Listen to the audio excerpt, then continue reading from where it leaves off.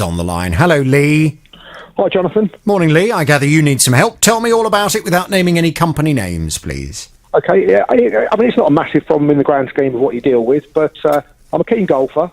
I play golf up at Dunstable Downs Golf Club, and I play sort of a couple of times a week when I can. Beginning of last winter, I decided I needed a new pair of winter golf shoes, so I went online and purchased a good quality pair of shoes for the winter. How much were they? £140. Okay. And you'll have to forgive me, I'm completely ignorant when it comes to golf. £140, does that buy you a very good quality pair or a kind of average pair, or is that a cheap amount for a golf shoes? No, I would say it's a good quality pair of shoes. You can pick them up quite a bit cheaper than that. Obviously, you can pay a lot more than that as well, but... Yeah. You know, but 140 quid is a good amount of money, and you're buying a quality product that should last longer than a cheap product. Yes. Yeah. Okay, fine. What's happened? I mean, obviously, one of the main stipulations that I was looking for was they obviously need to be waterproof. So used them for last winter. That was fine. Didn't use them during the summer, as I used spikeless shoes during the summer, so I didn't use them at all. And when I started using them at the beginning of this winter, I noticed one of the shoes had started to split down the side. So obviously, with the nature of golf, walking across rough terrain and branches and stuff, I thought maybe annoyingly I'd caught it and torn the shoe. But then the other one started to split in exactly the same place. So I emailed the manufacturers and quite quickly got an email back saying to return the shoes to where I purchased them from, and they could return them to the manufacturers, and then they could make a decision. So I bought them online, but the company I bought them from have got a shop quite local. So I went to the shop, took them in, showed the guy, and he agreed that, you can see there's not too much wear on them for the age and everything. Sent them back to the manufacturers, and then I had an email back from the online company saying that the manufacturers had looked at them, but because they were out of the warranty, they weren't prepared to do anything about it. Mm-hmm.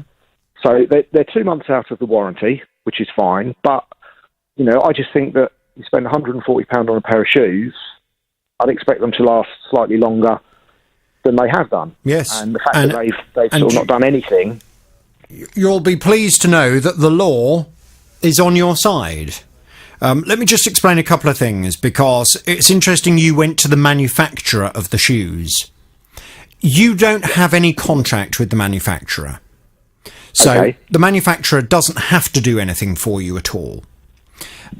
You have a contract with the company that you purchased the shoes from. The Consumer Rights Act of 2015 states that any product you buy from a retailer must be fit for purpose, of reasonable quality, and must last for a reasonable amount of time. If the product that you have purchased from a retailer falls short on any of those three things, it is the retailer's responsibility to sort things out for you. Okay. So your contract's with the retailer then has a contract either directly with the manufacturer or with their supplier. But it's not down to you to have to get into nitty-gritty conversations with the manufacturer. And in terms of the warranty, that really counts for absolutely nothing here. The fact that this is out of a warranty, well, so be it. But your contract with this retailer means that they needed to sell you a pair of shoes that were of reasonable quality and would last for a reasonable amount of time. One winter is not reasonable. When you're telling me that these were not cheapo shoes, these were good quality shoes that should have lasted you for a reasonable period of time. Now, I don't know what a reasonable amount of time for winter golf shoes would be. I would suggest a minimum of 3 years. Maybe 3 to 5 years, because it's not as if you're wearing them every day, is it? You would be... No. So you're wearing them twice a week for how many weeks of the year before you switch to your other shoes? I would say I bought them in September, and then I probably switched to my other shoes around May time. Fine. So you've worn them for a few months of a year, and they've split. It's not on. No. So have you because I'm getting the impression that you've kind of been pointing the finger of blame at the manufacturer and you I haven't didn't- necessarily been hard with the retailer, and therefore the retailer may well be in a position where they think they can get away with blaming the manufacturer in terms of not doing anything. Well, because I contacted the manufacturers first, Yeah. and then it was them that said, go back to the retailer, take them back there. The retailer did, when they emailed me to say that the manufacturers weren't prepared to do anything, they said that they would offer me a £65 credit on my account so I could buy a new pair. So I again went back to them and I said, well, that's not really good enough. You know, I expect them to last longer than that. If you issue a credit, that's great. I can buy a new pair of shoes, but then I'll still take it up with the manufacturers. And then they emailed me back and they said, no, we won't give you a credit if you have the shoes back. So you either have a £65 credit or we'll send you the shoes back, and then you can deal with it. So that's how it's been left with the retailer. Okay, well, what we need to do then is we need to work out how long these should have lasted, so we can work out whether their offer is reasonable. Have you had winter golf shoes before? I have, but I haven't had this style, this type of shoe. The shoes I normally buy are like a leather shoe, and these are more of a fabric shoe. Right. But they've got a 12-month waterproof guarantee. Yeah, but forget the guarantee. Forget the guarantee. That guarantee is nothing to do with this. How long should they have lasted? How long do you think the shoes should have lasted? I would say a minimum of 2 years, and like you say, probably 3 years I would expect to get out of a pair of shoes. Okay, well, if we say 2 years, then their offer is pretty much reasonable. If what we're saying is it's 3 years, then their offer falls short, which is why we need to kind of work out exactly how long they should have lasted. Let me just explain the way it works. So let's work on the basis that the shoes should have lasted for 3 years. So you do £140, which was how much you spent on them in the first place, and you divide that by 3, which means the value in the shoes is £46.66 per year. Okay? So you've had 1 year or 2 years out of them? Well, it was one winter, and then literally I started using them again probably September, October this year. So one winter and then another 2 or 3 months. Okay. But they were purchased in September 2017? They were, yeah. Right, okay. So just over the 1 year. So we'll work on the basis of it being 1 year. So you would do £140 less £46.66, which means the amount of value that you have not had from the shoes is a total of £93.34. In that case, their offer of, did you say it was £65? 65, yeah. Falls short of that. So I think what I would be inclined to do, and I'm more than happy to go and speak to them on your behalf if you wish, it just depends if you feel you've already done everything you can, I would be going back to them and I would be working on that basis and say, I thank you for your offer of £65. However, I had reasonably thought when buying this expensive pair of shoes that they would last for 3 years. I don't think that's an unreasonable expectation. That would work out at £46.66 per year. I've only had 1 year's use out of them. So I therefore feel that having spent £140 on them in the first place, an offer of more like £90 would be reasonable from you. Are you prepared to increase your offer? If you're not prepared to increase your offer, you leave me no alternative but to take things further. Okay. Do you want to try that, or do you want me to go and speak to them on your behalf? No, I'm happy to try it. Can you go and try it and then let me know what they say? And if they're not happy to deal with things, then I will go and have a word with them on your behalf. Okay, that's brilliant. Thank you. Okay. All right, Lee, please keep me posted. Let me know how you get on. Fighting for your rights. The JVS Show. BBC Three Counties Radio. And just, ladies and gentlemen, before we move on, a little word of warning for everyone. Always remember your contract as a customer is with the retailer. It is not with the manufacturer. Very often retailers will try and fob you off by saying, oh no, you need to go and speak to the manufacturer. They are doing just that. They're fobbing you off. You don't have any kind of contract with the manufacturer whatsoever. Your contract is with the person who sold you the product. And once you start getting involved in going and having a word with manufacturers, you're really just delaying the inevitable potentially for the retailer. They need to know that you know what you're talking about. And if a retailer suggests that you go and talk to the manufacturer, you say, no, I'm sorry. if anyone's going to go and talk to the manufacturer, it will be you, because my contract is with you, the retailer. Be very firm in your position, and you'll find that retailers are less likely to walk all over you. Now, back in April of 2016, Jane spent £6,500 on a luxury hot tub. In September of this year, the main jets in the tub stopped working. And when Jane called the retailer, she was told it would likely be the control panel, which was easy to buy and fit, and they said that they'd come out and they would do that.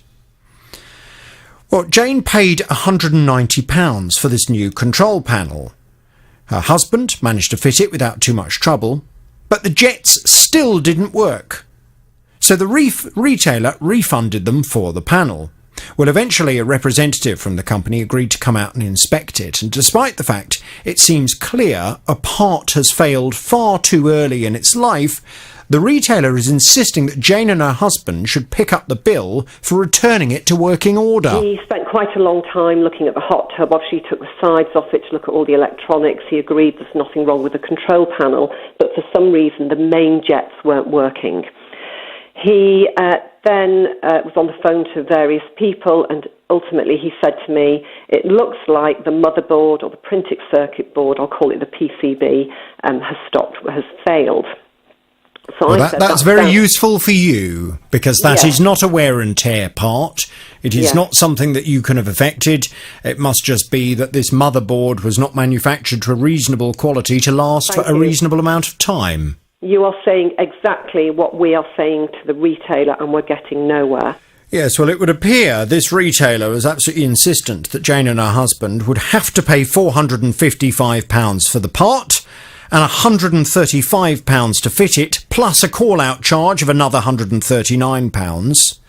Jane really wasn't happy, and I don't blame her. I wouldn't be happy either. I went to have a word with this hot tub company on Jane's behalf, and Jane's back on the JVS show now. Good morning to you, Jane. Good morning, Jonathan. How are you? Good morning. Yes, I'm very well, thank you. Now, how do I phrase this? Things have been both positive and negative in terms of my attempts to deal with this customer, with this company on your behalf. I made contact with them on several occasions by phone, and I was told that I needed to speak to a man who is in charge of the company. And I said, OK, well, can you please ask him to call me as soon as possible, because I need to discuss this. He didn't call me back. Now, I don't know about you, Jane. I don't know if you run a business. But if I was running a business and I knew that someone from the BBC was trying to get hold of me to discuss an unhappy customer, it would be a priority for me to return their call, because I'd want to find out what on earth was going on, and I would want to find a way of trying to resolve any kind of difficult situation that had arisen. So when a company doesn't respond to my call, it generally makes me think something's up. Yeah. So I then made contact with him via email, and sure enough, he responded. And the response did not surprise me. He suggested that he had been taking legal advice from a business organisation that helps people, and they had told him he was under no legal obligation to respond to my call. Well, that may well be true. He is under no legal obligation to respond to my call.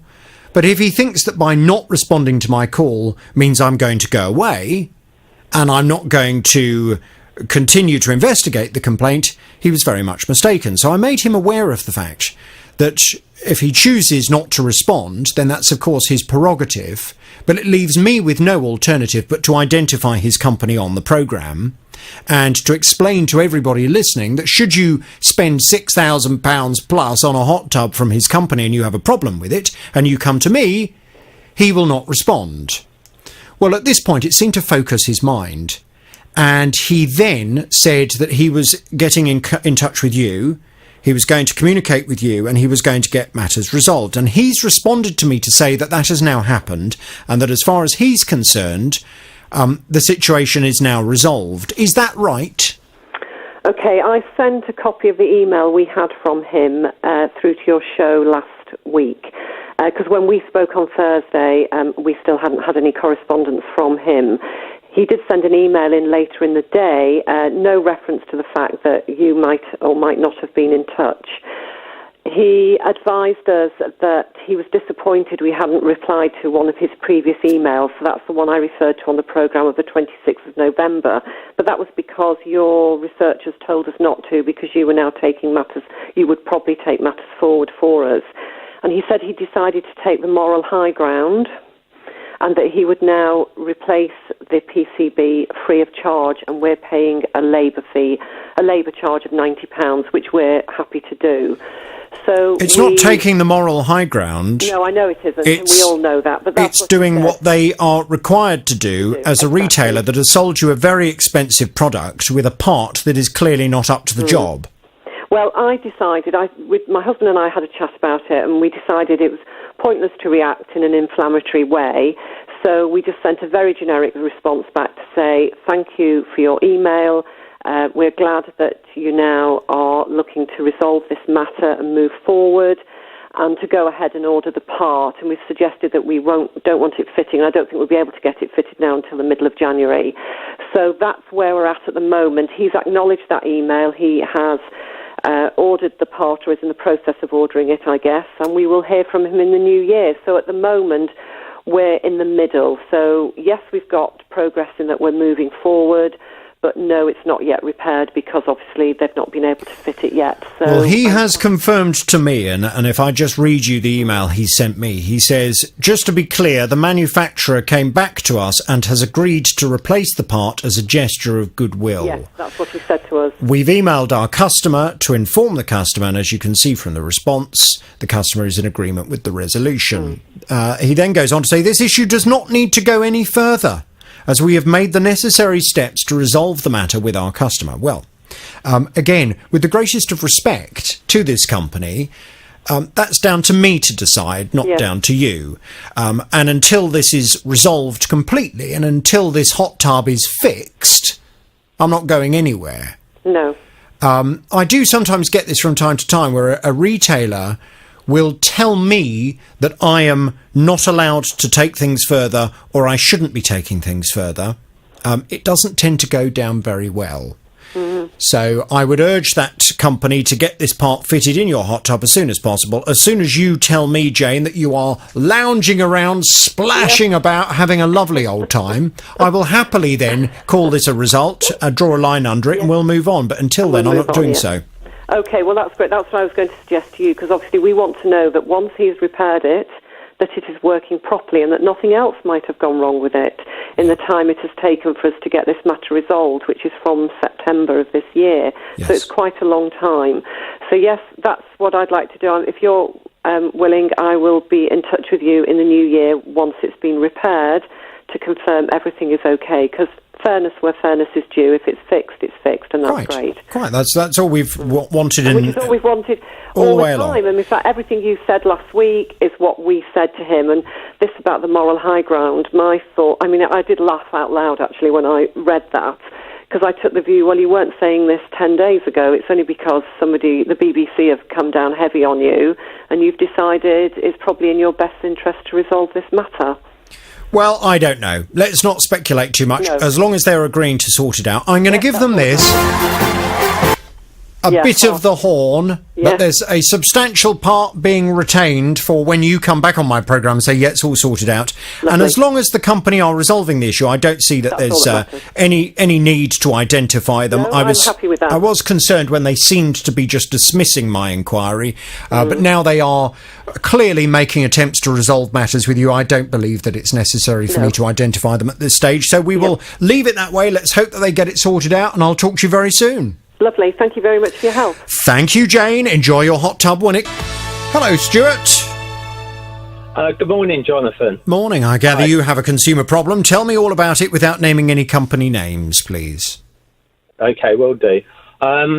Basically, on the 26th of November 2016, we bought an American-style fridge freezer from a retailer. We didn't use it for about a year because we was doing some building work at home. So we only started to use it January this year. And about a month ago, the ice and water dispenser stopped working.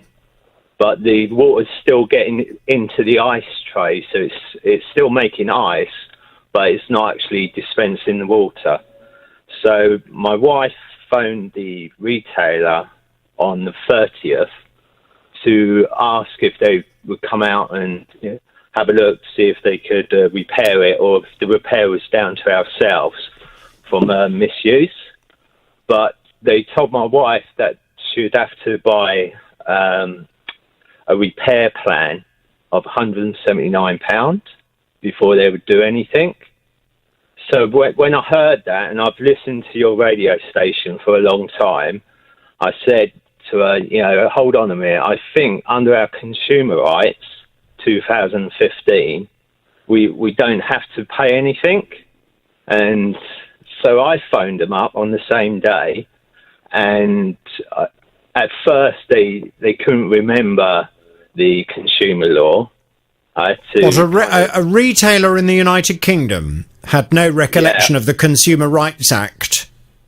Yeah, at first they kind of had a bit of a memory loss, and I had to kind of remind them of it. And it took a while, and then he went away and spoke to his manager, and then come back to me, and then he remembered the law, but he was still adamant that I had to buy this repairment plan before they would come out. So I said to him, But were you talking to the retailer? Yes. Right, so not the manufacturer, the retailer. No, the retailer, directly to them. And, I informed them that I listened to your radio station, and, I'm pretty sure that, I shouldn't have to do a payment first. And I asked if I could speak to his manager, his line manager, and he refused about 5 times, saying it was their policy not to, pass me on to their line manager. At first, he denied that he had a manager, but then I said to him, "You've just gone and spoke to him," So eventually, I did get through to the manager, and the manager confirmed the law, but he said that it's changed, that I have to pay first for someone to come out and have a look at the fridge. No, So, let me just clear up exactly how things work. Yeah, sure. So the fact is, when you purchase anything in the United Kingdom from a UK retailer, you are entitled to expect that the product will be fit for purpose, will be of reasonable quality, and will last for a reasonable amount of time. Now, for the first 6 months, the onus is on the retailer. If there is any kind of dispute as to what has caused a problem with the product, it is down to the retailer to prove it. After the first 6 months, it's down to the consumer. So if, for example, a retailer at this particular point in time with your fridge freezer, if they want to say to you, okay, well, you need to prove that this fridge freezer has developed some kind of manufacturing problem with the water dispenser, then they are perfectly within their rights to demand that you prove it. And it may well cost you some money to prove it. But, this is the big but, if it costs you money to prove that the product has got a manufacturing defect, you are entitled to go back to that retailer and demand that not only do they sort the problem out, but they also must reimburse you any costs you have incurred as a result of proving that the product has been sold to you with a defect. Okay? So that's why if he says to you, we're going to send out an engineer, the engineer will be chargeable on the basis that when he comes out, if he finds that it's for example, your hard water that has furred up the water dispenser, that's not a manufacturing defect. So if he says to you, you will then in that instance have to pay for the call out and for the repair, that would be reasonable. But he must also state that if when they turn up, it turns out there is a manufacturing defect with the product, of course there will be no charge to you, and they will organise for whatever part needs to be replaced. So what did he actually say? Well, it sounded like they were just going off the script. They were just, every time I called, they just kept trying to sell me this repair plan before anyone would come out. Okay, well, forget the repair plan. You don't need to do a repair plan. Okay? So Yeah. I would suggest what you do. Are you sure that the water dispenser... whereabouts do you live, Stuart? St Albans area. The water in St Albans is phenomenally hard. I lived in St Albans for 12 years, Stuart, and I Yeah. dread to think how many kettles and electric showers I got through in 12 years of living there. The water, I don't know what it is. It's not as hard elsewhere. I don't know what it is about St Albans, but the water is so hard there. Is there a chance that the water dispenser might be clogged up with limescale? Well, that's what I thought, but there's actually a filter before the water goes into the fridge. Yeah. So, And have you if- replaced if- that? Yeah, and if that was blocked, then the water wouldn't be getting into the ice tray. So the ice tray is still working; it's still making ice, but it doesn't dispense it. Okay, but you have to replace that filter on a fairly regular basis in order to soften the water before it goes in. So have you been replacing that when it was necessary? Yeah, it gets replaced about every 6 months, but Fine. there's an alarm on the fridge Yes. to tell you when. So, to same replace it. with mine. So in that case, as long as you've been doing everything correctly in terms of in accordance with the manufacturer's instructions for hard water areas, then there's no reason to believe that this water dispenser is clogged up with limescale. In which case, then it should be fairly straightforward for you to make the argument that the product has got an inferior part in it. It has not been manufactured to a reasonable standard, and for that reason, it has failed. And therefore you hold them responsible under the Consumer Rights Act of 2015. Would you like us to go and make that argument on your behalf? Yes, please. Fine. Okay. Let's go and do that. I mean, the one thing I would also say, the ice dispenser and water dispenser does appear to be a weak link on some of these American-style fridge freezers. I myself have had one for a number of years, and I've also had a problem with my ice dispenser. The water dispenser, no problem at all.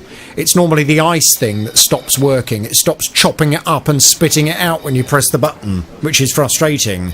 But is the ice working? Yeah, the ice tray works. It loads up, but when you go to push the glass in, no water comes out and no ice comes out. Oh, right. Okay. Well, it sounds, and you've taken it all out and you've had a look at it. Have you, just to make sure there's nothing clogged in it? Yeah, I had to look on a certain web page where it tells you certain faults there could be with your fridge. Yeah. And I went through all them, and it's not that. So okay, fine. I think on the basis that you're confident that it is a broken part and that it's been used in a normal way, we will go and argue that under the Consumer Rights Act, this product has not lasted for a reasonable amount of time, and therefore you would like them to come and sort it out for you. If, of course, when they turn up, though, you fully understand, if when they turn up they find that it's blocked with something, then you will be held accountable for the call-out charge. I think it's a perfectly reasonable position to start from. What I'm going to do, Stuart, I'm going to pass you back to Tim. We'll get some detail. We'll go and have a word. I feel very inferior, of course, because I don't have one of these dispensers on my fridge freezer. Do you not? No. We're living in the dark ages. You still have to have, a tray in your freezer section? Fill up a tray, yeah.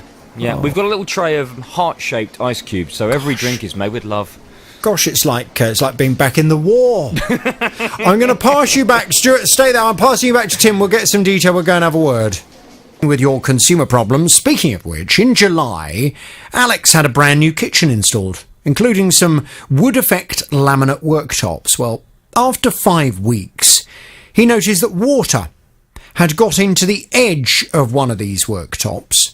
And, it all started to swell up and look dreadful. He sent pictures to the company that he'd bought the worktops from. They accepted that there must be some kind of defect and said, yeah, we'll replace it for you. However, in order to ensure both sides of the worktop match, Alex will have to have both sections replaced.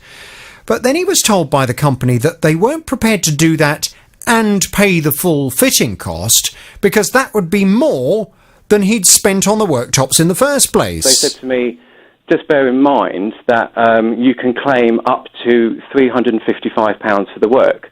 Now, £355 is what it costs me to buy these worktops. But the quotes that I've got have been, for the one worktop, it would be £280 plus VAT. But for two worktops, it would be £480 plus VAT. So, just under £600. Now, I don't really want to have to replace both, but if I do, I obviously don't want to be out of pocket. So they've told me that they can only give me £355 because that's what I spent towards the work. So that would potentially leave me, £200 odd pounds out of pocket for the rest of it. And I said I didn't think that was appropriate. I thought they, whatever it costs to put this right, they should pay for. Well, of course, Alex was right and the company was wrong, and I went to explain that to them. Alex is back on the JVS show now. Good morning to you, Alex. Good morning, Jonathan. Good morning. So they had a complete change of tune, and they then said, no, of course, no, we'll be prepared to get in touch with our customer and we'll put this right. Yes, I mean, if it ends up costing us more in terms of replacing the worktops and paying for the fitting cost than the customer paid for the worktops in the first place, well, so be it. I said, good. Right. Well, that's indeed your responsibility to your customer. So they did get in touch with you and they said kind of that, didn't they? Yeah, which is great. So thank you very much, because as we know, prior to that point, they were sort of sticking at the original sort of limit they gave me. The good news is now that the worktop has been switched and fitted. The guy, he was supposed to come originally a couple of weeks ago, but he had to reschedule because of work, so it was only done the weekend just gone. It's not totally finished yet, in the sense that he's got to come back just because there's an end strip that you stick on yourself, and he didn't have the right sort of adhesive stuff for that, because I think he thought it was going to come with the worktops, which it didn't. So he's going to come back and do that, but he has refitted the worktop, which is great.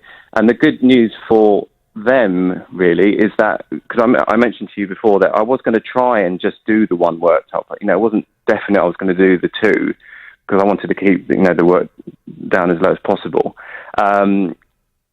So he actually only needed to do the one worktop, which is great. Oh, and does it match perfectly? It matches perfectly. Oh, great. And the thing is, what I said to you was what I was worried about was removing the other worktop, which is a good one, and then potentially replacing it with one with a dodgy one. So, like I said to them in the first place, I will do as little as I can, but I just needed to know from them that if I did have to do the two, they were prepared to cover it.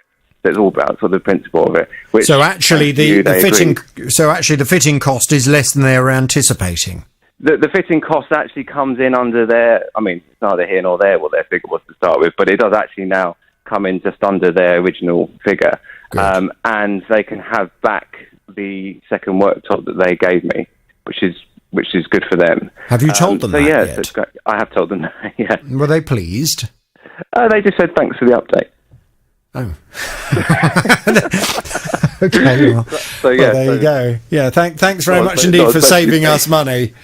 Exactly. Well, look. Do we call this a result yet, or do you want me to retain the final honkage until the edging strip is completed? Well, I think we need to hold the final honkage, as it were, till they've actually paid the invoice, because it's not been paid yet. Well, listen to this. I think they won't, but listen to this.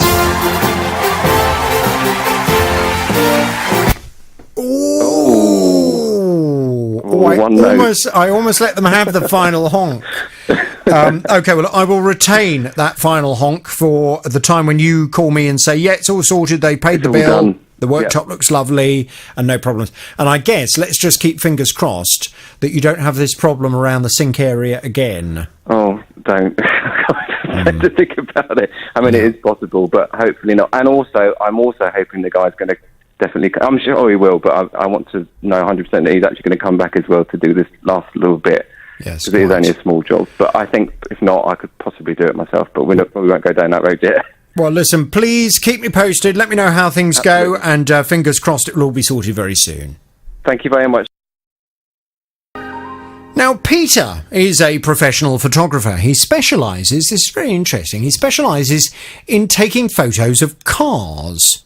normally for big auction houses and sometimes for private clients. Well, recently one particular client asked him to produce a large print of a much-loved Austin Healey before it went off to be sold at auction.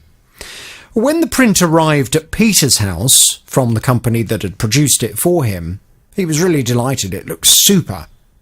So he took it to a local company who were going to courier it to his customer's house. Well, he's come to me for help as the picture, unfortunately, did not arrive in good condition. And he's faced a real challenge convincing this courier company that it's their responsibility to organise paying for a replacement. It arrived at the customers and it was damaged quite badly, bent over in the corners. And obviously I went back to the place and basically decided that they would try and put in a claim for me for the item. But unfortunately, they came back about a couple of weeks later and said, we've not had any success with doing that, and you should go off and speak to the postage company. I said, well, no, actually, my contract is with you. Yes, quite. And that was exactly the argument that I went to put to this company on Peter's behalf. Peter's back on the JVS show now. Good morning to you, Peter. Morning, Jonathan. How are you? Yes, I'm very well indeed, thank you, Peter. So when I went off to have a word with the company, I did have to have a little mini Barney with them. To start with, and I always love it when I get told that a manager has called who wants to, quote, put me right on a few things. I always look forward to those conversations, and sure enough, it didn't necessarily go the way he thought it would do when he first made contact with me, and I explained what your rights were. He had a change of heart, and he contacted you and suggested that he was now going to get things sorted, and that was the last we heard from you. Peter, have you received the money he promised he was going to send you? I've got it. It finally went into my account. I'll be honest with you, I didn't think I would, because he sort of sent a couple of emails after we spoke saying that he would pay me £120, and then I didn't hear anything from him. Then he said he hadn't got my emails or text messages. And that old chestnut. We've got a messer here, but he's finally paid you, has he? He has, yeah. It's all gone into my account, which is rather handy for Christmas. You're happy, Bunny? I am. Thank you so much. You and your team do such a fantastic job with everything. I know lots of people say that to you, but you really do. It's a real service that I don't think people could do without. So thank you so much. A pleasure to help people like you, Peter. I'm going to thank this company for giving you the money. Here's their horn. Hello, Jonathan. Gather you have a consumer nightmare. Tell me all about it without naming any company names, please. On May the 7th this year, I had a burst pipe in my loft. I live in a chalet bungalow, so all the water damaged my bedroom very badly, my bathroom and my hall. The insurance company were very good. They came out, they dealt with everything. It took a long time to dry out because there was so much water. And then they came to decorate. That was all fine. And then by beginning of last month, I had the carpets all put down. Mm-hmm. And the flooring in the bathroom, and then I told them that I was ready for my furniture, and I'm still waiting for it. It is amazing how much damage water can cause. Oh, yes. Anyone that's ever had a water leak in their house will be astonished at how quickly it can bring ceilings down. Did it bring the ceilings down in your property? Yes, it did. It brought my bedroom ceiling down. Yeah, it's just it's completely devastating, isn't it, to a property if you have water damage. How long had it been leaking before you realised? I've got no idea. No idea. My daughter and son-in-law came to visit, and their little dog kept going backwards and forwards to the bathroom. When my daughter went to look, she said, "Mum, you've got a leak." And when we looked in the bedroom, it was gushing. But it hadn't been the night before, because I was sleeping in it. Well, I mean, thank goodness you were home, because if that kind of thing had happened when you'd gone away for the weekend, I mean, it could have been even worse. That's right, yes. So you say that your insurance company have been great and they've got everything sorted out, and they've done the repairs that were necessary, and your furniture, while the repairs was being done, your furniture was taken into storage? It was, and I have a Canadian pine bedroom furniture, two wardrobes and a dressing table, and they took other bits as well. And when they came out, they said that the bedroom suite needed French polishing. Why? So I said, well, is that necessary? Because it was the legs that were damaged. And they said, oh, yes, we'll do this. This is definite. We'll French polish it. So fine. Hang on a minute. So they take your furniture into storage. Yes. And then when you say, I'm ready for it to come back, they then say, oh, your bedroom furniture needs French polishing, thus suggesting they've damaged it. At the beginning. But then on the beginning of August, I had a phone call to say, we're coming for you to collect your bedroom furniture. And it had already been gone 2 months by then. Hang on, what I'm not quite understanding, Jackie, are you suggesting that the furniture had been damaged because of the water, or the furniture was damaged while it was in storage? Legs of the wardrobes were damaged and the dressing table were damaged because of water. Oh, right, okay. And they said that they were French polished the whole lot. While it was in storage? Whilst it was in storage. Okay. And when I said I was waiting for it to come back, they said, oh, it's still being treated. So I said, but why is it still being treated when it's been with you this length of time? They said, well, it takes a long time to treat French polish. And I couldn't understand why it was taking so long.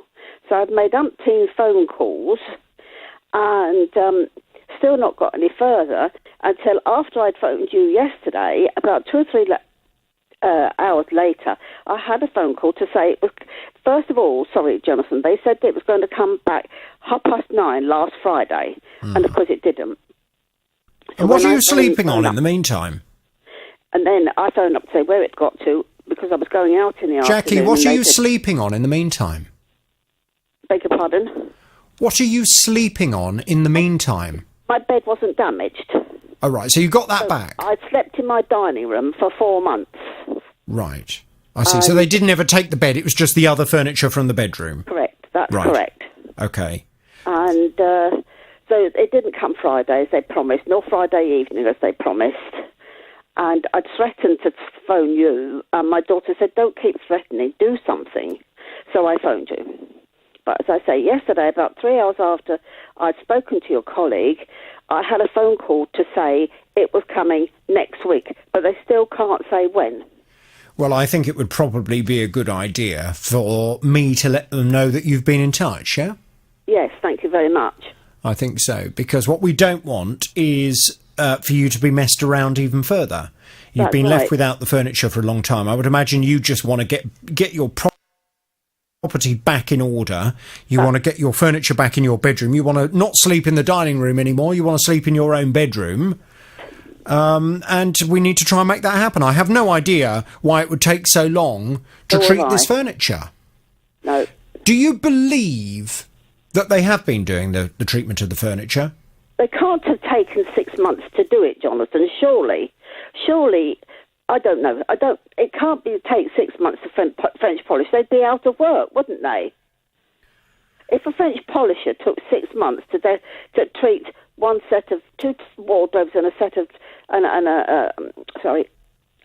a dressing table, they'd only do 2 in a year, so they'd be out of work, wouldn't they? Is it very expensive furniture? Well, it was bought, but my husband and myself bought it for our honeymoon. Just before we went on our honeymoon.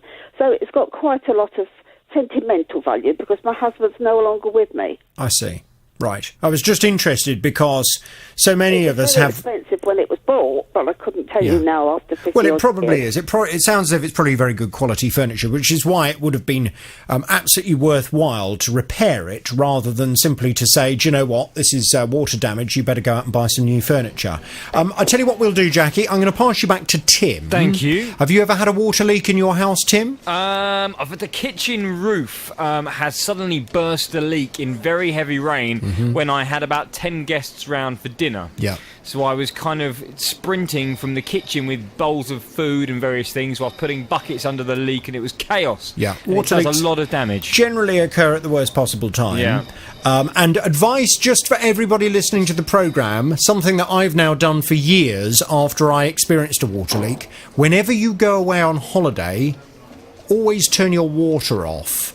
Oh, do you? It's the last thing I do before I go away on holiday. I turn the stopcock off for the house because I don't want to, while I'm away on holiday, I do not want to come back and find that my house is flooded. Always turn your water off if you possibly can when you go away for any extended period of time, particularly in the winter when there's a chance that your pipes might freeze while you're away, and that increases the likelihood of a water leak. So always turn your water off. Jackie, we will, I'll pass you back to Tim. We'll go and have a word with this company. We'll let them know you've been in touch. We will say, look, we gather you're due to deliver this furniture back next week. Can we just have a confirmation of that? Because it sounds as if Jackie's been messed around quite a lot. And we'll just see if that pressure helps. Okay. Thank you very much indeed. Stay there, please. I'm going to pass you back to Tim now. Fighting for your rights. The JVS Show. BBC Three Counties Radio. Now, back in June, Ellen booked a 2-part holiday to Africa. First to Zimbabwe, where she'd be visiting her sister and brother-in-law, and then later on to Cape Town. Now, in Zimbabwe, you can only spend dollars in cash there, really, as there aren't any cash machines that recognise foreign bank cards. So, before flying out, Ellen went to a local bureau de change and withdrew $2,000, which the teller counted in front of her before then putting in a sealed envelope. Well, Ellen then flew to Zimbabwe, and once she'd settled into her sister's home, she went to open the envelope to take out enough money to contribute towards her food and her board. And when she did, to her horror, she realised she was missing $1,000. And since she'd watched the teller counting the money in front of her, a rather uncomfortable inquisition began as to who, if anyone, had taken this money. So obviously you assume the people that are with you in the house have been to your bag. So are you suggesting you thought your sister had stolen $1,000 from you? I thought one of them, yeah. I mean, there's desperation, Jonathan. People do things to family when they are desperate. So I informed my sister, first of all. I just said, this is what is happening. And she also suspected that it could be her husband, because it's just the two of them in the household. So she blamed her husband? Yeah, she did. There was no option but to go to the police. And then the husband, obviously, had to be interviewed? Oh, yeah. God. How embarrassing. The $1,000 was eventually found at this place where I changed the money. What? Yes. What, so the money exchange place suddenly found the $1,000 that had gone missing? Yes. But how can that be when you watched her count the money and put it in the envelope? I don't know. I have no idea. The tension between my family is still like a knife. You can feel Well, it. I'm not surprised. I mean, they were accused of stealing your money. I mean, I did accuse them. And The police were involved. The police interviewed your brother-in-law. Exactly. So this place offered me £50 as a goodwill gesture, and I said no. Well, not only was Ellen's holiday badly affected by the awfully frosty atmosphere caused by the police investigation she'd felt forced to trigger into her own family, since she was short of cash for the rest of her trip, she incurred additional costs by using her card to access additional money and converting it into currency to spend in Africa. So will the bank, who it would appear mislaid this money, take responsibility for the additional costs? I've been off to find out, and Ellen is back on the JVS show now. Hello, Ellen. Hi, Jonathan. Good morning, Ellen. Now, I have spoken to the company concerned. It's Sainsbury's Bank. It was a branch of Sainsbury's that you called into, wasn't it? And you used their foreign currency counter in order to purchase these dollars. They have come back with the following response. Simon Taylor, head of travel money at Sainsbury's Bank, has said, "We are very sorry this happened. We have contacted Ellen to apologise for her experience. This does not reflect our usual high standards, which is why we've offered her a payment to express our apologies. We are also covering her bank charges." Now, just to provide a further bit of background, they've said the following. They said, on the 17th of August, you purchased $2,000 at a travel money bureau before travelling to Zimbabwe. Due to a colleague error, they say, you only received $1,000. We noticed the error, but we were unable to contact the customer. The customer didn't notice the error until she was in Zimbabwe and contacted us on social media. Yeah. We're sorry we hadn't spotted this at the point her son called the Bureau. Unfortunately, Ellen gave us an incorrect sort code which delayed the initial refund payment. We have spoken to Ellen and she has accepted our offer of £300 and to refund her bank charges of £34.72. So I presume they've communicated all of that to you, Ellen? Yes, the gentleman did contact me yesterday afternoon, and he said he was going to send an email to the same effect, but I haven't received the email yet. I've just checked my email. Ellen, it's a terrible line that I'm speaking to you on, so I'm going to call this a result. Are you happy? I am happy, Jonathan. Good, okay.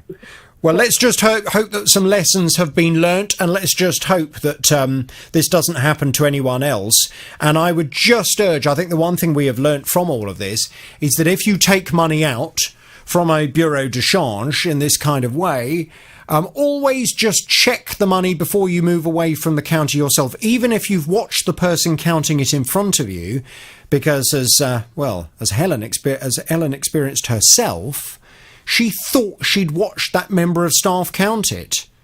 But clearly, somewhere along the line, the money she watched them count did not end up in that envelope. Ellen, I'm going to thank Sainsbury's Bank very much indeed. I'm going to give them my horn. If you have any other problems, you know where I am.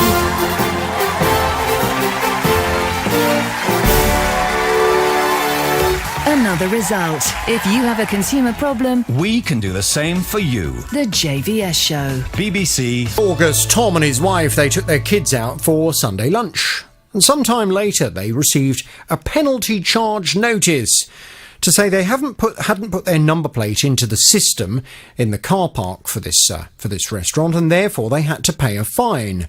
Well, Tom says there was no clear information in the car park about the need to register your car when you were inside the restaurant. Nobody in the restaurant had mentioned that was a requirement either. So he appealed to the restaurant for help. But it would appear they've been absolutely useless. We phoned the restaurant, and they seemed fairly familiar with the process, like it had happened quite a lot. They said what we needed to do was take a screenshot of our bank transfer, showing our customer with the restaurant, and go onto the website of the car park company and provide that information, and then the ticket would be waived. So we did that, and the ticket wasn't waived. It was confirmed. Oh. So we phoned the restaurant bank and said, look, this is a situation. Spoke to another member of staff. They said, OK, well, what we'll do is our manager will take your PCN number and contact the car park company on your behalf.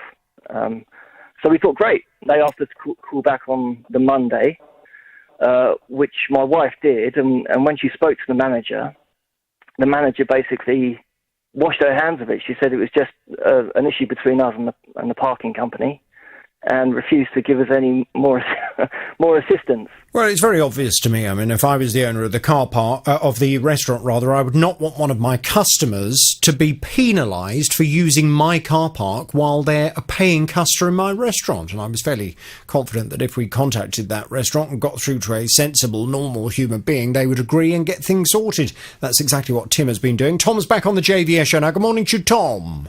Morning, JVS. Right, Tim, did you manage to speak to someone sensible? Yeah, I did, Jonathan. I've been dealing with Frankie and Benny's. It's Frankie and Benny's in Bedford that we've been looking into. I've looked at this car park, incidentally, on the maps online, and it looks to me as though you pull into the car park and it's the car park for the restaurant. I can't see any big signage saying that it's a private car park, you need to pay to park, anything like that. There are no machines that I can see to pay on. So I can totally sympathise with Tom's position. They say that they're very sorry to hear about what Tom experienced in the car park next to their restaurant. They said there's a process in place for customers to confirm they have their vehicle parked with the host desk when they arrive by entering their registration details, which informs the internal car park management company not to issue a PCN. Unfortunately, they say this process was obviously not effective on this occasion. They say they've been in touch with the parking company and provided information that the customer, Tom, was indeed in their restaurant, so they can address the issue as soon as possible. They've suggested to me this fine will be quashed, so that's good news. I don't know if Tom's had any confirmation yet that that's going to happen. Have you heard from them? No, I haven't, Jonathan. It's coming right down to the wire, actually, because the fine is due on Thursday. So, I mean, it's very nice that we've got, like a verbal confirmation, but, if I don't get written confirmation by Thursday, I don't quite know what to do. Have we got it in writing, Tim? Well, I'm just looking at some further communication I've had from the company representing Frankie and Benny's, who say that they are in contact with the car park operator to have this fine removed. So I'm feeling confident that this fine will be removed, although I appreciate Tom's feeling of slight uncertainty. What I'll do is I'll go back to them this afternoon and say, look, we really appreciate what you've said to us, the fact you're liaising with your parking company. Can we have some confirmation to Tom as soon as possible, because it's getting up to the wire here, and he doesn't want to find himself in receipt of any other letters increasing this fine any further. Yeah, quite. OK, a little more work to do. Tom, can you leave it with us? We'll go and have another word with them. Martin! Hello, Jonathan. Hello, Lovely Martin. to hear your voice this morning. Well, it's nice to speak to you, Martin. I gather you have a consumer problem. Tell me all about it without naming any company names, please. I will do, Jonathan. Thank you for helping me, or trying to help with this. Right. I'm a GB age group triathlete, and I was fortunate enough to qualify for the World Ironman Championships in Kona in Hawaii this year. I don't have many consumer problems that start with that. And it's a once-in-a-lifetime trip, this, for me. Only, just to put things into a little bit of perspective, only 1% of triathletes who ever try to qualify for this race ever do. So it was, as far as I was concerned, it was a pretty big deal. To make things even more challenging, my wife had just given birth to our newborn, who was only 8 weeks old prior to going on this trip. So that just added a little bit more of a challenge. Anyway, it's a long way away, isn't it, Hawaii? It is. It's in the middle of the Pacific, as you're probably aware, and it's miles from anywhere. I know someone who moved there. He was a massive surfer. And he lived in St Albans, and he upped sticks, and he now lives in Hawaii. Don't blame him. Well, yes, I gather it's a very beautiful place, but it takes forever to get there, doesn't it? It does indeed. Indeed, it does. Yes. So because I was taking my wife and this newborn, who incidentally I didn't know he was going to be born when I actually qualified for this race. And we had no option other than to take him. But it was a momentous occasion, because it would have been his first year, and he would have witnessed his father taking part in this sort of world championships, as I say, which is a pretty big deal. So what do you do? Weightlifting and stuff? No. I'm a triathlete, which is swim, bike, run. And the Ironman distances are quite extreme. They're 2.5 mile open water swim, 112 miles on the bike, and a marathon to finish. Sounds like hell, Martin. Well, it's hard work, but when you complete it, the rewards are massive, really, and the satisfaction side of it. But this challenge is particularly hard because in Hawaii, as you're probably aware, Jonathan, it's very hot and very humid. On the day of the race, it was 100 degrees and with 100% humidity. So to do those kind of distances was even harder. But anyway, so we booked this trip through a specialised events agency because I didn't want anything to go wrong. I thought I'd go belt and braces, ABTA bonded and all that. Knew we were going to pay a little bit more through it, but I needed this reassurance and protection. Mm-hmm. So we went ahead and booked it a year in advance, almost a year in advance. And anyway, and was this the agency organising it for you as a package? Everything, transfers, absolutely. Accommodation, etc. Absolutely, flights, accommodation, transfers. You've got it, Jonathan. The whole deal. Always the safest way to go away on holiday as a formal package. You have far more protection if you do that than if you organise individual component parts to your holiday. I totally agree, and as I say, even more prudent, given the fact that I was going out with an 8-week-old baby as well. Sure. Anyway, so we arrived on the day of our travel at Heathrow Airport, and we were going to fly via LA and then a night stopover, which we individually paid for actually, and then on to Hawaii the following day. So on the day of departure, after checking in and going to the departure lounge, moments before the flight was had a technical problem and subsequently cancelled. We were then told to collect our baggage, go through customs again, come back in through the front door, as it were, and rebook with our airline, and they would take care of things from then onwards. So that's exactly what happened. But unfortunately, because of there not being a lot available, we were now going to Chicago, and then a connection flight to Denver, and then from Denver to Hawaii. So we get to later on that day, we had to wait 5 hours for that flight to Chicago. Eventually, we got to Chicago, and we then tried to get our connection flight, then on to Denver. And upon boarding or trying to board that flight, we were pulled off the flight, saying that your main carrier had not authorised or paid for your seats. And it's now 11 o'clock at night, and no onward journey could be found that day. So sounds like hell. Absolutely. So our luggage, by the way, had disappeared by that stage. That was on that flight that we were pulled off. So we've got we've got an 8-week-old baby, no luggage, and my wife and no accommodation, and we were left walking the streets of Chicago at 11 o'clock at night, looking for somewhere to stay. And it was horrendous. The baby now had run out of nappies and formula. My wife was breastfeeding, and she had her pump with her, but it was an electronic pump, and the pump had a UK plug socket. That's right. It had run out of power, and the chargers were all in there. Everything was in our luggage. I'm feeling the excruciating agony you must have been in at the time, thinking, what the hell are we going to do? Absolutely. So we eventually found a hotel at a horrendously high price, which I paid. We stayed there for about 4 hours, again with nothing, no amenities, no food, no clothes. And we then, the following day, then board our flight on to Denver. So did you, I'm presuming you did finally get to Hawaii?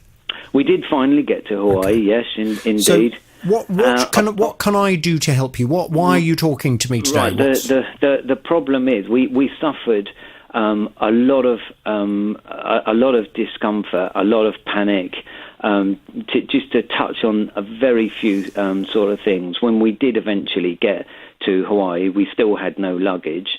We'd now been travelling for 2 days with no nappies, no formula, and we were in desperate crisis. As we arrived at our hotel, I could see the GB team doing the Parade of Nations, which I'd obviously now missed. And instead of getting involved in that, I was now walking the streets again at night in a tropical storm, the three of us looking for a supermarket that sold these essential things, i.e. nappies and formula. And it just went on and on and on. And poor things. This sounds awful. And just on our way home, we were drenched to the skin on a 6-lane highway, and we found in this tropical storm, and we huddled up, the three of us, crying in a bus shelter. It was just absolutely horrendous. And there were various moments. My wife broke down. The baby was more than a day, 48 hours in this discomfort without food and in dirty nappies and one thing another. It sounds like the ordeal to get to Hawaii was worse than the Iron Man competition. Of course. And I hadn't realised, Jonathan, how much this had affected me, but I broke down the following day, crying on a stranger's shoulder in the foyer of our hotel, in desperation for something or somebody to help us. Our only form of communication was our phones, but now we're 3 days into our batteries and the charges are in the suitcases. So we now got little or no chance of even using our phones for communication. Martin, we can obviously get all of the finer detail in terms of the other horrendous elements. It sounds awful. Just to kind of bring this to a conclusion, what do you need from me? Right. What can I do to help you? Because I really do want to help you, because this sounds terrible. Of course.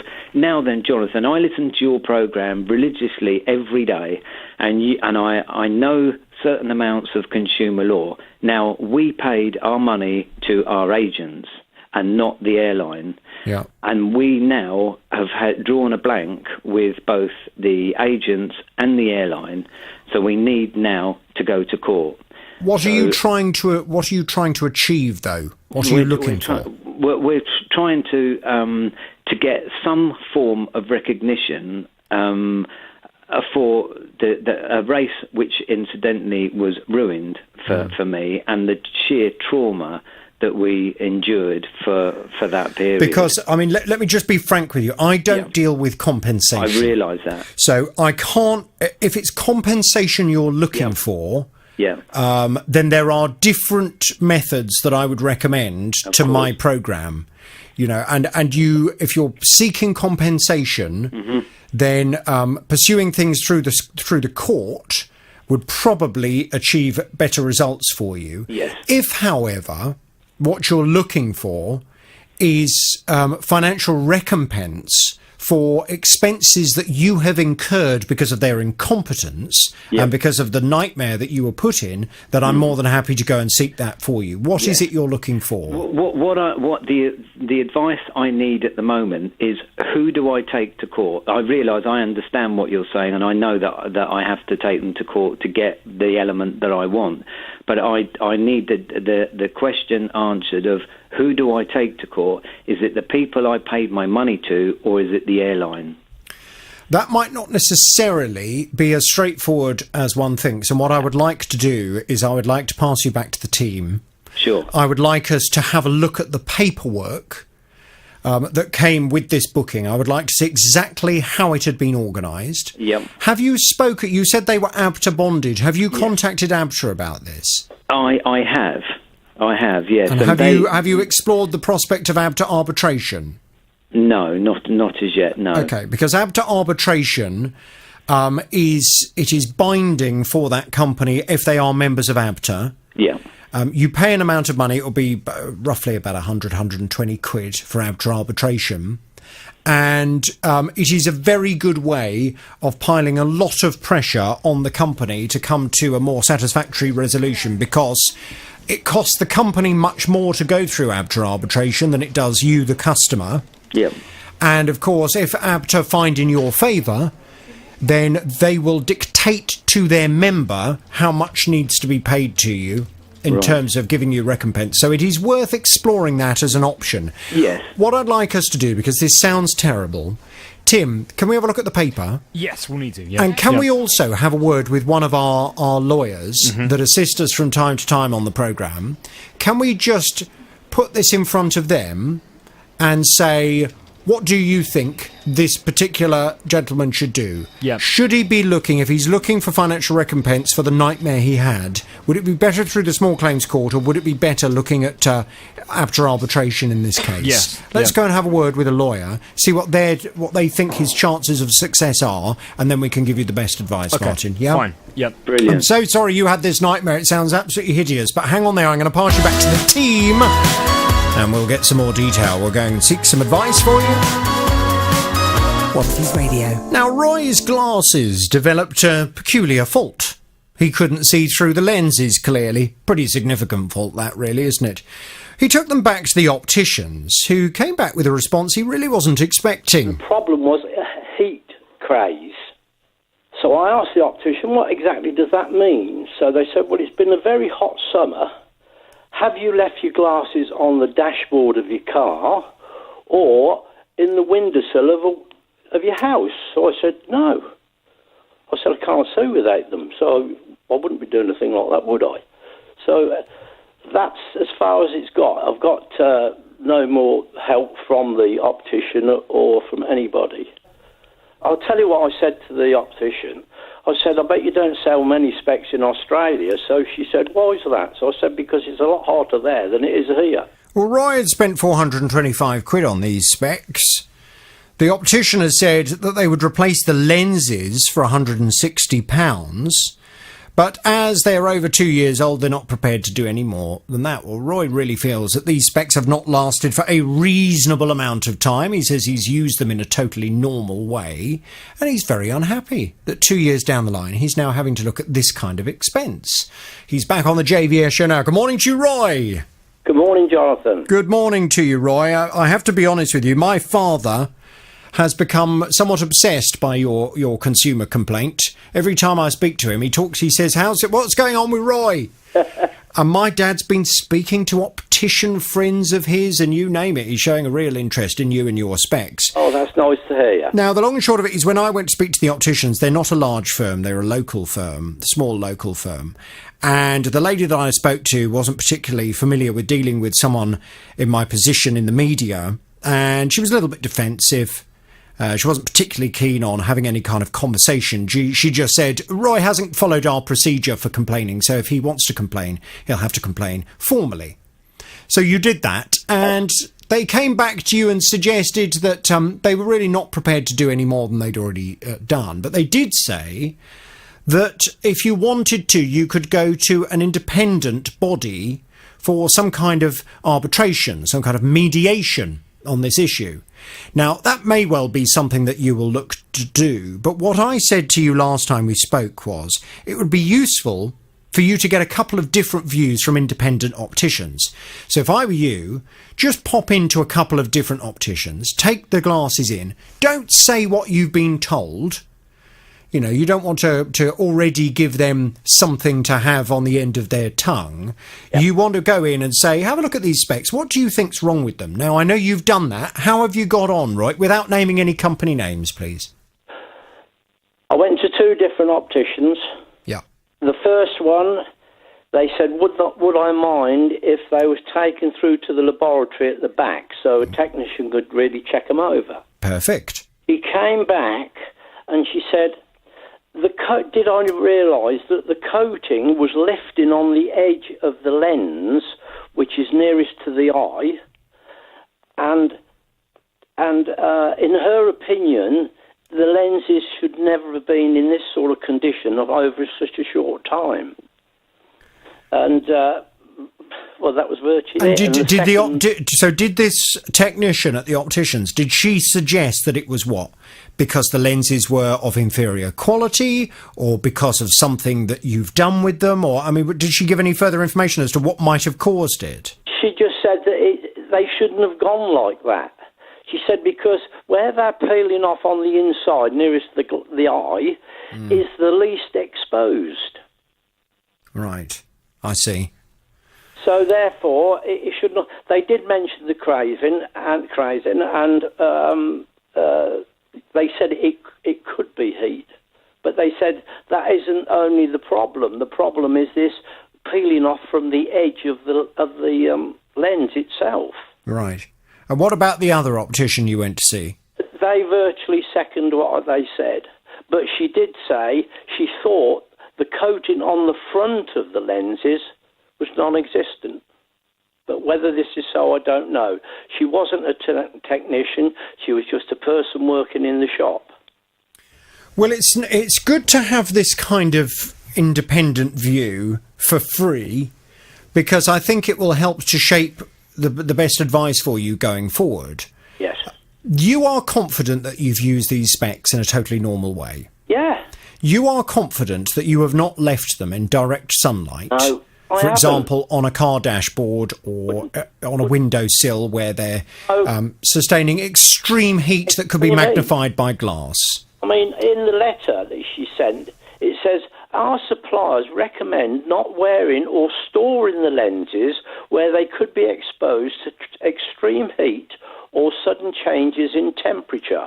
Well, I haven't done any of that. OK, well, that's fine, because you can understand if somebody gets a pair of specs and they put them on a windowsill in the middle of summer, and it's boiling hot on that windowsill, the glass is magnifying the heat. That's right. Then, of course, it may well have an effect. But you're confident that hasn't happened because, as you said to me initially, without your specs on, you can't see. So you don't take your specs off. No, that's right. Unless you're A, in the shower, or B, asleep in bed. That's true. Both times you are very unlikely to leave your glasses under an extreme heat source. Now, the only other thing, do you do much cooking, Roy? No. Right. You're not you don't bake? No. Right. Okay. Because the only other thing that has been suggested is that someone who wears specs and who may be on a regular basis opening and closing an oven, where a blast of heat will come out of an oven into your face, where your lenses are, that could potentially cause this as well. But if you're not someone that uses an oven on a regular basis, then I think we can rule that out as well. No. I think what you're going to need to do is make contact with that organisation that the opticians has suggested and explain to them that you would like them to have a look at this and to come up with an independent verdict because you are unhappy, you're dissatisfied with the amount of time these specs have lasted. You've spent a lot of money on them. You should expect that they will last for a reasonable amount of time. 2 years is not a reasonable amount of time. Let's see how you get on when you go and speak to them. And I think we then make a judgment in terms of whether it's necessary for you to go to small claims court over this or whether something can be organised more satisfactorily between that trade body and this particular optician. Can you please keep me posted? I will, Jonathan. Thank you very much for what you've done for me. Well, it's an absolute pleasure. And if anybody else listening to the programme has had this kind of experience yourself, I mean, you can totally understand. If I'd spent 425 quid on a pair of glasses and after 2 years the lens was so affected that I couldn't even see through it, I wouldn't be very happy about it, and I'm sure you wouldn't be either. We will continue to follow that case for everyone that's interested. Without naming any company names, please. Okay, Jonathan. Right, so in December of 2014, we bought an electric cooker. It's one of these cookers that has got a double oven and a hob. It's all one unit. So about 4 or 5 weeks ago, the switch that controls the top oven started to play up as when you turned the switch off, it blew out all the electrics. So we couldn't, the only way we could use it was by turning isolating the switch and then turning the switch off. Otherwise we'd have no electrics and we'd have to reset the trip switch. Oh dear. And then a couple of weeks after that, the bottom oven just completely stopped working. It wouldn't work at all. So all we're left with is a faulty top oven and a hob. Because it's only 4 years old, I thought, no, I'm not really happy with that. So I phoned the retailer who we bought it off. How much had you spent on it in 2014? I spent $469.99. Okay.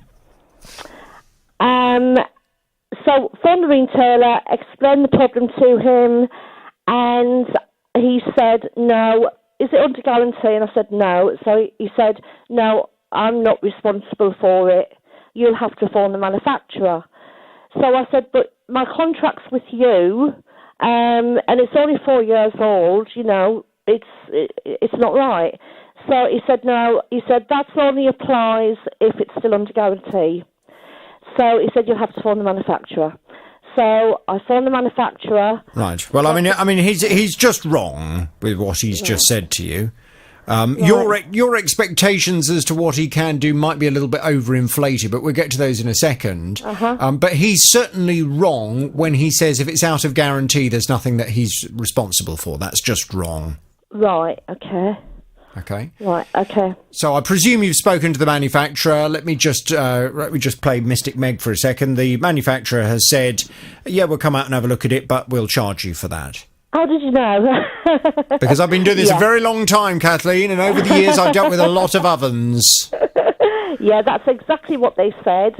They also said that they did something like a contractual exchange, whereas when the repairman comes out, you know, if he does come out, then if he can't repair, if the repair is over £250 or he can't repair it, they can offer me another oven and take the £125 fee that they would charge me for the repair in the first place. They would take that off a new oven.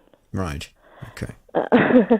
I mean, let me just explain what your rights are. I mean, you are right in principle that your contract is with the retailer who sold you that oven. The contract states, as per the law, the Consumer Rights Act, or it would have been the Sale of Goods Act that would have applied when you bought this because you bought it pre-2015. But it's still the same. I mean, the rights that you're entitled to are pretty much the same. The Sale of Goods Act still stated that the product must be fit for purpose, be of reasonable quality, and must last for a reasonable amount of time. And your argument is 4 years of normal domestic use is not a reasonable amount of time. And that's a sensible argument. I mean, can you give me an idea as to how often you use this oven?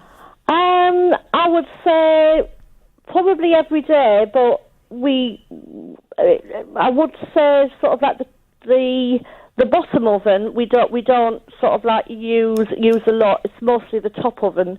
Right, but it's the bottom oven that's broken. It's the bottom oven that doesn't work at all, and the top oven, it's got a faulty switch, whereas it trips all the electrics when you turn it off. Yeah, okay. Well, let's work on the basis then that with perfectly normal use, albeit quite heavy use, if you're using the oven, I mean, I don't use my oven every day. I use it maybe 2 or 3 times a week, but I don't use it every day. But you're using it on quite a heavy basis. However, having spent £469.99, you would expect a certain amount of use from that product, and 4 years is not reasonable. I would suggest that a more reasonable amount of time for it to have lasted would be more like 8 years. 8 to 10 ideally, because this was not a cheapo oven, was it? No, it wasn't. You know, it's not like you've gone and bought one for 150 quid. 469.99 should buy you a reasonable quality, and I would certainly expect from 8 to 10 years use from my oven. Now, you therefore are entitled to complain to the retailer, and the retailer, on the basis that this has a manufacturing defect with it, some component in it that has not been manufactured to a reasonable quality, which is why it's failed after 4 years, the retailer has a responsibility to you. But it's not necessarily to sort things out for free. Okay?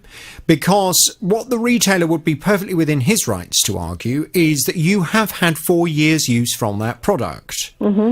And therefore to expect him to organise a completely free repair would be unreasonable. What he should be doing is he should be looking at the cost of the repair, taking into account the 4 years use you have had, and then saying, well, I will contribute this amount towards it, and you contribute the rest.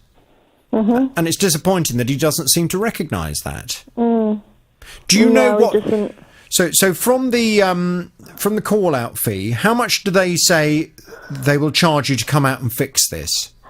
Well, they said it was £70 for just a call-out fee, and then if I wanted it fixed, £125.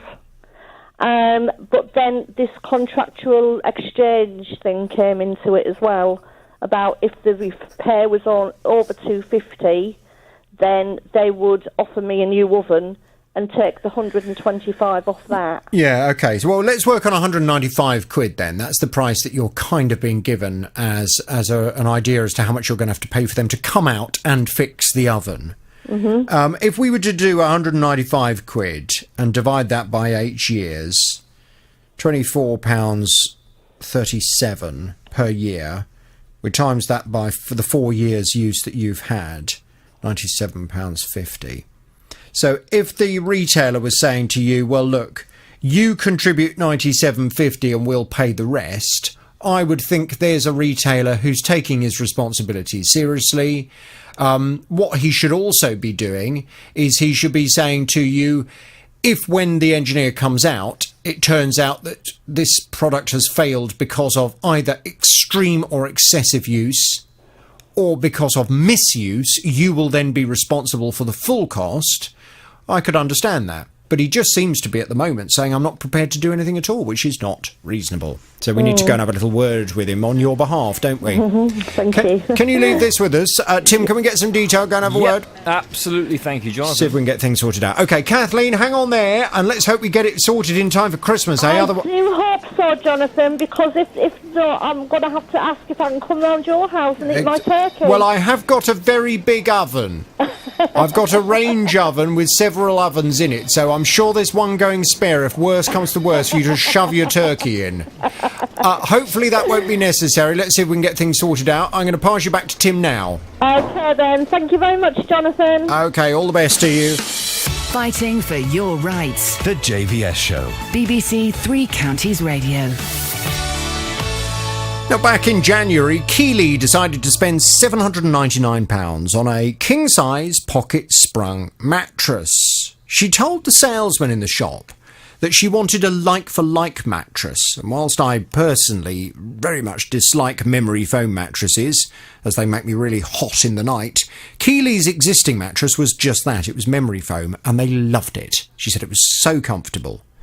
Well, when she was in this shop, and she's explaining that this is what she wants, the salesman said, well, unfortunately, we can't sell you a memory foam mattress with this particular bed, but we can get you a pocket-sprung mattress that is exactly the same as a memory foam. It will feel identical. Well, I mean, that's just nonsense. It's like comparing chalk and cheese, two completely different products. But this salesman assured Keeley that she had nothing to worry about. The new pocket-sprung mattress would be perfect for her. But when it arrived and she slept on it, she absolutely hated it and complained to the company, but they were refusing to take it back. He said that the mattress that he was selling us had the same features and would act the same as our existing mattress.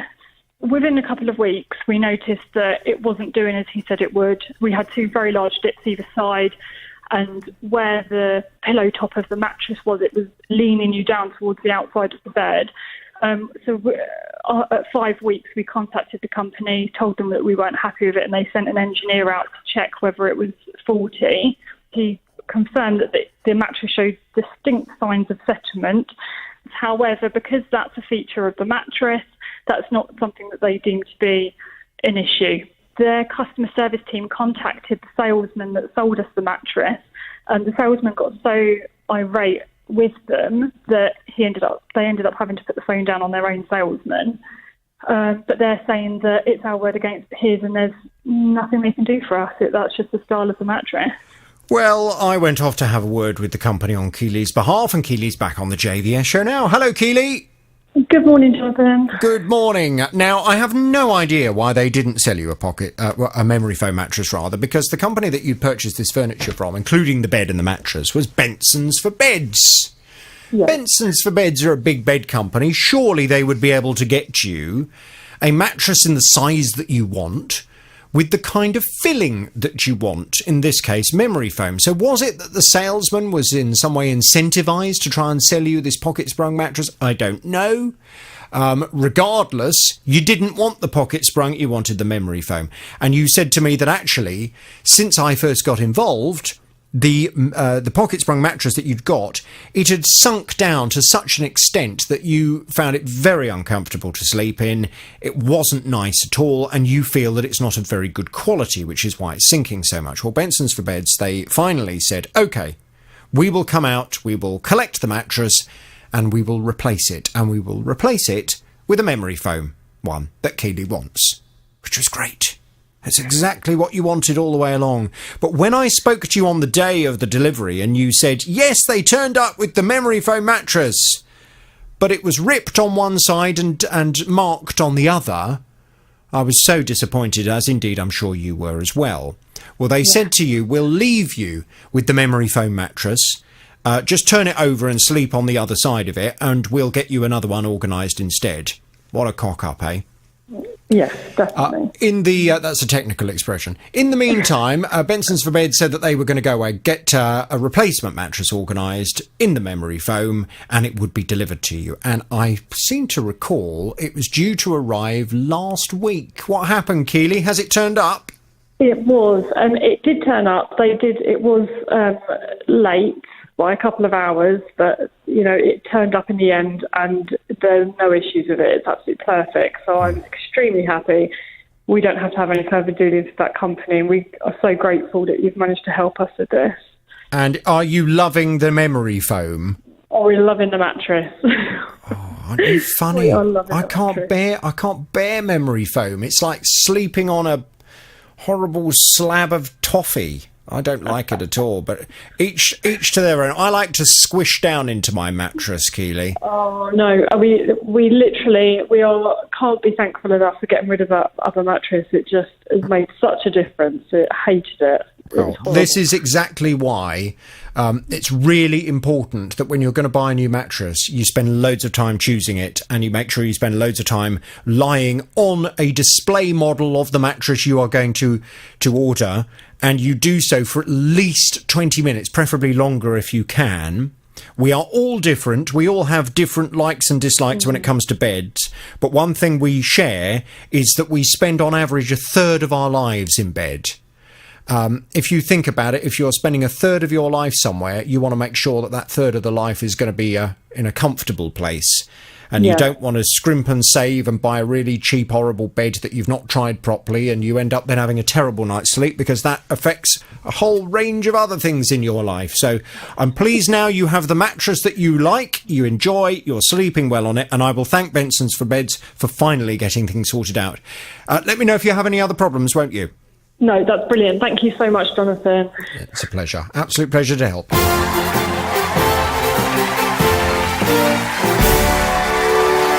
Back in 2016, Steve Sun started getting into music and rather fancied himself as a bit of a DJ. And so, since his brother had a really good pair of headphones that had lasted for years, he decided to splash out on the same pair from a well-known online retailer. Well, 2 years have passed, and Steve's son has been very disappointed that whilst his brother's pair are still going strong, his have given up the ghost. When he's upstairs in his room doing his DJing, he can switch on the noise cancelling, and also when he's commuting to work on the train, he can use the noise cancelling there. Mm-hmm. But that doesn't seem to work anymore. Well, he spent about 250 quid on these headphones, so he's not very happy that they've gone wrong after 2 years. When Steve called the retailer to complain on his son's behalf, they said, no, they're out of warranty, there's nothing that we can do. Well, of course, that is not correct. As all regular listeners to this programme will know, when you purchase anything from a retailer, you are covered by your statutory rights. And whether it's the Sale of Goods Act or whether it's the Consumer Rights Act, depending on whether it was pre-October 2015 or post, you are entitled to expect that products you purchase new will be A, fit for purpose, B, of reasonable quality, and C, will last for a reasonable amount of time. And obviously the argument in Steve's case is that they have not lasted for a reasonable amount of time. So what's the retailer had to say? I've been off to speak to them. Let's find out. Steve's back on the JVS show now. Good morning to you, Steve. Good morning, Jonathan. You, your son purchased these headphones from very.co.uk. Yeah, that's right. Very.co.uk are part of the Shop Direct group, and they've come back with this response. If goods develop a defect in the first 6 months after purchase, the Consumer Rights Act requires retailers to have an independent expert assessment done to determine if the fault is caused by a latent defect. If that's the case, the product should be repaired or replaced by the retailer. After 6 months, the responsibility to prove latent defect switches to the consumer. It is our policy to carry out inspections for the first 12 months after purchase. Because it's over 2.5 years since the customer purchased the item, we need an expert report from the customer. If the report finds that the issue is caused by a latent defect, we will arrange to repair or replace the product. Now, they're right in what they say, Steve. It's absolutely the case that for the first 6 months after purchase, the responsibility it falls to the retailer to prove that they haven't sold you a product with this kind of defect.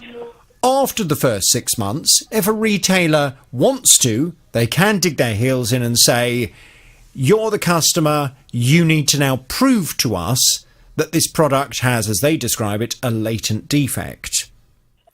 What they don't seem to address in their response, and what I've pointed out to them subsequently, is that if you, in proving the product has a latent defect, incur costs, you are perfectly within your rights to expect the retailer, in this case very.co.uk, to fully reimburse you any costs that you incur as a result of proving via a report that they've sold you a product that has not lasted for a reasonable amount of time.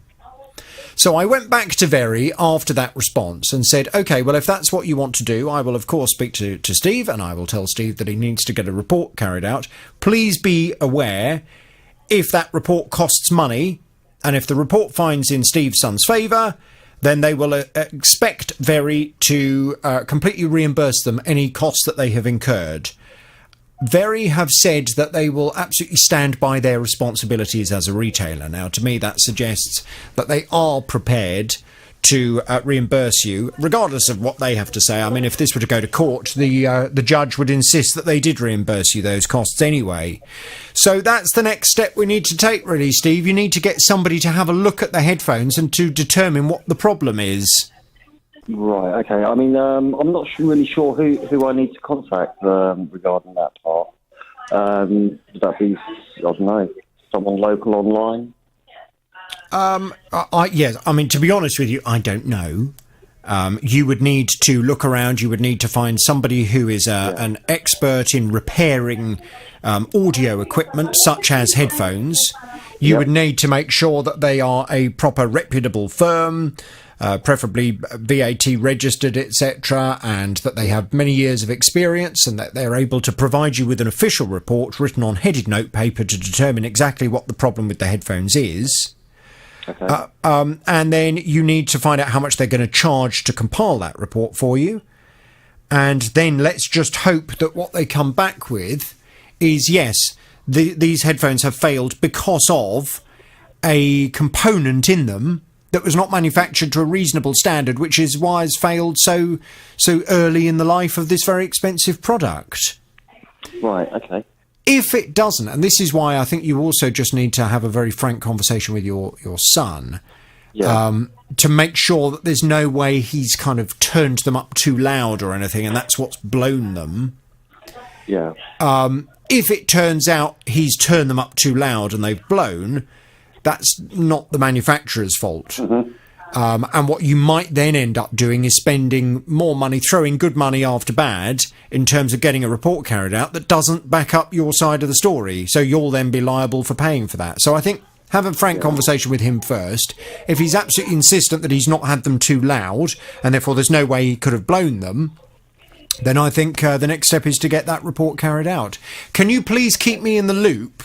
Yes, definitely. And if anybody listening to the programme who works in the audio kind of industry, if anybody knows of a good company or organisation that would be prepared to inspect a pair of headphones, professional headphones, and to provide some kind of report on them, it'd be very useful if you could let me know, please. Now, back in September, and for the second year running, Shirley organised a community event including food, drink, music and local talent, the proceeds from which go back into the local area, and in particular to help feed the homeless.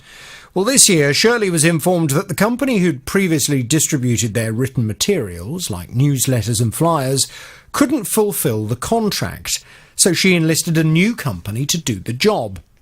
They charged Shirley and her community fund £497.20 to do the job, but since the money was transferred, they appeared to have disappeared. There was a lot of write-up about this particular company, and I found them online, and they've got one of these instant chats, so I spoke to them as if I was a new customer, asked them if they could do deliveries in Bedford. Yeah, not a problem. And then I said, I've just read some really bad reports about you online. And they said, oh, no, that's just, people that are disgruntled because they didn't actually carry out the work that we asked them to do, and then they wanted paying. So where has this distribution company disappeared to? We've been off to have a word. Tim has been dealing with this, and Shirley's back on the JVS show now. Morning, Shirley. Morning, Jonathan. Morning. So, Tim, what's the latest on this? Well, I contacted the company on the 1st of November originally, Jonathan, and asked to speak to the manager. I was told that he was in the office, but on another call, and so could I send an email? They gave me the email address to send a message to. So I sent an email with all the details of what I considered and do consider to be a very serious complaint, knowing that this chap was in the office. And after a week of chasing, on Wednesday the 7th of November, I'd still had no response, and neither had Shirley. I contacted the company again just after 2 o'clock in the afternoon that day, informing them that we'd be updating the case on Friday the 9th of November, that on that programme they would be identifiable, so would they like to either take part in the show or indeed send us a response that we could read. Just over an hour later, we received an email which read as follows, Jonathan, and I have this afternoon contacted Shirley apologising for her experience. I've also offered her a payment of £1,000 as a repayment of the failed invoices and for the loss that she received. Shirley's experience with us was absolutely unacceptable, and I've taken full responsibility. In light of these events, we've put in place various new systems which ensure our new and existing customers no longer receive these kind of services from us again. Well, on the 8th of November, we updated the case on air, and since this man was a young businessman, and we accepted, Jonathan, that mistakes can occur, we gave him the benefit of the doubt, and awaited the good news from Shirley that the money was in the bank account ready to be used to help feed the homeless this Christmas. But since that time, Jonathan, a month has passed now, and the man who runs this business has not paid the money. First, he claimed that Shirley had been obstructive in not giving him her bank details, something Shirley disproved by sending me a screen grab illustrating the fact she had sent him her bank details via text. He denied receiving that text. When I asked why he'd not phoned or emailed Shirley to get her bank details, he told me that she had been so aggressive on the phone in a previous conversation that, to quote him, speaking to her on the phone was something I am not willing to do again.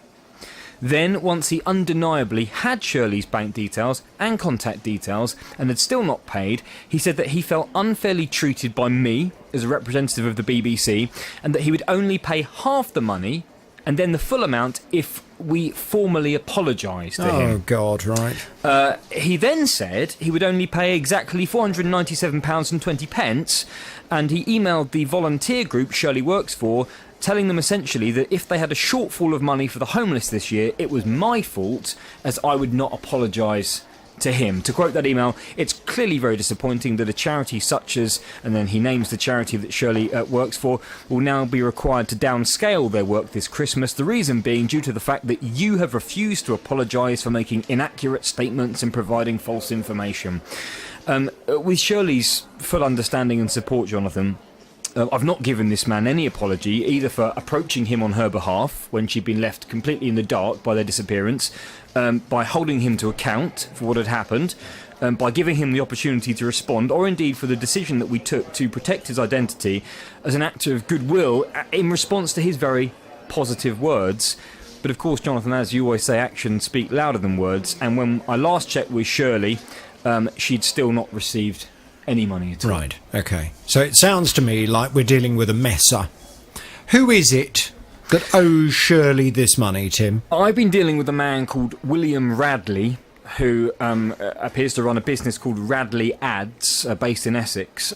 I informed Mr. Radley that he and his company would be identifiable during this broadcast to ensure that no other similar companies were wrongly associated with this case, offering him the chance to add a comment, but he's not made any further contact.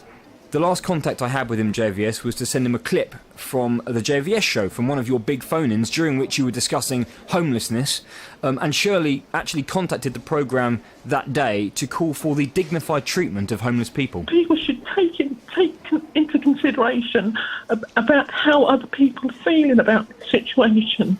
It's not, they don't want to be homeless, they just want somebody to talk to, and it absolutely breaks my heart. I'd hoped that clip might just convince William Radley to do the right thing, but unless Shirley has heard any different, which I don't believe she has, he's not paid the money, and so I'm really sorry, Jonathan. It would be a case of, I think, Shirley having to take this man to the Small Claims Court.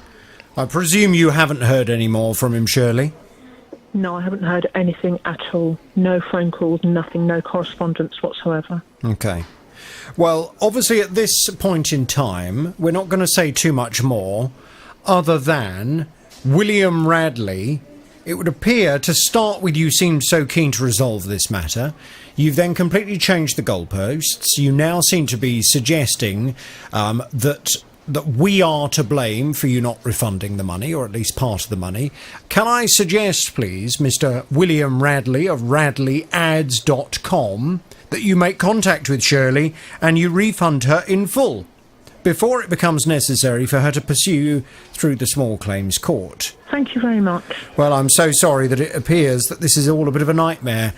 We'll leave it there for today, Shirley, but we'll speak to you very soon. End of August, Tom and his wife took their kids out for a Sunday lunch, and a little while later they received a PCN, a penalty charge notice, to say they hadn't put their number plate into the system and therefore had to pay a fine. Well, Tom says there was no clear information in the car park about the need to register your car, and when inside the restaurant, nobody mentioned anything to him. He's appealed to the restaurant, but they didn't seem particularly able to do anything to help. So he came to me, and we've been looking into it. Tom's back on the JVS show now. Good morning to you, Tom. Morning, Jonathan. Morning. Right. Now, I know, Tim, when we spoke to the company, they are Frankie and Benny's. That's right, yep. They seem to suggest that they were prepared to step in and to try and persuade their parking company to leave Tom alone and to drop the PCN against him. That's right, yep. They recognised that the process was not effective on this occasion, the process of putting in the number plate. They said they'd been in touch with the parking company, provided the confirmation that Tom was indeed in there eating, so this issue could be addressed. And I was expecting to hear back that Tom would get correspondence or a phone call to say the PCN had been dropped. I approached them again yesterday to say, when will that call be made, because the deadline for the fine was approaching, and I got another response from them, this time quite different, Jonathan. This time they said they were unable to cancel the PCN because the appeal has gone through to Poplar, the independent parking arbitrator, and until Poplar make a decision, there's no action they can take. And I wasn't aware that this had gone through to Poplar, and I wanted Tom to just update us as to when he was expecting to hear back from that appeals process. Have you gone to Poplar, Tom? Yeah, we appealed to Poplar after we spoke to the manager, who said that they weren't going to help us because that was our only form of recourse that was available to us. So they came back to us with a decision, I think it was on the 15th of November, which found in favour of the parking company because we hadn't abided by the terms and conditions. So, sorry, just so I'm absolutely clear, so Poplar have looked into it and they've come back and they found in favour of the parking company? That's correct. Right. Because we didn't abide by the terms and conditions signage in the car park. But my point always was that although we may be in the wrong legally, the restaurant has an obligation to ensure that its customers are fully aware of the process that they need to go through. Okay, well, and I absolutely agree with you. I think we need to go back to Frankie and Benny's. Can we just say to them, look, it would appear that the parking company still want to pursue this fine. Poplar have agreed with the parking company. The fine needs to be paid. Who wants to pay it? You, Frankie and Benny's? The company that has employed this private parking company, in this case to penalise your customer, who wasn't advised when he went into that particular branch. It was the Bedford branch, wasn't it? That's right. Yeah. You weren't told at the time that you needed to put your number plate in. If you had, you would have done so. So do you want your customer to have to pay this amount of money? Let's put the ball in their court and see whether they are prepared to pay the fine on Tom's behalf. Going off to them straight away. Fine. Okay, Yeah. Tom, leave it with us. We'll go and do that. I know time is very much of the essence because it needs to be paid by, is it end of tomorrow? By end of tomorrow. And another point was that we weren't even given the means of inputting our information. You know, I'm guessing it's like via an iPad or whatnot, but we weren't even given that anything to do it by. So Quite. Well, I think we go and put that to them. We tell them that it's going to need to be paid, it would appear. The question is by whom. Surely they wouldn't want their customer in this case to be out of pocket to this amount of money. It needs to be paid quickly, so they need to make a decision. Tim, let's get some detail. Let's go and have another word with them, and we'll take it from there. OK, Tom, leave it with us. We'll try and speak to you tomorrow. Let me try and squeeze Kaylee in before we go for today. 6 months ago, Kaylee moved into a new property. And to make it really feel like home, she spent £1,000 on a nice new carpet. Well, that was the idea anyway. She came to me because she's really unhappy with the job that this carpet company has done. She was saying that the carpet doesn't appear to have been fitted properly. It's all coming up around the edges. When she vacuum cleans the carpet, the whole lot lifts up around the edges of the carpet. She's really unhappy. I went to speak to the company concerned. They are SCS. SCS sent a different carpet fitter out, and he blamed her vacuum cleaner. Well, Kaylee's back on the JVS show now. Good morning to you, Kaylee. Good morning, Jonathan. Yes, he said because you've got a Henry Hoover, it was too powerful. He did. And it was sucking your carpet up. Well, what a load of old nonsense. I mean, I've never heard anything like it. It then transpired that the reason for the problem is that you'd been sold a combination of thick underlay and fairly thick carpet as well that was too thick to attach properly to the gripper rods that had been installed all the way around the outside of the room. Yes. So SCS then said, OK, well, what we could do instead is we could organise to replace the underlay with a thinner underlay, which will then hopefully mean that the carpet can indeed be attached all the way around the outside of the room. Yeah. Well, I mean, it wasn't ideal because you were quite happy with the thickness of the previous underlay, but if that was the only way of getting it sorted out, that's what you opted for. Mm-hmm. The trouble is, when the fitter came out to do this for you, you weren't very happy, were you? Particularly when it came to the staircase. No. He said to you that, to start with, he was not prepared to do the stairs again. Then when it was stressed that he really did need to do the stairs again, as he started trying to redo it, he said that the carpet hadn't been fitted properly in the first place, so he was going to try to do as much as he could. He could only fit the underlay to half of the stairs. The rest of it, you were told he was going to have to come back and sort out. And at that point, you said, you know what, I have just had this up to here. Yeah. I can't be dealing with this. Well, I went back to SCS again and I said, this is ridiculous. Can you just organise for somebody, please, to come and take away your carpet, take away your underlay, and give Kaylee a full refund so she can find another company to come out and to do this carpet job properly, because this is just a fiasco. Well, they've come back to me, and I gather they've been in touch with you to suggest that they are prepared to do that. They have, yes. Thank goodness. Jonathan, thank you for your help.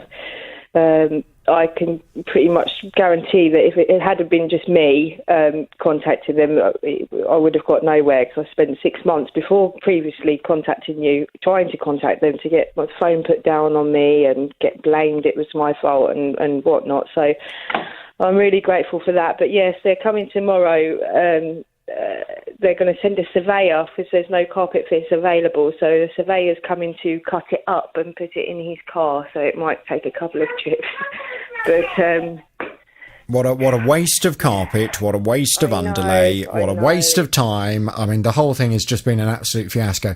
Well, I'm pleased that they are at least now agreeing to come and take it all away and to give you a refund. And you can now obviously try and get... are you going to try and get this organised before Christmas, or are you going to hope that you might be able to pick something up in the January sale? I'm going to try my best to get something sorted before Christmas, but I do realise it is really... well, it is really... It is, but I'll leave that to you. Can you please keep me posted and let me know as soon as you've got your money back?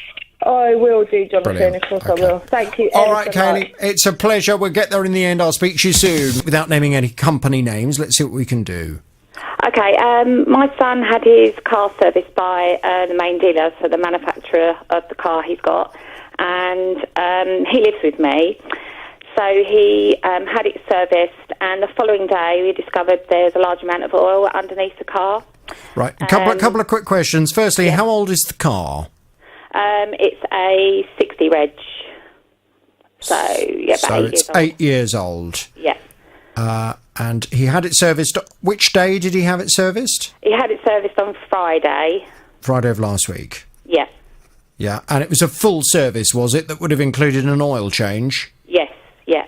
Okay, fine. So what happened the following day? So the following day, we discovered a large amount of oil underneath the car. He then got in touch with I'll call them the dealer, got in touch with the dealer. They did organise a breakdown recovery call out. They came out to sort of have a look at it, and it was discovered that there was, they'd omitted to put a rubber seal on the oil filter.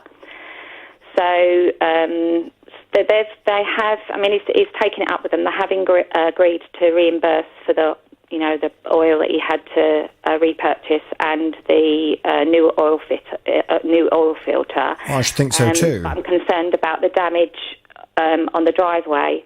They have suggested that they would reimburse for the drive to be cleaned, but we've got a couple of quotes, and they've said that the oil wouldn't come out because the driveway is a brick block sort of type of paving.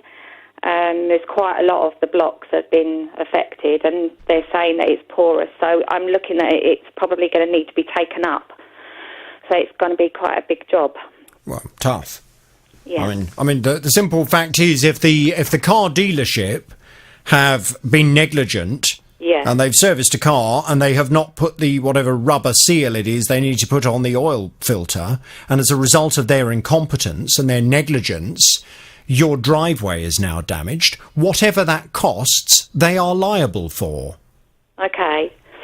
I mean, that's how I feel, but I'm really not sure how to sort of approach it. And should it be sort of put something in writing initially? I mean, so far it's just been sort of telephone conversation. Okay, so the telephone conversation where they've agreed to pay for the cleaning of the drive... Yes. Was that with, the service manager or the general manager? I'm not sure, because actually my son sort of took sort of control of that, but I've sort of thought, it's my driveway. I need to make sure that we do this properly. This is why I sort of thought I'd speak to yourselves. Okay. How old is your son? Pardon? How old is your son? 23. Okay, fine. So what I would advise you to do, and I think it would be best coming from your son, because your son is their customer. Yeah. Your son also lives in your property, so, as far as they're concerned, it is his property as well. Yeah. Yeah. Your son took his car to a main dealer to have it serviced. Yeah. They were negligent. Yeah. They have demonstrated extraordinary incompetence in servicing the vehicle and not replacing a rubber seal that is necessary to keep the oil in the engine. Yeah. And as a result of that, his driveway is damaged. Mm. I think that he should make contact with the person he's spoken to, explain that you've now had people out to come and have a look at it, and it is too damaged to be cleaned, so will probably require partial replacement. And I think he needs to ask them, how do you wish to proceed with this? Okay. Is this something that you're prepared to agree to, or will I have to take things further? Okay. I think at this stage it's probably only right and proper that whoever he's been having the dialogue with gets an opportunity to respond to that. Yeah. Because, if I was the general manager of that dealership and I was a reasonable guy and your son is telling me the problem and I'm saying, look, fine, okay, I'm really sorry, we'll do whatever is necessary to put the driveway right. And then if I suddenly found that you'd gone over my head and had written a letter to the managing director of the manufacturer, I would probably have my nose put a bit out of joint, because I'd be thinking, well, hang on a minute, I've told you I'll get it sorted. Yeah. I'm not shirking my responsibility here. So I think I think, try with the line of communication that's open at the moment. If he, of course, turns round and says, oh, well, no, I'm sorry about that. No, I mean, we're happy to organise for a bit of jet washing of it, but we're not happy to replace it. Then I think your son needs to be very firm and say, OK, well, if that's the case, I'm very disappointed. And I will, of course, now be taking this further with the manufacturer. Okay. And at that point, it will then be necessary to write a letter and to kind of go the formal route. But I think as the line of communication is open, I think just see if they're prepared to sort it. What will it involve then? It will involve a builder coming out and trying to match the colour of the blocks and to replace those blocks that have been damaged. Yeah, I mean, they've been down for some time. I don't know how easy it would be to match them, but yeah, that would be obviously the challenge. But yeah, I mean, we haven't actually got a quote yet, but I just sort of make first contact with yourselves. Yes. Has your son given you the impression that they are being quite open and reasonable to solving this? I haven't really had an indication one way or the other, actually. He's just kind of said that that's what they've agreed to do, which I agree with you. That's only fair and right, really, that they should do what they've agreed to do so far. But, yeah, it's... You're just anticipating a battle. Yes. It may well be that you're right to anticipate it, but I think give them the chance first. Yeah. Yeah, okay.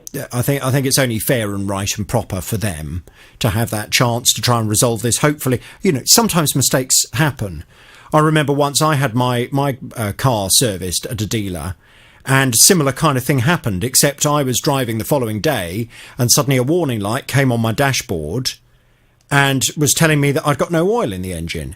And sure enough, the same thing. They'd forgotten to put the seal back in.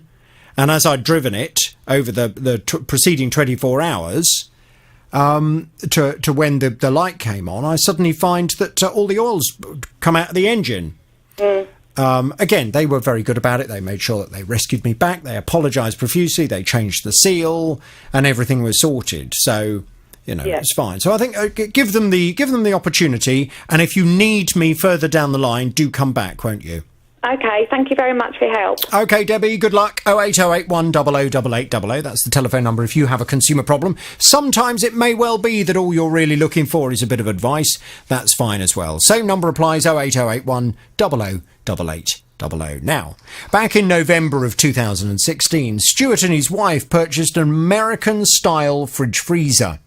And since they were midway through some building work, they didn't start using it for at least a year. Well, he's come to me for help as, unfortunately, the water dispenser and the ice dispenser have stopped working.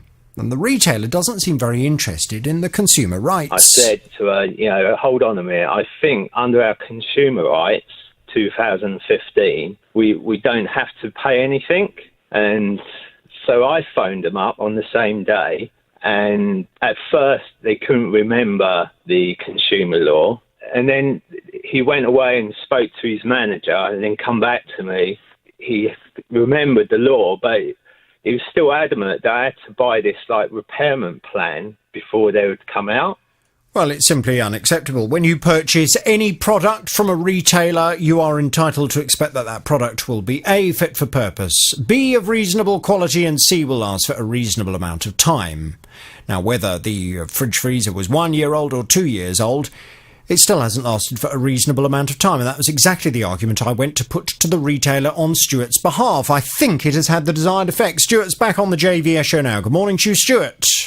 Hi, Jonathan. Good morning. Good morning. So, they've come back to me. The company concerned is Curry's PC World.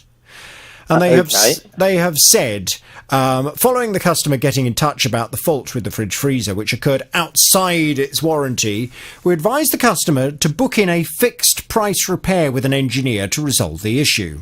As the fault occurred just outside the product's warranty, we have offered to cover the cost of the engineer's repair as a gesture of goodwill, which the customer has accepted. Now, that is that's a way of not addressing the fact that the law dictates this retailer needs to sort this problem out. It's not a gesture of goodwill if the product has developed a manufacturing fault in an unreasonably short amount of time. But we won't argue, because if what they've said they're going to do, they do, then surely we can all be happy. Is that what they've communicated to you? That's exactly right. We got a call, I think it was Tuesday evening, very apologetic and very polite phone call, and they've said that they're going to send an engineer out on Friday. So tomorrow morning someone should be coming out. And it's all going to be fixed for free? Well, it should be. Well, but, I mean, let me just read this bit from their response again.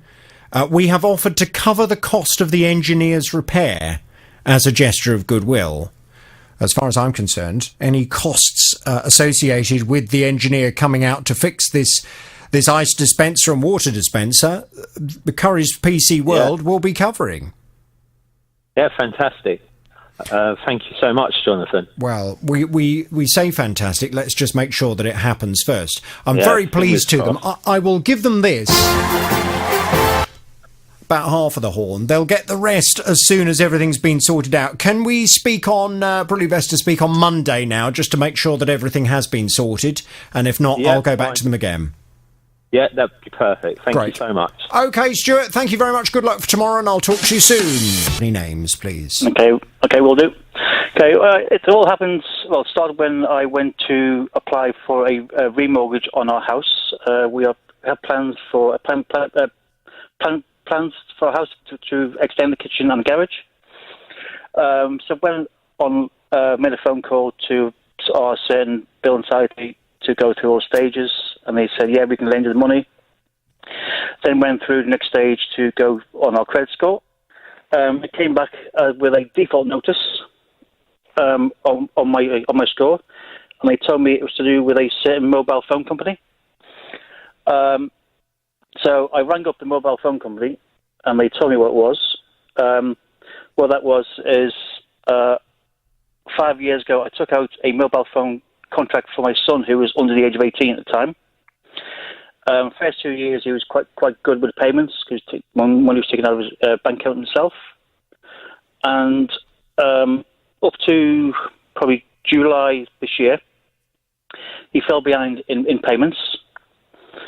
Obviously, it's going through his bank and in my name.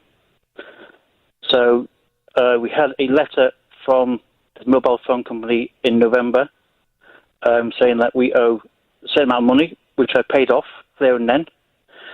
And since September 3rd... But at that particular point, yes. How far behind with his payments was he? It was... Well, the payment was £172. Well, how many months was that? I'd say that's probably about 3 or 4. So for 3 or 4 months he hadn't paid his phone bill that was in your name? Yeah. Okay. Oh dear. Yeah. So that was the mobile phone company had put the that particular negative mark on your credit score because it was in your name? Yes. Right.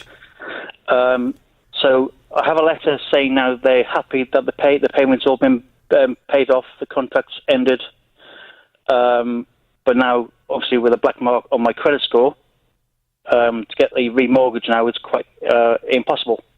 Well, yes, because ultimately, and it's there in black and white, a financial expense that you were responsible for, was not paid. No, it wasn't. No. I mean, you paid it eventually. Yes, but we did. Yes. It wasn't paid, and it was in your name. Yes. That's a problem. So what's the mobile phone company said? I mean, are they prepared to do anything about it, or have they just said, well, it is what it is. We obviously have to mark down the fact that you didn't pay it and it was in your name, and that's an end to the story. That's what they've said. Right. They won't help me whatsoever. They said they can't take it off your score. They said it's on there for at least 6 years. Yes. And have you explained what happened to the mortgage company, or are they not interested? They're not interested at all. So they've simply said, as far as they're concerned, they're not happy to lend you the money? That's what the Building Society have said, yes. Oh, dear. Yeah. Well, I mean, the problem that I have is that if something has wrongly been put on someone's credit score, Of course, I'm more than happy to go and speak to the credit reference agencies and the company responsible for the inaccurate information, and I'm more than happy to go and remedy that. But if ultimately a mobile phone company has legitimately recorded that a mobile phone contract in your name was not paid for a number of months, I mean, that's true, isn't it? It is true, yes. Yeah, but I was like, we've spent out so far £2,000 on plans and drawings, which has all been approved by our sitting council, and obviously now we're stuck. Have you tried speaking to a different lender to see if they have a less stringent requirement? Although, to be honest, I mean, this will look quite bad on a default on payment looks bad, because who in their right mind as a lender would want to lend to someone who already has a proven track record on paper that they don't pay bills that are due? I know, but like the mobile phone company said, they have a letter which I've got in the house saying that they are happy that everything's been paid off. Well, it has, but 4 months late. Yeah. I mean, what happens if I was the mortgage company? I'd be thinking, but what happens if he, doesn't pay his mortgage for 4 months, and then suddenly writes me out a check? I can't lend to someone that I can't trust will pay the bills as and when the bills are due. Yeah, I know. Yeah. This is the problem. We've been with our Building Society for 11 years. With that same company? The same company.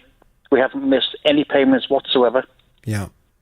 It's just this little headache I have at the moment. And when was the mobile phone indiscretion? The default notice happened on September the 3rd. Of this year? Yes. Mm. And how old is your son? He's now 22. Well, he's dropped you in it, hasn't he? Well, yeah, and he actually knows as well. My wife told him. Well, I think so too. I mean, why did he not pay his phone bill? He's not very good with money himself. Well, he's dropped you in it, hasn't he? He has, yes. Yeah. Right. Well, I mean, look, in terms of looking at what we can do, I need to just be honest with you. I can't go and force anyone to do something on this, because it seems to me that it is a perfectly legitimate default that's been put on your credit reference history. Yeah. And it seems as if the mortgage company are quite legitimately looking at it and have their concerns about lending money to you as a result of it. I think the only potential we could do, Tim, can we just call the mortgage company, and can we just say, look, this is the story behind all of this. This is what's happened. It wasn't that Mark is a bad payer, that Mark can't be trusted financially. It was unfortunately a mobile phone that, trying to be a good dad, he'd got for his son, but unfortunately it was in Mark's name. Why would you put a mobile phone contract in your name for a 22-year-old son? He was 17 at the time. Right, so you had to at the time. Yes, because what he did, he actually renewed his phone 2 years within the contract, and obviously the next one was for 3 years, which should have been February, in 2 months' time. But obviously it's now been paid off. I think all we can do really is to go and tell the story to the mortgage company, and to stress the fact that you've been an existing customer of theirs for many years. Yes. And if they would care to look at the history that they have with you making payments on your mortgage, then surely that will illustrate that you are a trustworthy person and that you can be lent money to. But to be honest, Mark, I need to manage your expectations. If they turn round and say, well, sorry, we go on the credit score at the time, and the credit score's not very good, unfortunately, there's not very much you can do about it. No. Oh dear, what a nightmare. Exactly. What a nightmare. Well, let's hope lessons are learned as a result of this. I'm going to pass you back to Tim. We'll get some detail, and we will call that mortgage company just to see if there is anything they can do to help. Thanks, John. Okay, Jonathan, thank you. Okay. Mark on the JVS show. Now, recently, Nigel and his wife, they went off on a luxury cruise around the Indian Ocean. He's come to me for help as during the holiday, he paid an additional €210 for him and his wife to enjoy a lovely trip to celebrate their wedding anniversary and her birthday. But it would appear this cruise company made a mistake and sent them on the wrong trip. And in fact, it was the least romantic trip I think I've ever heard of. This is what he told me on the show. We were planning to go on a lovely tour to celebrate the wife's birthday and the wedding anniversary, which was going to cover a beach setting with lovely waves lapping onto a lovely beach, cocktails at a five-star hotel. We were also promised an a la carte lunch. It's the sort of thing that we enjoy doing. What kind of little outing did they send you on then instead? It was going to look at a flea market. It looked at a house where a slave owner had the house previously. We saw some native dancing. Basically, it wasn't anything that we'd committed to. So rather than having your lovely slap-up lunch in an a la carte restaurant, you end up in a former slave owner's house and a flea market? Yes, and we also had the glory of having a €2 Coke at a restaurant where the fence was the view, and it was just dreadful. Yeah, well, I mean, that wouldn't float my boat either. Nigel complained when they got back to the ship, and the tour manager offered them a 20% discount off the amount that they'd paid. What a blooming cheek. Well, my argument to this cruise company has been, why did they not immediately apologise and say, please, consider that trip to have been on us. We will cover the full cost. We'll give you a full refund for it, and we're so sorry about the mess. I think I would have been inclined to chuck in a bottle of champagne as well for the wedding anniversary. Unfortunately, they hadn't done that, which is why Nigel came to me. So I've been off to speak to them. Nigel's back on the JVS show now. Good morning to you, Nigel. Very good morning to you, Jonathan. Good morning. Now, I think it worked. I managed to find somebody at the company that I could speak to. They're not a company that are based in the United Kingdom. They did come back and they have suggested to me that they've now decided to give you a full refund for the trip. Has that been communicated to you? Yes, that has, Jonathan. The money is in the bank account. The full hang on, was it €210 or £210? It's converted to sterling, but they even made a mistake in the communication because they said they were going to transfer a slightly different amount because they were going to give me pounds instead of euros, but then they corrected that and the euros were converted into pounds. So I'm very happy. So you got back what you paid? Yes, I did. That was very impressive on your part. A very professional job. I think you performed well with the cruise operators because I was just getting nothing out of them. You're just going round and round in circles. It's just so infuriating because I have no idea how people working in the hospitality industry could leave somebody like you feeling so disgruntled. You know, the minute you came back on that ship and told the manager what had gone on, they should have fallen over themselves to apologise. And of course, the first thing you would do is to offer a full refund for the trip. Well, I tend to think I'm sort of rather British and not very keen on complaining, but even someone as mild and easygoing as myself, there's a point where you just cross the line and say, well, no. I mean, all the cruise operator did was concentrate on being unhelpful and introducing obstructions, misinformation. There is one positive. There is one positive, Nigel, from all of this. If you had gone on the trip that you were expecting, it would have been a lovely trip for you. But it wouldn't have made a very hilarious story. But in future years, you will laugh about it now. But I was going to say, in future years, you will be able to dine out on the fact that one day your worst ever wedding anniversary was where you went on a trip and ended up in a former slave owner's house and looking around a flea market before enjoying a €2 Diet Coke looking at a fence. Yeah, it was so unnecessary, Jonathan. That's the conclusion we've come to. But we've moved on. I mean, it was very good of you to help us like you did, because I say we were just going round in circles. And, right. Well, I'm very pleased it's sorted out. I'm pleased they've given you the money back. I will thank the cruise company. If you do have any other problems, you know where we are. Yeah. One thing I might ask, if I may, I'd like to make a donation to local dogs charity out of some of the funds that we've got back. Is there one you would recommend in particular, or does it not make any difference? Unfortunately, I say unfortunately, no, I don't mean that, of course. I mean, fortunately, as an employee of the BBC, the only charity that the BBC can ever suggest that you give money to is BBC Children in Need. Okay. So, should you wish, my official response is BBC Children in Need, Nigel. Okay, fine. Should you find a dog charity that you feel that you'd like to give to, then that's entirely up to you. Yeah.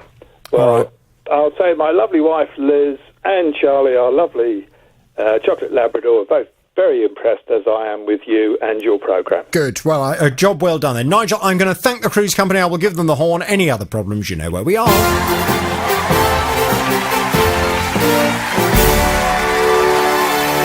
Another result. If you have a consumer problem, we can do the same for you. The JVS Show. BBC Three Counties Radio. Morning, Thomas. Morning. Morning. I gather you have a consumer problem. Tell me all about it without naming any company names, please. Okay, I'm 17 and I was looking to do a engineering course at college. I went to the open day for a college, got shown around, got shown all the equipment, got told repeatedly of how much it cost them. So then applied for the college course after being impressed with the open day. Then started on the college course back in September, to then find out that none of the equipment which we'd been shown had actually been connected up and that could be used. After me pushing a lot, speaking to lots of people, the equipment eventually got connected up and commissioned so it could be used, to then find out that we haven't got any tutors to teach it. What? Yeah. Right, so hang on. Sorry, I need to just get my head around this, Thomas. So when you went to this open day at the college and they showed you the department that you'd be studying in, they had all of this equipment. Yeah. And when you started the course, you found the equipment wasn't connected. Yeah, and it couldn't be used. Right. I mean, I'm tempted to ask you what the equipment was, but I sense that may well... Would that identify the college or the course? Yes, probably. Right, OK, well, let's not do that then. We'll just have to work on the basis that we'll find out what you mean at a later date. So the equipment wasn't connected, so it was all just, on show? You couldn't do anything with it? Pretty much, yeah. Right. But you did then finally, after complaining, you did manage to get them to connect up the equipment, but then there was nobody who knew how to use it to teach you how to use it? Yes, that's correct. Right. That's not very good, is it? No. And is this the kind of equipment that you would need working in the field that you thought you were studying to help you work in? Yes, it's like the essential part of the course. Okay. So what happened next? I was speaking to sort of my head tutor, and he said that he was going to arrange a meeting with the head of the department, which never happened. So I kept asking. Again, nothing happened. And it's sort of all just come to a stop. Nothing else. We don't seem to be moving forwards. And is everyone on the course as frustrated as you? Mostly, yeah. Okay. And how much had you paid to study on this course? Nothing, because I'm under 18. Okay, so it's a free college course? Yeah. Right. So, okay. Well, that makes it a little bit different, although the principle is still the same. I mean, if you're not paying for it, then everybody else listening to this programme is paying for it. Taxpayers will be paying for it. It will be subsidised education. So we, the taxpayers who've paid for that course, it would appear have paid for a whole load of equipment that wasn't connected and haven't paid for, have also paid for a tutor that doesn't know how to use the equipment to teach you. Yeah. What would you like me to do, Thomas? It sort of needs the college to realise that we're not just going to sit about for 6 hours a day doing nothing when we actually want to be learning. But so are you telling me that they still haven't got anyone to teach you how to use this equipment that is so fundamental to the course? Yeah. What a waste of everyone's time. Yeah, but it goes further than that. You've got tutors that just they won't be in for 2 or 3 weeks with no one to cover them. by one tutor, which they've turned around to us and said just complete 6 assignments with no teaching. Okay. This, I'm not disbelieving anything you've told me, but is this as blunt as you're telling us it is this morning? It's not more. There aren't more nuances to this story. No. Because the only reason I'm asking you is that when I get involved in this, it is probably going to create a bit of an atmosphere. I mean, do you want to carry on this course? Yeah, because I've now got an apprenticeship which runs alongside the course, but I need to complete the course to then be able to continue with my apprenticeship. Fine, but are you prepared to ride out a bit of an atmosphere that might be created at this college as a result of me getting in touch? Yeah. Fine. Okay. Well, if you are, then I'm more than happy to go and stir it all up and find out what's going on. I mean, it sounds ridiculous, Tim. Yeah, I mean, it sounds like a bizarre situation. I'm really fascinated this afternoon to discover where this is and what the course is. I don't understand why any college would buy a load of equipment that's not connected and wouldn't have anyone to teach it. No. But the fundamental part is to brag about it at an open day, as they did to Thomas, and say, look at all this wonderful equipment you'll be using if you join this course. It's ridiculous. Yeah. OK, leave it with us, Thomas. It's an interesting one. It is. We'll get a call into them. We'll try and find out what's going on. OK. Thank you very much indeed. Hang on there. 08081 008800. That's the telephone number if you have a consumer nightmare. Fighting for your rights. Now, Martin is a Team GB triathlete, and this year he was amongst the tiny 1% of challengers to qualify to represent our country at a competition in Hawaii, where he'd cycle, run and swim in extremely hot and humid conditions. Well, it was a very busy time for Martin, as not only was he preparing for the race, but his wife had just given birth. So to take away any stress, they paid a travel company to organise every aspect of the trip, for him, for his wife, and for their 8-week-old baby. Well, he's come to me for help, as flight cancellations and administrative errors made their journey from Heathrow to LA and then on to Hawaii an absolute living nightmare. As we arrived at our hotel, I could see the GB team doing the Parade of Nations, which I'd obviously now missed. And instead of getting involved in that, I was now walking the streets again at night in a tropical storm, the three of us, looking for a supermarket that sold these essential things, i.e. nappies and formula. We were drenched to the skin on a 6-lane highway, and we found in this tropical storm, and we huddled up, the three of us, crying in a bus shelter. It was just absolutely horrendous. And there were various moments. My wife broke down. The baby was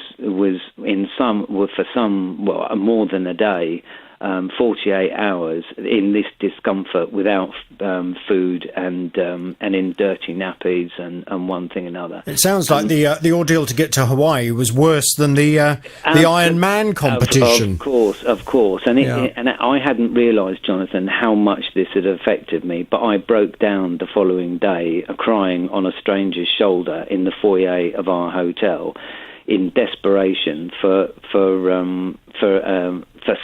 something or somebody to help us.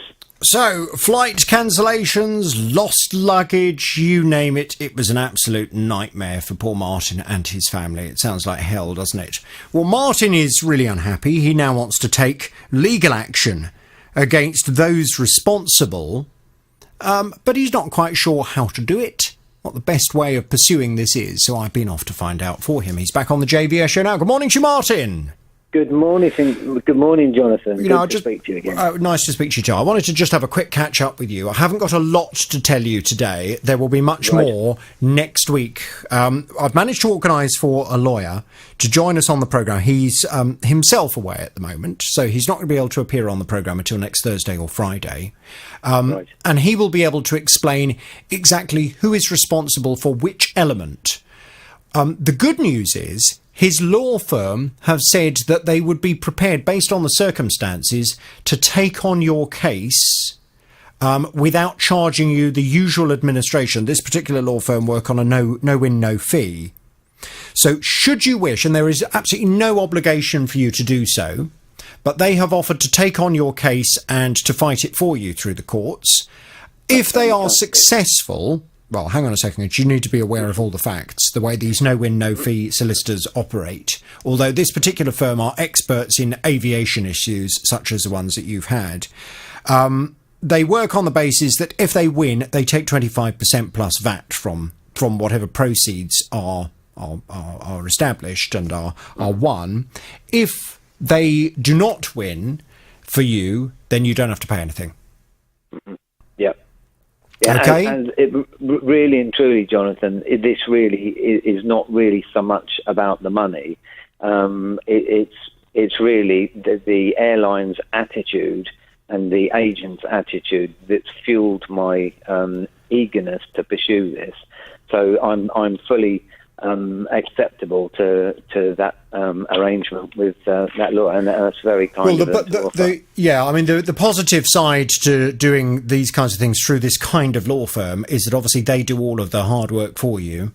But you have to just understand that if they win, they take a cut of whatever money they manage to get from the company concerned. But they've said that they're more than happy to do that. They're going to come on the programme next week. They'll explain exactly who they think you can take action against, and let's take it from there.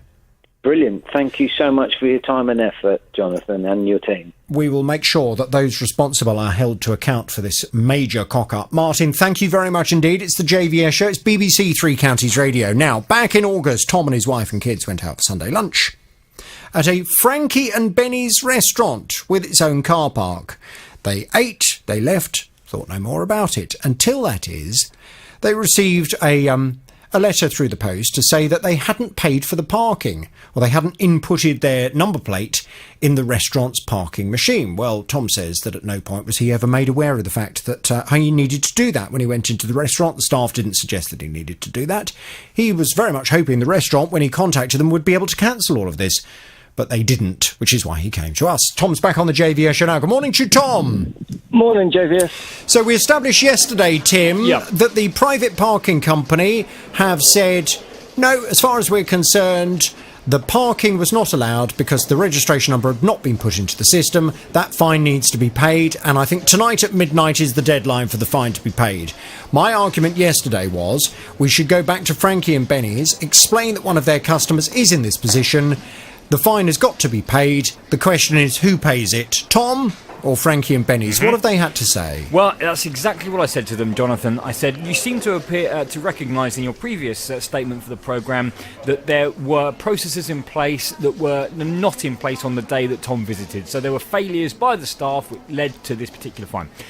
They've come back to me, Jonathan, saying, thanks for confirming all this. We will be paying the parking fine tomorrow morning. That is now this morning, and they're going to confirm again later today that that's been done. So they are taking responsibility for the fine rather than Tom. Tom, you're off the hook. That's fantastic news. Thanks so much, Jonathan. We will give Frankie and Benny's this. It's half of the horn. They'll get the rest as soon as we've got confirmation that that fine has been paid and that you're not going to hear any more about it, OK? Absolutely. Fantastic news. We really appreciate your work. Brilliant. OK, well, listen, it looks like it's a good result, but we'll just make sure we got the confirmation before we take things any further. Without naming any company names, please. OK, I had to flee my property in August due to domestic violence. Myself and my daughter was put into a women's refuge. I had the Housing Association and Council aware of this. Also, the police had advised us that it was unsafe for us to be in that property. We were in refuge for 3 months. During this time, the Housing Association prioritised us into Band A to be rehoused. Right, so you'd kept them in the loop while all of this kind of awful situation was going on? Yes, they knew every step of the way. Very sensible. I was liaising with them at all times. Yeah. And then we finally got rehoused 4 weeks ago, and I knew that when I first moved into the property, I had to get my account in credit for 4 weeks. which is what I did. So I knew that I had some money due back to me. So at the best of my ability, I made sure the rent was still paid while we wasn't living there. Obviously, I couldn't go back to the flat because it was unsafe for myself or my family. So I had to get our belongings out. So I got my parents to go and get our belongings out. And obviously it was unsafe for them to do so, but we needed to get it out somehow. So they quickly went in, cleaned it up. I always looked after my properties. There was no damage. Left the property again. I handed the keys back within the time frame that I had to do so. And everything seemed to be going fine. I received emails to say that I had £642 that I had overpaid. So obviously I was really looking forward to that because it would have helped rebuild our lives in our new home. And then I was due to receive that money today, actually. And on Monday, I received a letter to say that because I didn't make good of the flat, they were charging me £883.04, and also VAT was £176.61, so the total being £1,059.64. They decided to keep the rent overpayment that I had made, and are also now asking for that plus another 400 and something pounds, which brings it to £1,059.64. So what are they suggesting had not been done in the property when you left that should have been done? I was supposed to take a back wall wallpaper down, which they've charged me over £100 for. So were you were not given permission to put wallpaper on the walls? Well, I was. I've always been a tenant. I know how to look after properties. All I did was make it a bit more homely. It wasn't a private tenant. I wasn't a private tenant. Right, but are you allowed to? I mean, I don't know. Are you allowed to do that? I've only ever been a private tenant, and I remember in my days of renting properties, I mean, you couldn't even put a nail in the wall to hang a picture up without getting written permission, because it's not your property. I don't know. This housing association, do they allow you to do things like put wallpaper up? Yes, they do. Right. Well, why did they want you to have taken it down then? Because they wanted it. Well, I don't really know. They wanted it to have been made good. So is there something in the tenancy that says while you're living there, you can do what you want in terms of redecoration, but on leaving the property you have to leave it with a certain wall covering, i.e., magnolia coloured paint on all of the walls?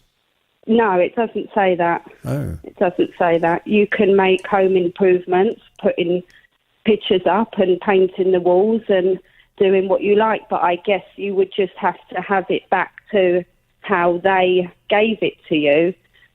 But in my situation, I wasn't able to go back and do that, which they were aware of. And I find it very hard to accept that they're the ones that told me it was unsafe to live there, yet they wanted me to go back and redecorate my home before I left. Right. So you've explained to them, I presume, the difficulty that you would have had in terms of going back into the property and doing these things that they're now suggesting you should have done. What have they said? They've just completely ignored me. They haven't said anything. The letter says that unless I pay it, they're going to be sending debt collectors to my house. Okay.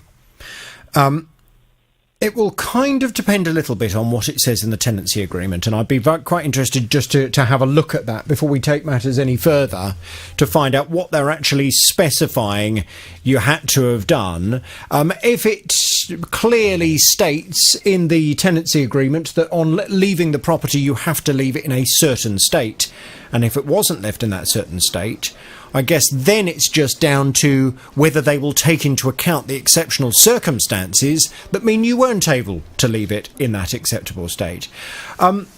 let's leave this there for now. I'm going to pass you back to Tim. Thank you, We'll get Jonathan. some detail. Yeah. And can we just go and have a word? And I think, Tim, we need to just stress that these are not typical circumstances someone would leave a property. No. And surely they would want to take that into account as a responsible landlord, i.e. the housing association. Yeah, absolutely, Jonathan. We'll make those points to them this afternoon. OK, fine. Laura, thank you very much indeed. Hang on there. I'll pass you back to Tim and we'll do our very best for you. Thank you, Jonathan. OK, all the best to you. 08081 008800. That's the telephone number. If you have a consumer problem, if you need some help and assistance, pick up the phone and give me a call. Fighting for your rights. The JVS Show. BBC Three Counties Radio. Now, back in June, Ellen booked a 2-part holiday to Africa. First to Zimbabwe, where she'd be visiting her sister and brother-in-law, and then later on to Cape Town. Now, in Zimbabwe, you can apparently only spend dollars in cash, as there aren't any cash machines which recognise foreign bank cards. So, before jetting out, Ellen went to a local bureau de change, a travel money kind of place, and she withdrew $2,000, which the teller counted in front of her and then put in one of those sealed envelopes and gave it to her. Ellen flew to Zimbabwe, and once she'd settled into her sister's home, she did the usual thing that you would do. She went to get the money to make a contribution to her sister for food and an upkeep while she was there. When she went to get the envelope, to her horror, she realised it was missing $1,000. And since she'd stood there and watched the teller count that money in front of her, a rather uncomfortable inquisition began into who, if anyone, had taken that money. So obviously you assume the people that are with you in the house have been to your bag. So are you suggesting you thought your sister had stolen $1,000 from you? I thought one of them, yeah. I mean, there's desperation, Jonathan. People do things to family when they are desperate. So I informed my sister, first of all. I just said, this is what is happening. And she also suspected that it could be her husband, because it's just the two of them in the household. So she blamed her husband? Yeah, she did. There was no option but to go to the police. And then the husband, obviously, had to be interviewed? Oh, yeah. God. How embarrassing. The $1,000 was eventually found at this place where I changed the money. What? Yes. What, so the money exchange place suddenly found the $1,000 that had gone missing? Yes. But how can that be when you watched her count the money and put it in the envelope? I don't know. I have no idea. The tension between my family is still like a knife. You can feel Well, it. I'm not surprised. I mean, they were accused of stealing your money. I mean, I did accuse them. And The police were involved. The police interviewed your brother-in-law. Exactly. So this place offered me £50 as a goodwill gesture, and I said no. Well, Ellen was really unhappy, and I'm not surprised. And she said to me that, things were still very uncomfortable between her and her family. Well, she's back on the JVS show now. Good morning to you, Ellen. Good morning, Jonathan. Good morning. Now, I went off to have a word with the company concerned. It's Sainsbury's Bank. It was one of these travel money places inside a branch of Sainsbury's that you'd purchased the dollars from. They came back and said, we are very sorry this happened. We've contacted our customer to apologise to her for the experience. This does not reflect our usual standards, which is why we've offered her a payment to express our apologies. We are also covering her bank charges. So if my memory serves me correct, they were planning to give you £300 by way of an apology, and they were also refunding the charges that you'd incurred whilst you were in Africa of £34.72. Yeah. That's great, but have you received the money? That's the important bit. I have, Jonathan. It's showing in my account now. Fantastic. And the 334, all of it on Wednesday after I spoke to the gentleman. Yes. Good. So you're not out of pocket at all because of this, and you've also received a small amount of money in the way of £300 as an apology as well, as a gesture. Yes. Thank you so much, Jonathan. You used your magic touch once more. Well, it's a I pleasure. couldn't thank you enough. I'm very pleased that that you're happy with it. Now, the one thing that I would like to know: how are things between you, your sister, and your brother-in-law? We are building bridges. We are trying. It's going to be a long way, but I think we'll get somewhere. I presume you've spoken to them and you've told them what's happened and that you absolutely accept your brother-in-law had not stolen that money. Yes, I have apologized. Yeah, right. And I've actually, because the gentleman sent me an email, the gentleman from the place. So I have forwarded that to my sister, and they are aware that the place has actually apologized for the error. And is your brother-in-law minded to forgive you? I mean, for goodness' sake, he was taken away by the police. Yeah, this is it. This is the thing, Jonathan. It might take a while, but I hope we'll get there in the end. Well, I really hope so. I mean, it seems such a terrible shame for a family to fall out over something that it was never their fault. Yeah. And it wasn't your fault either. I mean, you were purely suggesting that somewhere that money had gone. And as at the time Sainsbury's were telling you that, or they told your son anyway, when he contacted them, that no, as far as they were concerned, they'd given you the money that you'd seen them count. Yep. I still don't quite understand how you could have stood there and watched them count it, and yet that money didn't end up in the envelope. I have no idea. Up to now, I did ask for CCTV, but they declined. Because I wanted to see exactly what transpired. Right, it's very odd. It's going to be a mystery, yeah. Listen, I am very, very pleased that you've got your money back. I'd like to thank Sainsbury's for getting things sorted out. I hope that your family can patch things up. I will give Sainsbury's the horn. Ellen, if you have any other problems, you know where we are. Thank you so much, Jonathan, and the team. Thank you. All the best.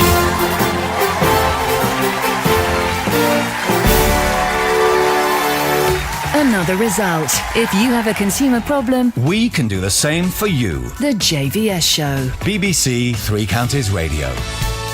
Every Sunday morning, you're the boss of BBC Three Counties Radio. Over to you. The jukebox is open. Your chance to play the songs you love. It was first recorded by Fred Neil. The songs you haven't heard in years. They should be mentioned in the same breath as the Stones. And the songs that mean the most. I don't think there'll ever be anybody like him ever again, and it was just a memorable experience for me. Steppenwolf, Born to be Wild. Growing up as a kid, first time you hear these sort of tracks just stick in your mind and think, wow. Justin Dealey. Sunday mornings from 9 here on BBC Three Counties Radio. Now, in August, Tom and his wife and kids, they went for Sunday lunch at a certain restaurant called Ben and... No, it's not called... Frankie and Benny's. I was going to say Ben and Jerry's. It was Frankie and Benny's in Bedford. Now, this restaurant has its own car park. They ate, they left, they thought no more about it, as you would. Until suddenly they get a letter through the front door to say that they'd illegally parked their car in the Frankie and Benny's car park, and therefore they'd have to incur a fine. Well, I mean, it's ridiculous. Apparently Tom should have put in his number plate into their in-restaurant system, but he hadn't done. Well, Tom said he didn't know anything about it. Nobody mentioned it when he got to the restaurant. None of the staff said, oh, you've got to do this. It was the first time he'd been there. So he complained, he appealed, but unfortunately when he first came to my programme, it appeared his complaint had completely fallen on deaf ears. We've been trying to work some magic for him. Tom's back on the JVS show now. Good morning to you, Tom. Good morning, JVS. Good morning. I think I was about to suggest that you'd been out for a slap-up lunch at an ice cream parlour. Now, I know that the private parking company, Tim, said, in effect, we're not budging. Yep. The number plate wasn't put in. It needed to have been put in. The terms of use of the car park were broken. Therefore, this fine stands. That's right. Yep. We went to put that to Frankie and Benny's and said, look, the fine needs paying. The question is, who's going to pay it? Do you expect your customer to pay it when he was a perfectly legitimate customer of yours on that particular day? Thankfully, they said no. What's the latest? They did, yes. I've been in touch with Frankie Howard, and he has confirmed that, they absolutely said that they couldn't reverse this fine because it was the private private parking company that were applying the fine. However, they did say to us that they were going to pay rather than Tom, which was great news. But we didn't have confirmation that the fine was paid, and of course Tom was concerned about any further correspondence from debt collectors, indeed a problem on his credit history as well. But I've got it in writing. It's come through. I'm looking at it now from Frankie and Benny's, not Frankie Howard, to say that the fine has been paid. Brilliant. Tom, you're all clear. You're off the hook. We'll send that over to you so you've got something for your file, but you shouldn't hear any more from them, okay? That's great news. Thanks so much to you and your team. Thank you. Well, listen, very pleased to have been able to help you. We will thank Frankie and Benny's. Here's your horn.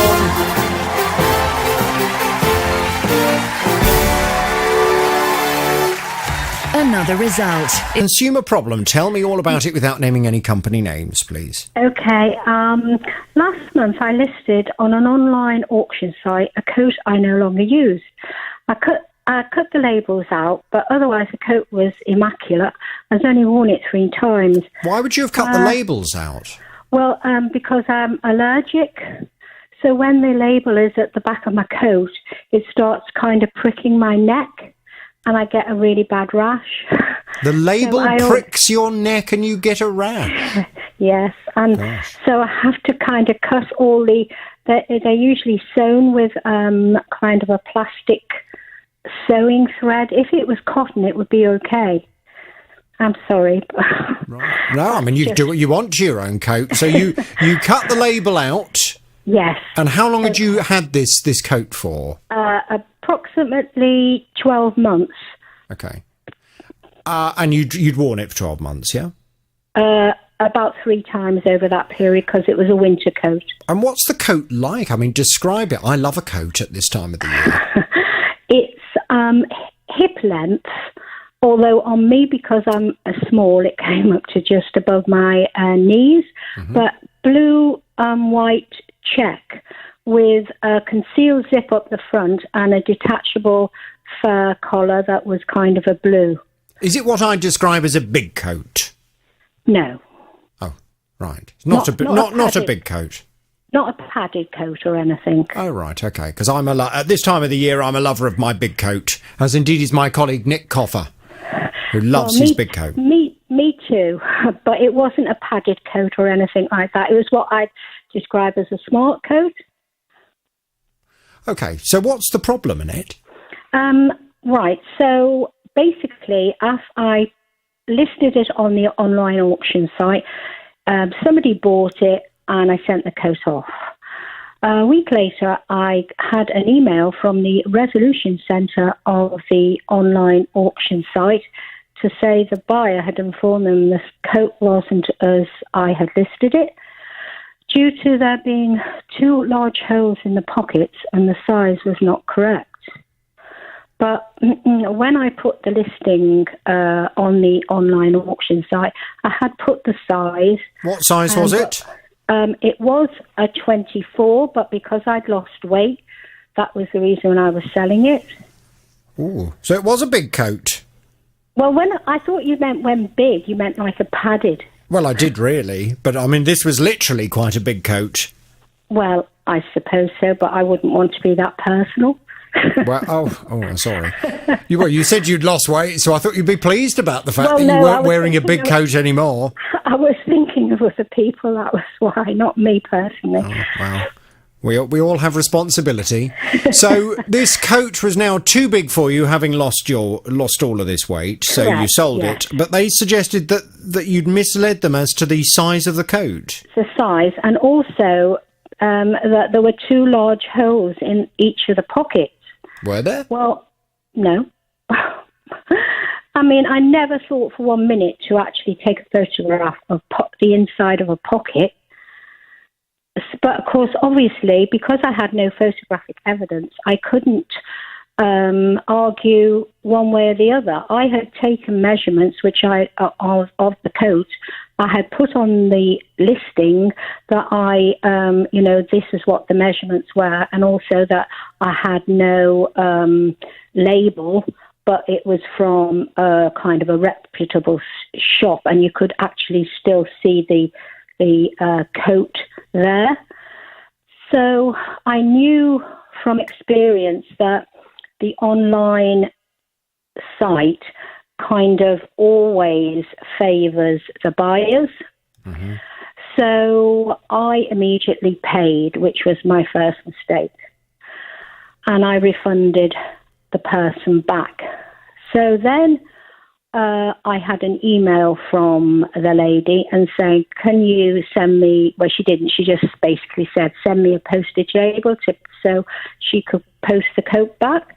And I genuinely forgot. And 3 days later, I remembered I hadn't done it. So through an online payment site, I sent £5 to cover the cost and apologised. So about 10 minutes later, my email came back, and the £5 that I sent to cover the cost of postage came with a note saying that as she had not received the label from me, she'd given my coat to charity. So this coat that you've sold her, that she's then supposed to be returning to you, that you've refunded her for, she's then given to a charity shop? Correct. Right. And so I informed the online auction site of the situation, but they just said they've noted my concerns. How much was the coat in question? How much are we talking about? It was £20, so it wasn't a huge amount, and I didn't expect to get a huge amount for it because, after all, it's second-hand. But it's the principle of the thing. But it's like, well, I made the big mistake of paying. I should have waited till the coat came back before giving the money. But, of course, it's easy to say afterwards. But I just thought, this isn't fair, because not only has the buyer got my coat, I've got no proof of it going to a charity shop. And so basically, you're left with nothing. Well, the one thing I would say is you've got to be very careful now on these auction sites, because there are lots of people on there who are professional messers. Yeah. And they know exactly how to work the system to try and get something for nothing. Yeah. And it may well be that you've been the victim of exactly that kind of consumer who's now got a nice coat for free. Because you've given them their money back, and they've worked the system that, as you say, provides the customer on that site with quite a lot of protection. They've worked it to their advantage. It does seem, based on what you've said, very unfair, and I think we need to go and have a little word with the company concerned, and if possible, do you have the detail for the actual buyer? Have you got their name and address? I haven't got their name and address. I've only got their online auction site number. But when you sent it to them... I might be able to trace it through the online payment system. Well, if you can, I'd be very interested to go and have a word with that person as well. The last thing they'll expect as an individual making this kind of purchase is to suddenly get a phone call from the BBC asking what on earth they've done with somebody else's coat. I'm imagining a coat like the ones they wear in Narnia from the big wardrobe. Is that... Am I near the mark? No. A Narnia? No. I can't even think what he's talking about. Can you? A Narnia coat? What's that? Yeah, like a Narnia coat. No, it's not like it's not like a down and it's not like a duvet coat or anything. Oh, okay. It's just a smart coat, probably called a middle-aged lady's coat. Okay.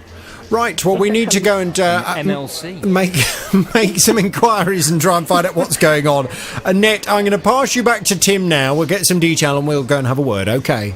Now, in May 2016, Paul's daughter bought a new car on finance for just over £8,000. And being a very sensible dad, Paul insisted that she pay for a gap insurance policy. Now, although I did advise him that whilst his daughter took out the policy through the dealership, she could have got it cheaper elsewhere, and I still absolutely stand by it, it was better that she took it out than didn't take it out at all. And anybody listening to this programme who's ever thinking of purchasing a car on finance, always pay for gap insurance. The long and short of gap insurance is that, let's say you buy a car on finance and the total amount owing on the finance deal is £10,000. You drive the car for 6 months and it gets written off. probably not even your fault, but the car gets written off. The insurance company for your car will only offer what the car is worth on that day. Now, let's say 6 months later, the car's only worth £8,000, but you still owe £9,000 on the finance. What gap insurance does is it either pays that difference so you're not left owing any money, or preferably if you have a return to invoice policy, it pays you back the full amount to put you back in the position you were in when you first purchased the car. So it would give you the full £10,000 back. Well, Paul's daughter took out this gap insurance policy, and thank goodness she did, because soon after buying the car, she crashed into a fox, and the car was a write-off. Where we live, one side of the road is woods and forest, and unfortunately a fox jumped out in front of her. She panicked and didn't press the brake. She pressed the accelerator, swerved and hit a wall. She went down to the hospital and got checked over. She was absolutely fine. It was just unfortunately the car. The insurance company confirmed it was a write-off, so they advised us to speak to the finance company and the gap insurance and get a claims number and register a claim. And then about a week later, they contacted us back. This is the same insurance engineer who said, look, I'm really, really sorry, but the gap insurance will not engage with us at all. Well, eventually Paul's daughter was offered by the insurance company, the car insurance company, £6,460. But, you guessed it, there's still more money outstanding on the finance. There's a total of £7,700. So why is this gap insurance company not paying the shortfall, as indeed they should do? Well, I went off to have a word with them. It seemed to have the desired effect. They completely changed their tune. They contacted Paul's daughter and they said, yeah, OK, don't worry, we'll pay up. And we will pay the full amount to put her back in the position that she was in when she first purchased the car. So we'll pay her enough money to give her back, combined with the insurance payout, £8,000. So what's happened since we last spoke? Let's find out, because Paul's back on the JVS show. Morning, Paul. Good morning, JVS. Good morning. So they made the right noises. They suggested they were going to pay up. The question is, have they? Yes, they sent a cheque through. It's cashed, it's in the bank, and my daughter has the money in her account. Brilliant. So your daughter's back in the black. She's got £8,000 to spend on a new car. Absolutely, it's all sorted. She's absolutely over the moon, and obviously that's just one phone call from yourselves with regards to sorting that out. So that's fantastic. Well, it's an absolute pleasure to help you. As I said, and I have said, but I repeat this, much to the frustration of car dealers all across Beds, Herts and Bucks, you need to be aware that when the dealer offers you gap insurance, dealers are very heavily financially incentivised for doing so. The salesman gets a cut, and normally the dealer gets a cut as well. Most policies that are on offer in a car dealer are about £400. They sell them at £399. If you shop around, you will find exactly the same policies for about 99 quid to £120. So you will save a lot of money if you shop around. Just make sure that you take it out with a good, reputable gap insurance provider, preferably with a UK underwriter. Particularly in these uncertain times, it's a good idea to make sure it's got a UK underwriter. Paul, I call that a result, don't you? Absolutely fantastic result. Thank you very much, JVS. Great. Well, I'm going to thank the company very much indeed. I will give them the... August, Sue purchased 2 identical pairs of school shoes for each of her children from 2 different retailers. She came to me for help, as she doesn't think the soles of these shoes are fit for purpose, and whilst one retailer has immediately replaced them without any kind of argument, the other doesn't seem prepared to help at all. 2 weeks ago, I noticed a slit in both of the soles on both pairs of the shoes. Went back to the first retailer. They weren't prepared to refund, exchange. They put it down to wear and tear. They sent me an email and they said it's pressure being put on a natural stress point. I wouldn't class as a manufacturing error. So why has one retailer recognised the soles have failed very early in their life, and why has the other not recognised that this is unacceptable and the issues should have lasted for a lot longer? We've been off to speak to the retailer in question. Sue's back on the JVS show. Good morning to Sue. Good morning, Jonathan. Good morning. Right, Tim, what's the latest from this retailer? Have they sorted things yet? Well, if you recall, Jonathan, we were dealing with Sports Direct, and after trying to get in contact with them, the first thing they sent back was a message to say that they take customer complaints very seriously and that they tend to contact their customers directly to resolve outstanding complaints. A week passed, more than a week passed, and still I was calling Sue to say, have Sports Direct given you a bell? To which, sadly, she reported frequently, no, they haven't. So eventually I went back to them and said, look, what is the situation? Are you going to contact Sue to discuss this, or is this something that she's going to have to look into pursuing you through alternative means to get a resolution? And at which point, miraculously, they did make some contact with Sue, and I understand the resolution they proposed has been agreeable. Sue, what have they said? Well, thanks for you chasing them up again. I got a call on Friday evening and they're sending a cheque through the post.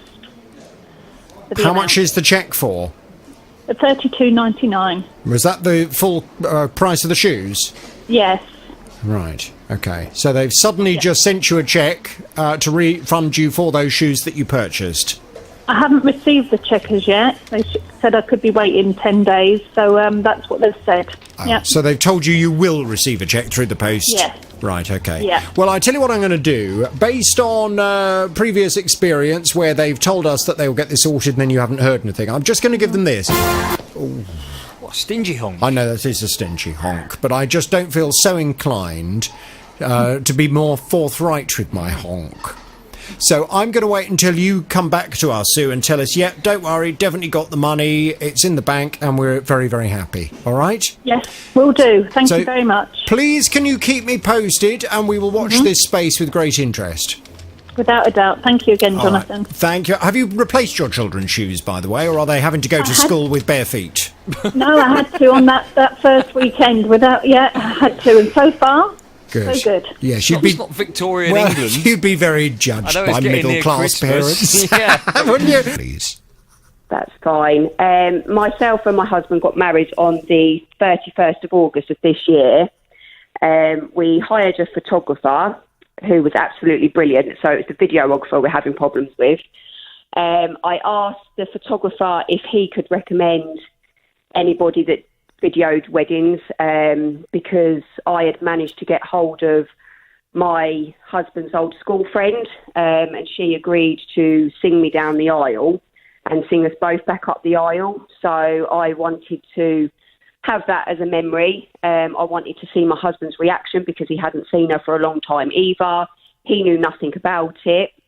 So I contacted this videographer. I first made contact with him on the 28th of April. So he was recommended to you by the photographer? Yes, that's correct. Okay, and how did the photographer know him? I believe he'd worked with him before. I see.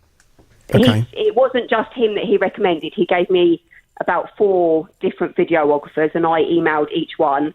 And this is the one that came out for my budget, really, which just goes to show that your budget doesn't always go with the correct thing, really.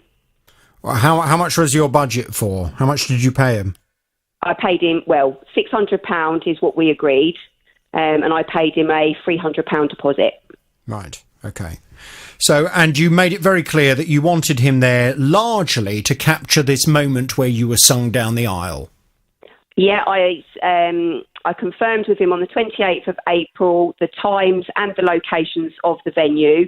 So I told him that I needed him to be there for 2:00 in the afternoon until the first dance because I didn't really want the evening filmed because everybody has their cameras these days on their phones. So I just agreed to have the ceremony and the meal and then the first dance recorded. Okay. So what's gone wrong? Basically, I've chased him about 3 or 4 times now for the video. Sorry, let me just take a step back. On the morning of the wedding, he messaged me at 12:44 to confirm the venue again, that it was in Bedfordshire. He then messaged me at 1:30, bearing in mind the ceremony started at 2, to say that he was running late as he thought the venue was in London. I then received a text message at 3:30 on the afternoon of the wedding to say that he'd arrived in the car park and was setting up. I then messaged him on the 23rd of September just to see how the video was coming along. He messaged me back on the 25th of September to say that he should have the first draft to send out to me the following week. Right, well, hang on a second. Let me just go back a bit. So, on the day of the wedding, what time was your wedding starting?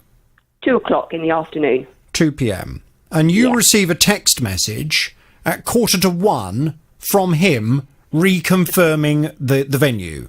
Yeah, that's correct. But I presume you'd given him the details of the venue before then? Oh, yeah, on the first contact on the 28th of April, we confirmed the times, we confirmed the venue back then. In writing? Yes, I've got it all in email. Okay, good. So you've got an email clearly showing where you were getting married, the time, etc. But he then reconfirms at 1:45, so an hour and a quarter before your wedding starts. Yeah, that's correct. What time did he arrive? He arrived at 3:30. Well, surely your wedding was over.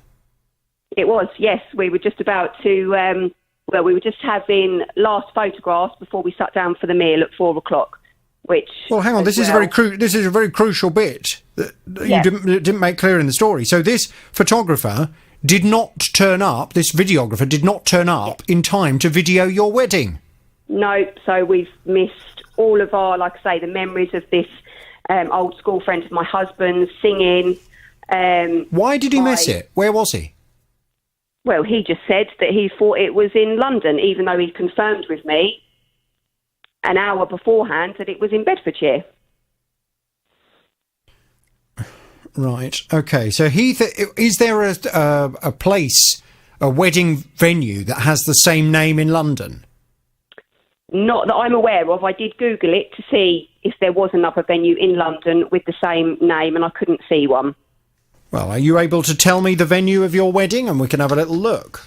Yeah, if I'm allowed to. It's Eversholt Hall. Eversholt Hall. Yeah.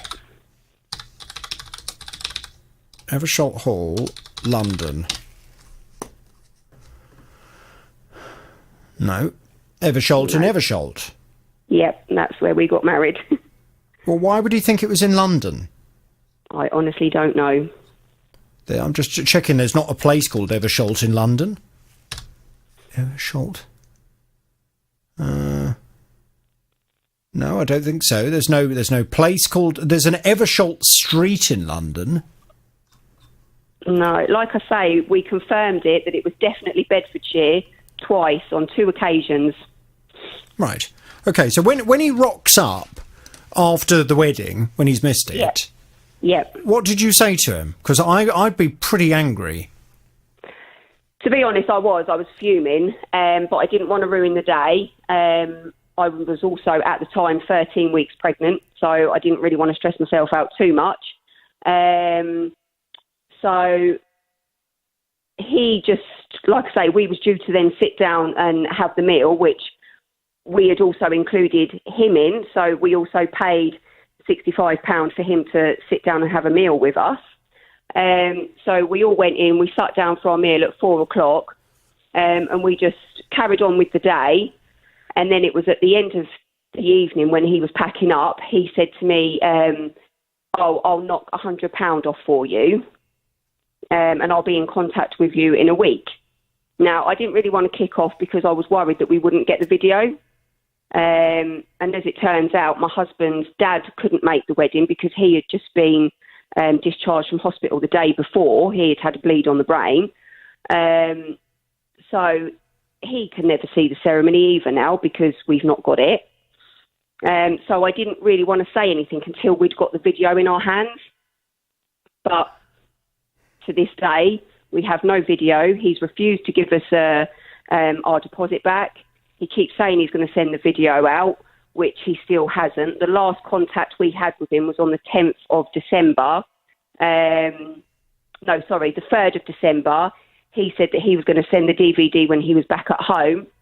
And on the 10th of December, we messaged him again and we've had no reply. So we have no video, no refund. It is just...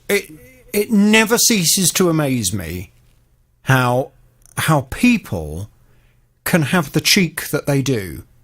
I know. If I'd agreed to do something in a professional capacity, and if I got things completely wrong and ended up turning up to video someone's wedding, I would be so embarrassed and so apologetic for what I had done. I would be saying to the person, I'm so sorry. I'm going to refund you everything you've paid me. I'm going to stay and I'm going to video everything. And I'm going to do the very best I possibly can. But I want to just say now, I'm not going to charge you anything for this because I've completely cocked up and I'm so sorry. I would be doing that. I would not be saying I'll knock £100 off for saying, oh, I'm sorry I missed your entire wedding. Yep. But I turned up eventually to film a bit of the reception. I mean, it's outrageous. Where do people where do they get this sense of what is right and wrong? I'd be mortified if I'd made this kind of mistake. No, was he really bothered? Was he really apologetic? Looking back now, not really, no. Like I say, he just at the end of the evening said that he was going to give us £100 off, and I suppose he thought that was acceptable. But the funny thing is when we asked for the deposit back, he told us that he wouldn't be giving us the deposit back because he had spent time filming the wedding, editing the DVD, and that's time that he won't get back. He didn't film the wedding because he didn't turn up until 3:30. Well, this is it, and we're not going to get our ceremony back, so, he can't say that. OK, Tim, can we get some detail? Can we go and have a word? I mean... Gobsmacked. I'm gobsmacked. Absolutely gobsmacked. There are times in life, Paula, where we all make mistakes. Yep. And the mistakes are, just excruciating, and you think, oh my God, what have I done? Yeah. And any normal person in my world, when they make that kind of mistake, they do whatever they can to make it up to the person. That's right. And as I say, if I was the videographer and I'd failed to turn up to your wedding when I was supposed to be there, I would give you all of your money back, and I would say, I'm so sorry. I'm going to do it all for free because I've completely messed this one up, and I'm so sorry. And that would go. It's never going to wind the clock back. It's never going to allow me to have been there to film your wedding. But at least it would go some way to you thinking, well, at least he's a human being, and he's not, he's not a complete rat bag. He recognises that his mistake has had a horrible effect on us. That's right. This idea that someone would still expect to be paid, having made such a fundamental mistake on the day, is astonishing. Yeah. Like I say, there's just so many memories that, all right, we can remember them in our own heads, but it would just be nice to look back on, because we even announced on the wedding day, about me being pregnant, because I was told that I could never have children. So to be able to share that news with our close family, because it was only a small wedding, and to not be able to look back on that is so upsetting, and I don't think he realises. And the only thing I can think of is that something went wrong and the video's not recorded or something. But if that's the case, just be honest with us and we know where we stand. Right, well, we need to go and track this person down and find out what on earth's going on. Yeah. And Tim, I would just like us to ask that direct question. How on earth could you still expect to be paid? How could you expect to be paid? I don't know. You haven't provided the service you're booked to do. I don't understand. I don't understand. It's bizarre. It would be the same as the BBC booking me to present a programme, and I forget, and then turn up for the last 10 minutes and say, oh, it's all right, I'll knock a 10% charge off the full amount I would have charged you for doing the programme because I missed most of the programme. Yeah. It's outrageous. It's absolutely outrageous. Let's see what we can do. I'm going to pass you back, Paula. Okay, thank you. Aunties Radio. Now, 6 months ago, Kaylee moved into a new property, and to make it really feel like home, she spent £1,000 on a new carpet. Well, she's come to me for help, as she's very unhappy with the job, and the carpet company, they didn't seem willing to help. It just didn't look right. It was kind of baggy everywhere. It wasn't actually tight to the floor. When I questioned him at the time, he said, oh, no, that's okay, that will settle. When I tried to hoover it, it was just pulling up the carpet. I couldn't believe it. So the guys came in and he tried to blame everything from my creaking stairs to my uneven floor. And I just said, look, it's nonsense. What you're saying is absolute nonsense. Please don't insult my intelligence. So he went to go and get his tools, come back in, and I heard all this and I thought, what's he spraying up there? And I went in there, to my horror. He was spraying adhesive. So he was gluing my carpet down to the underlay.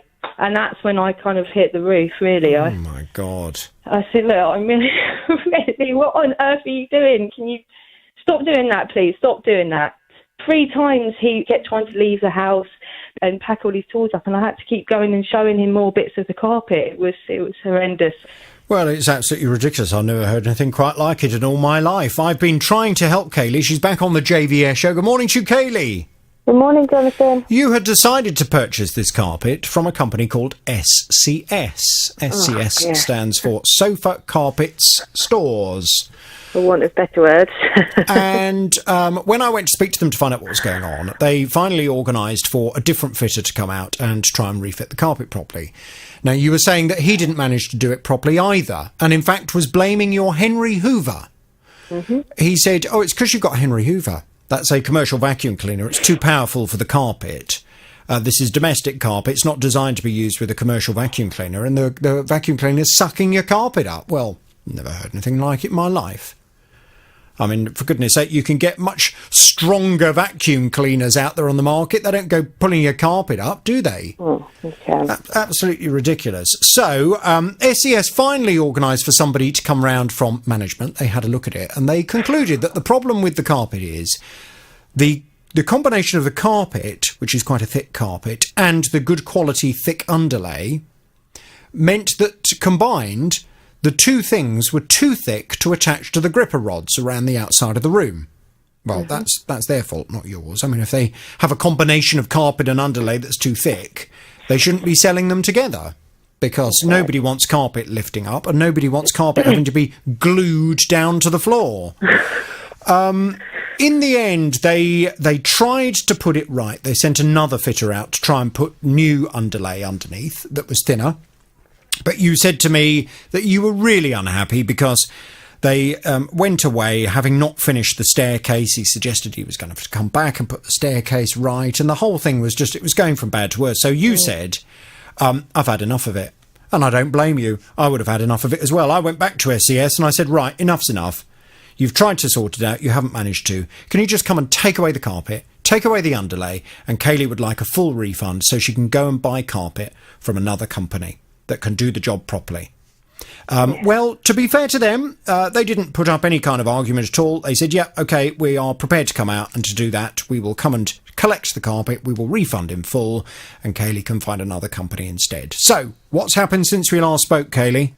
They sent a surveyor around, the same surveyor, to come, and he cut up all the carpet and put it in his car, bless him. I think it was his day off, but he came and cut it all up and away it went. So I was instructed to go to the store with the card that I purchased the carpet on, and for a refund, which I thought that it was going to be a lot more difficult than that, given the past occurrences, but it wasn't. It was pretty straightforward. I just went and just got the refund. So I'm really, really happy and relieved. I'm not happy, but I'm relieved, and I'm happy that I'm going to be able to have a carpet that I'm going to be able to look at and be happy and with. Have you sourced one from another company? I haven't at the moment. Obviously, the time of the year, I've spoken to a couple of companies, and they are very busy until at least mid-January. So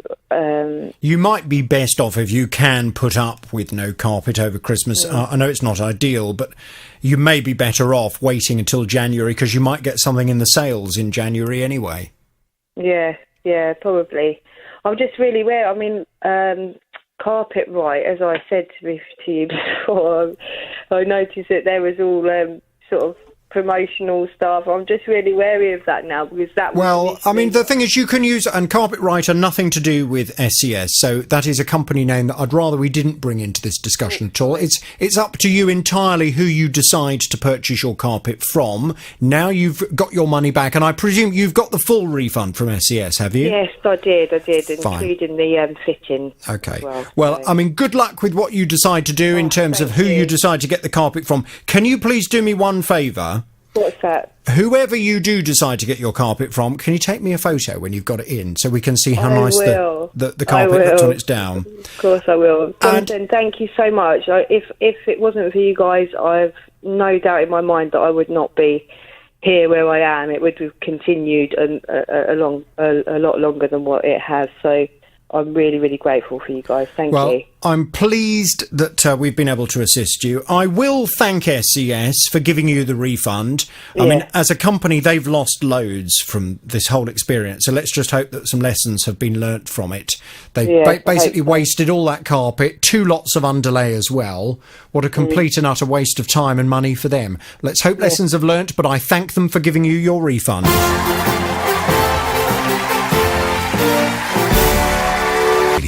Now, Mavis's dog was attacked in the street by 2 dogs that were off the lead and out of control. Well, she's come to me for help as the vet's bills have been very costly and the owner of the 2 dogs responsible was refusing to help. I went out for a walk with my little Bichon, Archie, and it was a lovely day. I heard a shout, and as I turned, I looked round and there was these 2 Staffy-type dogs running towards me. It happened so quickly. And they just jumped on Archie and he started screaming and I started screaming and people from right down the end of the road come running and I was lucky enough that this man was wrestled the dog and I think in the end he just punched him in the eye and got him off my Archie and he's done so much damage to him. He's had to have specialist operations and treatment. He dislocated his shoulder. Elbow, I should say, and broke a bone in his leg. And he's had to have specialist treatment. And I had dog insurance, which they've paid up. It was only a £4,000 pet plan insurance, but it's all exceeded that, and I've had to pay out myself, and it's still ongoing now. Tried to get hold of the people, police and that was round, and they said that they won't do anything. It's now a civil matter. They reckon the dog is friendly to people, but dog aggressive. Well, when I last spoke to Mavis, Archie was recovering, but Mavis had been left in thousands of pounds worth of debt. As you heard from her insurance company hadn't fully covered the cost of the treatment. There was a limit of £4,000 and this treatment was very expensive. Well, regular listeners to my programme will know I am not a fan of people that have dogs and do not take adequate responsibility for those dogs. Dogs can be a very expensive responsibility. You are a complete and utter idiot if you get a dog and you do not take out an insurance policy that not only covers your dog for medical care, but very importantly also offers a third-party liability cover. Dogs can escape from your garden. Dogs can slip their lead.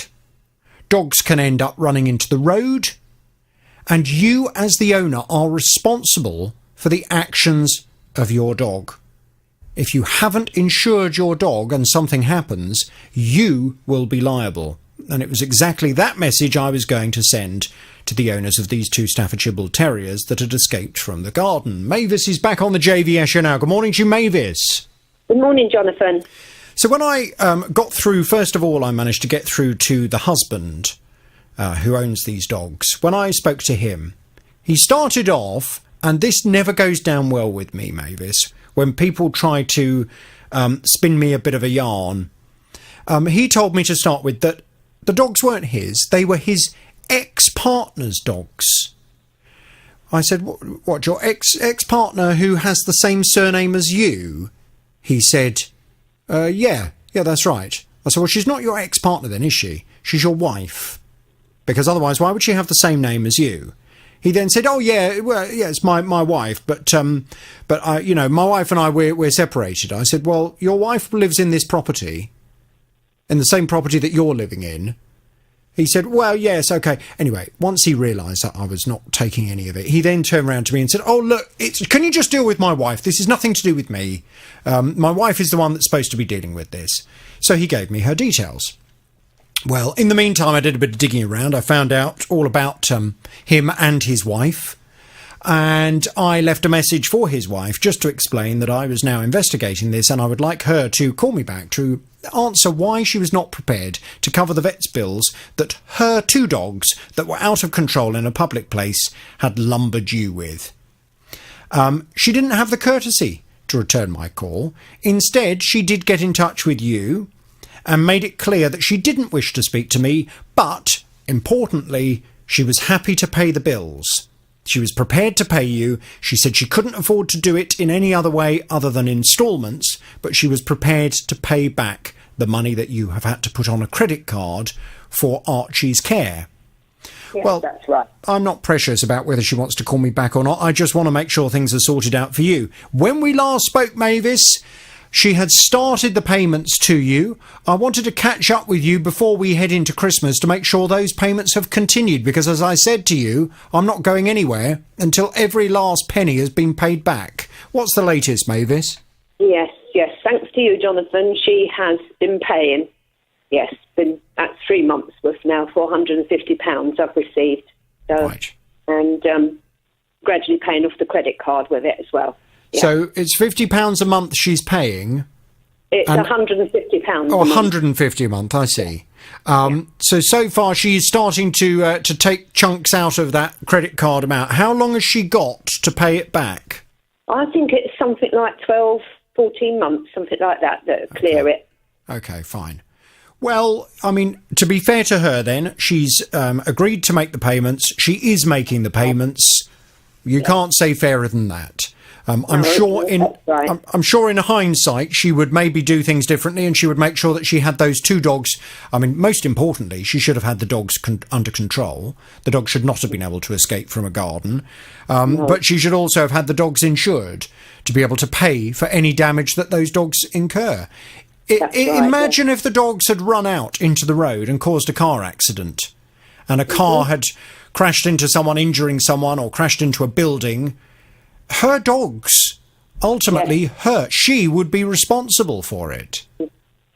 And this is why to have animals like that without having a decent insurance policy is just really, really, really silly.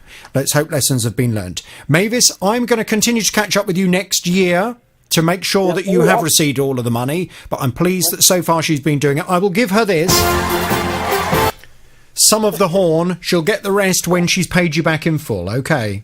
Right, thank you very much then, Jonathan. How is Archie doing, by the way? He's doing very well now, yes. Good. Yes, almost back to normal. And has he been left traumatised by all of this? Is he okay with other dogs? We both have. I think we both have. Yeah. We're both very nervous now if we've only got to hear another dog, or when we're walking. I don't let him off anymore, but he wasn't off the lead anyway, but I just too nervous now. Yeah. Oh, poor little chap, just minding his own business, and all of a sudden that happens. Right, yeah. Very unfair. Well, Mavis, listen, good luck. Let's hope that everything continues next year, and we'll talk very soon.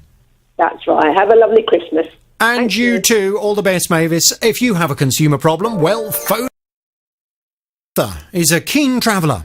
So she decided to take advantage of a credit card deal that allows her to save up reward points to then transfer into air miles. Well, Samantha's been very busy with this card. In fact, she amassed so many points, she was able to book free flights for her and her friend to travel to Hong Kong in January of next year. The only additional costs that she would need to pay were the taxes on the flights. But since the payment mysteriously took a week to clear, she's lost out on the flight that she wanted. And I said, "You've got money, can you just use that money for the flight?" They said, "No, we can't do that." I said, "Can you hold the flights for me whilst I sort this out?" "No, we can't do that." I spoke to the credit card company and they said, "Look, it's absolutely fine. Just get this airline to phone us and tell us that they haven't taken the money and we'll refund it to you and then you can book again." No, the airline wouldn't do that. So it took over a week for them to drop the money back onto my credit card, by which point the flights have gone. So why did the communication between this credit card company and their partner airline take so long? And is there anything they can do to honour the flights Samantha booked on the same dates at the same price? They're the questions that we've been off to ask. Let's find out how we're getting on. Samantha's back on the JVS now. Good morning to you, Samantha. Hi, good morning. Good morning. Right, Tim, what's going on? What are the companies concerned saying about this? Well, we've been dealing with Amex and BA, Jonathan. It's the Amex-BA relationship. I'm sure many of our listeners will have a card which links in that way. And it's taken some time to get to the bottom of this, but it would appear that what's happened is that when the initial flight was booked and a amount was taken pending from the credit card, the flight was not booked with the airline. No confirmation was sent, and the airline say this could have been a problem with a glitch in the Wi-Fi connection at Samantha's end. This could have been a problem at their end. They said it could be any... Well, they described it as hundreds of problems their end that could have led for this to happen. But they said that if you don't get this confirmation email, you don't get confirmation, yes, you've booked your flights, you've booked your seats, but you think that actually the money's gone through, the first thing you should do is call them, tell them that's happened, and they can look into why. But the fact that no booking was made meant that those seats were not held, and this has taken some time, and I've been speaking with them now for more than a week. They say there's nothing more they can do. They say no flight was booked, therefore the seats were not held, therefore they can't honour those seats that Samantha had tried to book. But I thought, Samantha, you did go through with the booking. The initial booking, yeah, I did try and go through with it, but it came up oddly as card declined. That's what they said to me, even though the card wasn't declined and they'd taken the money. And I did contact BA, and I said... On that day? Yeah, on that day. I spoke to both Amex and BA numerous times on that day to try and sort it out. Yeah. And when you called... So you phoned British Airways to say, I've just tried to book this flight... It's showing on my British Airways American Express card that the money was taken, and yet for some reason it's saying on the website that there was a problem, card declined. Can you just confirm, has this booking gone through, yes or no? What did they say? I did that, and they said, no, the booking hasn't gone through. So I said, well, you've taken the money, so could I have the flights? And they said, no. You'll just have to wait for the money to be... recredited to your card and then try again. And that took well over a week, by which point the flights weren't available on the date that I wanted. Right, so hang on a second. So when you spoke to them and you asked them, can you please remedy whatever problem has gone on because I want to book those flights, did they give you the opportunity to go through the process again? No. They didn't? No, they just said that they'd put the money... Initially, they said they'd put the money back in my account within 48 hours, but it took well over a week. But did you say to them, look, I want to book that date, so can we do it again? Can you book the date now? Because I want to make sure that I've got those flights on that date.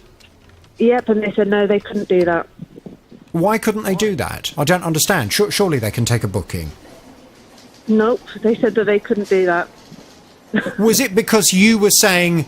I only want to do that if you refund me the money that's showing as pending on my card first? Yeah, I needed the money to book them because I've got a really low credit limit on my card.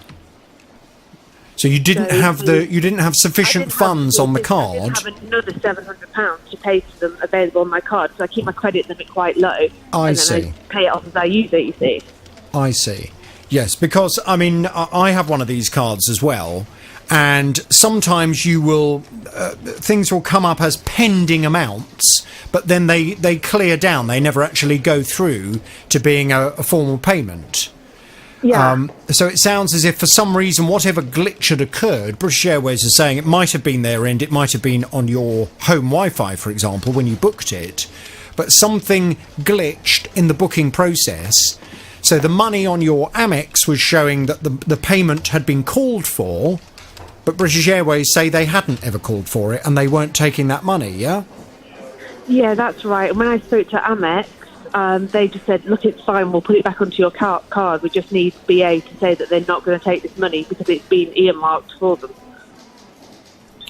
And BA would say, no, we can't contact Amex and tell them that we're not taking the money, even though it's pending on your account.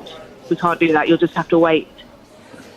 You see, I completely understand things from your perspective, Samantha. You're a customer of British Airways and a customer of American Express. You've tried to do everything properly. Now, you're not to know why things haven't gone through. Why should you? You're a customer. You've tried to, in good faith, on that day, book flights, and the system has failed you.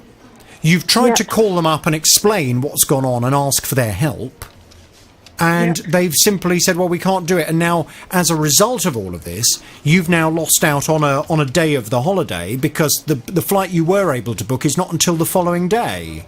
That's right, yeah. Can we just go back to British Airways again? And can we just put this to them? This is a credit card that is designed to encourage people to fly with British Airways. Okay.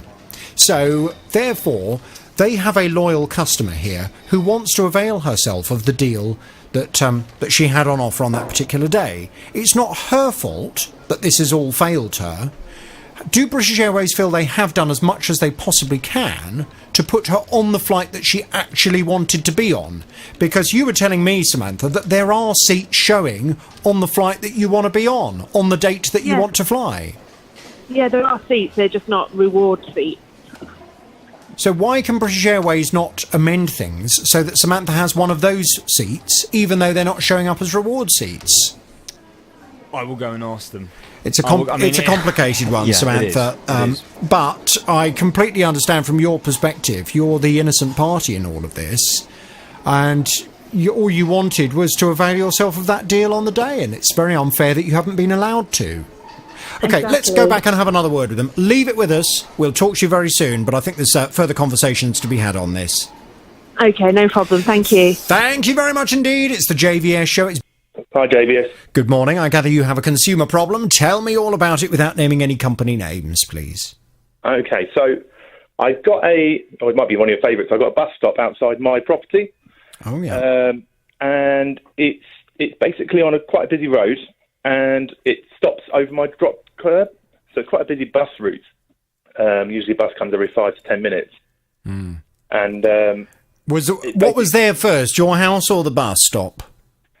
Well, mine's it's a 1930s house, so I would have thought my house, to be honest with you. Right. But it has, I'll speak to the council. I have, they did tell me the bus stop's been there for about 10 years. I've been in this property for over about 2 years now. Right. And did you know there was a bus stop outside the house when you moved in? Yes, it's quite a big, obvious bus stop. Okay. I didn't realise it would be such an issue. It's only within the sort of last year that I've sort of been bothered about it. I'm not really bothered about the actual bus stop and the buses running outside my house. Mm-hmm. It's more about the actual physical stopping over my drive, or even it's been about 4 occasions now this past year that they've broken down outside my house. So it's left one of those scenarios that left me and the wife not be able to get out of the drive for up to 4 hours. Now, do they need, in order for them to, because obviously a bus is a big vehicle, in order for the bus to stop at the bus stop, does it have to partly block your drive? Yes, it does, yes. It does. So there's no alternative? There's no alternative.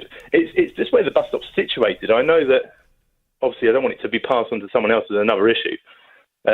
Even outside my property is probably more of a suitable location, but it's really just the actual, the hassle of either going into my drive, and there being a bus set. It's quite a busy road, as I say, with a traffic island about 10 metres behind, so you have to stop on the main road.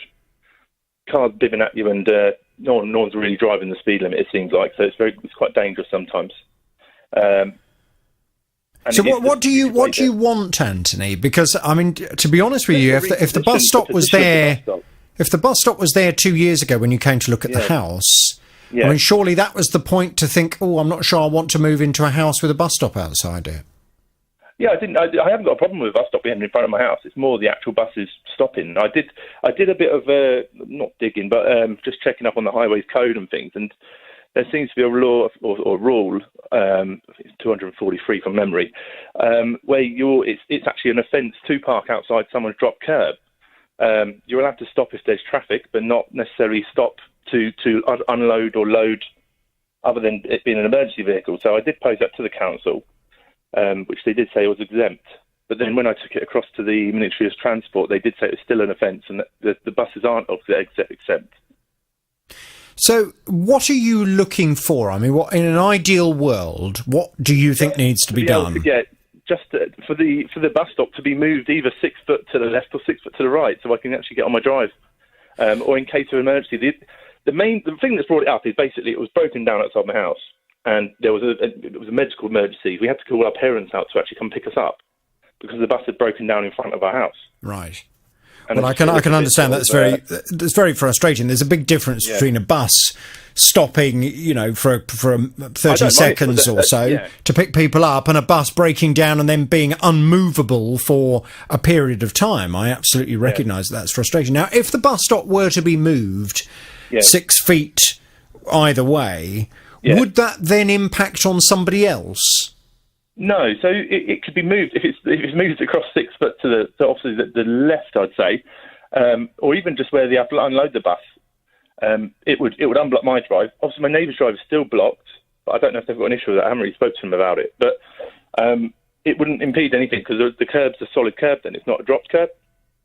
So your neighbours whose drive the bus would still be blocking, does the bus block their drive now?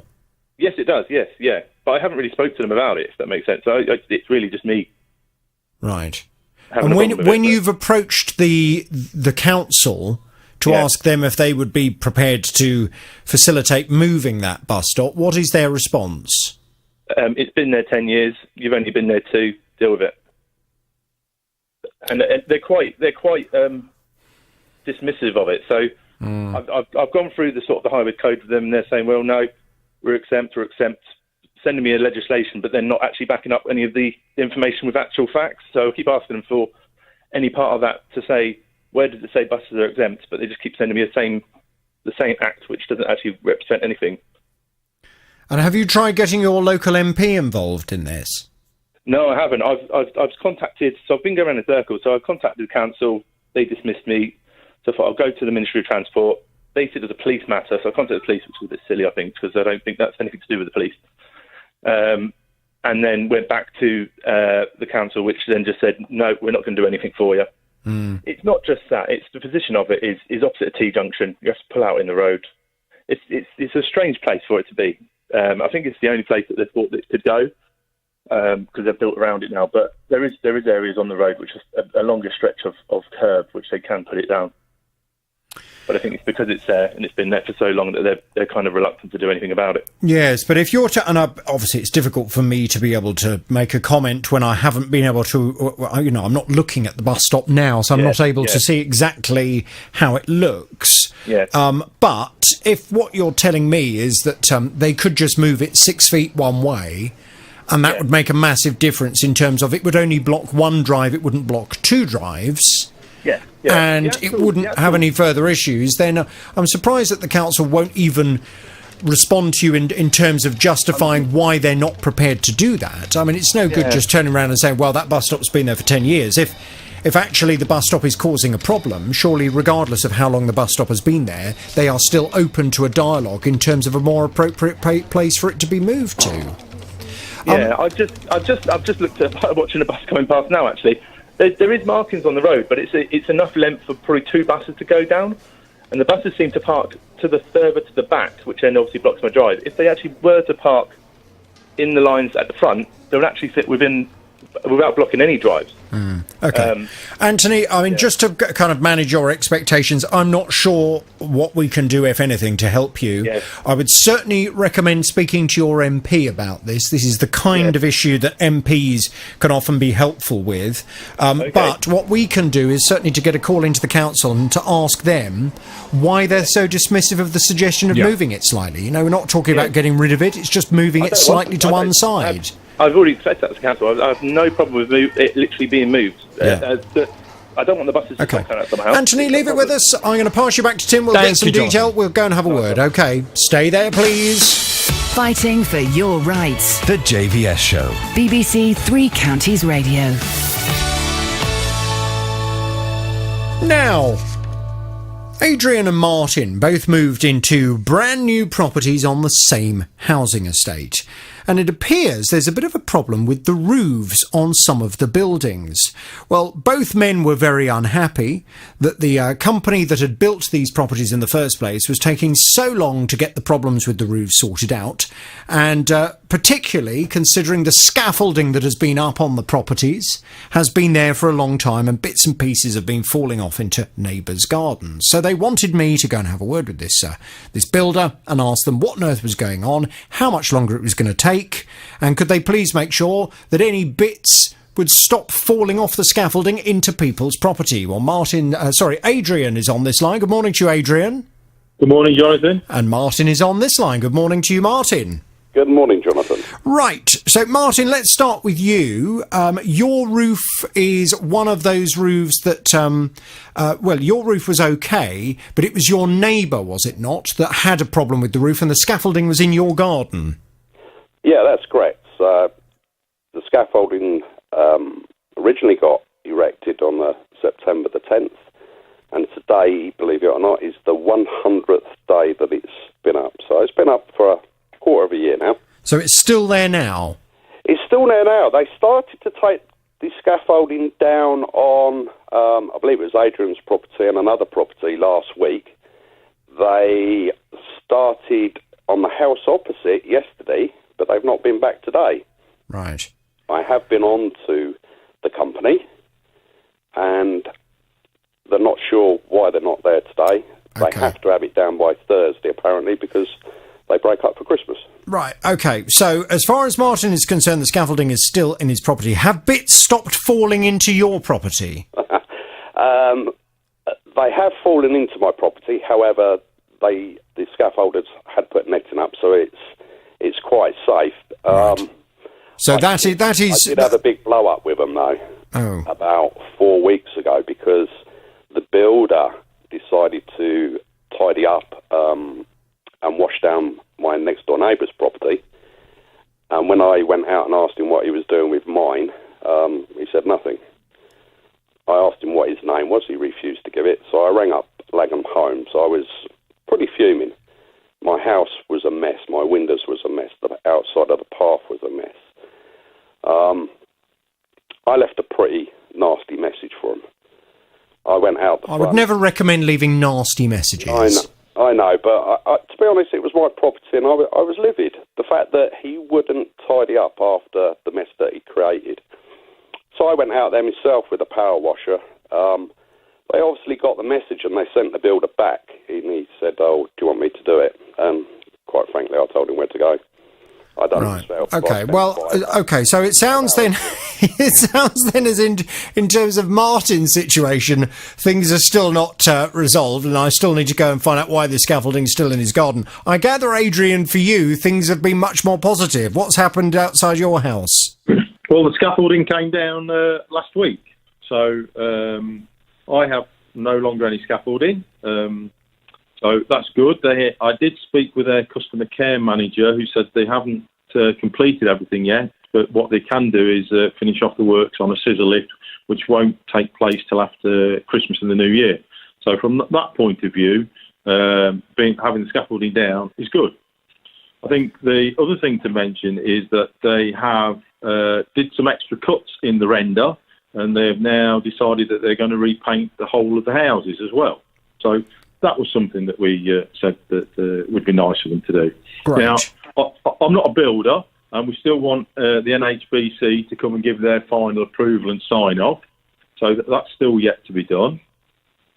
And just picking up a point that Martin mentioned, yes, the scaffolders came back and put the netting up to stop bits falling through. But unfortunately, the netting, it captures all the little bits of dust and cement, and then when it dries out, it all filters all the way through it, and so you have a sheen of dust all over your front of your house, all down your windows, all down the walls, and I've got a great deal of empathy with them. It's absolutely, you sweep it one day and it's just as bad. Yes, well, and I absolutely understand as well, and I will stay across this until everything is being sorted out. But we need to be fair where fair's due. So in terms of your property, Adrian, the roof is now sorted. You're happy with what they've done, and they've said that they're going to come back and they're going to repaint the property as well, yes? Just to clarify one of them points, I'm happy when I get the NHBC sign to say they're happy because they're the experts. Okay, Yeah? so you want a bit of a disclaimer there. But it sounds as if, Martin, for your sake, I need to go back and ask why it's taking so long in your next-door neighbour's property. And I also need to ask them whether they are going to come back at the end of all of this and to make sure that your property, if there is any dirt, if there's any damage that has been caused, that all of that is cleaned up, repainted, etc., to make sure that your property is back in a good condition as well, yes? Yeah, can I also say that they have made an offer of compensation towards me. I did ring them up this morning to find out when that would be paid. Unfortunately, they don't know that.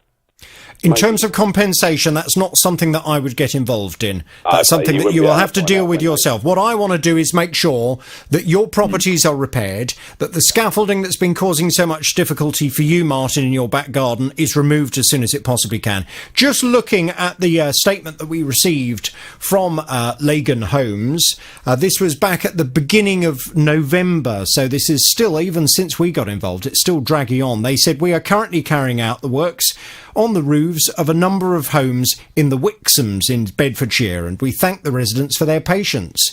We're engaging directly with those residents to update on progress and our commitment to complete the works as timely as possible. Ensuring the highest standards of health and safety throughout our operations is paramount within our business, and consistently monitor procedures and practices across our working environments to ensure those standards are fully met.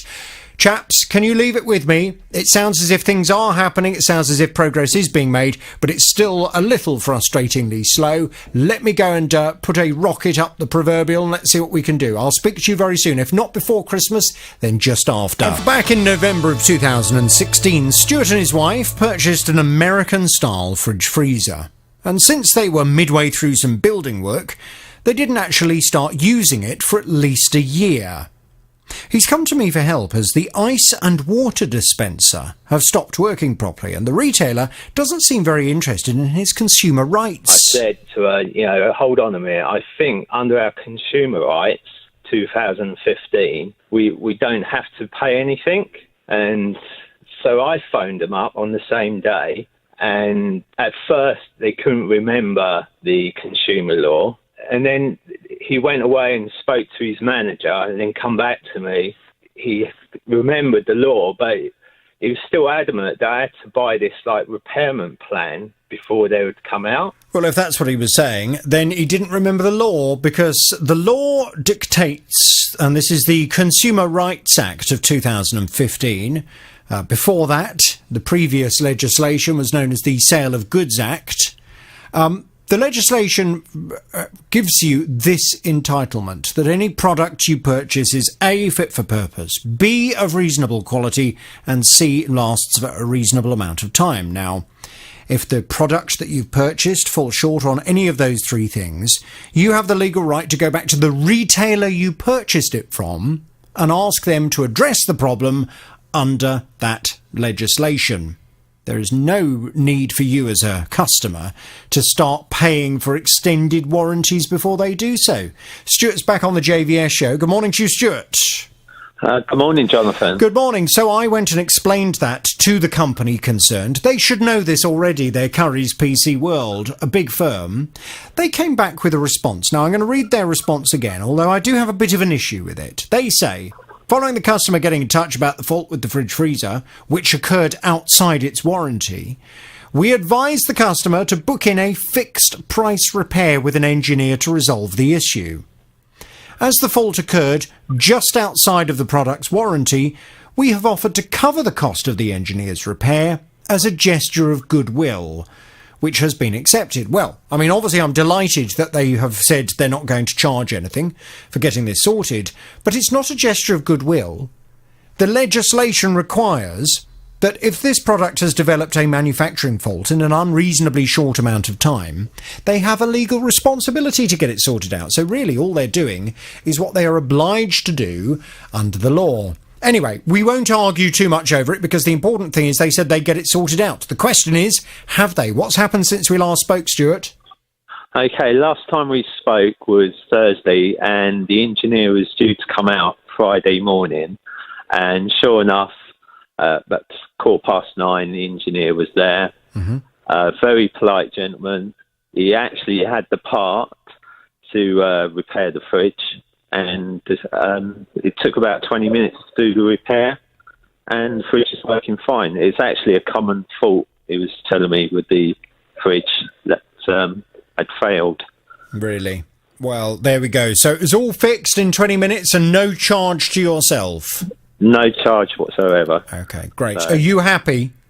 Very happy. Thank you so much, Jonathan, and your team. You've done a fantastic job.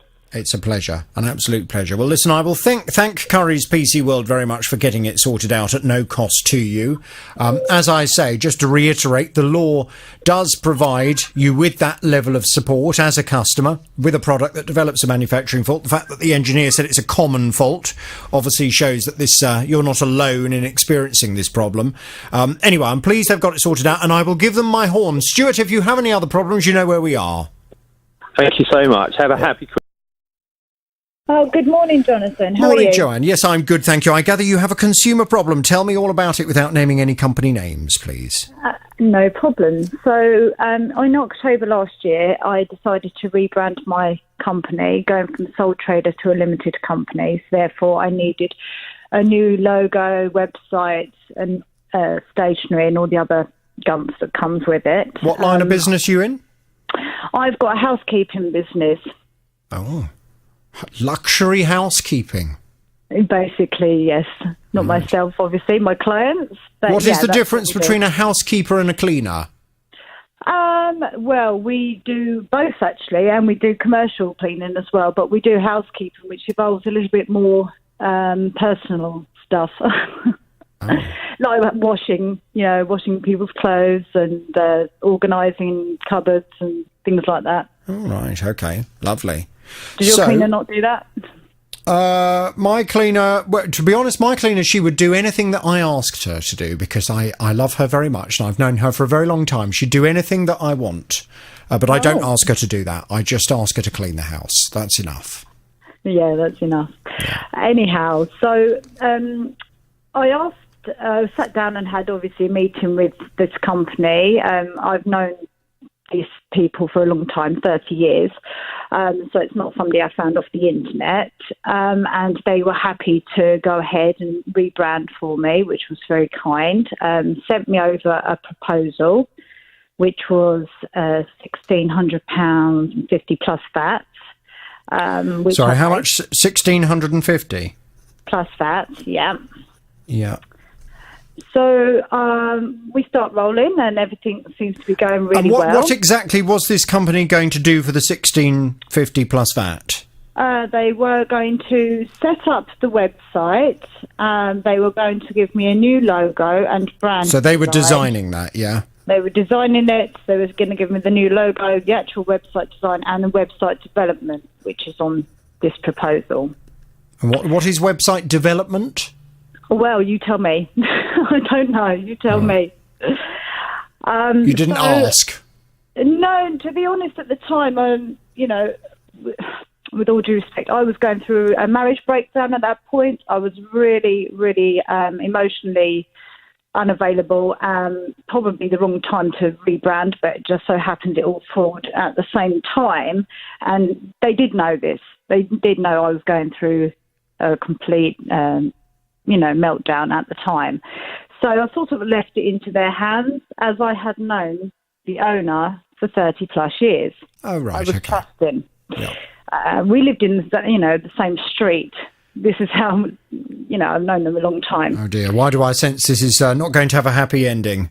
I know. It's really sad.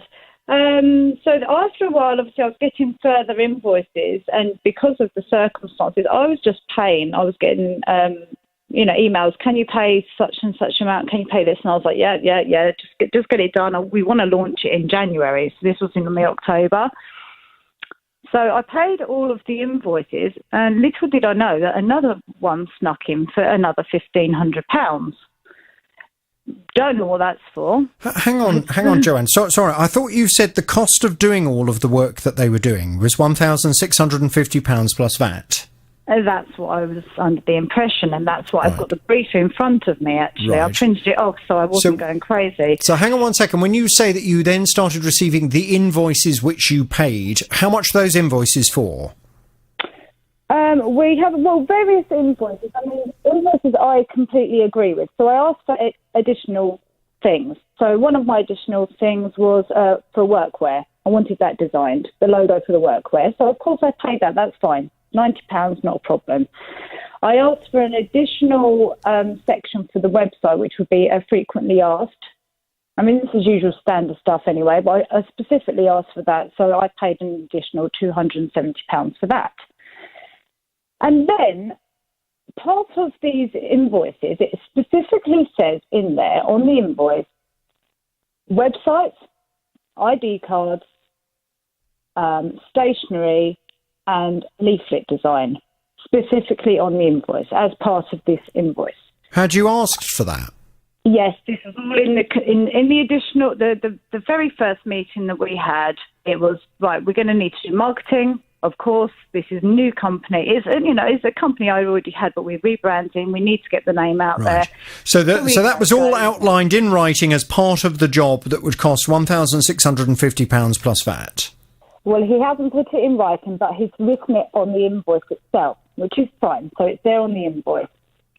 It says, but hang on a second. It's written on the invoice, or it's outlined in the amount that he was quoting you? It's not on the quote. He's not written that, but he has put it against the invoice that he specifically said. The first invoice that's come through to me, it says. And is that handwritten? No. It's on the computer. Right. Budget for brand, website, and flyer design ID cards. Because I wanted all my staff to have ID cards, because we do deal with some vulnerable people, elderly, so I wanted them to sort of have it on show who they are. So we've got to the point now, I'm happy to pay for this, but then I received another invoice for stationery. And I went back to them and said, but the stationery's already been paid for, which stationery being business cards, letterheads, compliment slips, that sort of thing. I said, this has already been paid for. But when was that paid for? That was paid for, all of this, every single invoice was paid by January. So there was a separate invoice that showed business cards, stationery, things like that? Yeah. And you paid that? Yeah. Okay. Yeah. So I can send you all this information. Yes, it would be useful to see the invoices that were sent and which ones have been paid. Yeah. Well, we have no balance on the account at all. Everything's been paid. So what's the issue, Joanne? The issue is I don't have any stationery. I don't have any business cards or the ID cards. I don't have the flyer design, and the website's not working properly. Oh dear. And what does the company have to say about the fact that you've paid all this money and you haven't had half the stuff you're supposed to have and your website doesn't work properly? Well, they're ignoring me, basically. I've tried countless times to get in touch, texting, phoning, emailing, Facebook, in every single way I can think of, in the nicest way, in the come on, you need to really speak to me now way. They keep coming back to me and saying, we fixed the problem on the website. Basically, we have a contact us page which allows new clients to put their details on, and it's supposed to come through to my email address. It does not. The only way I can find this information is if I go onto a computer and look in the back end of the website to gain this information. But I'm on the road all the time. I don't have time to do that. Okay. I need it to come through to me. I tell you what I'd like to do then. What I'm going to do, I'm going to pass you back to Tim. Tim, can we just get some further detail from Joanne? Mm-hmm. Yep. Can we just find out exactly what Joanne has not received that she's paid for? And can we go and, combined with all of this information, can we go and then speak to the company and ask why Joanne hasn't received the things she's paid for, why the website is not working, and why, despite Joanne informing them of all these various things have not been sorted before she needed to come to this programme? All very good questions to ask. OK. Leave it with us, Joanne. I'm going to pass you back to Tim now. Thank you. Stay there, please. BBC Three Counties Radio. Monday. Happy Mondays. Bringing you... Lou came to me for help as he believes he's been overcharged by his electricity supplier for the last 2 years. In August of 2017, I got their summary of electricity saying the summary is I'm going to be using 565% more electricity, which is ridiculous. It's 2 senior people living in the property. It's not a business. All cooking, heating and hot water is by gas. Also, in April of this year, they said they want to change the meter. It was an old type meter I had. They organised for their own engineer who is employed by them, who is trained, professional and experienced. He came to do that. He noticed straight away that the needles, it was around dials, the needles were not aligned correctly with how they should be. And immediately he said to me that the meter is faulty and either running fast or inversely. Once he would dismantle the meter, he would bag that meter up and it would be sent to an organisation where it would be inspected and a report be made back to me by the electricity company. Well, Lou was told that he, as soon as they'd had a chance to inspect that meter and work out if it was indeed faulty, they would work out exactly how much he had overpaid by or how much he'd underpaid by. They'd work out exactly what was owed on the account and they would get everything sorted. But he says instead what they seem to have done is lost the meter, and therefore they've lost the evidence of this meter that he believes was faulty. Well, I contacted the electricity company on his behalf. This is now going back about 3 weeks ago. They promised me that they would get to the bottom of exactly what was going on. They would get in touch with Lou. Indeed, they did get in touch with Lou. He's back on the JVS show now. Good morning to you, Lou. Good morning, Jonathan. Morning, Lou. Now, they said to me that they were going to open the gates of communication. They were going to write to you. I understand they were requesting some further information from you, and they were going to try and work out once and for all if indeed you do owe any money, and if you do, how much. They were going to explain why you owe that money. That was several weeks ago. What's happened since we last spoke, Lou? Are things sorted? No, it's not actually. Let me tell you, I received a letter from them on the 10th of December. The letter was dated the 30th of November from the gentleman I was dealing with. And in the correspondence, he gave me a timeline of 14 days in that letter to decide whether to accept their offer, which was the same offer as provided by the Ombudsman. Otherwise, they won't proceed with that offer. Okay. I called them on the 13th of December, and the gentleman is not in, doesn't work Mondays and Tuesdays. Left a message for him to call me, which he did. He left a voicemail for me on Wednesday. I contacted him on the Thursday and went through the letter. And in the letter, it doesn't really resolve anything. It's just continuous behaviour of total inconsistency and frustration. One paragraph in the letter states, due to the lack of regular meter readings provided when the previous meter was on site, it is difficult to get an exact comparison with the same date range. So they can't actually make an exact... Is that true? Further to that... is that true, Lou? That's what they've said. No, but I'm asking you, is that true that you did not provide regular meter readings? Oh, I gave them, and they had a meter reader come. But the meter reader only comes once every 2 years normally. The meter reader here was quite different because I requested throughout for the meter reader to come on a continuous basis, which they did. So how often, with the previous meter, did you have a meter reader out to you? Oh, probably 4 or 5 times. Okay, well, I'll tell you what I'm going to do. Let's leave it there for today. I'm disappointed to hear it still hasn't been resolved. Let me go back to the electricity company. I need to know from them now a final position on this. If they still believe you have underpaid, if they do still believe that you have not paid what you owe, I would like them to explain why, and I would like them to also address why, if a meter reader came out several times in a short space of time, why they cannot then work out from a more accurate estimate how much you owe from that period of time. Leave it with me, Lou. Let me go and chase them up. I want to try and get this resolved for you before Christmas. Now, back in 2016, Steve's son started getting into music and fancied himself as a bit of a DJ. And so, since his brother had a very good set of headphones that had lasted for years, he decided to spend quite a lot of money and buy exactly the same pair.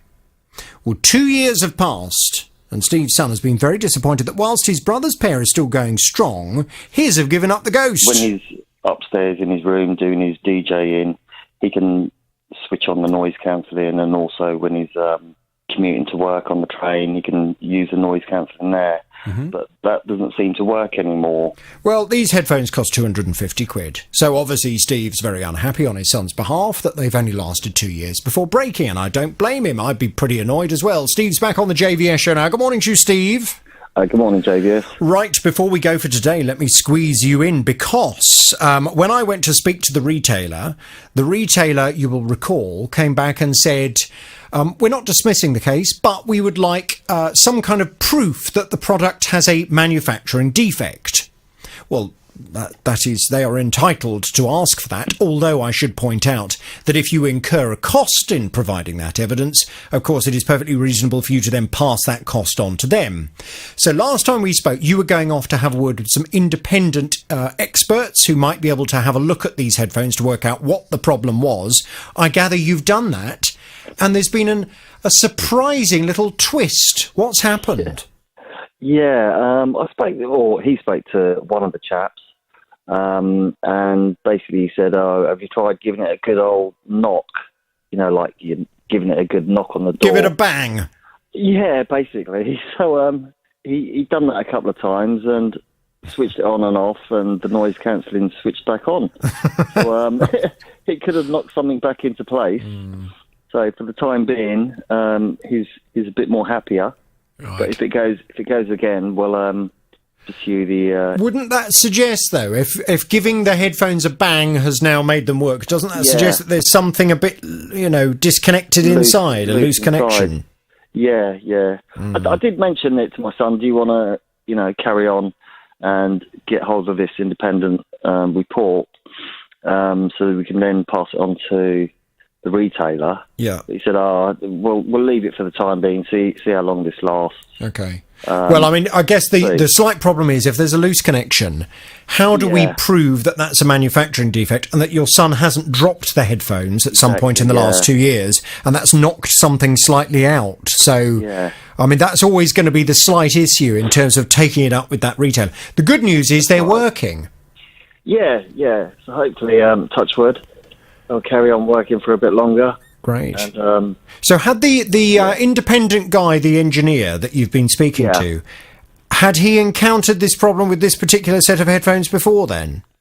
No, not as far as I know. I mean, it sounds a very odd thing to suggest. I mean, I would never even think of banging my headphones. No, not especially that sort of price. You'd want to sort of like keep them safe and not scratch them and knock them. But he gave him a good old tap, and now they're working perfectly. Yeah, happy days for him. Well, I would suggest that what you do is just keep an eye on them. If they stop working again, it might be worth getting that independent guy just to have a look inside and to see if there is something, a wire that has come slightly loose, or something that can be fixed fairly cheaply. And quickly. But of course, it may well be when he opens the headphone up, if this problem does reoccur, it may well be that when he looks inside, he will see that there is either a component that has been made of very poor quality, which is why something's come loose, or it may well be that he can see there is a manufacturing design fault with the headphones, again, which is causing this problem. If that is the case, then what he would need to do is to write a report to that effect. That would obviously come at a cost because that will involve his time. What you then do is you go back to the retailer, you write them a letter, you explain that the problem has reoccurred, that you've now had an independent report carried out, which cost you, £100, £150, whatever it may be. You give them an opportunity to A, fix the product, or B, replace the product, and at the same time, whichever of those two options they go for, you would like them to reimburse you the cost of having the report done as well. That is how things work. But fingers crossed, none of that will be necessary and that these headphones will last for a long time. Can you... Hi there, Jonathan. Morning, Jeanette. I gather you have a consumer problem. Tell me all about it without naming any company names, please. Okay, then. Well, back in the beginning of November, I booked flights online to go to India for 3 people. And just as I finished the booking, I realised that I'd accidentally spelt my name wrong and I'd put 3 T's in the name Jeanette instead of 2. So straight away I contacted the travel agency by their website and explained that to them. And then a few days later, I got a call back, and they said, no problem, we'll change the name for you, but it's going to cost you £80. So I said, well, please don't make me pay £80, not just for one extra tea. And the lady explained that the only way I'd be able to get away with the £80 was to call the airline directly and speak to them. So she gave me the number and I called them. Well, my gut reaction was £80 is a bargain for that mistake because, the alternative is you're not going to be able to fly because your name does not match the name that you've put on the system. Exactly, that's what they explained to me. Yeah. And then the guy at the airline, he said, no problem, I'll change that for you straight away. Which he did do, and he said, there you go. So I really trust. And I thought the problem had been sorted. Then about a week later, I got a call from the travel agency saying there's a problem, the name's been changed, the airline's changed it, and we're not touching it anymore. And they refused to reissue me the ticket. So then they sent me back to the airline, and there was lots of backwards and forwards. I having to call the airline, then call the travel agency. And in the end, I said, please, can you speak to each other? Because the airline didn't seem to understand what the problem was. As far as they was concerned, they'd changed the ticket and there wasn't a problem. And then I got them to speak to each other eventually. And there was some kind of investigation. But then last week, I got a call from the travel agency saying that they wouldn't reissue the ticket unless I spent the £80. So, because I'd gone through all of the rigmarole of calling the airline myself and getting it changed myself, I'm a bit upset that they're not going to reissue the ticket for the £80. So we checked on the AFBA website, and apparently there's lots of cases where people pay these charges unnecessarily because it's not actually a name change, it was just a typo. So I decided to call you and see if you could help me. So what is the situation at the moment then? Is the travel agent is happy to amend everything, but they want an £80 charge for doing so? Yeah, well, apparently the airline have already amended it, but the travel agency won't reissue the ticket because the name on the original booking doesn't match the ticket. Right. So why are they suggesting that it's going to cost them £80 to change a ticket that the airline's not charging to change? Well, that's what I can't understand. I mean, my gut reaction, Jeanette, you've got to be so careful when you're booking airline tickets, when you're typing, and when you get the opportunity to reconfirm the details. You have to be so careful because, in theory, if you make a typing error, it renders that ticket completely invalid for you. And that's what they explained. In most cases, you may well find that unless you're prepared to either pay an administration charge or, in worst case scenario, buy a whole new ticket, you won't be able to fly with that ticket that you've just bought. So you've got to be very, very careful. And my gut reaction would have been if they were saying they would get it changed for £80, I think that probably would have been a pretty good price to pay for it. However, the fact that the airline said they would change it at no additional cost to you, why does the travel agent need £80? What is that £80 for? They're not incurring that cost from the airline, are they? No. It seems like a slightly miscellaneous charge at this point. Well, it seems a weird charge, and it sounds as if they're just trying to profit from a mistake that Jeanette made, that the airline are not looking to profit out of. The airline have been more than happy to recognise it was a human error. So why is this travel agent asking for the £80? When are you due to go to India, Jeanette? Mid-January. Oh, on the lovely. 16th. Lovely. Escaping the cold. That's it, exactly. Right, if we can get this sorted out. So at the moment, as things stand, you've got a ticket in the wrong name.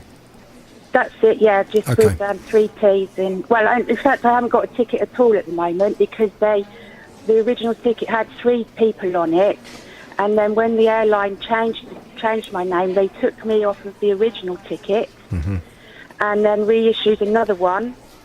So now I don't know what's happened with my booking at all. Let's go and have a word with the travel agent. Let's see if we can sort it out. Okay. Jeanette, stay there. I'm going to pass you back to Tim. We'll get some detail. Thank you ever so much. Okay, all the best. 08081 008800. And please, please, please, everyone, if you take one thing away from today's programme, if you're ever booking flights on the internet, and you have to put in all the details like, passenger's name, etc. Just check it and double check it before you hit confirm. Because if you make a mistake, the chances are, more times than not, you'll have to pay for that mistake. Now, last month, Annette had lost so much weight, she simply had no need for her hip-length coat anymore. So she decided that she'd sell it. Well, the coat was in mint condition, other than the fact she'd removed the labels, as she says that labels in clothing tends to irritate her skin and brings her out in a rash. Well, the coat was listed and very quickly sold. But then Annette received a rather unwelcome email from the online selling platform, and she found herself calling me for help. The buyer had informed them the coat wasn't as I had listed it, due to there being 2 large holes in the pockets and the size was not correct. Because I had no photographic evidence, I couldn't argue one way or the other, and I refunded the person back. So then I had an email from the lady and saying, can you send me a postage label so she could post the coat back? And I genuinely forgot. And 3 days later, I remembered I hadn't done it. So through an online payment site, I sent £5 to cover the cost and apologised. So about 10 minutes later, my email came back, and the £5 that I sent to cover the cost of postage came with a note saying that as she had not received the label from me, she'd given my coat to charity. So this coat that you've sold her, that she's then supposed to be returning to you, that you've refunded her for, she's then given to a charity shop? Correct. Well, you do have to be so careful. If you're selling stuff on internet auction sites, you have to be very careful, because there are a number of people out there who use these sites who know how to play the system and they know how to get something for nothing. Now, I'm not saying that that's necessarily what's happened in this case, but it does seem very strange that Annette says when she sent that coat, it was absolutely as it was described. It did not have holes in the pockets, and yet the buyer was suggesting it did. Very odd. Well, I promised Annette that as she is the innocent party in all of this, I would get on to that internet auction site and see if they could do anything to help. And Annette is back on the JVS show now. Good morning to you, Annette. Good morning, JVS. How are you? Good morning. Yes, I'm well, thank you. Again, let us rejoice at your weight loss, Annette. Thank you. It's an ongoing problem, but I'll get there eventually. Isn't it for us all, Annette? Isn't it for us all? Now, I went off to have a word with the company concerned. They are eBay, and I know they've been looking into it. They've come back with the following response. As per eBay policy, the seller should have provided the means for a return as advised, gotten the item back, and then provided the refund to the buyer. In this case, the seller immediately refunded the buyer and then didn't communicate with them further, despite the buyer offering to return the item. The seller then contacted eBay and said they'd forgotten to facilitate the return, by which stage the buyer had disposed of the item, having not received a reply from the seller. We always advise sellers to follow procedure and, if needed, use our dispute resolution centre as a way of resolving any issues with a buyer. However, on this occasion, and as a courtesy, we have refunded the seller and we have provided details on how to fulfil a return in future. So I presume they've been in touch with you, Annette, with that good news. Yes, I got I had an email yesterday morning from them, more or less outlining exactly what you said, saying they'd issue me with a refund and then kind of basically slap my hands to say, but I knew I'd done something wrong, and it's a big learning curve for me, so I would never do it again. In the sense, send money to be refunded and wait till the item came back and then refund it. So it was a big learning curve for me. Yes. I mean, the one thing I would say is when you're buying or selling stuff on eBay, there is a process that you need to go through in order to protect yourself as a customer and a process to protect yourself as a seller. And if you slip up on that process, if you make a mistake, you leave yourself open to having problems, and that's kind of what happened to you. But I'm so pleased that they've accepted that they're going to give you the money back anyway, and we will thank them very much indeed. Have you received that refund yet?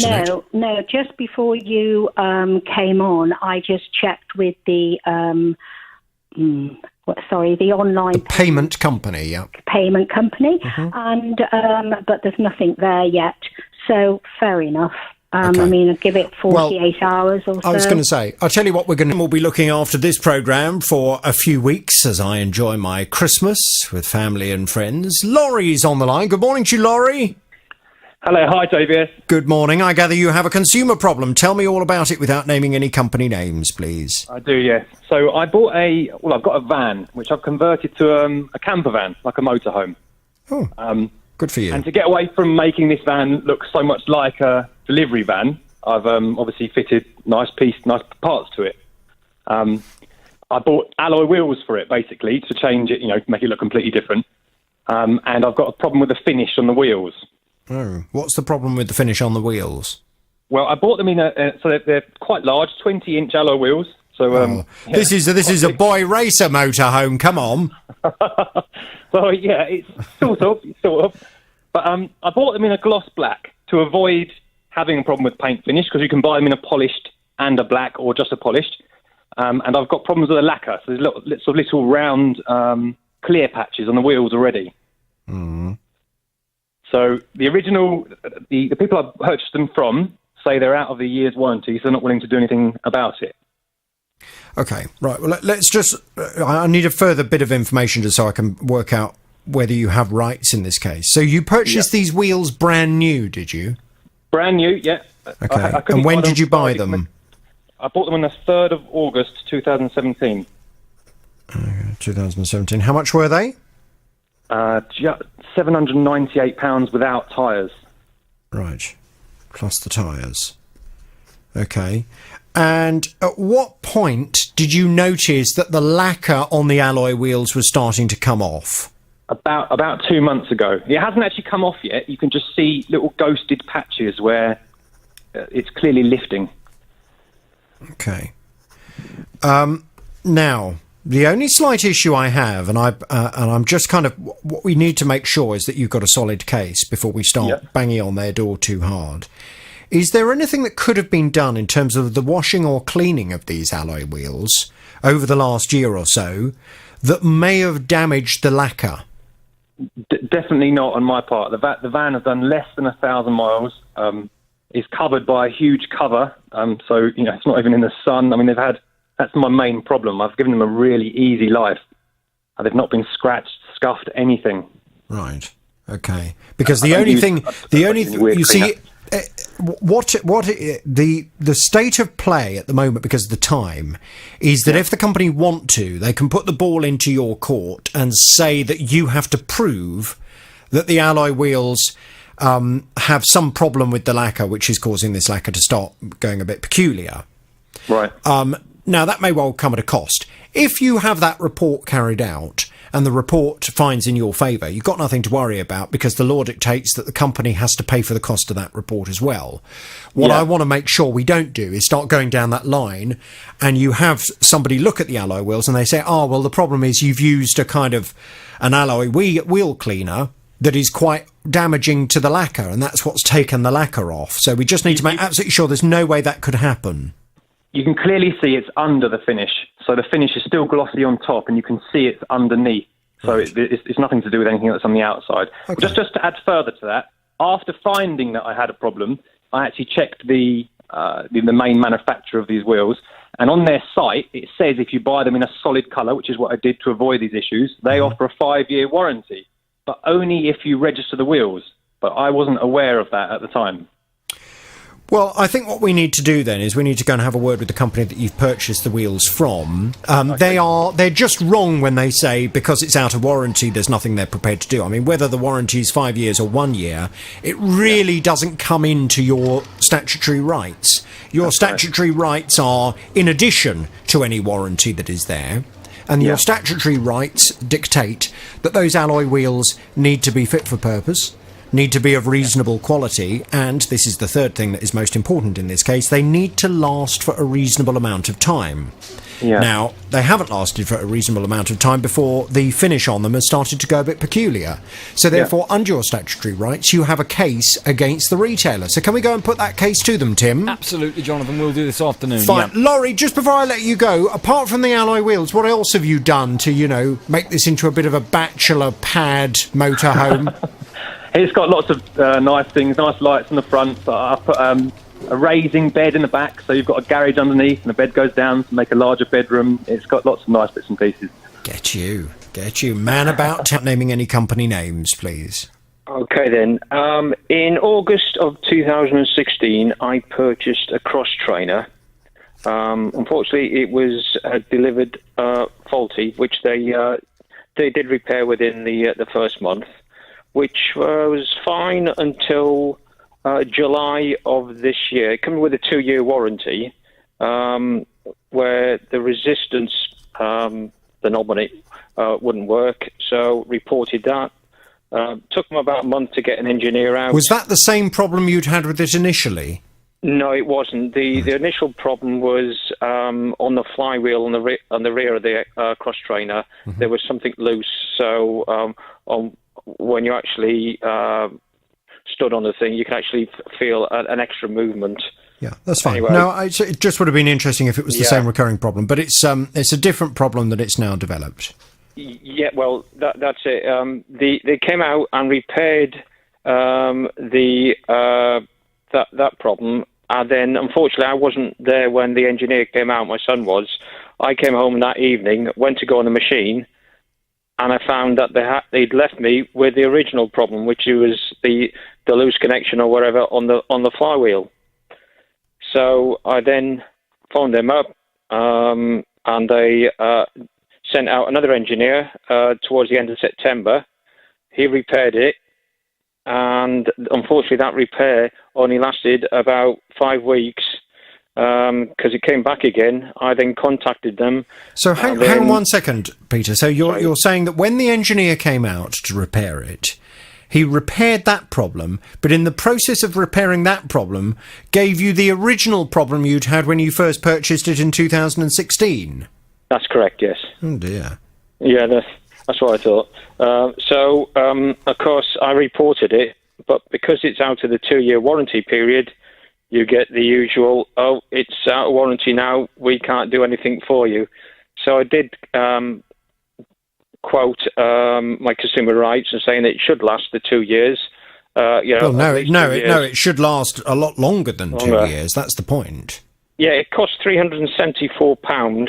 So, I mean, it's not a top-of-the-range one, but it's not a cheap one. And how many times do you use your cross trainer? When I'm in the mood, it's probably about 3-4 times a week. Oh, very good. Yes, trying to keep the pounds off. Yes. Well done you. So you've explained that under the Consumer Rights Act of 2015, that would have applied at the point when you purchased this item in 2016, that you're entitled to expect that the product will last for a reasonable amount of time or will be of reasonable quality. And based on the problems you've had thus far with it, and the fact that 2 years down the line, it's now not working properly, you feel that this product is not of reasonable quality and has not lasted for a reasonable amount of time, and therefore under your consumer rights you would like them to take responsibility. How do they respond? They offered to repair it at a cost. Well, that's not on. So I presume you told them that. Yeah, I told them that. I've told them, I tried to explain to them a number of times, but just keep getting the same email back saying, sorry, but it's out of warranty. We will repair it, but fortunately, you will have to pay labour and parts. And this is the retailer that you've been speaking to? Yes. Not the manufacturer? No, I bought it through a company. Then they use a second company as a repairer. I initially... But what is important here, Peter, your contract is with whoever you paid the money to in 2016. Is it that company you've been liaising with? Yes, it is. It is. Okay, fine. That's all I need to know. Right, well, we need to go and have a little word with that retailer and ask them why they appear to have sold you a cross-trainer that has had problems, to be honest, since the beginning. And now, 2 years down the line, it's now not working properly, and they're washing their hands of it and suggesting that Pete now needs to pay more money. It's ridiculous. Absolutely. Let's go and have a word, please, Tim. Okay, yep. Okay. But have you got a cross-trainer, Tim? No. Have you not? No, I don't have I haven't got room for a cross-trainer. Have you got any exercise equipment in your property at all? Yeah, I've got a mat, a yoga mat. I believe it's called yoga. I've not used that. What about one of those big inflatable balls? No, I haven't got one of those. Actually, no, I have. No, I gave them to a colleague who was pregnant. No, I've got a pair of... They're like handles that you put on the floor, and you're meant to be able to do press-ups on them. Do they help? I don't know, I haven't used them yet. I'll tell you the reason I'm asking this, Peter. You're the first person I've ever spoken to who has home gym equipment that you actually use. Yeah. I'm sorry about that. Most people who purchase home gym equipment, they use it about 3 times, and then it either goes in the loft or the shed and is never ever used again, and then they take it to a car boot sale or stick it on eBay. So, well done you for consistently getting on your cross-trainer for the last 2 years. Let's go and have a word with the company. Let's see if we can get it up and running again, and we'll take it from there, okay?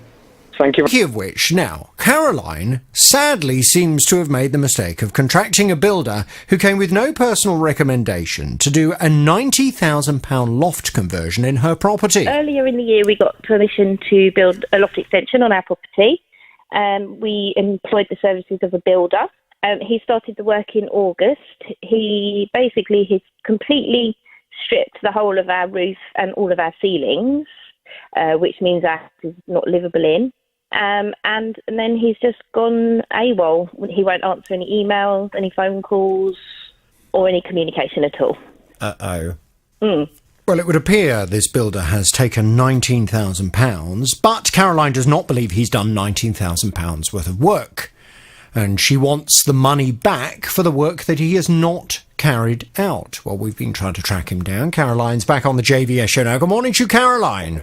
Good morning, Jonathan. Good morning. Right, Tim, I know we did find him, and the lines of communication kind of started, but then things went a bit wrong. What's the latest on this? Yeah, the situation is, Jonathan, we've been dealing with this for a number of weeks now. I had 2 mobile phone numbers for the builder, company landline, the mobile phone of his director, and 2 email addresses that I knew from seeing correspondence from Caroline that they were being replied to, or she certainly had responses from them. And I have spent more than 2 weeks leaving messages on all these available phone lines and indeed emails. To this day, no one has made any effort at all to call me back or email me back. I did manage to get the director of the company, who picked up on a Monday morning more than a week ago now, and she told me quite hastily that she'd spoken to Caroline that weekend, there was nothing to worry about and no reason for me to be involved, and then put the phone down. So I called Caroline, and she had indeed heard from the builder, and whether or not that was entirely down to us contacting them or not, I can't say. And they'd arranged to meet and discuss the situation, really, discuss how they were going to make this move forwards. That meeting was cancelled, and since then, no further meeting has been established. I've again used every method available to contact the builder and his director to ask for a comment for the programme, and really, Jonathan, just to call on them to contact Caroline to explain what she can do next. I'm really sorry to say that we've heard nothing at all. And really, it's a situation now where we could really do with some assistance, with someone helping us make meaningful contact with this builder to find out what's going to happen next. So the line of communication started, and then suddenly now it's gone very quiet, and we would like to reopen it. What is the name of the builder? What detail can you give us? So Caroline has correspondence from a couple of different company names, but just to avoid any confusion at all, the name of the builder we're trying to contact, it's Mr. Lee J. Bick from Caddington, and it's Mr. Bick that really Caroline wants to speak to, just to find out what's going to happen next. So Lee Bick of Caddington, who is a builder who has been paid £19,000 for Caroline's loft conversion and has disappeared from the job, and Caroline's trying to Well, to start with, she wanted him to come back and to finish the job. Now she's, to be honest, come to the conclusion that he's not going to come back and finish the job, so she'd like the money back for the work that she's paid him for that he hasn't carried out. Can you please either contact your customer and resolve this issue with your customer, as you suggested to us you would do, or can you please get in touch with us and explain why you don't wish to communicate with your customer? And if anybody knows Mr. Bick, if you are able to put us in touch with Mr. Bick, could you please give us a call, 08081 008800. What is his full name again? So it's Lee J. Bick, John. Lee J. Bick. Not to be confused with any other Lee Bicks. This particular Lee J. Bick is from Caddington in Bedfordshire. If anybody is able to put us in touch with him, we would like to start that communication again, please, because it's gone very quiet. Caroline, let's see if we can make contact with him after this programme today, and we'll talk to you very soon. All right then, thank you very much, Jonathan. Thank you. If you have a consumer problem, 08081 008800, that's the number to call. Tackling your consumer problems. The JVS Show. BBC Three Counties Radio. Now, back in December of 2014, Kathleen spent more than £450 on a brand new oven. She's come to me for help as, with just less than a week to go now until Christmas Day, the top oven has developed a fault and the bottom oven has stopped working altogether. All we're left with is a faulty top oven and a hob. How much do they say they will charge you to come out and fix this? They said it was £70 for just a call-out fee, and then if I wanted it fixed, £125. If the repair was on over £250, then they would offer me a new oven and take the £125 off that. Well, I would say that for the money Kathleen has paid, you'd expect this oven to last considerably longer than 4 years. So taking all of this into account, why was the retailer expecting her to pay all of the money for the repair? I mean, they should surely be coming to some kind of arrangement with her, taking into account the fact she has had use from it, but also has not had sufficient use. Well, I went to have a word with this retailer. They promised me that they would get things sorted out. Kathleen's back on the JVS show now. Good morning to you, Kathleen. Good morning, Jonathan. Good morning. So, when I went to speak to the retailer, he and I had a conversation, and he promised me that he was going to get in touch with you and get things sorted out. Now, I know that he's subsequently spoken, or he tells me he's subsequently spoken to the manufacturer, and had asked the manufacturer to make contact with you. Now, let me just read the email he sent me. He said, I wanted to keep you up to date with developments after our conversation. I've been in contact with the manufacturer of this cooker, and expect a resolution very soon to, quote, everybody's satisfaction. We will certainly work to resolve the problem for her as soon as possible, as customer satisfaction has and always will be our first priority. Small businesses cannot survive otherwise, as the last 60 years and our relationship with the community in the area testifies to. Now, he tells me that there's going to be some kind of resolution. The question is, have you heard anything yet? Yeah, the first thing I've heard was on Monday when the retailer phoned me in the afternoon and said that he'd been in touch with the manufacturer and had I heard anything, and I said no, nothing, and he said that's a bit disappointing, he said, because I have asked them to phone you, and he said that he would get back onto the manufacturers and chase them up, and that was it. That was on Monday, and I still haven't heard nothing. Very frustrating. And, of course, Christmas Day is next Tuesday. And Christmas Day is next Tuesday, yeah. Right. OK. I'll tell you what I'm going to do, because today is my last day on the programme. What I'm going to do, Tim, can I please pass this over to you? Can you make contact with that retailer this afternoon that I've been in communication with? Can you just stress to him the importance? I mean, we've literally now got 2 working days for them to get an engineer out to fix this oven. Yeah. If not, can we put to this retailer, what do they propose Kathleen does for Christmas lunch? Yeah. Yeah. Have you got people coming round to yours, Kathleen? I have, yes. Yeah. Yeah, I have. I've got friends coming round. You can't cook a turkey in a microwave, can you? No. So you need an oven. We'll get straight back in touch with this retailer, Jonathan, ask them what they're going to do. We're going to have to do that this afternoon, please. OK, Kathleen, I will leave you in Tim's capable hands while I'm away, and I hope that everything is sorted out for you. Okay. Now, last September, Kieran paid £160 for a big winter coat for his son's Christmas present, which he wore throughout the winter and then put away until, a month or so ago when it started to get cold again. Well, his son got the coat out, but found not only does the zip keep getting stuck on it, but the tensioning pull cords on the toggles now slip, so he can't wrap himself up nice and tight.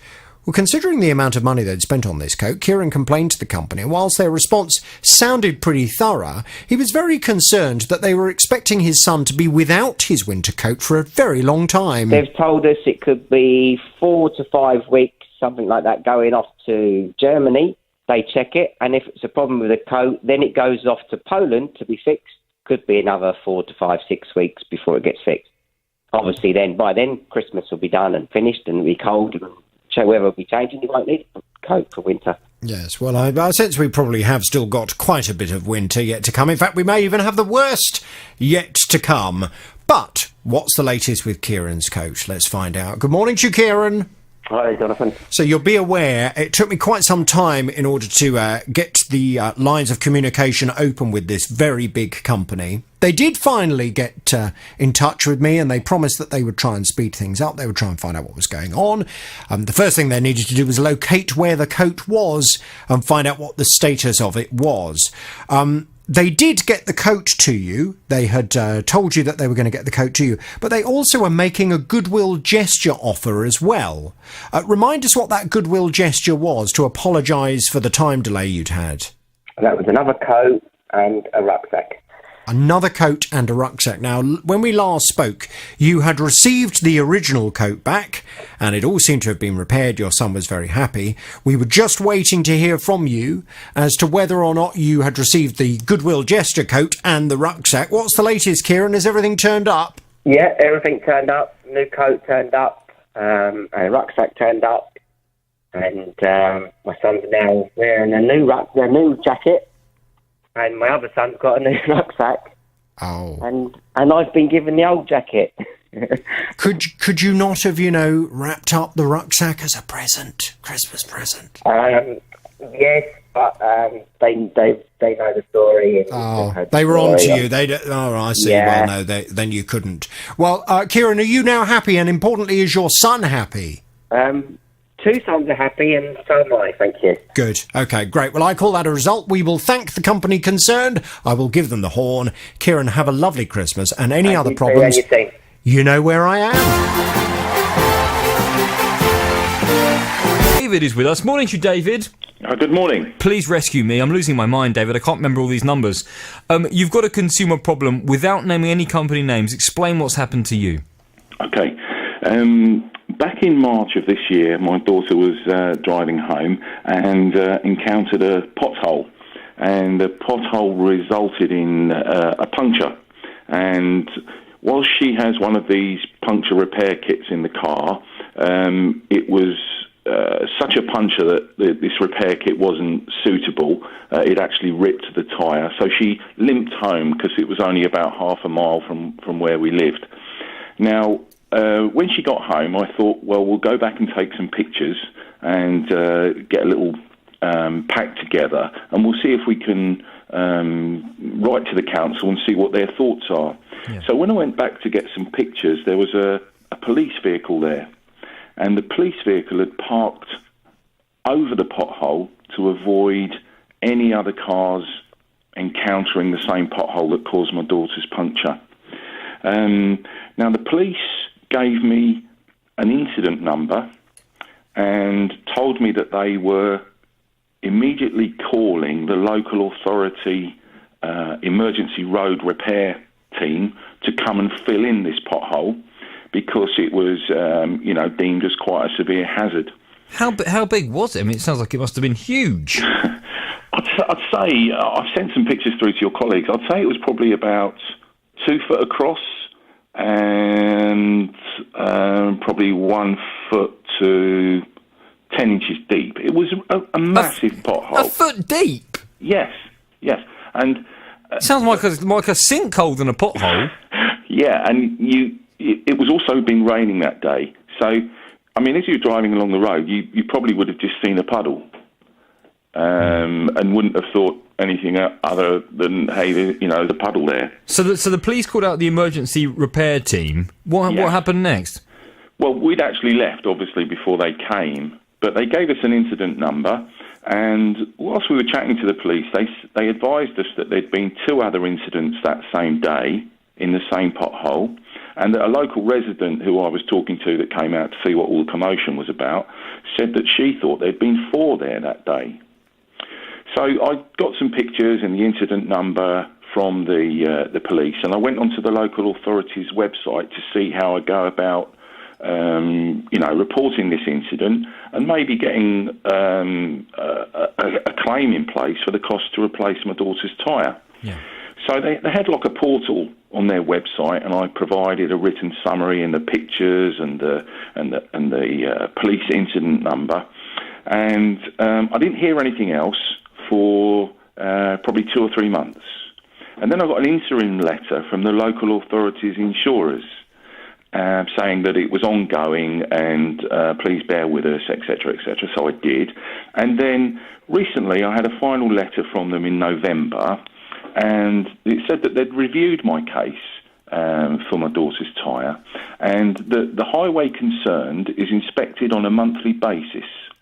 And with the last inspection prior to my daughter's incident being 1 week before, and during this inspection, no safety critical defect was noted. So I think by providing me with that letter, they're trying to absolve themselves of any liability. I don't know. Hang on a minute.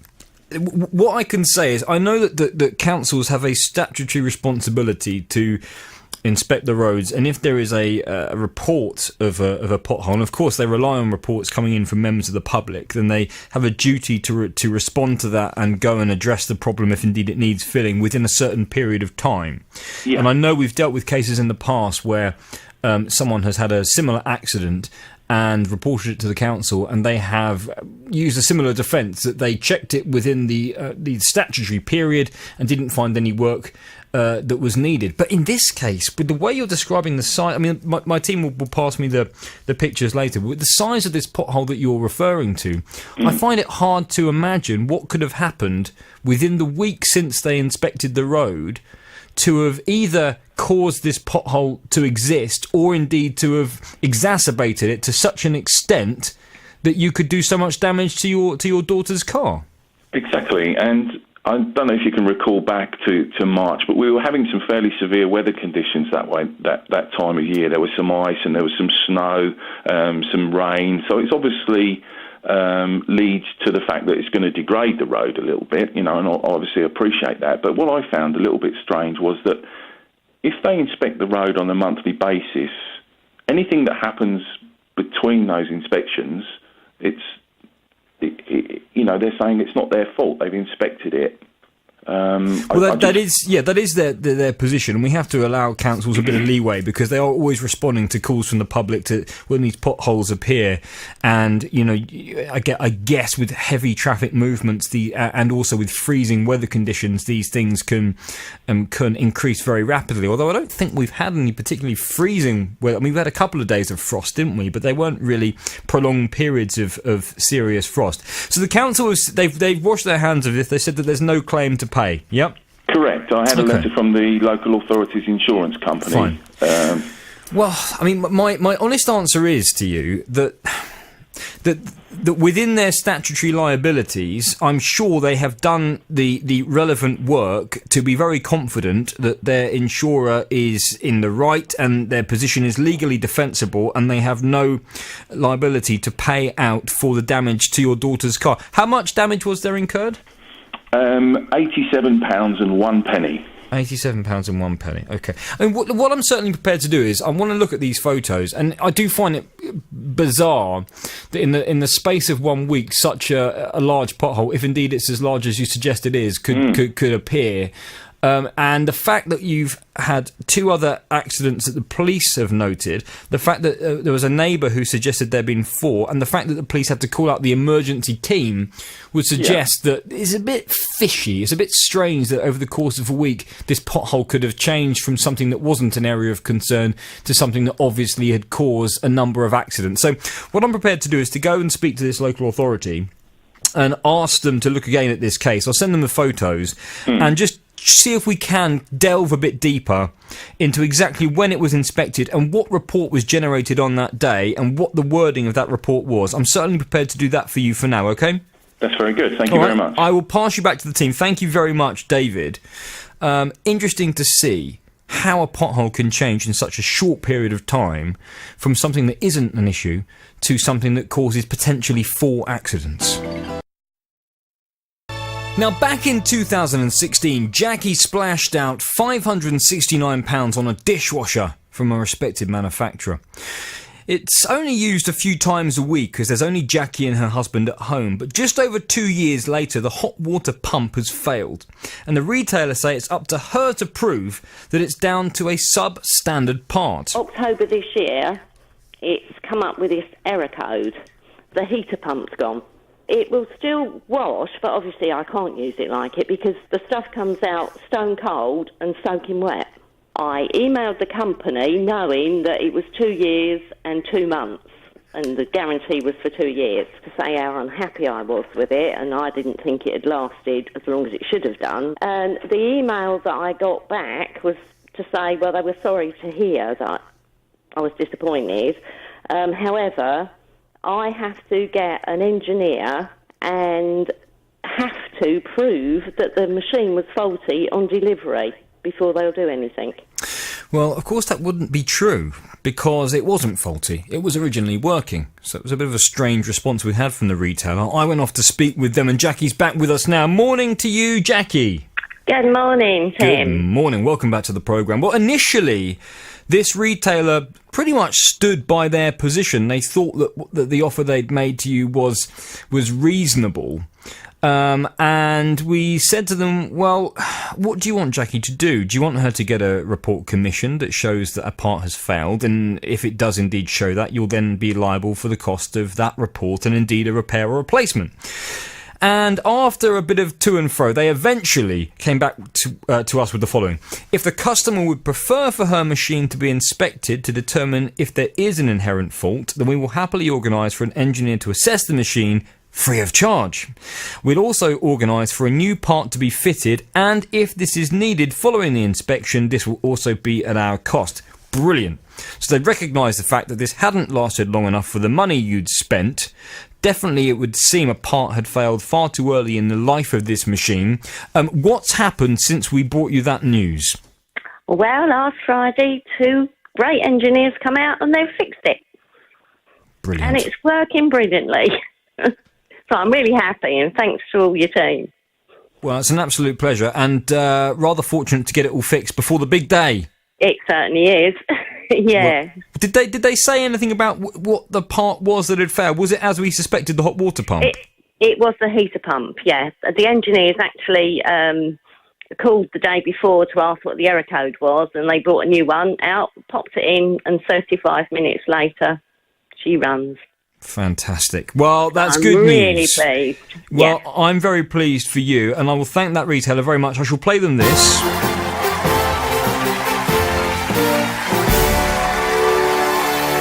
And of course, Jackie, if you have any other consumer problems, you know where to call, okay? Yeah, thanks a lot. Have a great Christmas. And you have a wonderful Christmas. Another result. If you have a consumer problem, we can do the same for you. The JVS Show. BBC Three Counties Radio. Now, back in 2012, Caroline's parents paid £10,000 for a kitchen, which came with a 10-year guarantee. They'd had various issues with it, but there was one outstanding problem, and this was all to do with the sealant that had been used around the work surfaces in the sink. Around the sink area, but not just the sink area, all around the edge of the sink, the edge of the units where they're kind of sealed to the wall. They put a sealant on which, within a few months, started to kind of come off. You could literally it's kind of like a jelly type stuff. You put that on, it's gone mouldy around the areas, and like even around where the hob is, that area, it's all peeling off. And where it's peeled off, you can see that the cabinet work surfaces are not kind of flush with the wall. Now they're saying that apparently that sealant, when they got it, it has to be changed every 1 to 2 years. You're supposed to reseal it, and that isn't covered in part. The only thing that is covered is the unit. Well, I hadn't heard anything like this. Replacing sealant every 1 to 2 years. This was completely baffling for me.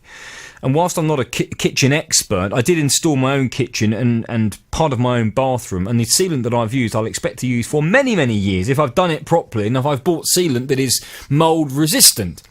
And certainly when I said that on the programme, I did get texts from various kitchen fitters saying absolutely right, you shouldn't have to change this sealant every 1 to 2 years. But the other problem as well is that there was a huge gap between the work surface and the splashback, a gap that looked to be far too big to be covered up with sealant. It's a gap that would suggest the positioning of the splashback was either too high or that the work surface was too low. It was one of the, perhaps a combination of the two. So we went off to the company to speak to them about this. Caroline's back with us now. Morning, Caroline. Morning. Hi. The pictures, I mean, you could, just remembering the pictures, you could probably almost fit your little finger in that gap, couldn't you? It was pretty big. Yeah, it was 1 centimetre. Was it 1 centimetre? Yeah, I kind of guessed it when I said that, and then I measured it, and I was shocked that it actually was a centimetre. You were bang on, which is you don't fill a gap with sealant that's 1 centimetre unless you're not doing a very good job. Now the company we've been dealing with was Wickes, who installed the kitchen, and after hearing from the JVS show, they agreed to send out an inspector to assess the situation and to propose a way forwards. And I know that someone came out, and last time we spoke to you, they had agreed that there were certainly problems with the installation of the work surface and the splashback, and they were going to be going back, taking some notes, and coming out to see you to repair really what had been done, which was great news, and we're really pleased that Wickes had agreed to do that. I know by now, I think you should have been in receipt of your parents should have been in receipt of the new parts. I hope someone's even been round to install them. What is the latest? Right, well, it was supposed to occur on Monday, the installation, and they were delivering the parts on Saturday, but I got a phone call last week to say that they could actually do it sooner. So on Thursday, the parts were delivered, and the guy came out on Friday morning, and he removed the old work surface, and he was going to sort of start. He took the sink out and everything, and then he realised that the work surface that had been sent was not the correct width, that was not the one that had actually been installed previously, and apparently it's a breakfast bar for some reason. I don't know why they call it that. You are kidding me. No, so what happened, he took that back. The man that's come is brilliant, and he's doing he really was doing his best. He arranged then to have the stuff sent on Monday, and he would come on Tuesday to do it. So all day Monday I don't hear anything. I've got no response or heard anything about it, and I'm sort of worrying. I didn't want him to come all the way from Northampton not having a job to do. So I phoned the man at Wickes, and I just left a message for him. I didn't hear anything. Then I thought I'll phone the fitter, just because I thought he'd come all this way for no reason. Yes. Yeah. And he phoned me, and he was surprised that I hadn't heard anything, because apparently he was told that Wickes don't do that breakfast bar, but their sister company does. So he was to pick it up on Tuesday morning and bring it with him, which I did find a bit concerning, because if their part's guaranteed for 10 years, I thought they have to keep them in stocks for 10 years, like from when the last one sold. Yes, you would have thought so. That is worrying. But anyway, so he then phoned me on Tuesday morning, and this is the man that's kind of like the subcontractor to fit it. This isn't a man from Wickes. This man phones me to tell me that he went to pick it up and it's not the right colour. And as far as he's aware, there is no more in that colour. So I then had a couple of missed calls from a withheld number, and that turned out that it was the man from Wickes. But like I said, I tried to call him back, and I haven't been able to physically speak to him. But he sent me an email yesterday, which I only saw in the evening, saying they've got no alternative but to replace all the worktops now. So we've got to select a new one. So I'm laughing. It isn't funny. So they first they bought a breakfast bar rather than the worktop. Then they bought they bought a worktop, but it's supposed to be a breakfast bar, which I don't know why, because it's where the sink is cut and it's up to a wall, but it's called a breakfast bar for some reason. Oh, I was going to say, yeah, because it's slightly wider. Right, because that's not what I think of as a breakfast bar. And now they haven't actually got this colour of worktop in stock, so they're going to have to rip out most of your parents' kitchen to replace it with a different work surface. Yeah, they. I mean, I don't know what to say. Yeah, I know, it's odd. The other thing is, I don't really understand why they've used that breakfast bar, not the countertop, because it's just to go out. There's a sink, and then underneath you've got a dishwasher and a washing machine and a cupboard. But they would be all kind of be a standard width. So I don't understand why that countertop isn't wide enough. I don't know either. I mean, I'm going to obviously have to go back to Wickes this afternoon. Have they said when this will be done and how long it's going to take? And also, have they got a style of worktop in a colour and a surface that your parents are happy with? Well, I don't know yet. I'm going to have to, because he hasn't sent me any anything to look over, so I don't know if I've just got to go on a website or whatever. But he did say it's unlikely to be before Christmas now, which is pretty obvious. So your parents are going to go into Christmas without a kitchen?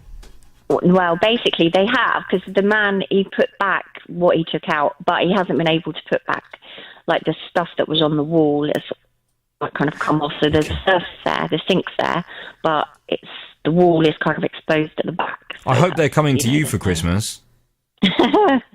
Well, we'll decide. Yeah, maybe I'll have to. But it's just, that's just the way it's gone. I suppose it's unavoidable, but I just don't understand that if you guarantee something for 10 years. No, I don't understand either. In stock. This is hugely disappointing, Wickes, that this has happened. Caroline, I'll go back to them this afternoon. And ask them for an explanation of this chain of events, this calamitous chain of events that sounds a bit like the Chuckle Brothers have been organising the replacement of this work surface.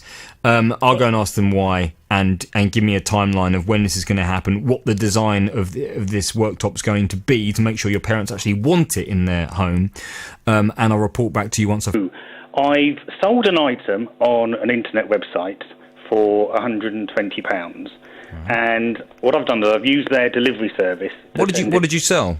An activity tracker. What, an activity tracker? Yeah. Oh, what, one of these wristbands that monitors your heart rate and stuff like that? That's the thing, yeah. So why were you selling it? Is this something you bought for yourself and then you thought actually you didn't want to be tracked? Well, it was a gift, and it made me chuckle with a guy yesterday where it turned out he was the only guy who used his exercise bike. It was a bit like that. Yeah, exactly. Well, do you know, virtually everyone's got these on now. Like, everyone's wearing them. Yeah, loads of people on the team are wearing these things, and they're boasting about how many steps they've done. I'm not going to wear one. I don't want to be tracked. Because it'll follow me to the pub and then see it stop there for some hours. So you got given this tracker and you were selling it on for 120 quid. So what's happened? Well, unfortunately, the item wasn't delivered to the buyer, and so the internet website have refunded the £120 to the buyer, which is obviously the correct thing to do. Right. Now, the parcel was tracked, and so I can see that it's made it to the delivery services depot, and that is where it still is. So I've tried getting the delivery company to return my parcel. However, they say they cannot find my parcel within their depot, and so they treat it as lost, although we know exactly where it is. They say that I now need to contact the internet website, who will refund my money.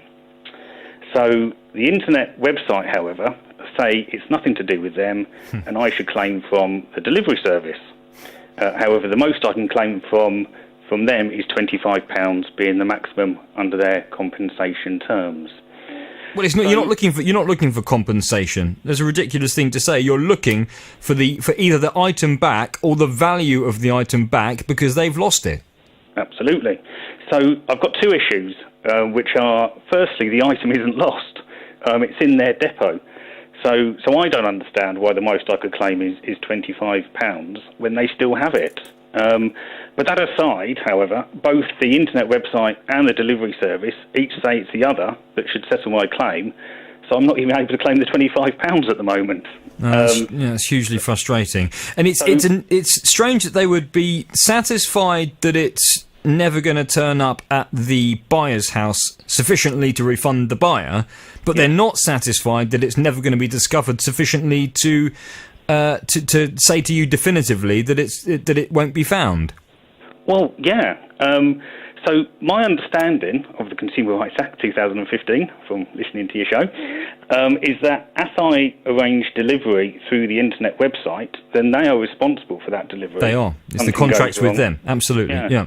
Regardless of what either parties are saying. But it also turns out that they are, in fact, the same company, although using different names. So I'm looking for either the return of my parcel or 120 quid. And I can see why you would want that. It sounds like you're stuck between a rock and a hard place. But if, as you say, it's effectively the same company, two different arms of the same company, then ultimately they are the person you have the contract with, so they should be the people that are solving this. I mean, I find it hard to believe if it was registered as going into this depot. You would hope that it is findable. You would hope that it's findable if someone actually pulls their finger out and has a good look. I'm going to call them this afternoon and just get them to explain if it is beyond finding in this depot. Why are they only prepared to pay out for such a small percentage of the package? I have to ask though, was there an option to insure this to the full value of the parcel when you sent it? Was that an option that you took? No, so I use their standard terms. There are options, I think, which I haven't got to hand. But so that's the only. That's the only thing that might stand against you is that they may have given you the option to protect yourself against this kind of eventuality, and if you've not chosen to take that option, it may well be they have a get out on this issue in terms of the amount they're prepared to reimburse you. Yeah, I understand. Although I suppose my argument is that it's not lost. it's there. If I lost my Rolex in my bedroom, if I'm claiming for it on my insurance, the insurance company will say, well, no, it's in your room, you've got to go and find it. Yeah, it's a decent parallel to draw. Ian, I'll pass you back to the team. I'll get a call in to, the person you have a contract with, this delivery company, this afternoon, and I will hopefully bring you news on tomorrow's programme, OK? That's great, Tim. Thanks ever so much. Thank you very much, Ian. Now, Penny, yes, back in September, Penny and her husband went on holiday to Montenegro. And at the end of the outbound flight, the weather was so bad that the pilot twice tried and failed to land before redirecting from the city of Dubrovnik to a city called Zadar, which is around 300 miles away. Well, whilst at first the airline had told passengers they would be given transfers to Dubrovnik, once on the ground, no such transfers were available, and they were advised to make their own way to their intended destination. Well, this is exactly what Penny and her husband did, but it soon turned out to be a very, very expensive journey indeed. They said that there would be coaches to take us back to Dubrovnik. There were no coaches, you'd have to make your own way, and the pilot informed us that the airline would pay whatever your ongoing costs were. Now, we landed, it was about 11 o'clock at night, so really public transport wasn't an option. So we took a taxi, nearly 6 hours, overnight. Before we left the airport, we had said, how much is it going to cost? And they said they didn't know because they very rarely did that length of journey, but whatever the meter said, they would give us a discount. So when we arrived, the meter said 8,000 Croatian kuna.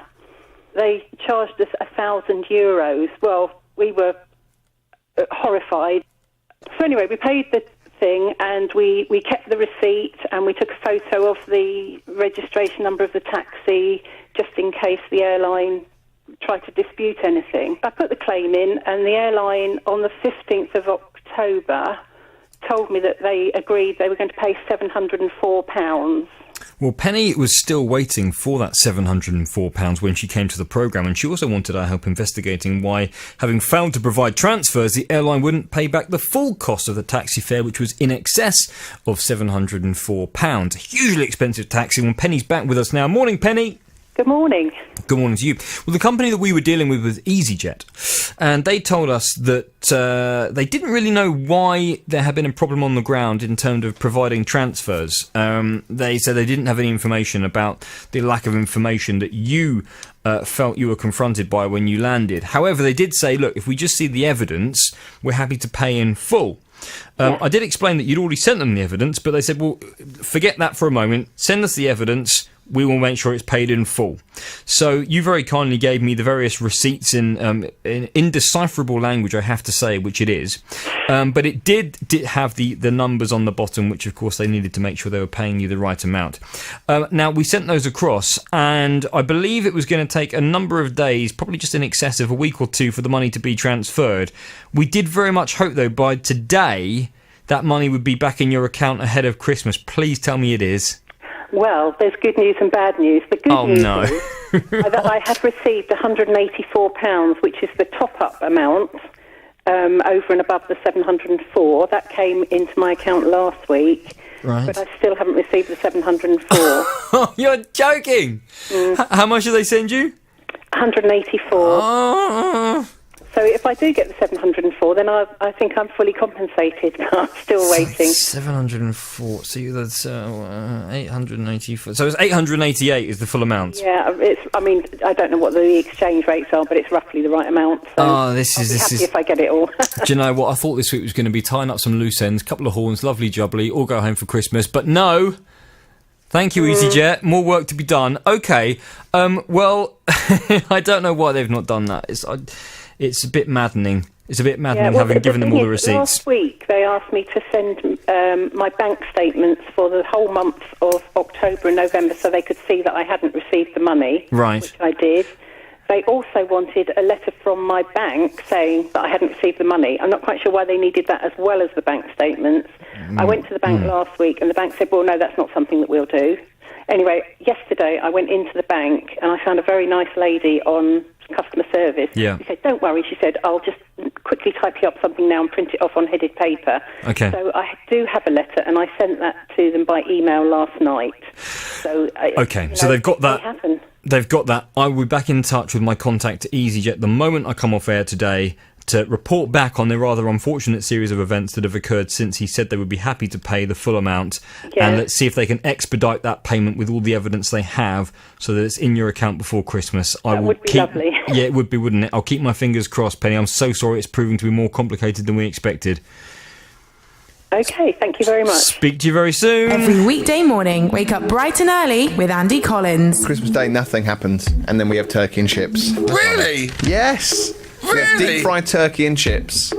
And we gave it to my girlfriend last year, and she said it was dry. It's your early morning wake-up call with Andy Collins. My brother and his friends went to McDonald's for Christmas dinner, and there was actually a little family in there eating as well, and they were the only customers. Oh my! Hold on. Do you bring your own crackers? I mean, Andy Collins. I won't be back until the 7th of Jan in the new year, but I want to let you know that the minute we come back, we're going to be cracking on with your cases. So if you get a consumer problem over the Christmas period, don't hesitate to get in touch. Probably best to send an email at jvsshow@bbc.co.uk with all the details. But since she was eligible for an upgrade, she contacted the company and ordered a new one. At least she thought she had. In fact, she'd taken out a new contract on another phone, and since she had no idea about the mistake she'd made, she ended up in debt and on the wrong side of a debt collector. She received a letter from a debt collection agency saying that she owed a debt of £118, which was due immediately. Failure to pay would be a fee of £760. So the latest is she received a letter from the debt collection saying that the phone company had reinstated the chase of the debt. They refused to send it in writing that she doesn't owe any money. Well, it sounded to me as though this would hopefully just be the case of contacting the correct person at the company and getting them to see sense. But has that been the case? Lorna is back with us now. Morning, Lorna. Good morning. Welcome back to the programme. So she got herself in a bit of a pickle over this. Well, listen, we've been off to speak to the phone company, and they sent us the following. The executive office have investigated the issue and identified that an error led to a delay in closing down the account, which left an outstanding balance. This has now been cleared, meaning that there's no longer a balance due on the closed account. The customer's credit file has also been amended and all negative entries have been deleted. The customer should also now have received a letter which outlines the problem and also an offer of £50 as a goodwill gesture, which sounds to me like a good result. What's happened? Yeah, exactly that. That has happened, Tim. Wonderful stuff. So the phone is now working, the debt's been cleared, and there's 50 quid in the pocket as well to spend at Christmas. Yes. Wonderful. Well, I'm very, very pleased. She hasn't received the money yet, so we'll see. Well, I don't know. Do you want me to play the full horn? Shall I withhold a small chunk of the horn? Are you pretty confident that money will come through? I mean, I've got it in writing, so I would be.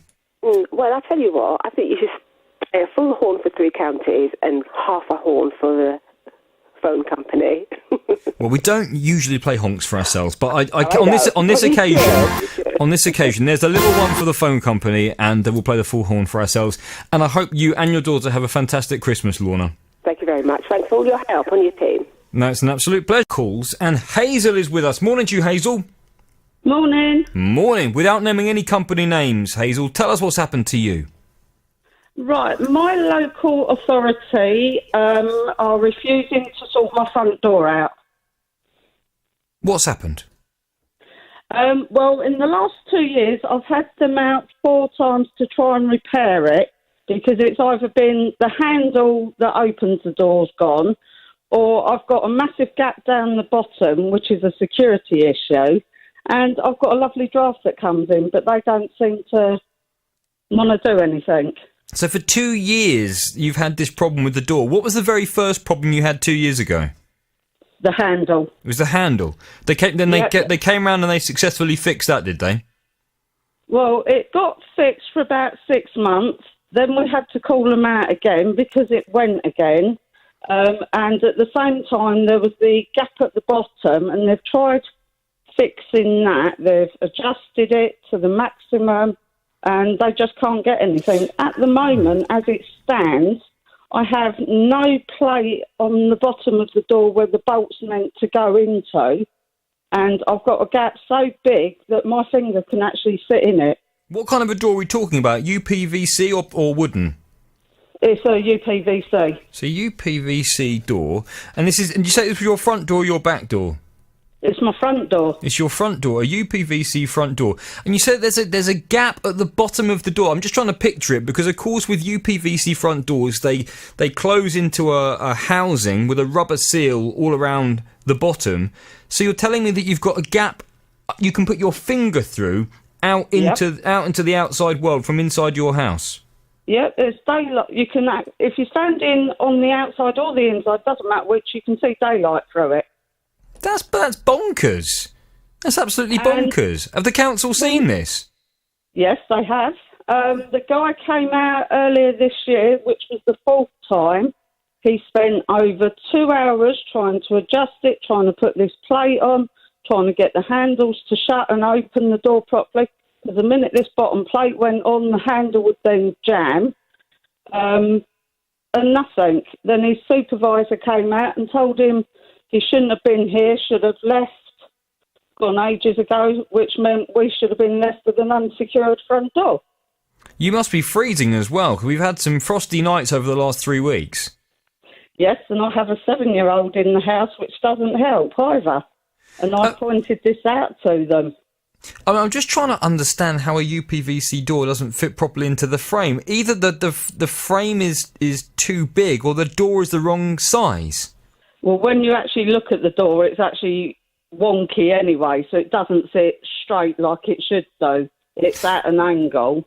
Okay. But they've tried adjusting it to the maximums either way, and nothing works.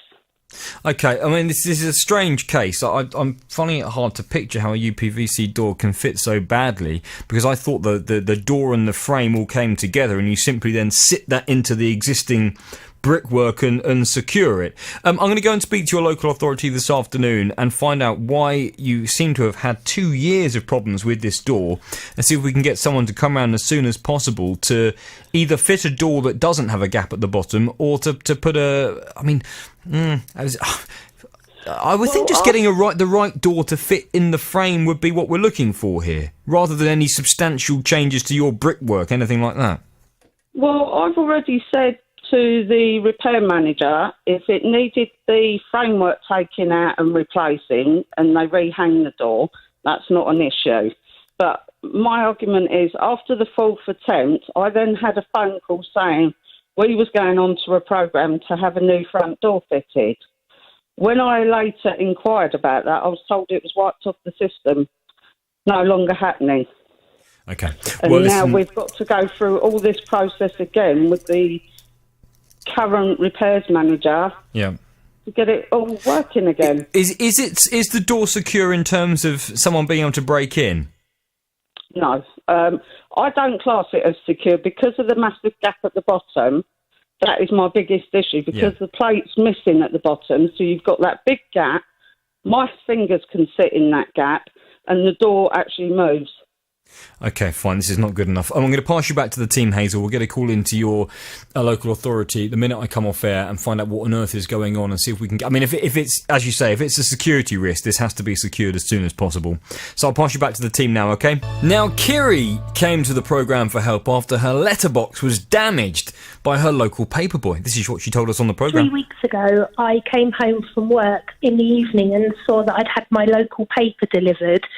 They left it hanging out of the door, which, first of all, is a security risk because it shows people that you're not home. And secondly, they hadn't folded it up properly. So when I took it out, I saw that they'd actually broken my letterbox. It was hanging off on one side, so when the plastic bit had broken. So when I then took the paper out, the letterbox fell off in my hand. Well, I said to Kiri that she should find out how much it would cost to replace the letterbox, and if it was just £5, then perhaps the delivery company would be prepared to cover the cost. I know it had been suggested to her that she should go and claim on some insurance, which of course would be completely unacceptable because it would push up any premiums, and for such a small thing, surely the company who deliver these papers would take some responsibility. Well, Kiri's back with us now. Good morning to you, Kiri. Good morning, Tim. How are you? Good morning. Very well, thank you, and nice to have you back on the programme. I've been dealing with your local newspaper. It's the MK Citizen I've been speaking with, and I've had a conversation with the editor of the paper, and she gave me all the right sound. She said that there was going to be no problem replacing your letterbox, that they were prepared to take that responsibility, and that they were going to give you a call to arrange when this could happen. Please tell me you've heard something from them by now. Let's just have silence then, because no. You've not heard anything? No. Oh, well, that's very disappointing, because I spoke to the editor a few days ago, and she said it'd be absolutely no problem whatsoever, and that someone would be in contact to arrange the replacement, so you've not heard anything? No, afraid not. Okay, well, frustrating. Well, I mean, good news that they're going to replace it. Yes, thank you for sorting that out. That's good. Disappointing that they've not done it already. Okay, what I'll say for now is I will be getting in contact with the paper again this afternoon to say thank you very much, you're making the right noises, you're going to fix that letterbox. Can we please have some contact with you, Kiri, to set up when that's going to happen, okay? Lovely, thank you so much. I'll get a call in this afternoon and we will report back, I guess, in the new year, hopefully by which time we'll have arranged for you to have a new letterbox, okay? Thank you, and I wish you and your team a very Merry Christmas and a Happy New Year. Thank you very much, and to you. And please, come on, MK Citizen. Pull your finger out. You got the phone number. Make the call. Now, when Mark and his wife decided to extend their kitchen and garage, they decided to free up some capital by remortgaging their house. Unfortunately, after making the application, the company reported back that there was a black mark on the credit history. Why? Well, a mobile phone contract that Mark had taken out for his 17-year-old son was in arrears to the tune of £172 for a total of 4 months unpaid mobile phone use. Well, having given his son a bit of the old hair dryer treatment, Mark is now trying to convince the mortgage company that the arrears have been settled and that he is a safe person to lend money to. I have a letter saying now they're happy that the payment's all been paid off, the contract's ended, but now, obviously, with a black mark on my credit score, to get a remortgage now is quite impossible. They won't help me whatsoever. They said they can't take it off your score. They said it's on there for at least 6 years. I was like, we've spent out so far £2,000 on plans and drawings, which has all been approved by our City Council, and obviously now we're stuck. Well, Mark has been with the same bank for 11 years and never missed a payment, so we were hoping that they'd offer a bit of goodwill this Christmas and accept the fact that this debt has been paid off, and perhaps look again at the application to remortgage the house so that Mark can press ahead improving the property. Mark's back with us now. Morning to you, Mark. Hello, Mark. Are you there, Mark? No, we don't have Mark. We will try to get Mark back, and I think he's going to be back with us in just a moment. I've been off to speak to the bank. It's Santander who've been looking into this case for us. And no, have we lost Mark? We'll try. I'll tell you what, we'll try and get him back. We'll report back with Mark in just a moment. My name is Maddie and I'm 8 years old, and it's only 4 steeps till Christmas. BBC Three Counties Radio. Merry Christmas! Okay, Mark, I believe, is back with us. Can we speak to Mark? Are you there? Yes, Tim. Good morning. How are you? Oh, fantastic. You're back with us. As I say, I've been off to speak with Santander about your case, and they've taken a bit of time to look into it. They sent me the following for the programme. We've explained to Mark that the adverse information on his credit file would impact his ability to take extra borrowing, and we advised him to contact us again with a new application once this had been removed. We are aware that this has been corrected, and we're now in the process of reviewing his new application, which sounded like a positive step for me. Well, it's positive in a way. They called me on Monday to say that they're going to send me an email with a link to send certain documents. I didn't hear anything, so what I did yesterday, I rang them myself, and they said they've got on their records to say that they didn't want me to contact them or them to contact me. So they've actually reversed that now. So I've now sent the documents off, which I got an email and a text message this morning saying they're going to look into it and we'll know within the next 4 working days. 4 working days, okay. Yeah. Well, I mean, I don't want to say too much. I'd certainly, my communication with them suggested that this was going to be a positive step forwards, but of course we're going to have to wait for it to be formally assessed. But one, I mean, Sorry, they did say that it's been sent to their underwriters. Yes. And they will look into my situation with payments and so on, and then hopefully the next 4 working days I'll know with an answer. Well, listen, I'm absolutely crossing my fingers for you. Wouldn't that be a lovely thing to find out just before Christmas that the finance has been released and you can go through with the plans, having already invested £2,000 in the planning process? I know, yeah. Well, I mean, look, all I can say for now is we will wait to hear from you over the next few days, and I very much hope that I'm speaking to you in January, perhaps in the first week back of the full JVS show with our Consumer Hour, which will be from January the 7th, and hopefully we can get you on the programme. You can give us the good news that the finance has been released, and you can press ahead with the plans in. Well, yeah, we'll speak to you then. I'll say goodbye for now, and of course, over the Christmas period, the minute you know, drop an email to jvsshow@bbc.co.uk, and I hope that I come back in to read a very positive message from you, okay? I will do. I will let you know. Thank you. And I assume that your son will be watching his phone contract and his direct debits with a lot more attention now after this palaver. Well, he's now gone pay as you go. Has he gone pay as you go? Yeah, he has. Yeah, now, yeah. I think that's the safest thing. Thank you, Mark. I'll speak to you in the new year. Fingers crossed. All right. Okay, Tim. Thank you. All the best to you. All the best to you. And as I say, we'll be closing down for Christmas, but do keep your emails coming through. jvsshow@bbc.co.uk. In a minute, we're back. Martin is a Team GB triathlete, and this year he was amongst the tiny 1% of challengers to qualify to represent Britain at a competition in Hawaii, where he would cycle, run and swim in extremely hot temperatures. It was a busy time for Martin, as not only was he preparing for the race, his wife had just given birth, and so to take away any stress, they paid a travel company to organise every aspect of the trip for he, his wife and their 8-year-old baby. Well, he came to the programme for help as flight cancellations and administrative errors, not to mention lost luggage, made their journey from Heathrow to LA to Chicago, Denver and finally Hawaii an absolute living nightmare. As we arrived at our hotel, I could see the GB team doing the Parade of Nations, which I'd obviously now missed.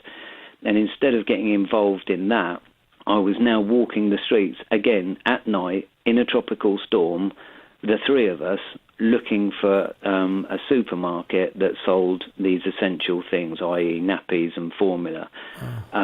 We were drenched to the skin on a 6-lane highway, and we found in this tropical storm, and we huddled up, the three of us, crying in a bus shelter. It was just absolutely horrendous. And there were various moments. My wife broke down. The baby was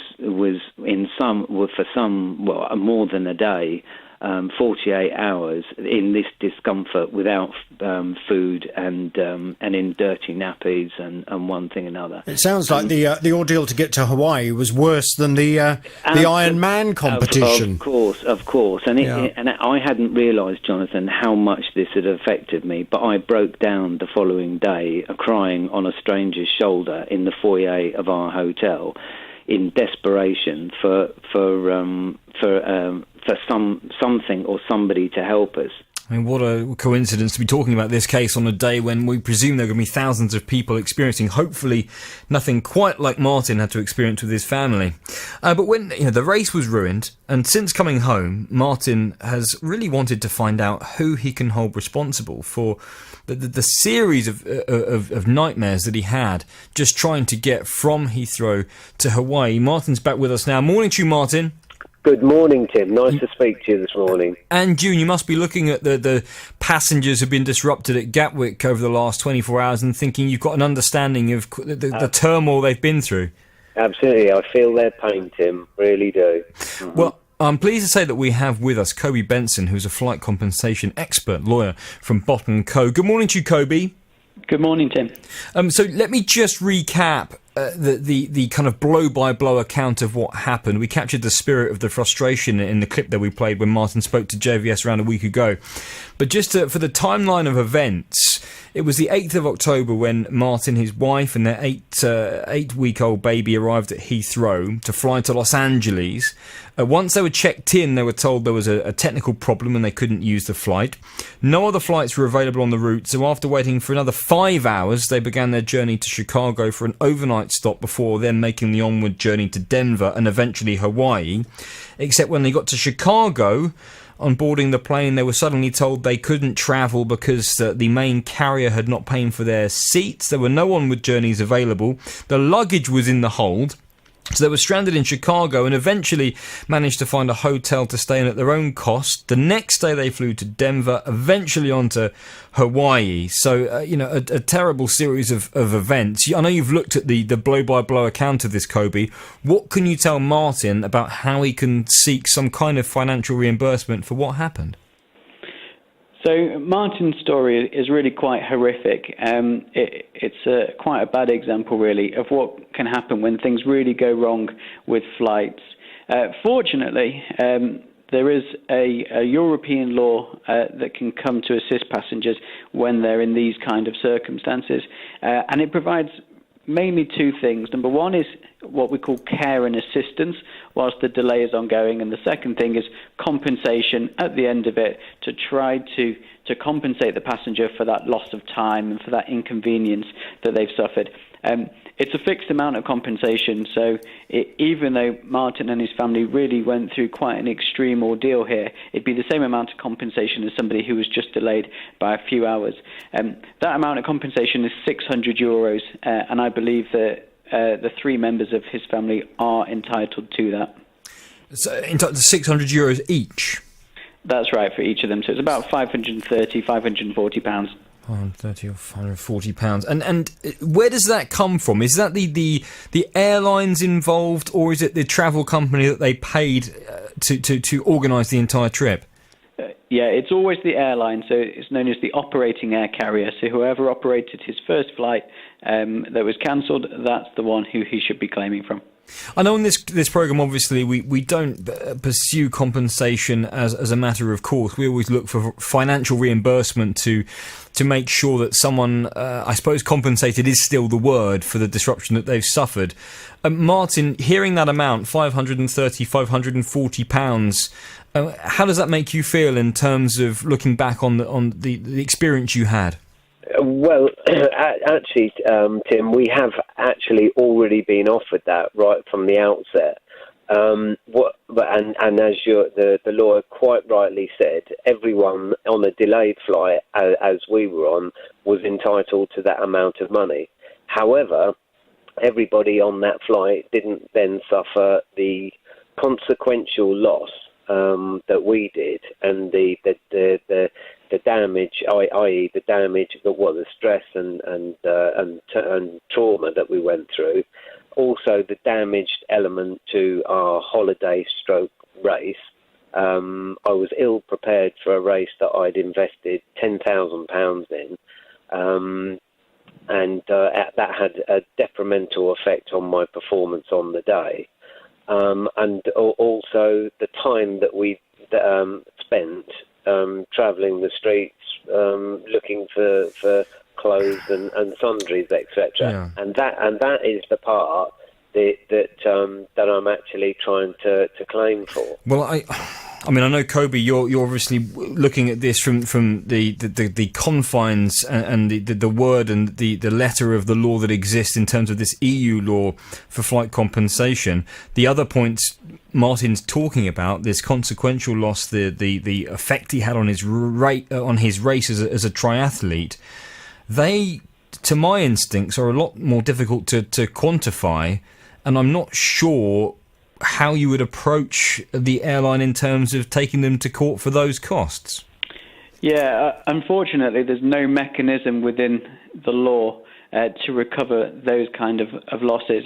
It really does just set one figure for everybody, no matter what their specific circumstances were. And sometimes that means that people will be overcompensated for that inconvenience, and sometimes, as is certainly the case here, they've been vastly undercompensated for it as well.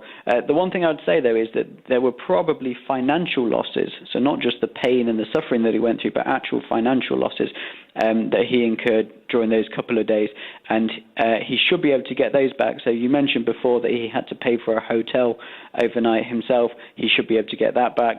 If he had to book replacement flights himself, he would be able to get that back.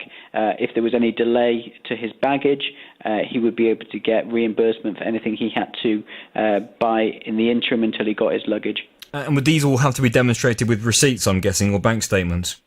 Yeah, usually you need receipts. It's not fatal to the claim if he doesn't have them, but it certainly makes it easier.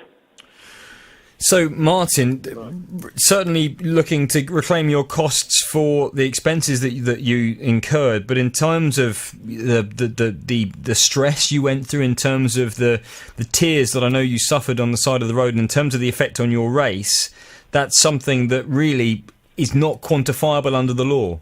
Yeah, that's very disappointing, because that is the major part of the problem, really. But if that's the law, that's the law. The law is an ass, as they say. Well, I mean, the thing is, I guess we have to accept that if we are travelling halfway around the world to take part in the competition, and we're using airlines, and we have to accept that things can go wrong. There's always going to be an inherent risk in making such a long journey, particularly when there's something so important at stake as your race. So I can see from a legal perspective, very difficult to put a price on that kind of emotional hurt that you've experienced. I mean, what I'll do, Kobe, I thank you so much for looking at this case, Kobe, and for putting us in the picture. So it sounds as though certainly the EU compensation scheme is available, and certainly I would advise you, Martin, to gather together your evidence for pursuing the cost of the hotel and things of that nature in terms of reclaiming that. Yeah. Kobe, thank you so much for your time today. You're very welcome. All really, the best. Good luck. I should ask, Kobe, while you're on the line, I presume that the last 24 hours has been a busy time for you. Yeah, absolutely. There's thousands of people have been inconvenienced by these drones. It's a very difficult time of year for it to happen as well. Absolutely. Look, we'll speak to you again. Thank you, Kobe Benson, a flight compensation lawyer with Bott & Co. Martin, I will speak to you off air in terms of gathering that information and pursuing this claim. Thank you, Tim. And no doubt we'll speak to you in the new year to find out what happened next. Of course. And please, Tim, will you thank the lawyer for very kindly supplying us with that information? Much appreciated. I suppose to you. Thank you. That's not Jonathan, is it, today? No, it's Tim in for JVS. Jonathan already on his Christmas break, so I'm keeping the home fires burning, Tony. You've got a consumer problem without naming any company names. What's happened to you? Right, it goes back to about last June, Tim. Okay. I work on a preserved railway, and a friend of mine there said he'd bought something at an auction. What's a preserved railway, Tony? A heritage steam railway. Oh, a steam railway? Yes. Fantastic stuff. Every year I go on a preserved steam railway that's got a Camera Ale pub on board, and we go around the countryside for about 3 hours, and we all get roaring drunk, and it's fabulous fun. It is. It's good fun. We've got a bar on site as well. Very anyway, good stuff. My friend Mike asked me he said he bought something from a railway auction. Right. And he asked me, as the auction company is nearer me, I live in Northampton, he asked me if I could call in and pick it up. Okay. What did he buy? I can't remember. It was some sort of a plate, but that doesn't really matter, because when I was there, I'd got a couple of odd items I wanted to sell. Right. So I took them along with me and asked them if they could sell them in the next auction. One of them was a Loco shed allocation plate, and the other was some paperwork on the first time the West Coast Main Line was electrified in the 1960s. They said they could sell these things for me, so I left them with them, and they gave me a receipt. That was in June. Right. I didn't hear. They said the sale would be, I think, on about the 1st of September. So I didn't hear any more for a bit. Mm-hmm. In August, they sent me some paperwork saying that the publicity material folder had been included in the auction, and gave me a lot number. So that was that. Yeah. So the auction came and went, and I didn't hear any more. On the 21st of September, my friend Mike had asked me to collect something else from them. So I called in their office again and asked what had happened about my items. They told me the plate had been sold for about £80 and they gave me a cheque for that. And they said the other items hadn't been sold. But they charged me, I think it was £3 or something or other for that. £3.60 they charged for the other things. So I said, could I have them back? I said, no, they're not on site at the moment. We'll send them to you. So, okay, that was fair enough. I didn't hear from them. I didn't get these items. So, on the 9th of November, I emailed them, said I hadn't heard from them and they hadn't sent my items back. Could I have them, please? I didn't hear anything from them. Again, on the 3rd of December, I still hadn't heard anything from them, so I wrote a letter to them by post, copying the emails, and asked if they could get them back to me by the following week, or get back to me the following week. Okay. I said, if you've lost these items, let me know, we'll sort something out. But again, no reply. And that's how far it's got at the moment. They don't seem to want to reply to me. So they haven't sent my items back. So this auction house, they had from you, this was some documents pertaining to the electrification of the West Coast Main Line, yeah? That's right, yeah. And it was some timetables and leaflets and things like that. And there's obviously a market for this. What were you expecting? Do you have an expectation of how much you were going to make from this? Well, on the paper they sent me, they said there was a reserve of £10. Okay. So I wasn't expecting much more than about £20 at the most. But still, it wasn't a lot of money. But still, there's a principle at stake here. This is a historical document you'd entrusted to them to sell in their auction, and it would appear. Well, do you think they may have lost it by accident? I think they've lost it. Yes. And if they have, then they should apologise and say we're terribly sorry, give you the value of the reserve, and call it a day. But they've not got back to you. Exactly what I thought, Tim. Yes. Okay. Look, I'll get a call into this auction house this afternoon and find out where on earth these documents are. And I'm afraid we won't be able to report back today, but I will be in touch with you off air, Tony, and we'll speak to you certainly in the new year, hopefully with some better news. Okay? That's fair enough. Thanks. I shall pass you back to the team now. Thank you very much. I mean, it's a very simple principle, isn't it? If you can't find it, just admit that you've lost it, apologise, and pay Tony back for the missing items. We shall go and speak to that auction house this afternoon and find out why they've gone so incommunicado.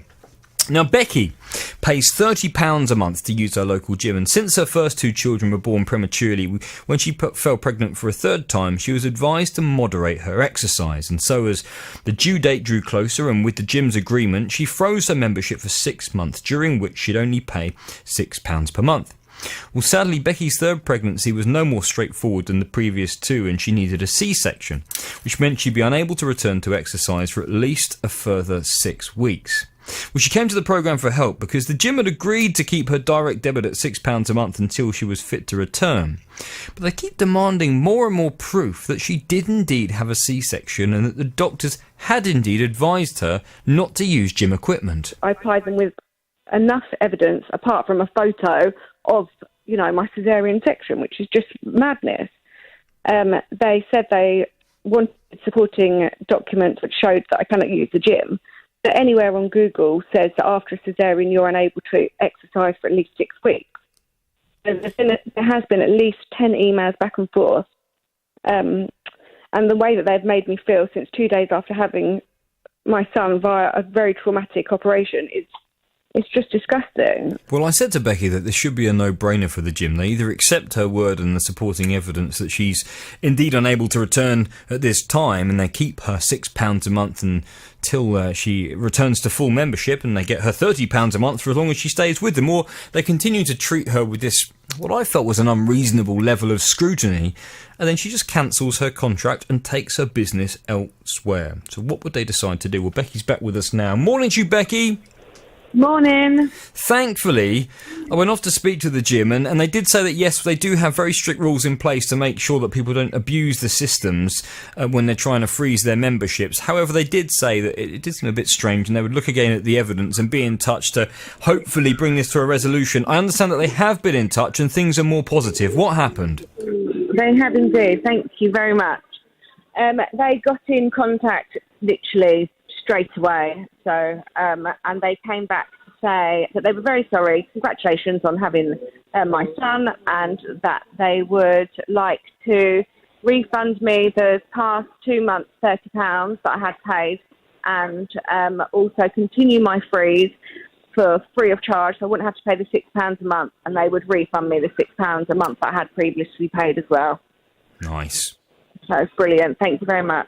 Well, it's an absolute pleasure. I'm really pleased they've been prepared to do that. And also, I know that obviously having had a C-section and a premature son can be a very difficult time over the weeks and months preceding that. How are things at home? Everything okay for your first Christmas together? Yeah, luckily we actually did have a bit of a scare and he had to go back into hospital this week. But he got out on Wednesday and we're all home together now and looking forward to Christmas. Oh, great stuff. I'm really pleased. Have a wonderful Christmas together. I shall play the gym this.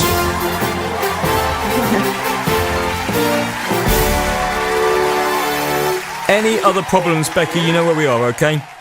That's brilliant. Thank you. Merry Christmas. Yeah, Merry Christmas to you too. Another is with us. Good morning to you, Debbie. Good morning, Tim. Happy New Year to you. Thank you. Happy New Year to you too. Thank you. You've got a consumer problem. Without naming any company names, Debbie, explain what's happened to you.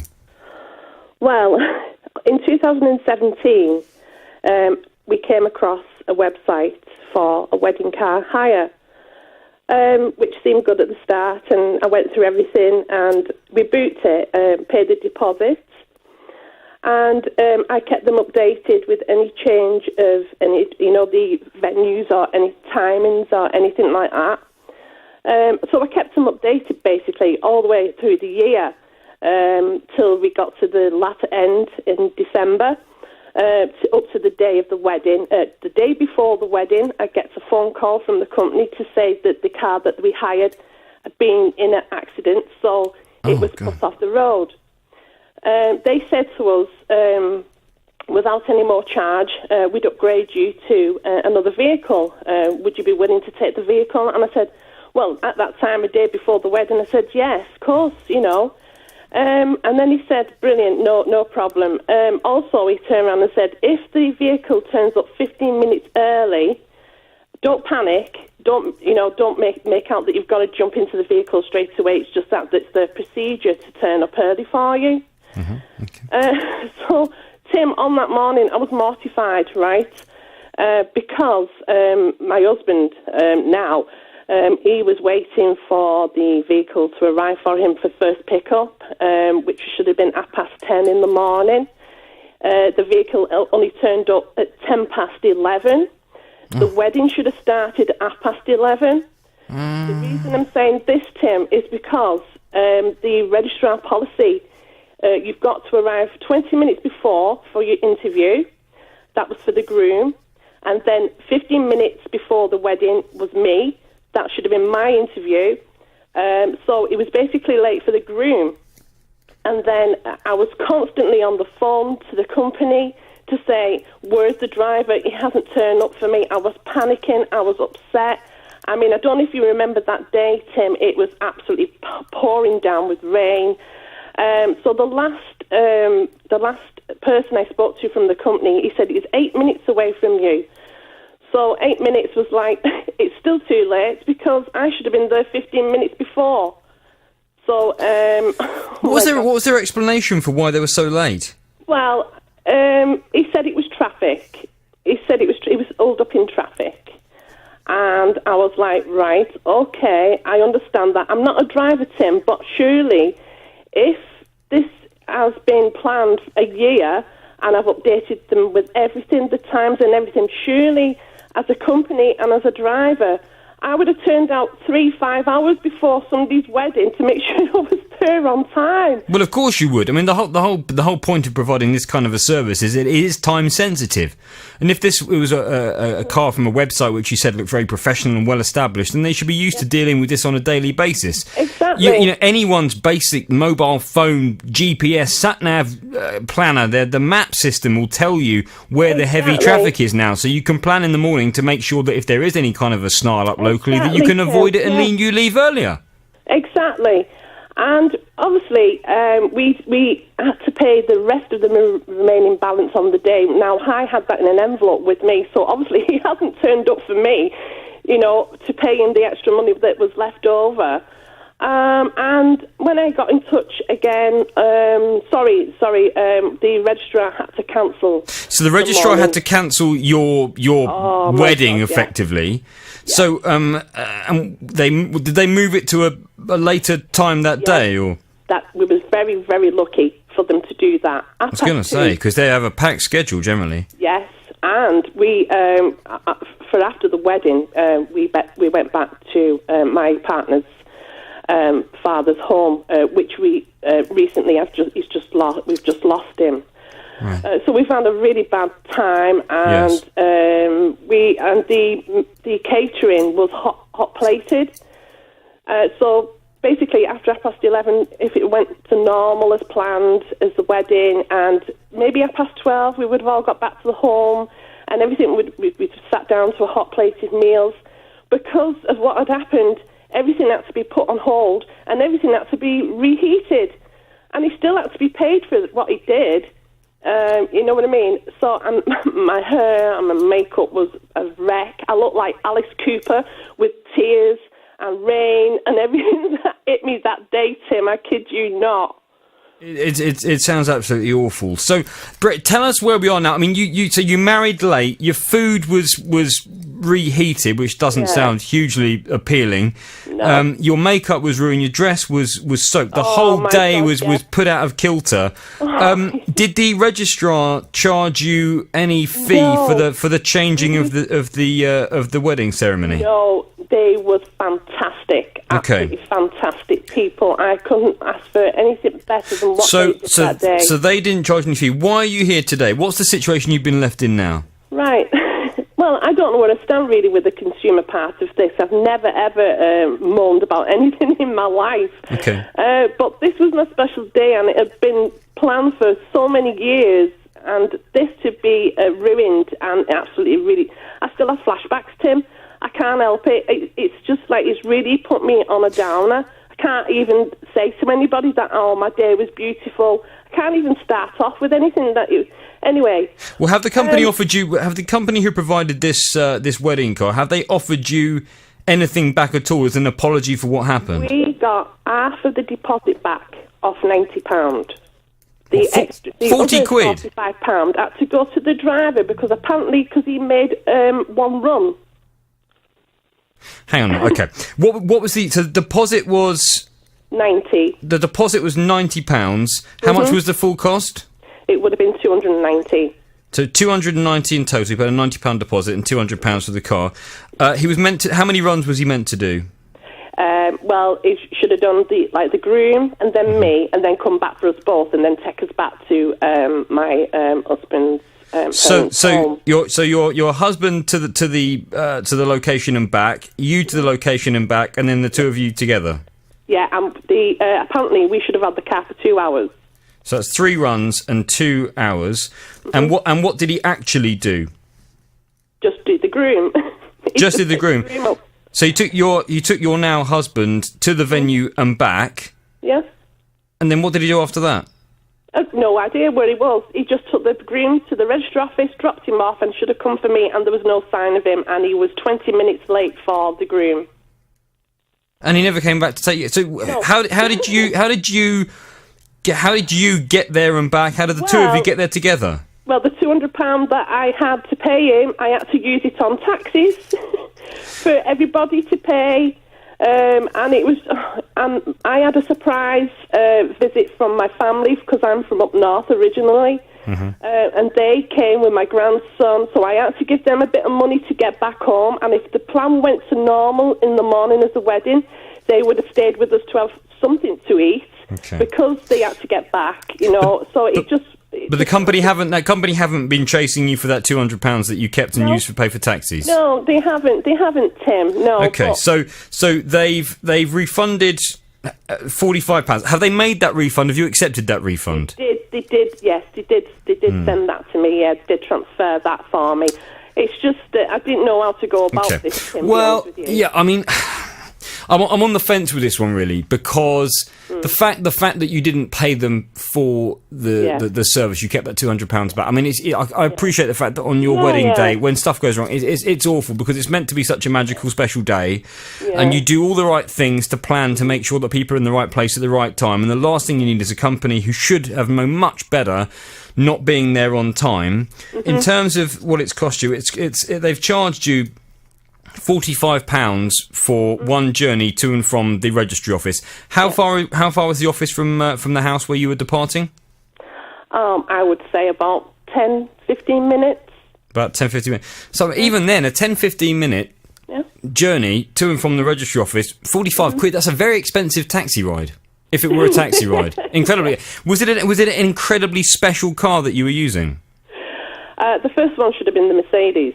But we ended up with a Range Rover. You ended up with a Range Rover. Okay.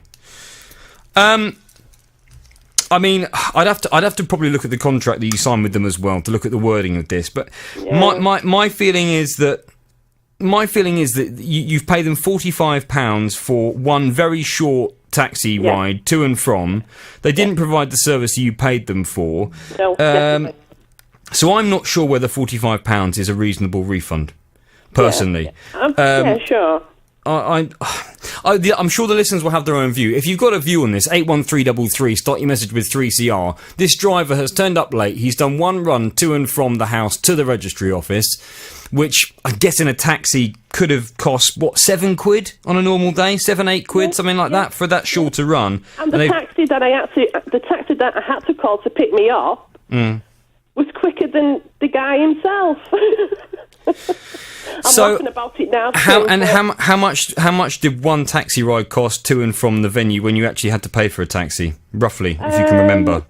Oh, crumbs! About £7. About £7 quid. Yeah. Okay. I'm going to go back to this. I mean, they've made a huge impact on your wedding day. It's not been the day that you planned because of their bad planning. They've completely failed to provide the service that they're meant to provide. Exactly. So I'm not sure just giving you £45 back is enough because they've still taken £45 for one short journey. I'm going to go and speak to them this afternoon and see how they defend that particular refund, and I'll speak to you later this week on the programme. Now, when Mark and his wife decided to extend their kitchen and garage, they decided to free up some capital by remortgaging their home.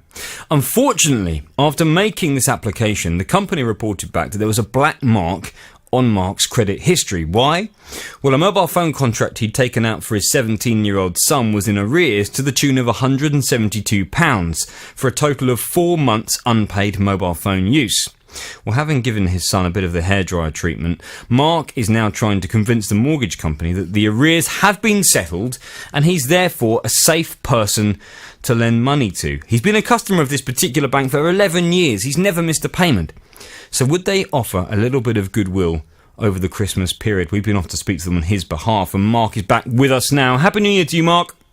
Happy New Year, Tim. How are you? Very well. Welcome back to the programme. Well, the bank we've been dealing with is Santander, and just before Christmas they told us the following. They say that we explained to Mark that the adverse information on his credit file would impact his ability to take extra borrowing, and we advised him to contact us again with a new application once this had been removed. We were aware that this had been corrected, and we are now in the process of reviewing the application. So it was kind of the right messages coming out of Santander, that they recognised the fact this bill had been paid. It was your son's mistake, not necessarily your own, and they encouraged you to apply again. I know that things have been moving over the Christmas period. What's happened? Bring us up to date. Yes, they have, Tim. What's happened, we've had a phone call from them just before New Year, on the phone for an hour to discuss mortgage rates, how much money we can pay back. They said yes to that, and then we got confirmation that they've agreed to us for them to lend us the money. So we're just waiting now for the offer to come through by post and for us to send the payments back. Sorry, send back the paperwork back, and then next stage from that, we'll put the money into our bank account. Oh, this is great news. So they are going to lend you the money. Fingers crossed, without any other problems occurring, you will be able to extend your home. Yes, yeah, but we have started slightly. Good stuff. You must be incredibly pleased. A very different position than you were in about 3 weeks ago. Oh, very much so, and it's all down to your team and Jonathan and so on. But yeah, it's brilliant news. Well, I'm really, really pleased. Do we give them... Is it a bit early to give them the full horn at this stage? Do we give them a portion of the horn? Let's give them a portion of it, and then I will let you know when we have the money in our bank account. Well, I think that's sensible. We'll give them just a little bit of this. Thank you very much, Santander, for reviewing this application again and making that money available. And the moment that money is with you, Mark, we'll give them the rest of the horn, okay? No problem, yeah, I shall let you know as well, Tim. And I presume your son has learnt an incredibly important lesson from this experience. Oh, most definitely, because he'll be helping us out with the work as well. Will he? He'll be helping with the building work, putting him to work. Absolutely, I think that's a very good way to to pay you back. Mark, any company names? Explain to everyone listening what's happened to you.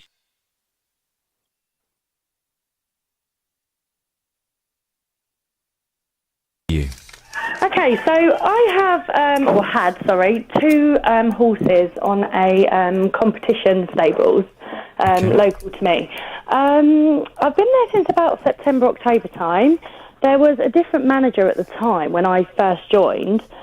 About a month in, I only had one horse when I first went there, so about a month into being there, I complained about the state of my stables. So basically, when they muck out, they're supposed to take out all the wet, all the poo, and then put the bed back down and put fresh straw in every day.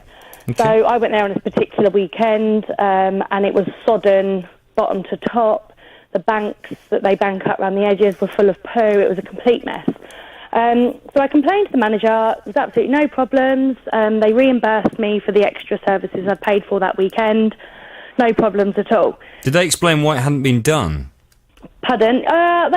Basically, there's a lot of staff there. It is supposed to be a BHS-approved yard, which is British Horse Society, which is why I go there, because it's supposed to be of a high standard. Yeah. They just sort of said, they were having issues with staff. They've had a word with the in particular person that was doing the stables that week, and it shouldn't happen again. Okay. Since then, had no problems, no complaints, it's all been fine. A new manager has taken over, a lot of staff left, and they've had new staff come. So we have to do our horses ourselves Christmas Day and Boxing Day. So I did them days, full muck out to the stables, all clean. The staff then did them the Thursday and the Friday, and then I come on the Saturday with my mum. Anyway, stables were really, really bad again. I've got the photos, I took pictures particularly so I could evidence to the manager, the issue. Texted the manager because it was her day off, she doesn't have to get back to me that day, that's her choice.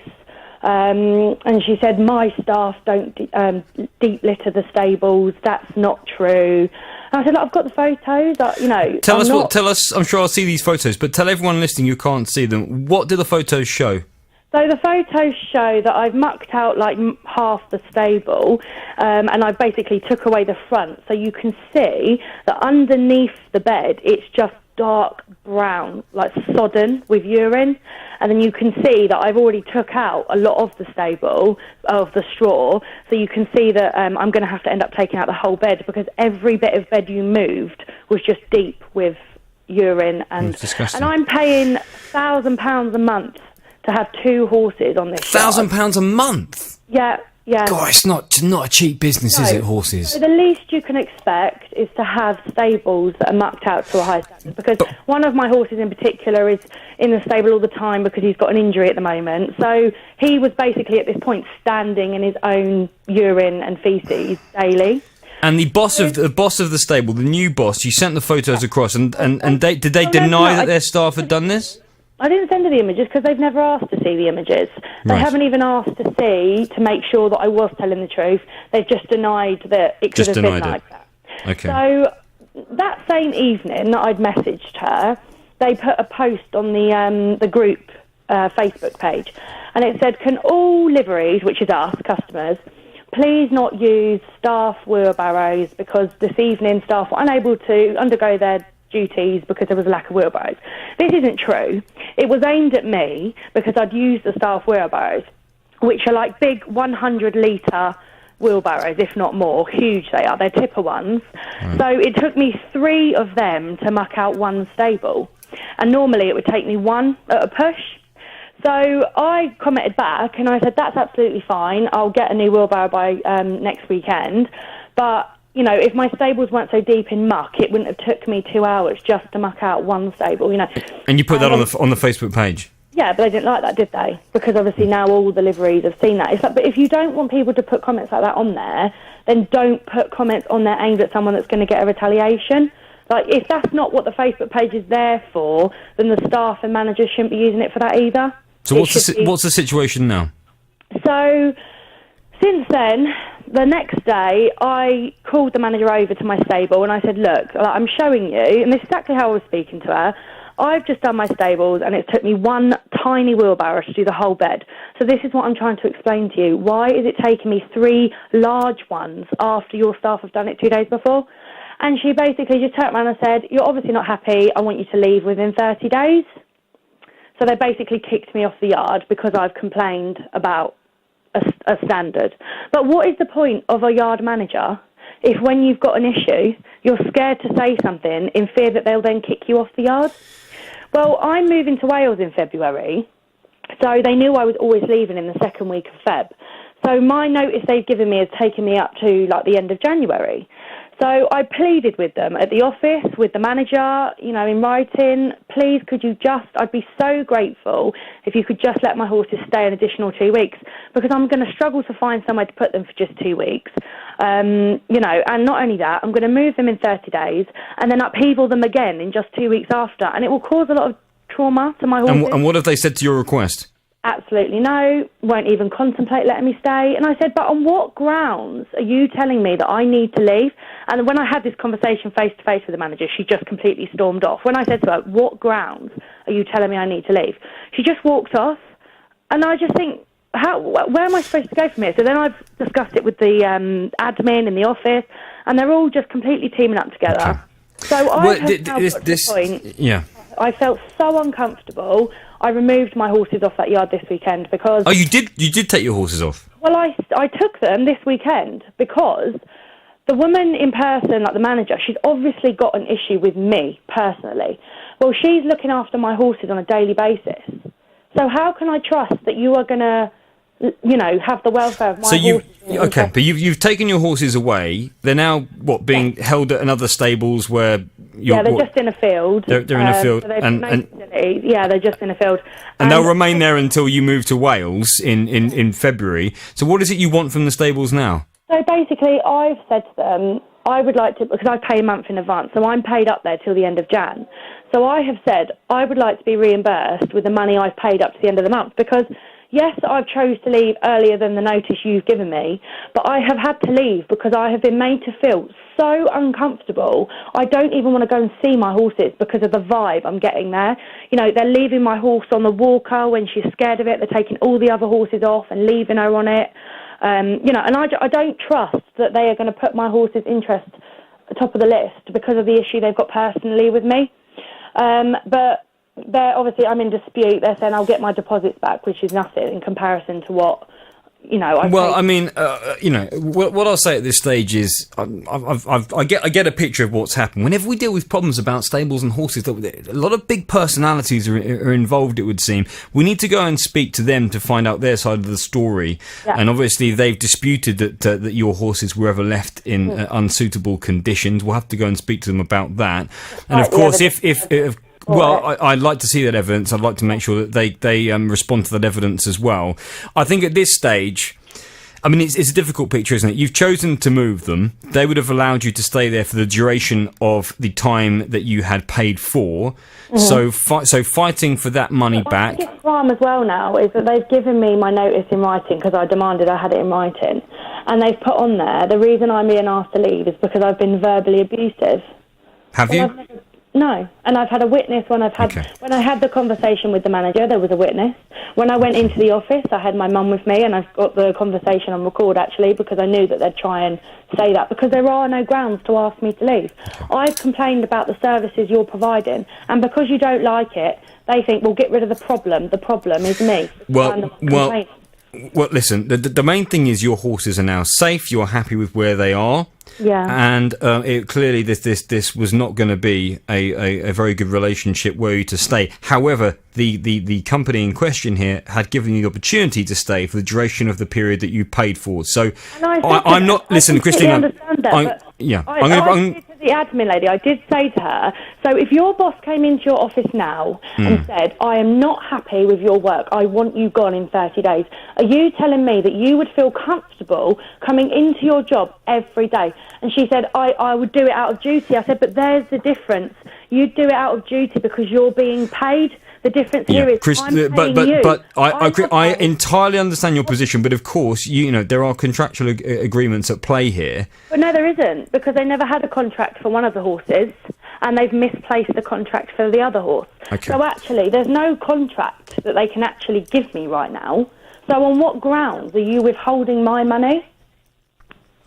I will go and speak to them this afternoon, Christina, and find out where they stand on this, and I need to get their response to the allegations that you've made about the cleanliness of the stables, the negligence of the staff, and I need to find out on why they thought it was reasonable to give you notice when, in your own words, you've not been abusive and you've complied with the rules. Okay, I'm going to pass you back to the team, Christina, because we've absolutely got a clear picture of what you've had to say. We absolutely now must go.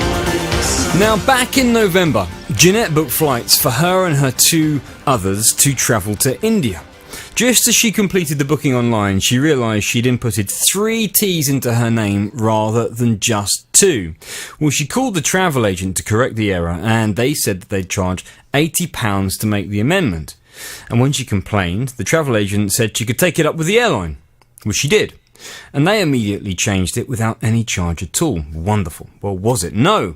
Because it would appear now that the airline and the agent disagree over whether or not the tickets can be reissued unless Jeanette pays the original charge of £80. Last week I got a call from the travel agency saying that they wouldn't reissue the ticket unless I spent the £80.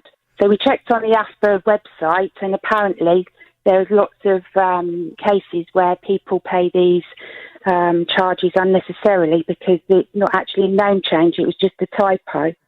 So I decided to call you and see if you could help me. So the airline has made the name change, or rather corrected the typo, but the travel agents still want to charge £80 for the tickets to be issued. But why? Are they simply trying to make a profit out of Jeanette? We've been to find out, and Jeanette's back with us now. Morning, Jeanette! Hi there, Tim. Hello, Happy New Year to you. And to you. We've been off to speak to this travel agent who sent me an incredibly polite response, and then they've come back with this. Happy New Year, and thank you for allowing us the time to investigate and reply to your inquiry. Please note that for any amendments to a passenger's name, the airline charges £50 as per the standard terms of contract with us.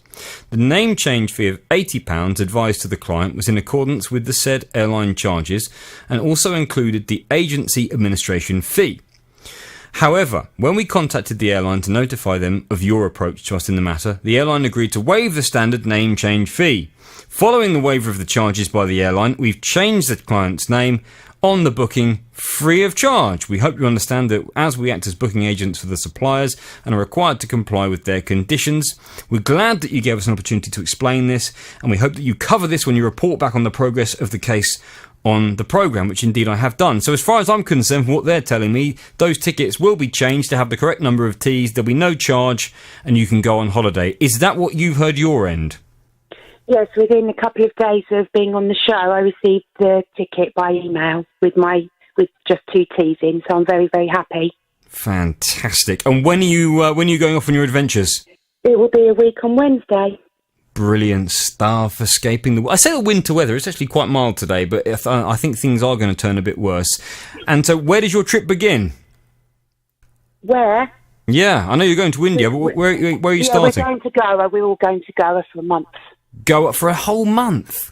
For a whole month, yes, to escape the cold spell that is apparently on its way. Okay, well, I'm incredibly jealous of you now. But I'm really pleased they've done that for you. Are you a happier bunny now? Very, very happy. Thank you very much. You worked your magic again. Absolute pleasure. I'll give now to Tony. Tony came to the programme just before Christmas. He's a railway enthusiast, and recently he decided to sell some items at a specialist auction.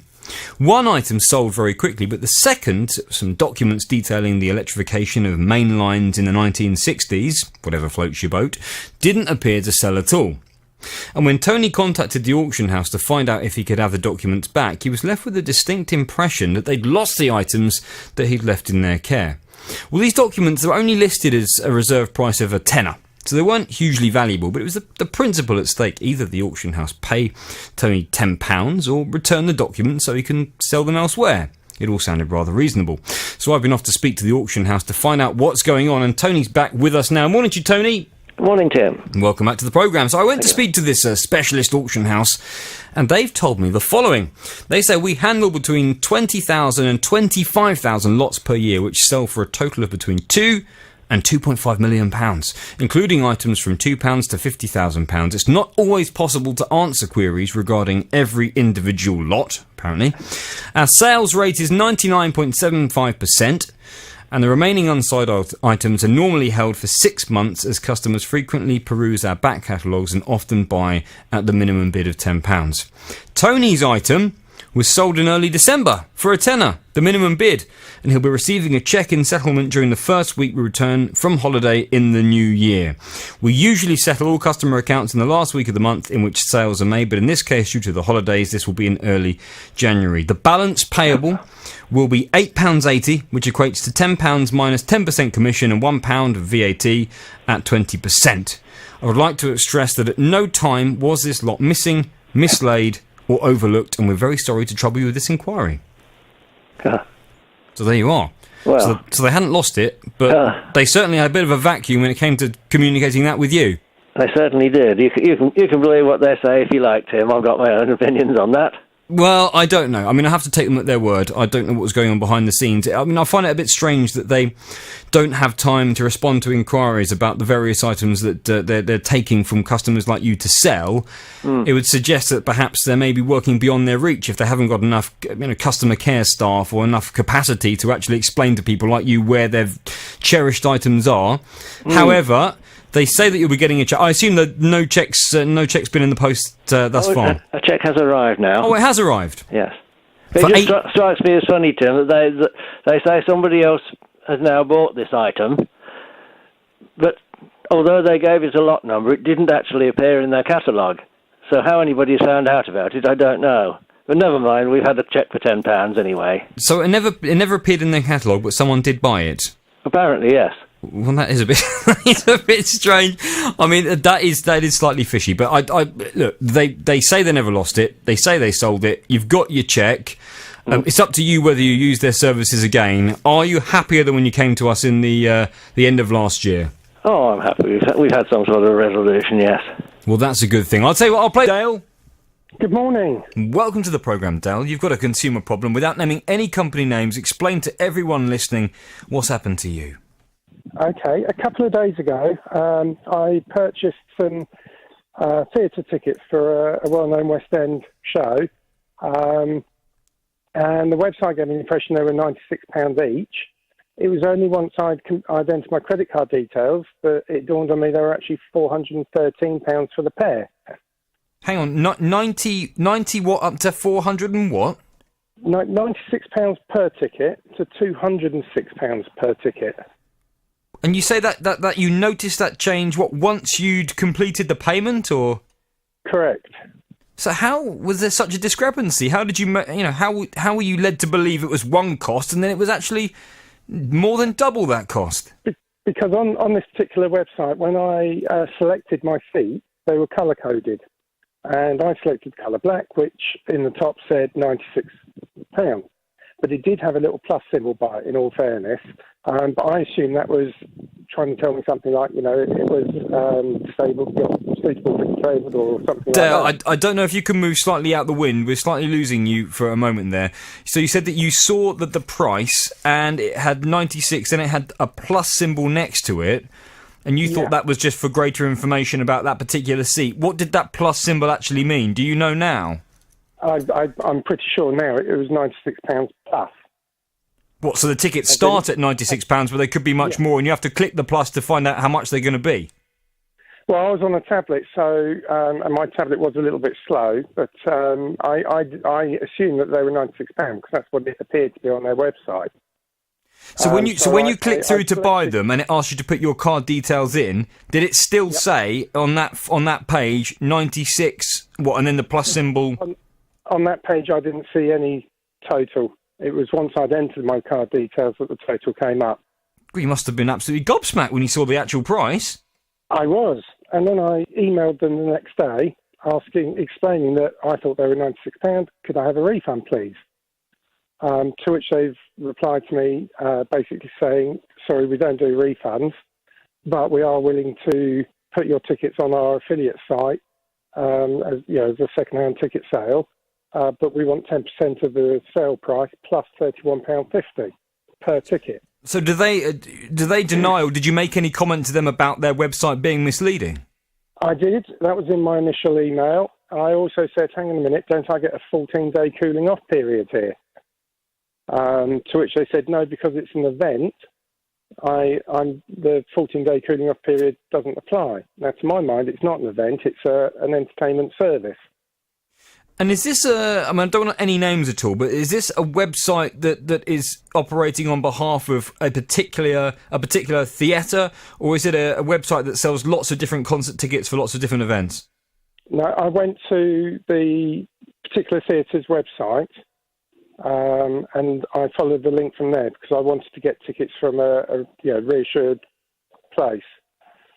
Somewhere that wasn't going to... So they had the actual theatre had a link on their website for this particular place to buy tickets. You've clicked through... Buy your tickets here. It takes you through. It shows you a seating plan with different coloured seats, and the colours depict the price. You select your seat, go next, put in your credit card details, go next, and you've got your ticket. Is this website still advertising tickets in the same way with the price and then a plus symbol next to them? They've changed that now. They've added extra colours. So they've changed the website since your complaint? Yes. What's different about it now? Well, now the seats that I wanted, they're now a different colour, and they're clearly advertised at £224. Well, that's very spooky that you would make a complaint of this nature and then their website would suddenly change. Yes, I thought so. And if their website has changed in response to your complaint, it would suggest to me that that's a bit of a mea culpa, that they accept their website was misleading. And if they do, then I would hope they might take another look at your request. Well, I've emailed them back again, and they've come back to me with another offer of, again, using their third-party resale site, but still with the 10%, but they're going to drop one of the £31.50 charges. So I still don't think that's I would like a full refund. Do you have like a screen grab or any evidence of exactly what you saw when you made the booking that day? Unfortunately not. I was having a look on my tablet last night to see if I could pull up a cached page. But unfortunately, because it was on the tablet, not a PC, I have no access to it. Well, I mean, I guess the situation is you can see this in two ways. You can see it as you not clicking on that plus symbol and not discovering what that meant, or you can see it as most people would have just seen the price 96 plus and assumed that would be a drop-down menu for further details. I don't really know what most people would think, if I'm absolutely honest. But what I do know is if the website has changed since you bought your ticket, it would appear that it may have changed in response to your complaint. We don't know how many other complaints there were of people. You can't be the only person necessarily that's been left in this situation. So I would like this ticket company to look again at the decision they've made here. And if they are showing an acceptance of some kind of guilt in terms of the website not being clear enough, then I think they should look again at your request to get your money back. So I'm prepared to contact them this afternoon and find out, why they were so compelled to change their website and see why they've made the decision they have about the money you can have back. And I'll speak to you hopefully on tomorrow's programme. We'll find out more. Thank you. All right. Dale, thank you very much. I mean, if you change your website, surely isn't that a mea culpa? That your website wasn't clear enough? That's what I would think.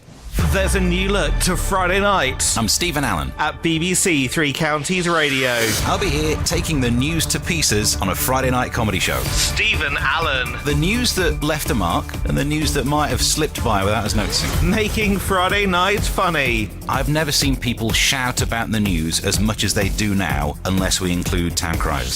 Starts Friday 11th of January from 7. News has never been such a fertile ground to grow the plants of jokes in. BBC Three Counties Radio. It is BBC Three Counties Radio. Now to Laura. Back in August, Laura was forced to move with her 8-year-old daughter into a police safe house after she very sadly experienced domestic violence. Well, for 3 months, she stayed in a refuge. Meanwhile, the council prioritised rehousing her and her daughter by putting her into Band A. Finally, they were housed, but she's come to the programme for help as a housing association is now trying to charge her hundreds of pounds for failing to return the home that she'd fled to the condition it was in before she became a tenant. I received a letter to say that because I didn't make good of the flat, they were charging me £883.04. And also VAT was £176.61, so the total being £1,059.64. So what are they suggesting had not been done in the property when you left that should have been done? I was supposed to take a back wall wallpaper down, and I find it very hard to accept that they're the ones that told me it was unsafe to live there. Yet they wanted me to go back and redecorate my home before I left. Laura there speaking to JVS before Christmas. Well, it did sound as though this housing association were treating Laura like any other tenant, when in fact her circumstances were pretty special, very different.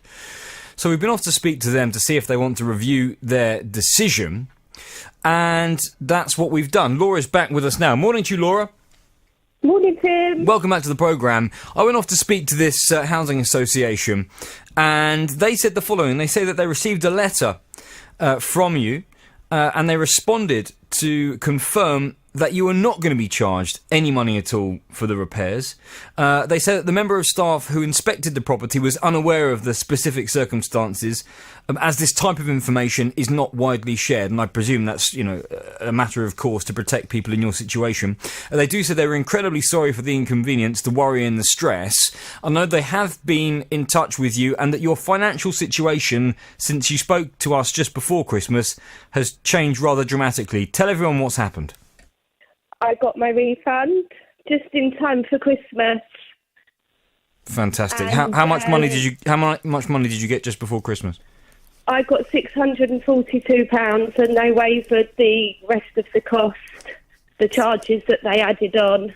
Fantastic. You must have been incredibly pleased at that time. I was so happy. It was a lovely Christmas present for me and my daughter.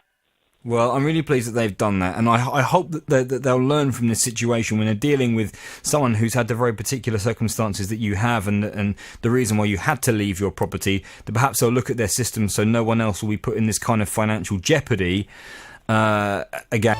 Now, back in March last year, David's daughter was driving over to visit him in Luton when she hit a massive pothole. Not only did she do £87 worth of damage to her tyre, the police attended the scene and blocked the road, and it soon became clear as many as potentially 4 other motorists had also hit this same hole. Well, David came to the show for help, as despite the size of this hole and the other accidents that he was told had occurred, the local authority were refusing to pay out for the damage to his daughter's vehicle. Why? Well, they say that their inspection regime was up to date and that they had no record of the hole at all. This is what David told us on the programme before Christmas. I'd say it was probably about 2 foot across and probably 1 foot to 10 inches deep. It was also been raining that day. So, I mean, as you're driving along the road, you probably would have just seen a puddle. We were having some fairly severe weather conditions that time of year. There was some ice and there was some snow, some rain. So it's obviously leads to the fact that it's going to degrade the road a little bit, and I obviously appreciate that. But what I found a little bit strange was that if they inspect the road on a monthly basis, anything that happens between those inspections, they're saying it's not their fault.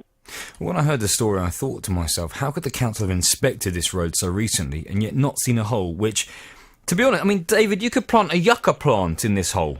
It was it was huge. It was a substantial hole, yeah. It's more of a crater, I think. Indeed. I've been off to speak to the council. It's Luton Borough Council. I'm sorry to say that at this stage, they haven't told us that much.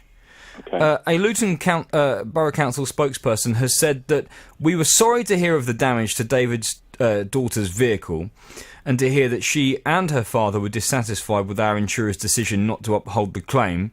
We've requested further detail from our insurers and we will be in contact with the family in due course. So, I don't know if that means they're going to look again at this. Have they been in touch with you since the start of the new year?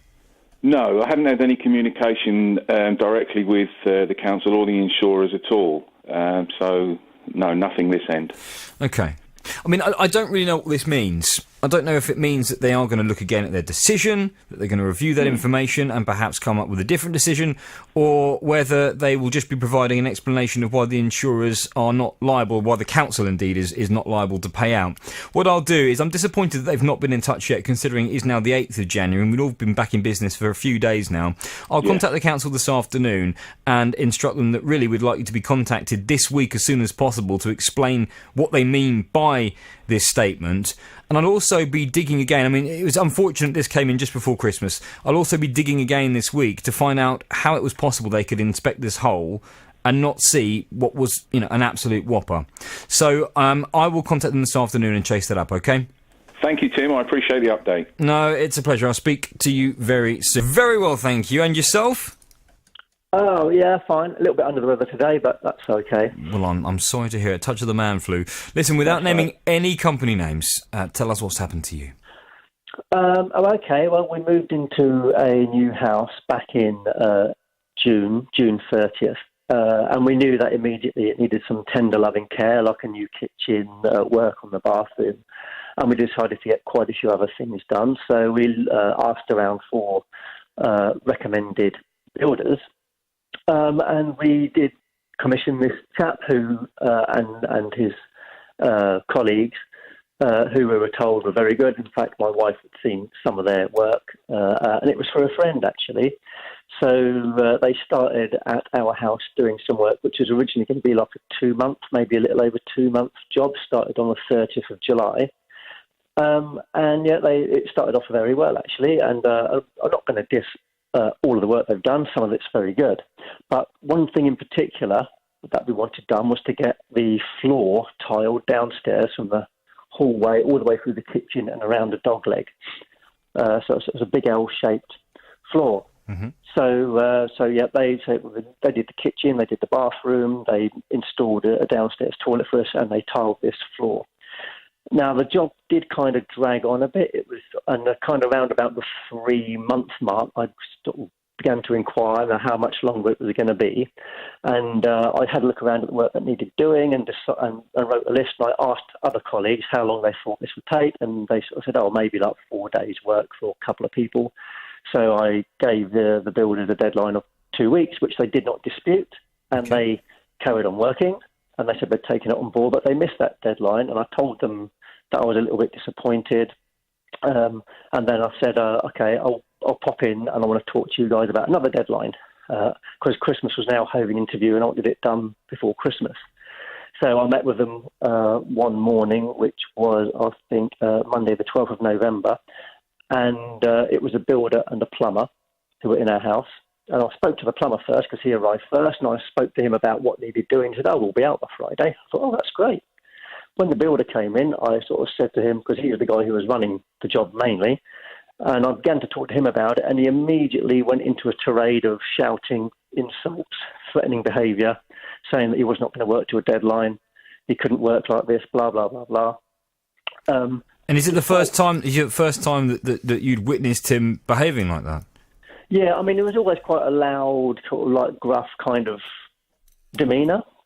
And in fact, my wife was sort of dealing with them mainly at the beginning of the job, and then sort of she got a little bit upset with him one day because of the way he spoke to her, and then I took over dealing with them after that. But I always found them there like kind of like typical builder characters, a bit loud, a bit, that kind of thing. But this guy launched into me with this kind of tirade of insults and swearing, and he even squared up to me and shook his fist in my face. He squared up to you? Yeah, he kind of walked up to me. He said, "Are you doing my head in?" Shook his fist in my face and walked off. To which then I thought, well, there's only about 4 days' work left. Should I fire them? Or should I just lock them down to a deadline and just get them done, get them out, goodbye? So what we did, they eventually sort of cooled down a little bit. They agreed to a deadline, which was like a week the following Wednesday. So I left them to it, and then they finished, gone, brilliant. And we had our house back. Then within 3 days of them leaving, we noticed sort of little cracks in the grouting in one part of the kitchen. At that time, we had another decorator come in, unconnected with these two guys, who we asked him about it, and he said, that might be for various reasons. How did they lay this floor? And I said, well, as far as I know, they sort of put down this plywood, they screwed it down, they put some sort of primer on it, whatever. And he said, what kind of ply did they use? I said, well, I think it was about 6mm. He said, well, the brick standard is 15mm, because 6mm doesn't have the full body, especially on these old houses with their sort of like wobbly floors, to really take the kind of traffic. So the tiles on the kitchen floor, when you say that, so the grout is starting to come away in bits, is this all over the floor in just one specific part of the floor? It started in one specific part of the floor, and then this other decorator said, we'll leave it for a week, let's see how it progresses. And then the cracks began so the cracks now sort of cover maybe a 2 metre area at one end, a high traffic area of the kitchen. But today, there's been a bit of a development. I actually had somebody else come in from another company to look at it. And he said, actually, he was tapping the tiles and he said, well, these are blown, these ones here, which means they would have to come up and be reapplied. And then he tapped further down the kitchen, so well, these ones here are blown as well. And he said, you're looking at something like an area of, I don't know, what is it? Well, initially there's 2 to 3 metres that sound hollow, and you can tell. But further down the kitchen, there's some that sound like they're blown as well. So these are tiles where there was a gap left underneath them, and therefore they've not sat down properly, and the tiles are blown. Not necessarily. They might have been adhered properly, but the adhesive, for whatever reason, may have just come away and popped and left the tile loose, and therefore the grouting has come loose. I know they used flexible adhesive and flexible grouting, but it seems that the job they've done is beginning to sort of undo a bit. Okay, so what have you done about it? Have you contacted the builder that was in charge of the job to explain what's happened? Well, I did text them before Christmas, the plumber and the builder, but the only reply I got back from the plumber was, I'm not a tiler, I'm waiting to hear from the builder. And then just after Christmas, I texted them again to follow that up, had the same reply.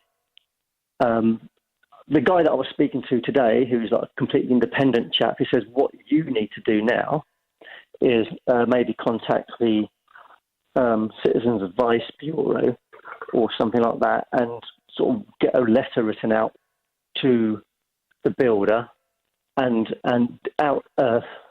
outlining the problem and give him 7 days to reply. But also, I've noticed in the shower cubicle that they've created, some of the tiles are going a bit dark on the walls. And I also asked this guy about what that might be, and he said, there seems to be a leak behind the shower, and that's what's making those tiles go grey. Did you hold back any money from the builder until you were at a point where you were satisfied with the quality of the job? I still got £500 held back, but obviously if this floor needs redoing, it's going to be much more than that. Okay. So my question is now, what's my next step? I mean, how obviously I've got to contact in writing the builder and ask them what their intentions are to do this and give them a time scale.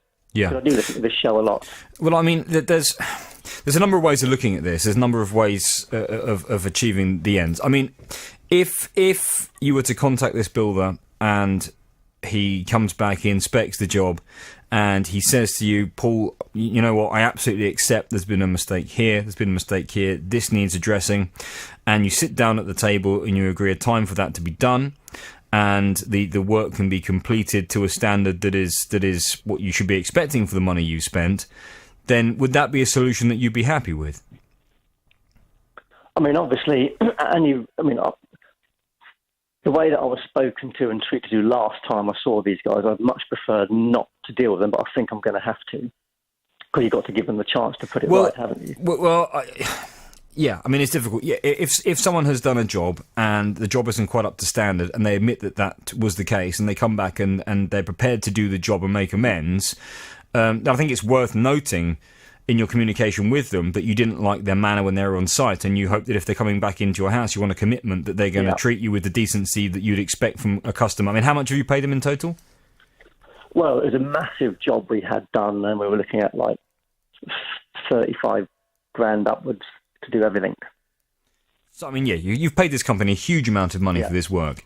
I mean, I can't say too much because I don't know anything about these builders. I don't know why he conducted himself in the way he did on that occasion. And, of course, I wasn't there. So I'm taking your word for it. That's the way he conducted himself. And, of course, people's interpretation of levels of aggression can be very different. But I believe what you said.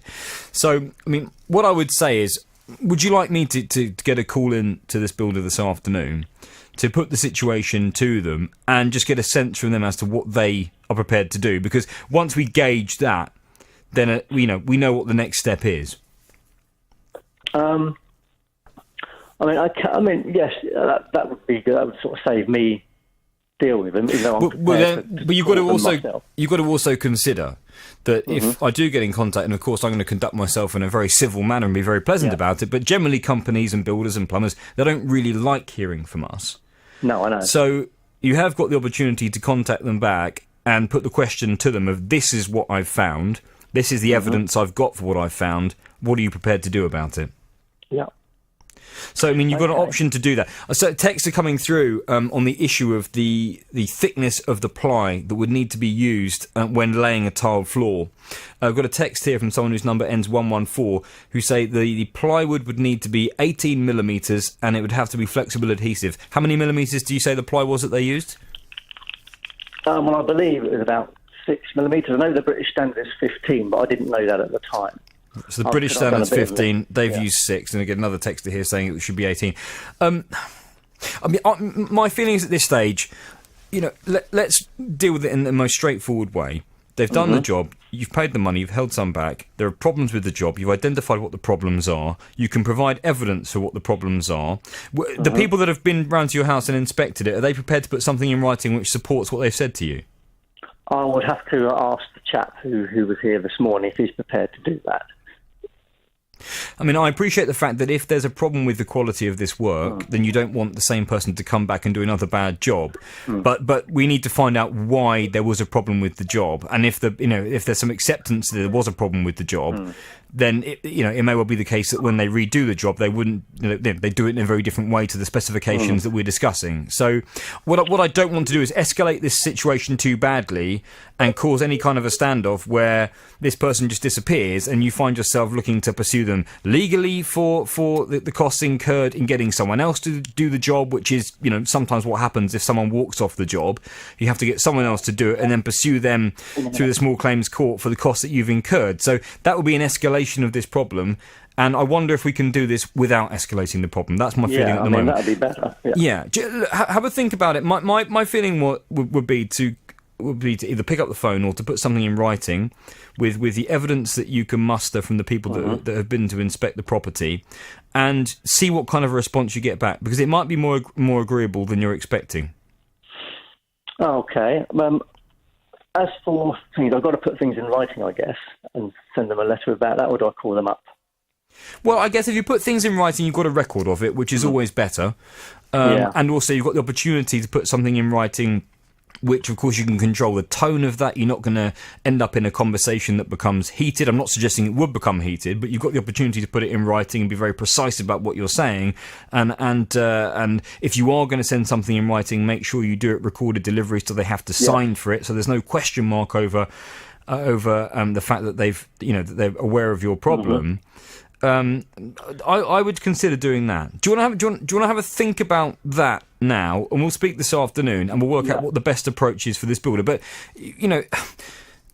it's very disappointing that they've done a job which was not up to the standards that you're expecting. We need to find out why. We need to find out why that was. But I think stage one would be giving them the opportunity to explain why that was, and give them a chance to respond to the complaints that you've made. And until they've had a chance to hear that, perhaps it's unreasonable to escalate the situation any further, okay? Okay, I've got the tiler's address, but the builder, the guy who was running it, I don't have his address. So would I be able to just send it to the tiler, but kind of like... Well, no, I think we need to make sure that... Who did you pay your money to? Well, here's where it gets a little bit blurred. Most of the money went to the builder. Some of the money went to the plumber. And then there was an actual tiler guy who came for a while, who actually did some tiling but then disappeared, and we paid him some money, but then he sort of disappeared halfway through the job and never came back. So this wasn't. And then the builder actually finished the tiling. Right. Okay. So there's two people involved in the tiling of the property. Yeah. Okay. Okay. Well, I think if the builder was in charge of the job, and if the builder subcontracted the people to come and do the extra work, then the builder has responsibility for the people that they've chosen to do the work. So I'm getting more text coming through, by the way. Lee has texted to say it's 18mm ply minimum on floor joists, 6mm over floorboards cross bonded. Right. I don't know what that is, so... No, okay. We'll continue to look at the texts that are coming through, and I appreciate the expert advice we're receiving. I would say that we need to establish the address of this particular builder. So off air, you can give me all his details, the company name, and I think at this stage, I'm happy to contact them, but I think at this stage, if you make contact as the customer, put them into the picture of what's happened, explain who's been around to look at it and what they've observed, and then we'll wait to see what the response is. And I think we should insist, though, that they're going to be coming back to you about this in the next couple of days, really, because this problem is only going to get worse. Yeah, okay. All right. I'll pass you back to the team. We'll get those details, and we'll work out a way of contacting the builder and just seeing what he has to say as stage one, okay? Yeah, okay. I'll pass you back. I can hear you've got people in the background to look after. Thank you. Now, Anthony came to the programme for help just before Christmas. He came to help moving a bus stop that's been plopped right at the end of his driveway. I've got a bus stop outside my property, and it's basically on quite a busy road, and it stops over my drop curb, so it's quite a busy bus route. Usually a bus comes every 5 to 10 minutes. I'm not really bothered about the actual bus stop and the buses running outside my house. It's more about the actual physical stopping over my drive. Or even, it's been about 4 occasions now this past year that they've broken down outside my house. In an ideal world, what do you think needs to be done? Just for the bus stop to be moved either 6 foot to the left or 6 foot to the right, so I can actually get on my drive. Anthony speaking to JVS just before Christmas, but will the local authority agree to move this stop? We've been off to find out. Anthony's back with us now. Morning to you, Anthony. Morning, Tim. Welcome back to the programme. Your local authority is Bedford Borough Council. Yes. And we approached them about this bus stop. Now, I think it's fair to say we've had a number of cases in the past where we've been dealing with Bedford Borough Council. They've not always been huge fans of the show. And so I wasn't sure how far we were going to get with this case. But of course, every case on its merits, and you know, perhaps some people would think that the cases we've put to them, some are more reasonable than others. They have looked at this, and they say the following. This bus stop has been in place for over a decade and is well used by the local community. So that's the beginning of the statement. Yeah. So this has been there for a long time and it's well used. They say the council will, however, contact local bus companies to ensure that their drivers use the full length of the bus stop correctly to avoid any inconvenience. Buses are only at the stop for a matter of minutes to pick up and drop off passengers. It's extremely regrettable when a bus is subject to a breakdown and will then have to stop for a longer period. But they say that if they remind drivers to pull up to the top of the bus stop, the very edge of the bus stop, therefore the back of the bus wouldn't be in front of your drive, and that should solve the problem. What say you to that? Yes, if that's kept to, then yeah, that's great, because that's all it really is just using the actual length. It's the road markings which are a bit deceiving, because the road markings is where the bus stops too. But if they do stop to the top end of the bus stop, then it will unblock my drive. I mean, if I just explain it, if you're looking at your house, for anyone listening, yes. So there's Anthony's house and his driveway. There's then a pavement that goes down to a drop curve, and if you're looking at Anthony's house, to the right-hand side, there is then a patch of grass, there's a lamppost, and then there's the bus stop, and then beyond that, of course, is the edge of the bus stop where the front of the bus would pull up. So it's unfortunate the yellow markings continue beyond the patch of grass left across your driveway, because I can see how that would kind of show the bus stop as being longer than the length of a normal bus and going across your drive. But is it true to say that if all buses pull all the way up to the front of the bus stop where the edge of the yellow markings are, that the back of the bus would never be in front of your drive? Is that true to say? It's true to say. The issue might be is where the bus stop is positioned. The part where people will board the bus and where it's tarmacked is where it's the issue, because when people get on and off the bus, they don't really want to be standing on the grass to get on the bus. I mean, we've got to be reasonable about this. And if this problem is solved by buses simply always pulling up to the front of this threshold where this yellow line is, then that to me seems like a reasonable solution to this situation. And I'm afraid you're going to have to. I mean, in terms of buses breaking down, I've got sympathy with the council. You can't plan when a bus is going to break down. One would hope if they're going to break down, they get a bit of warning and they can pull up to the front of the bus stop so they're not blocking your drive. That if they can. Of course, you can't always plan when you're going to break down. I think you're going to have to monitor it. Yeah, I'll keep an eye on it. If it's been fed back that they're going to park a bit further up, which is where it should be anyway, then they say that solves the problem anyway. So just making sure that it's something that they've kept to. Yeah, and and if they don't, and if you keep on noticing that buses are not pulling up to the front, call us back, and I'll be more than happy to go back to the council and say, we appreciate you making all the right sounds on this, but the bus companies, the drivers, are still not abiding by the polite request you've made. So if I can leave you to monitor the situation, and if over a period of weeks you feel as though actually the message has not got through, I'm more than happy to use this programme to go back to the council and ask them to go back to the bus companies, okay? Yeah, that's great. Thank you. But I think that's probably the more reasonable solution rather than, spending taxpayers' money moving the bus stop, if that can be avoided. But I'll pass you back to the team, and if you do notice that the problem's continuing, give us a call. No worries. And so what I'll do is, for the council, for the action they're prepared to take, we'll give them a little honkage, and we'll give them the full horn if in, let's say, a few weeks' time, every single bus that you've witnessed has been pulling up right to the front of the bus stop. Yes, that's great. All right. Thank you, Anthony. I think that's the best solution for you. Caroline is with us. Good morning to you, Caroline. Good morning, Tim. Hello, welcome to the programme. You've got a consumer problem, as you know, no company names. What's happened? I had ordered some herbal medicine for my husband who has dementia. That's that, all fine. I came back home... A herbal medicine? Yes. Oh, right, okay. I wasn't aware there were herbal medicines that could help. Well, when you have that problem, you try all sorts of things. I could imagine. How old is your husband? He's 78. And is this a recent diagnosis, or? Well, it started in 2010, so no, not that recent. Right, okay. So you're But trying... That's not the problem. Okay, That you're is trying not what the you problem. can. So you ordered some herbal medicines. Carry on. Yes. That's fine. That was all fine. And I came home early to take our young dog to have 2 stitches out, having been spayed 10 days earlier. And she was a bit odd, but I took her to the vet and she was a bit wobbly on her legs. Came back home, she was getting worse. Me and one of the carers there, we decided to take her straight to the vet, by which time she could hardly stand up. The vet said it was neurological, it's toxic poisoning. They took her in. She had to be monitored continuously in case she vomited or swallowed her vomit or blood pressure was dropping very low. We came home. The other carer said, "Oh, I took something from the dog. She had it on the grass. Put it in the bin." So we tipped the bin out.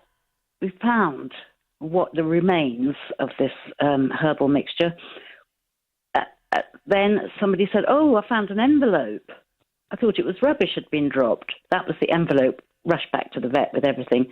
The dog had to go into overnight care at a special veterinary hospital in Hemel Hempstead, where she just about made it through the night, and apparently by about 4 a.m, she started to come back to herself.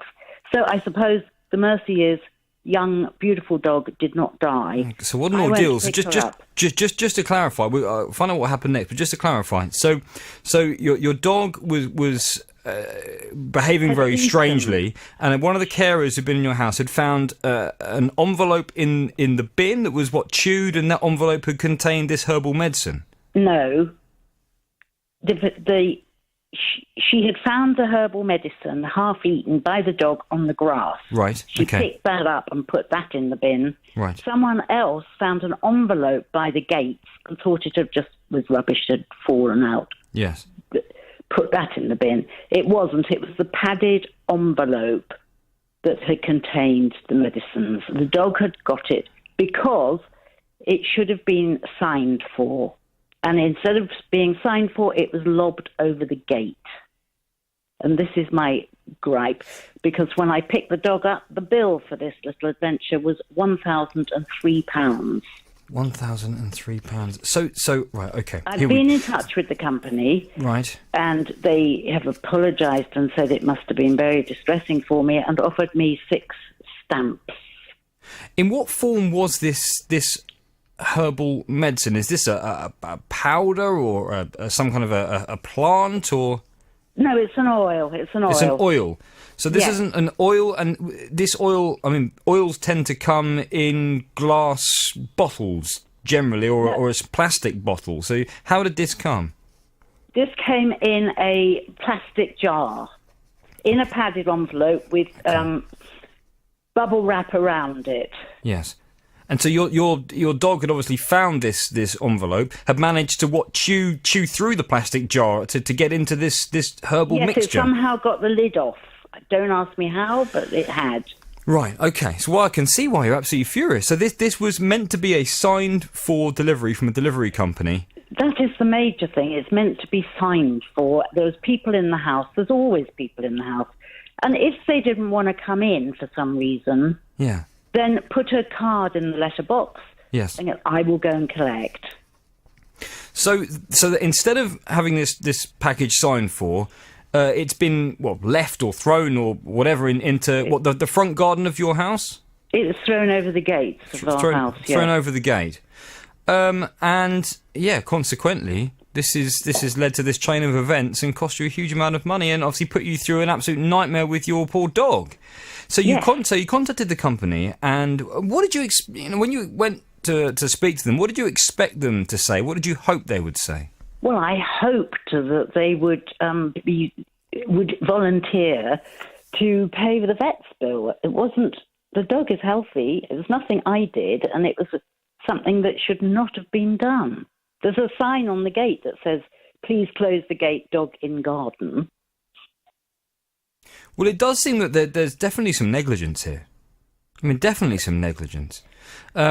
And if this was specific, was it specifically a signed for package because of the nature of the contents, or Yes, just because of it was the? It was, yeah. Yes, and to make sure that it reached the right person. Yes. Okay. Well, listen, there's a lot to take in there. I haven't heard a case quite like this. I'll be absolutely honest. I can see why you're furious. It's cost you a huge amount of money, and this has all happened because they didn't follow the instructions on the delivery, which was to have it signed for. That's so right. there is their negligence. I mean, I guess they couldn't have possibly known that this is the worst nightmare for any delivery person or the company, that this chain of events would be started where your dog would be so unwell and need such assistance. But I'll tell you what, I mean, I'm more than happy to go and speak to this company this afternoon and put this chain of events to them and say to them quite simply, if you accept that there was negligence on your part here and you didn't fulfil your part of the contract, then are you prepared to do something other than, what did they offer you? A book of stamps? 6 stamps. 6 stamps? A book of 6 stamps. Have you heard the like? Okay. I haven't heard anything like it, Caroline. Looking at the team, I don't think we've had anything quite like this before. I am going to speak to this delivery company this afternoon. Fantastic! Thank you very much, Tim. I've absolutely no idea what they're going to say to this, but I'll certainly go and put your point across, and I'll report back on the programme. So I'll pass you back to the team now, and see what they have to say. £1,003 just because of this discarded order. Blimey! Now listen, back in August, this is a case as well. Back in August, Paula and her husband got married, and to make the day extra special, Paula secretly organised for an old school friend of her husband's to sing for them up and down the aisle. And to ensure that they could keep these special moments forever, she paid a videographer to capture the performance, the ceremony, and also the first dance. But on the big day, the man she paid to provide his video expertise turned up so late that he missed every moment of the wedding he'd actually been paid to film. I paid him £600 is what we agreed, and I paid him a £300 deposit. I confirmed with him on the 28th of April the times and the locations of the venue. So I told him that I needed him to be there for 2 o'clock in the afternoon until the first dance, because I didn't really want the evening filmed because everybody has their cameras these days on their phones. So I just agreed to have the ceremony and the meal and then the first dance recorded. On the morning of the wedding, he messaged me at 12:44 to confirm the venue again, that it was in Bedfordshire. He then messaged me at 1:30, bearing in mind the ceremony started at 2, to say that he was running late as he thought the venue was in London. I then received a text message at 3:30 on the afternoon of the wedding to say that he'd arrived in the car park and was setting up. I was fuming, but I didn't want to ruin the day. I was also, at the time, 13 weeks pregnant, so I didn't really want to stress myself out too much. Like I say, we was due to then sit down and have the meal, which we had also included him in, so we also paid £65 for him to sit down and have a meal with us. So we all went in, we sat down for our meal at 4 o'clock, and we just carried on with the day. And then it was at the end of the evening when he was packing up, he said to me, I'll knock £100 off for you, and I'll be in contact with you in a week. Now, I didn't really want to kick off because I was worried that we wouldn't get the video. And as it turns out, my husband's dad couldn't make the wedding because he had just been discharged from hospital the day before. He had had a bleed on the brain. So he can never see the ceremony either now because we've not got it. So I didn't really want to say anything until we'd got the video in our hands. To this day, we have no video. He's refused to give us our deposit back. He keeps saying he's going to send the video out. On the 10th of December, we messaged him again and we've had no reply. So this man missed everything that he was paid to film. He had a free dinner. He then disappeared. He's never sent the footage. I remind you, this is back in August. So just before Christmas, Paula thought, well, what else can I do? She called the programme for assistance, and Paula's back with us now. Morning to you, Paula. Morning, Tim.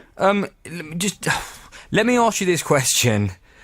Remind us how you found this person. I had a list of videographers recommended to me by our photographer. our photographer was absolutely brilliant. Can't fault him at all. So I just chose him off the list of people that was recommended to me. Okay. I mean, this has opened an absolute can of worms. The mobile phone number that you gave me for this chap initially allowed me to leave one message, I think, and then the second and third and fourth, and I mean the list goes on. Times I called, it would just beep and hang up. There was no facility to speak to anyone. Right. I had a couple of email addresses, which of course I got in contact with them, and nothing came back at all. I started kind of searching around on the internet, and it would appear that this chap's biggest presence is on YouTube, where he specialises in rap and kind of gangster grime music videos by men whose lyrics are, quite frankly, so explicit and explicit laden. I mean, I can't say any of the lyrics here. Lots of Fs, lots of Jeffs, and he seems to do most of his work with rappers. Right. I found one video of a wedding that was linked to this YouTube account, and I suppose it's a subjective thing and to say about the quality of someone's videography. It's not a wedding video that would have inspired me to book him to do mine. That's all I'll say. Right, okay. There was also an email attached to this YouTube channel for a man that appeared to be his business partner in the rap video game. So I contacted this person on an email, and he said that he was a family member of the person in question. He would pass my message on, but unfortunately, before Christmas, still no one contacted me. Okay. So I got to a point where I was starting to hit my head on a bit of a brick wall. But don't ask me how I ended up doing this. But I started digging around the internet, trying to just find this bloke's name associated with any details I could, and I came across an Afro-Caribbean hair salon, which was advertising a whole list of things: eyelashes, blow dries, bleach foils, ear piercing, and bizarrely video production. By guess who? Okay. So I called the salon and I asked them if they could put me in touch with the person who was being advertised as a videographer on their salon's advert. At first they said that they hadn't heard of him, but I think I may have been pronouncing his surname incorrectly, and eventually, after asking them enough times, they said, "Oh, I think we may know who you're talking about. Call back in 5 minutes, I'll see what we can do." So put the phone down, call back 5 minutes later, and the person at the salon answered the phone, and they said, "Well, we don't have his number, but we've got his dad's number." So I said, "Okay, well, give me his dad's number." So they gave me his dad's number, so I called his dad. It was about 1 o'clock yesterday afternoon I called his dad. His dad picked up. He's like a very nice chap, and he said that his son was at home, but he was sleeping apparently at 1 o'clock yesterday afternoon. Not sure why. Okay. Anyway, he put the phone to his chest and he shouted at him. He said, "It's a very important call. Quick, get up. It's important. It's the BBC for you. It's the BBC." And obviously I could hear his dad's voice. He was quite excited to hear from the BBC. Right. I suspect he was more excited than his son was. Because it would appear the father has absolutely no idea what's going on. Right. There was a brief silence, and then eventually the man, or well, I should say the boy, I think I suspect he may not be a teenager anymore, but I don't think he's much over it. No. He picked up the phone, and it sounded like he'd been asleep, because it was more of a grunt, to be honest. He was pretty monosyllabic.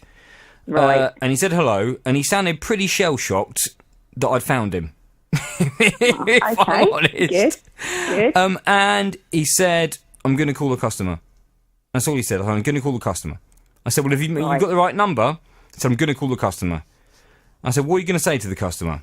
And he said, "I'm not going to tell you. That's between me and the customer, but I'm going to call the customer." He hung the phone up. Right. Did he call you? No. Haven't heard a thing from him. Last contact we had, like I say, was a text message that my husband sent on the 10th of December. Right. Well, okay. What I'm going to say is I put him on notice that I will be identifying his company on today's programme. At this stage, I'm going to give him another day, because Yeah, I okay. want to make sure that there are no other videographers who are wrongly associated with this case, which would be the reason why I'm identifying him on this programme. I was pleased that I'd managed by very circuitous routes to get in contact with him, and I took him at his word because he sounded pretty shell-shocked that he would be in touch. I mean, what I will say is the circle has closed in on this man now. He thought he could hide. He thought he could get away with this, but now he can't. Because I don't know exactly where he lives, but I'm starting to get an idea. I now got his dad's phone number, and I would hope that when his dad catches wind of what's going on and the fact that his son has let a client down so badly and has taken a substantial amount of money from them, that perhaps his dad will encourage him to do the right thing and sort this out. So I'll get a call in to him this afternoon, his dad, I should say. And I'll be explaining to his dad why I'm calling and the nature of my calling, exactly what his son's done, and leave it for his dad to deal with. Okay. But I would say, and look, I'm not going to beat you around the head with this, because I know you've already suffered enough with the situation, but a lesson's got to be learned here for everyone. If you're looking for someone to do photos or videos at your wedding, there are lots of people out there. I mean, this guy hasn't even got a website. You know, he did at the beginning. He did, because I'm sure I checked it, and on the list of recommendations that I got, there was a website there. Well, there was a exists. website in his name which doesn't work. Yes. So if you are choosing someone to, I mean, this is the biggest day of many people's lives. Find someone local. You know, find someone who you can go and sit down with and speak to and look at their work and talk it all through. Find someone with hundreds, ideally, of very good, happy clients they've worked for before. Do it through word of mouth. Do it through a friend that's had their wedding produced by someone. You know, because this is just a nightmare situation now where, quite frankly, if this what I will say, this person is not in Beds, Hearts and Bucks. So if this person's father has subsequently cancelled his mobile number, and if the salon, who apparently I would imagine are going to probably be quite unpopular for giving out the number as well, if they suddenly stop answering my calls, I'm going to be left scratching around in the remnants of the internet trying to find an address so you can take this guy to the small claims court. Yeah, that sounds great. That's the reality. And I found it so far a bit tricky to get his actual home address. Look, I'm going to speak to him again this afternoon. I'm going to get the dad involved in this now and see if he can buck his son up and get his son to do the right thing, okay? Brilliant. No, that's great. Thank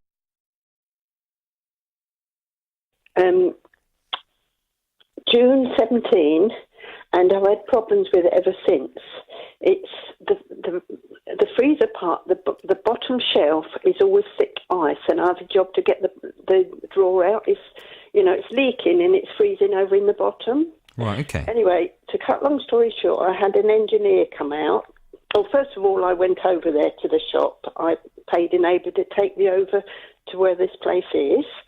And, of course, they said you've got to get in touch with the contractors. And I said, no. I've got Jonathan Vernon Smith ringing in my ear, as you. Right back to Paul Stephen Rose, bless him.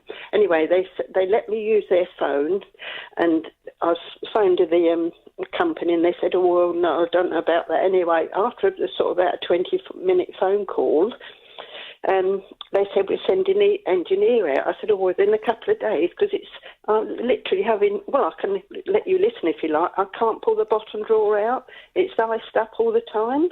And it's iced up now, is it? Are you next to it now?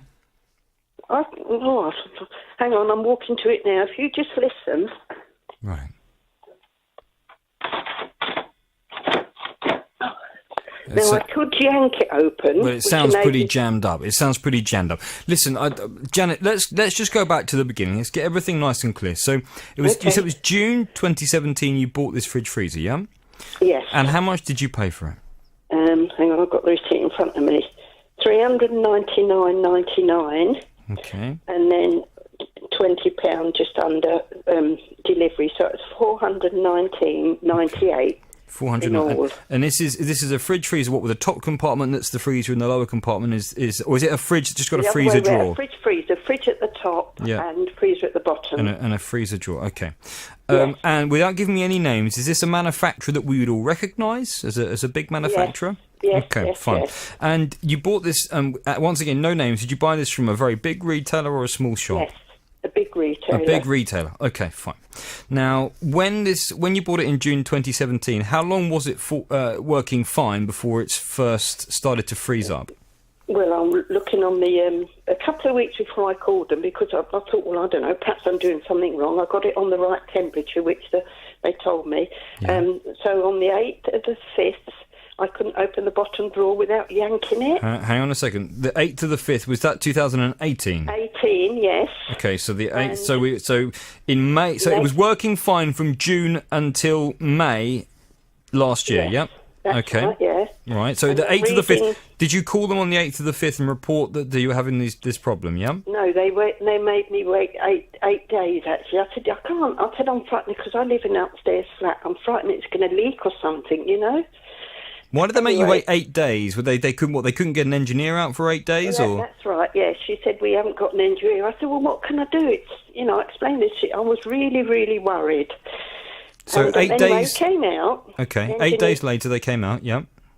Anyway, I'm reading what he put. He found drain hose blocked. Drain- Hang on. Hang on. The first one, I'm reading, this is the first one. It's just got cleared obstruction in evaporator gutter. Whatever that means. So drain hose blocked, and then cleared way of what? Evaporation gutter. Yeah, evaporator gutter. But listen to this. I'll be brief. Okay. He asked me for a dishcloth to catch the, Anyway, and he did whatever he did. I couldn't see. I was, the other side of the room. And it was all cascading down like sheets of glass coming out the bottom of the fridge across the kitchen floor. So he said, have you got a tea towel to lay in the bottom of the freezer to catch the ice, to stop it slipping? I gave him that. Anyway, we worked together, and I took a washing up bowl over to him and picking up the ice off the floor in the bottom, and he said, there's another lot coming down. Big sort of palm-sized sheets of ice was coming down and sliding across the floor, which, ice does. Anyway, he said, that one. I said, what causes that? What have I done? Have I done anything? No, he said. He said, it's the manufacturer's fault. I said, well, what? This is a brand new freezer, Right. Okay. So right. Okay. Just let me stop you there. Let me stop you there. So 8 days after, on the 16th of May last year, an engineer came out, looked at the fridge freezer. 8th of May. The 8th of May. You said it was 8 days after. No, they made me wait 8 days. So they came out. The 8th of May, he came out. Right, okay, fine. The 8th of May he came out, and he said to you on that occasion, there is a manufacturer's problem here, the company should be offering you a replacement. Now, did you get a piece of paper from that contractor putting that in writing, this is the problem? Yes, I've got it in front of me, I'm reading it now. So when you called the company, or when the engineer reported back to the company that he found a manufacturer's defect and you needed to get a replacement fridge freezer, what did they do? Well, I had to phone myself on a pay-as-you-go mobile, which I wasn't very happy with because I hadn't a clue where I was phoning. Right. She wouldn't tell me anyway. I explained the situation. I said that, I was polite. I said I'd like a new freezer. I said, because obviously this one's faulty. No, she kept saying you won't get a new freezer. No, I said, no, it's definitely faulty. I've only had it sort of so long. So she, no. Anyway, again, she won't get a new freezer. And I said, look, it's obviously faulty.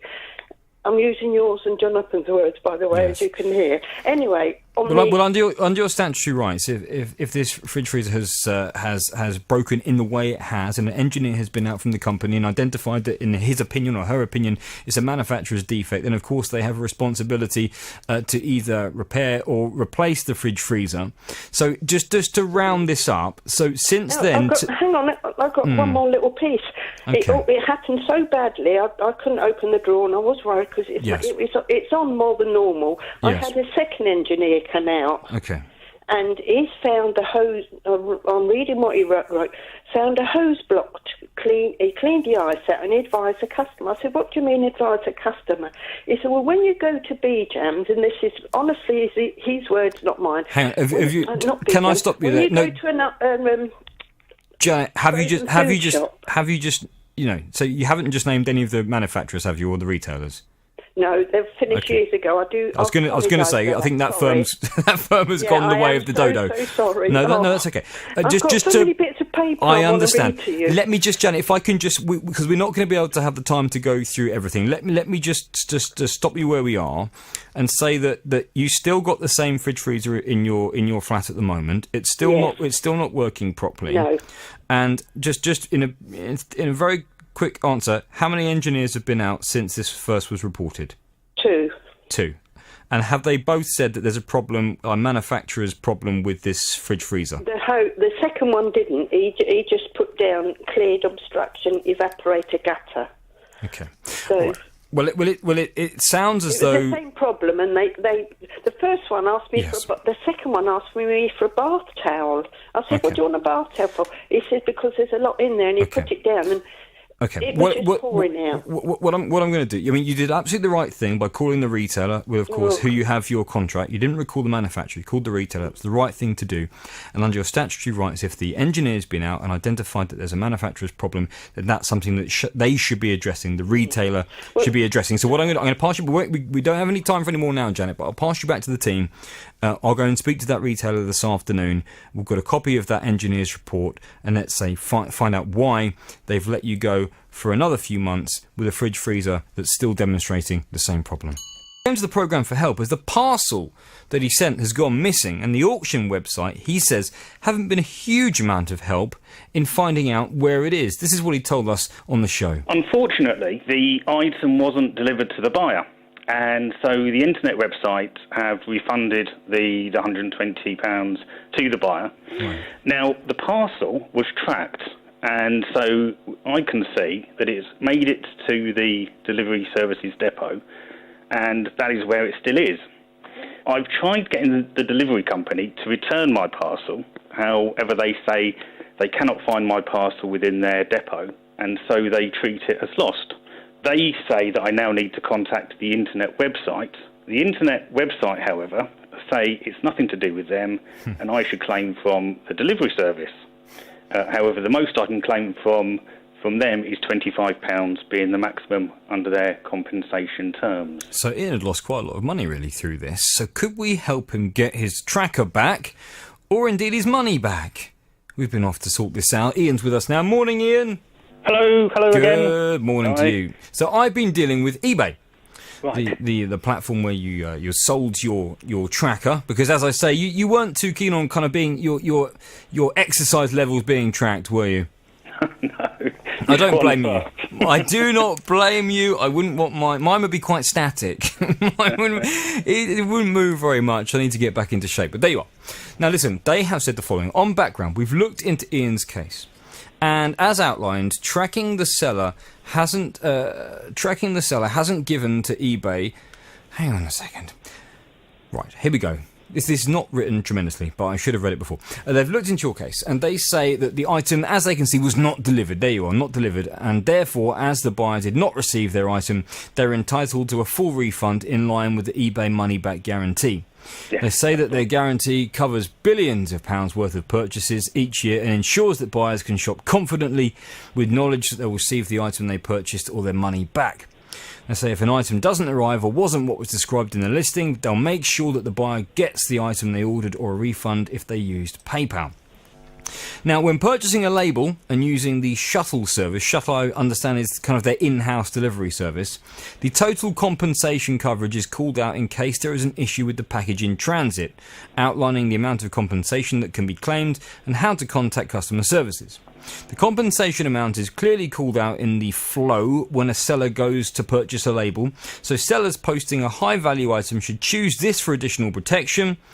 If this option was selected, the seller would have been refunded the value of the shipment up to the total of increased compensation purchased. It's all a bit wordy, but what I'm guessing is you didn't necessarily use the label that you could have done that would have ensured this package to the full value. Does that sound about right to you? It sounds right so far, yeah. That's okay, yeah. They say it's worth highlighting that as eBay is an online marketplace and not a retailer in charge of stock, once an item has been purchased, it's then the delivery company's responsibility to handle postage, although I understand that Shuttle are part of the same group, was my understanding, but there you are. Yeah. Did the seller contact Shuttle directly to dispute the lost package, they ask? Well, they seem to be focusing on the buyer protection, which isn't what this is about. The buyer's been refunded his money, and that was quite right. That's the correct thing to do. Well, but my argument is that Shuttle have got that parcel sitting in their depot, and I want the parcel back, or my £120. Well, their response continues. As you can imagine, of the millions of transactions on eBay each year, the vast majority are completely completed smoothly. As a standard policy, we don't usually issue delivery refunds. However, on this occasion, as there's been considerable distress on behalf of the seller, we've arranged a courtesy refund of the balance of £95, which will appear in his PayPal account within 72 hours. We appreciate that you could make a note of the fact this isn't standard policy, but they've done it on this occasion, Ian, specially for you. Oh, that's amazing. That's lovely. Thank you. Do you know how many phone calls I've made to try and get that? That's amazing. Thank you. Are you pleased? Oh, very pleased, yes.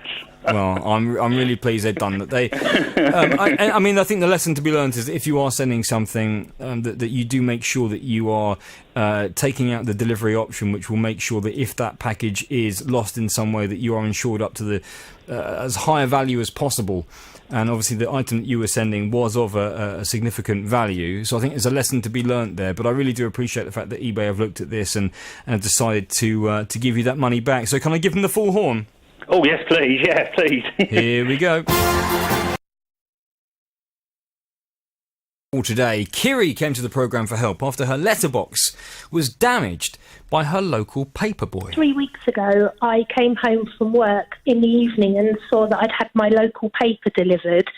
They left it hanging out of the door, which, first of all, is a security risk because it shows people that you're not home. And secondly, they hadn't folded it up properly. So when I took it out, I saw that they'd actually broken my letterbox. It was hanging off on one side, so when the plastic bit had broken. So when I then took the paper out, the letterbox fell off in my hand. Yes, well, I said to Kiri that we need to find out how much it would cost to replace the letterbox, and we'll get in contact with this newspaper to ask them if they take responsibility for it. And Kiri's back with us now. Morning, Kiri. Morning, Tim. How are you? Very well, thank you. Welcome back to the programme. We spoke before Christmas, and the newspaper editor who I'd spoken to in person had absolutely promised me that before Christmas they would be in contact with you. They decided that they were prepared to cover the cost of the repair, and also that they understood your concerns about newspapers being left half in, half out. Unfortunately, when we last spoke, that you hadn't received a call from them, and also I understand the paperboy was still doing the same thing. I spoke again to the editor yesterday because I'd spoken to you off air at the beginning of this week, and you said that you still hadn't heard anything. I spoke to the editor again. I said, look, please, can you please get someone in your office to pick up the phone, call Kiri, and explain what you're going to do. Please, they said they were going to do it yesterday. Please tell me they did. Yes, they did. Thank you. Hallelujah. A lady called me yesterday. She apologised for not being in contact, saying due to the Christmas period. Said she was very apologetic and said if I send her a quote for the letterbox. And I said, it's only the front. I said, it's only the front bit that I need. And she said, that's fine. So she said that as soon as I send her the quote, she'll get that sorted. I did mention that again, the paper was delivered again and left sticking out of the door. So she said she's going to speak to the distributor herself personally, and we'll make sure that that's not done again. Well, I think that's fantastic. So you need to get a quote for the cost of the letterbox being repaired. Is that right, or replaced? Replaced. I mean, I looked them up online, and they're really not a lot. I mean, as I said, it's only the front bits that I just need, I think, from my technical knowledge of letterboxes. So I don't think it's going to be extortionate. So I will just sort it out today, and then I'll contact her with a quote. Fantastic. I'm really pleased. Yeah, get that across to them, and I would hope that they'll be in touch, if not before the end of this week, the beginning of next week, to make sure that is replaced. I'm sorry it took so long to get them to take action, but I suppose we have to say there was a Christmas period in between, so I think everything goes a little bit haywire. And in terms of the issue of the paper not being pushed through the letterbox, that's going to have to be one that you, I guess, suck it and see, and see if they keep to their good behaviour. Yeah, absolutely. Because as I said, it's not just me; it's the whole road, and it's just a security risk. And so, but without you pushing them, which I know you've done numerous times, I know after the rude woman I spoke to initially, I wouldn't have got anywhere. So thank you for putting the time and effort in for me. No, it's a pleasure, and I totally understand your concern about the paper. I thought of you yesterday, actually. You'll be pleased to know, Kira, as I got home and I saw that a whole bump of pizza delivery things and letters for previous people that lived in the house, and a whole load of garbage that I didn't actually want had been stuffed halfway through my letterbox. And I did just think to myself, I have a full sympathy for the situation. Yeah. It's incredibly irritating. So there you are. OK, well, listen, I'll pass you back to the team. We'll stay across this. And the minute you see that paper not shoved through, give us a call. We'll be back in touch with the newspaper, and also let us know when they've been in touch to actually give you the money to replace the letterbox. OK? Lovely. Thank you, Tim. Absolute pleasure. Thank you very much for being with us this morning. Fighting for many locations. Tell us what's happened to you. Last year, June, the lamp at the back of our house was knocked down. And in July time, when I came back from university, I put in a request to get it replaced. I didn't hear anything from the council for absolutely weeks. So I gave them a call because it was getting darker and we've got a lot of elderly people where we live. So I gave them a call and just said, what's going on about re-erecting the lamp at the back of our house. They said they're going to chase it up for me. I said, that's no problem. Give them I think it was 7 days they said to give them. So I gave them 7 days, called them back. They explained the person was off sick. So as soon as they come back, we'll get it sorted. By October time, we had gunshots down our street. It was quite frightening. You had gunshots? We had gunshots down our street. A house, unfortunately, got shot up. Next day, I called the council and said, look, we've got to get this light fixed because it is pitch black at the back of our house. You cannot see nothing. I got the same excuse. The person's off sick. So I said, fine. I've had to go back to university. I've come back for Christmas. My car wasn't even on the driveway for 24 hours and it got broken into. I then called the council back. I said, look, we've got to have this lamp put up because it's so pitch black. We've become a hotspot for thefts. There's been cars stolen, cars vandalised, because no one can see. It's pitch black. Anyone can get away with anything down the street. How was this street light knocked over in the first place? Did someone back into it? Yeah, delivery van driver did, unfortunately, and he sped off. And, it's just never been... They tarmacked it. Instead of replacing it, they tarmacked where the lamp was, but... This lamp, it covers... Oh, hang on a minute. So this lamp was knocked down, and subsequently they've tarmacked over it, which would suggest there's no intention of putting a lamp back? Yes. And so, are you seriously telling me that since this lamp has gone, the crime in your neighbourhood has noticeably shot up? And would your neighbours all get... they back you saying that? They would back me. The reason why I called you, because I called the council again on Monday, one of my neighbours put on we've got like a little community social network. Yeah. Online, and she said, we've caught people again this week breaking into cars, throwing bricks at cars, and searching cars up. And unfortunately, the police couldn't do nothing because obviously they couldn't identify them. Well, it's pitch black at the back. Is this because the street lamps where I live are all switched off? I think it's about midnight, something like that. So routinely, if you're coming back late from being out at the pub or wherever you are, it's absolutely pitch black. And people where I live sometimes carry torches. Is this lamp one that was on all night, or did it turn off at some point? It was on all night. All night, and my family's lived down the street for over 40 years. These lights never go off. Right. Well, I mean, it sounds like you've got a very good case here. You say that the council didn't initially say they weren't going to replace it. They just said that it was something that would be in process. Or have they at any point said to you concretely, if you forgive the pun, that they're not going to put a light back in here? No, they haven't. And they've never said that. It's absolutely pitch black where we can't do without a light where we, unfortunately. It's just pitch black. Okay. Well, listen, I think it's certainly, if the light was there and if there's been this huge increase in crime subsequently and people aren't feeling safe, then the council need to look at this as an issue of absolute priority. It sounds, on this community group, are people genuinely feeling less safe living there since this light's gone? It's been noticed.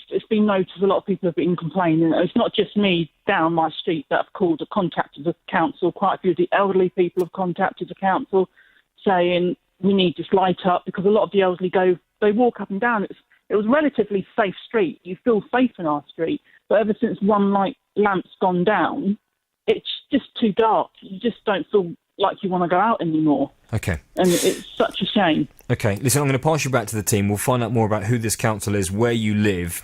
I'll get in contact with them this afternoon and try and pressure them to give us an answer as to what their intentions are when it comes to replacing this light. And, of course, I'll make sure they're aware of this increase in fear. And it'd be useful also if you could direct me to the page where you and the fellow residents talk to each other, because that will be useful evidence for us going to speak to the council that it's not just you. Sandra, thank you for bringing this to us. This is exactly why we're here. I'll pass you back to the team now, OK? Thank you. Thank you very much. Fighting for your rights. The JVS Show. BBC Three Counties Radio. £1,000 for a kitchen, which came with a 10-year guarantee. Well, they had various issues with it after it was installed, but the one outstanding problem, this is all down to do with the sealant used in between the worktops and the splashback. Around the sink area, but not just the sink area, all around the edge of the sink, the edge of the units where they're kind of sealed to the wall.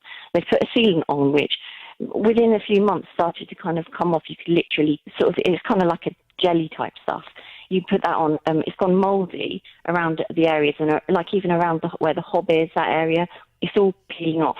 And where it's peeled off, you can see that the cabinet work surfaces are not kind of flush with the wall. Now they're saying that apparently that sealant, when they got it, it has to be changed every 1 to 2 years. You're supposed to reseal it, and that isn't covered in part. The only thing that is covered is the units. Well, when we saw the pictures of this, we were all pretty shocked, actually. The gap between the splashback and the worktop was large. Far too large to be filled by sealant. And in fact, Caroline measured it, and it was, you measured it. It was a centimetre, wasn't it, Caroline? Yeah, that's right. A centimetre's gap. Be. This came to us, of course, before Christmas. We went off to speak to the company, who are Wicks, and they sent someone out to inspect the kitchen, and they confirmed that they weren't happy with various aspects of the installation. They'd be coming back out to fix it. But unfortunately, last time we spoke, it was before Christmas, a contractor had come out, and the worktop that had been ordered was the wrong one. And if I remember rightly, when the company checked to get the correct one, it became clear they no longer actually had that particular worktop, and they would have to replace all the worktops to match. Now, we both agreed this was pretty strange when you consider that the top came with a 10-year guarantee. You'd expect them to keep this particular style for at least 10 years, so that if a problem arises, they have stock to replace. I know that before Christmas they were unable to replace the worktops, so the fitter put back what had been there, and we were waiting for more news. I caught up with you off-air just as we came back for the new year, and at that time they'd not been in touch with you. I contacted them straight away, and they've told me that over the last day or two they have been in touch, and they've got much more concrete news as to what they can do, when they're going to do it, and what worktop they can provide your parents with. Bring us the latest this morning, Caroline. Oh, hi. Happy New Year. I got an email yesterday, actually. He's sent 3 options of worktops that he thinks would be suitable. And I had a look through them. I just noticed today that one of the surfaces that's there is actually the same one that we have already. So I've told him the ones that we want, or the ones that they want, but I just want to clarify with him that the measurements have all been taken into consideration, and that the one that I request will actually be able to be provided, obviously, before we go forward with having it delivered, etc. But if that is all in place, then he said the 26th of January, which is Saturday, they should be coming out to sort it out then. But obviously we need the upstand to match it as well. I understand that the 3 they've offered were grey slate effect laminate, Lima or Lima granite effect laminate, and Lunar night laminate. Which one did you go for? Did your parents go for? The grey slate. Grey slate effect laminate. Yeah. And 26th of January is the date they suggested to me was when they could do this work. all I'll say is I'm really pleased that we now have a date and that, as you say, pending the correct measurements, that this can move forwards. But do remind us when this first became a problem. Oh, well, when I very first contacted them, I think it would be about, at least been about 3 years that I've been trying to speak to them about it. 3 years? Now, I haven't been dealing with Wix for 3 years, but it feels like it sometimes. It's certainly been more than 2 months now that we've been dealing with this, and it seems to have been a process that's beset by problems. Okay, so today we have a date for the work to be done, pending the measurements being correct, which we fingers crossed they will be. The worktop's going to be put in.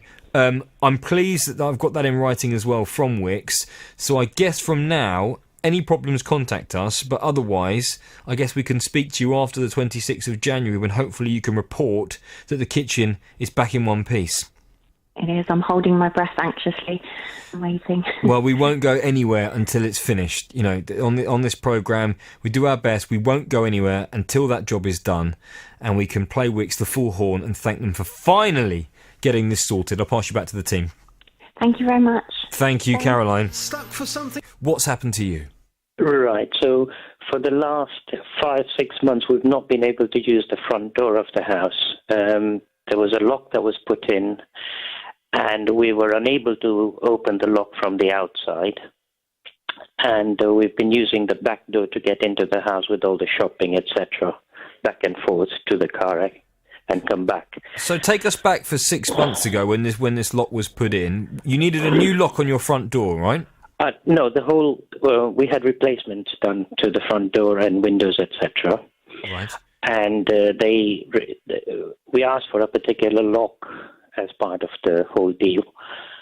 And the lock, they tried to install it twice before they got it right in the first place. That was in around February of last year. And then we had a problem in September where we were literally locked out of the house because we couldn't use the front door lock. Fortunately, we had a key to the back and we were able to get in. So why couldn't you use the lock? What's the problem with it? It will not open from the outside.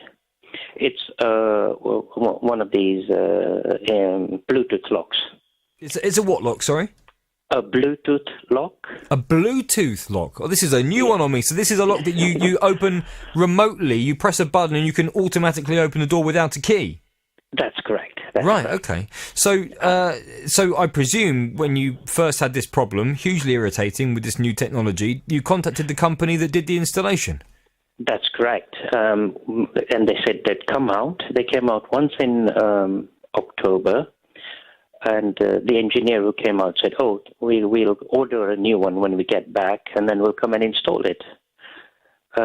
Since then, I've been chasing them up, and I've been getting different stories and promises that they'd call me back within an hour. And this has been going on since October until now. And in last Saturday, they were supposed to come, and they were supposed to confirm on the 3rd of January, and they still hadn't done anything about it. Dropping emails or anything like that just doesn't work with them. Right. So since October, you have consistently not been able to use your front door at all? Yeah, it was before October, but October when they came in, they tried to repair the lock. They couldn't repair it and said they were going to replace it. So what do they think is the problem? Is it something to do with the mechanism of the lock itself, or is it the communication of the Bluetooth? No, the Bluetooth works fine. It's the mechanism, because normally, like all double-glazed doors, when you lift up the handle, it should lock the door. And that's not what's happening. So it's a mechanical problem rather than a computer-based problem or some kind of electronic problem. Right. Okay. That's correct. And then when we try and open it from the outside, the mechanism just doesn't engage effectively. I mean, you're the first person I've ever spoken to who's got one of these kind of high-tech locks. When it did work, is it a boon? Would you recommend it to other people? Oh, it's definitely, and it's the make is a well-known make. It's a commercial, well-known make. Yeah. Okay. And how inconvenient is it for you at the moment having to come in through the back of the house? vary, especially when you've got a lot of shopping or late at night coming through the alleyway on the side of the house. Yeah. Well, to get to the back door. Well, so they've not denied there's a problem. They've not denied they need to fix it. They're just not responding to you, and they've not come back. That's the situation we're in, yeah? Correct. Okay, fine. Well, it should be relatively straightforward then. If they've agreed that they're going to fix it, they agreed there's a problem, I'll get in contact with them this afternoon and ask why on earth they're not replying to you, and get a date for you as when they're going to come back and fix it. That would be great. It would help us a lot. Calls this morning. And now to Hazel. Hazel lives in a council property. And just before the Christmas holiday, she called the show for help. Why? Well, she says that for the last 2 years, she's had to put up with a front door that doesn't actually fit the frame. And no matter how many contractors the council sent out, they just can't seem to hang it properly. I've had them out 4 times to try and repair it, because it's either been the handle that opens the door's gone, or I've got a massive gap down the bottom, which is a security issue, and I've got a lovely draft that comes in, but they don't seem to want to do anything. And I've got a gap so big that my finger can actually fit in it. Well, I've been off to speak to the council. Hazel's back with us now. Morning to you, Hazel. Morning. I think it was just a day or two before Christmas when you called the show, and I called your local council, and the person in the office there picked up the phone. I think they were about to leave the office. I think they had 20 minutes left of their day. And I said, I'm really, really sorry. I'm going to dump this on you, but we need to get this sorted. And they absolutely promised that they'd be getting in touch with the council team who go out and look at things like this, about repairs within properties, including doors. And I understand that they were going to take action. I understand they have taken some action. What can you tell us today? Well, I had an email later on that evening after speaking to you saying that the contractor has said the door is no longer economical to be repaired, so it's beyond repair, and a new door would now be ordered and fitted, and as yet I'm still waiting for that to be fitted. So you're still... So they're given going the date of the 5th of Feb, so... The 5th of February? Yes. But I'm a bit disappointed by that. The 5th of February, but you still got a gap underneath your door that you could fit your finger through. Yes. They haven't come out and done anything else with it. The email just said your door is beyond economical repair. A new door would be ordered, takes a couple of weeks, and then obviously the out-of-hours contractor will be in touch to come and fit it. Okay. Well, I don't think you should have to wait till the 5th of February. If you can fit your finger underneath your door, other than the draft, there's no way that can be safe. There's no way that can't be a security problem. And you're seriously telling me you could easily fit a crowbar underneath your door and start to rattle it around in the frame and possibly be in a position to smash it through? Yeah. Okay. But they reckon it's safe like that, but do they? So they've said that it's ordered, and that's when they're coming out to do it. Okay. It doesn't sound safe to me. If they think it is, I want some explanation as to why it is safe. I'm going to contact the council again this afternoon. They're very much back in the office now, I know, and I'll find out why you're having to wait until the 5th of February and why they don't consider this as a security risk, okay? Yeah, okay then. I'll pass you back to the team now. I'll be in contact with your council the minute I've finished on the show. And now to Dale. Now, Dale went onto a website to order 2 tickets for a West End show, his favourite West End show. And he thought they were going to cost £96 per ticket.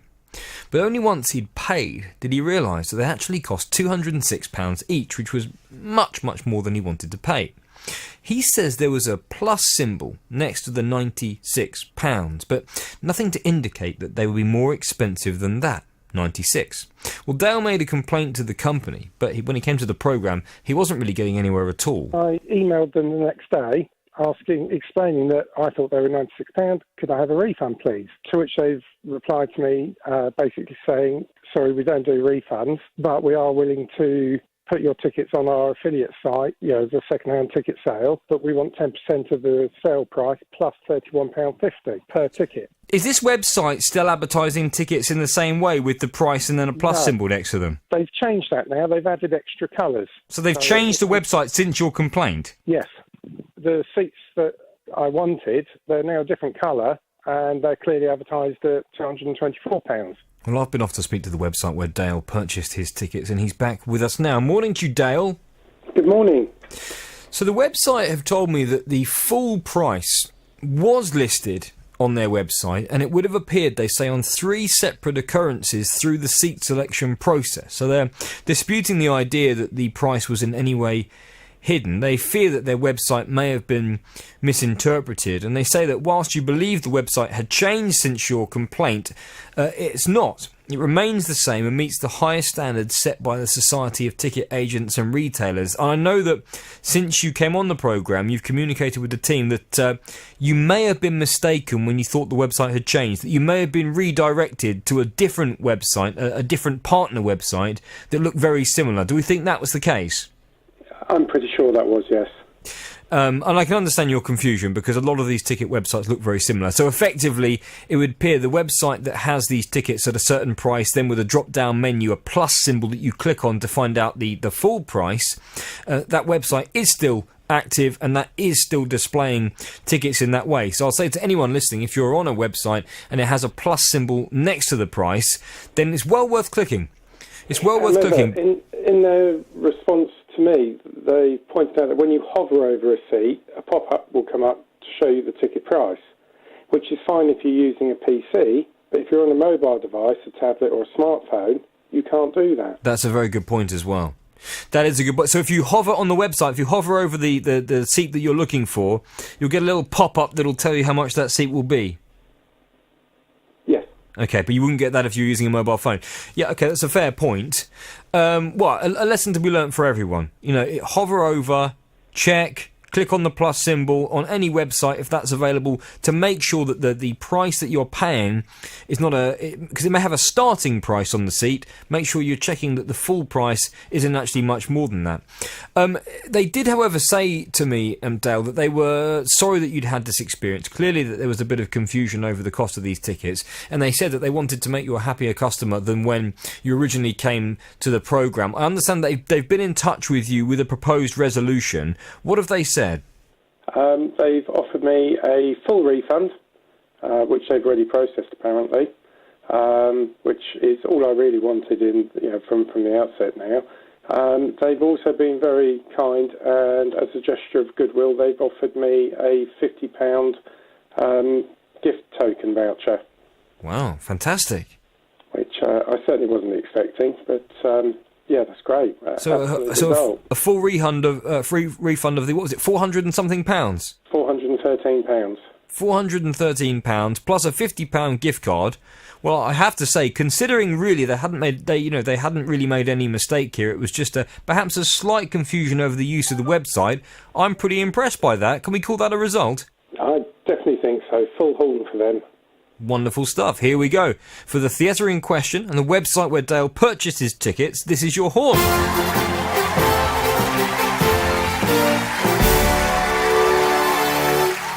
And Dale, any other problems, you know who to call, okay? Brilliant. Thanks ever so much, Tim, and to your team. Absolute pleasure.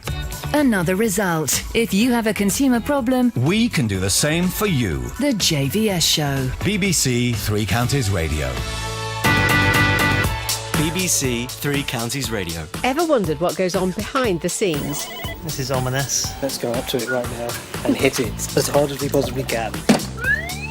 Who has taken my half camembert? Hello, BBC Three Counties. Eyebrow threading, yes. I need to get this sorted. Yes, this is stressing me out. 10, 11, 12. That's 14 pints of milk. I hate it. Get out of my studio. I'm Tara Dolby and I've been lifting the lid on life at BBC Three Counties Radio. Listen again on BBC Sound. I promise you'll learn something new. I don't even own a pair of trousers. Well worth a listen, that programme, to reveal the slightly bonkers behaviour of the group of adults here. We're meant to be adults, but we behave often like children. Give that programme a listen if you get the time. Linda is with us. Morning to you, Linda. Good morning, Tim. How are you? Very well, thank you. Welcome to the programme this Thursday. I was going to say a sunny Thursday morning. Well, I'm looking out of my window here. It's still a pretty grey, miserable day. You've got a consumer problem without naming any company names. Tell us what's happened to you. Okay. I saw a quiz game that I thought my soon-to-be 7-year-old grandson would enjoy. I ordered it on one of these e-commerce marketplaces, they're called. Okay. And it wasn't a lot of money. It's only £10.98, but nevertheless, I thought it would be fun for him. When you say a quiz game, is this actually a physical game or It's something a that very you old-fashioned download? thing. I don't know whether you remember one, Tim. It had my one when I was much, much younger, had a little wizard that you put on one side of a play, like a board, and you pointed his wand to a question, and then you put in the other side of the board, and he spun around, and magically he answered he put the right answer to that question. It sounds fun. Very old-fashioned. I don't remember a game quite like it, but it does sound fun. No technology involved at all, magnets, and this is now being updated. It's now an elf rather than a wizard. But, right. I just remembered it from a while back, and I remembered as a child enjoying it. And I thought, But this is a physical game you can hold in your hands. It's not a computer game. This is no technology actual involved whatsoever. board and an elf that you can all hold. And do kids still like these kind of physical games?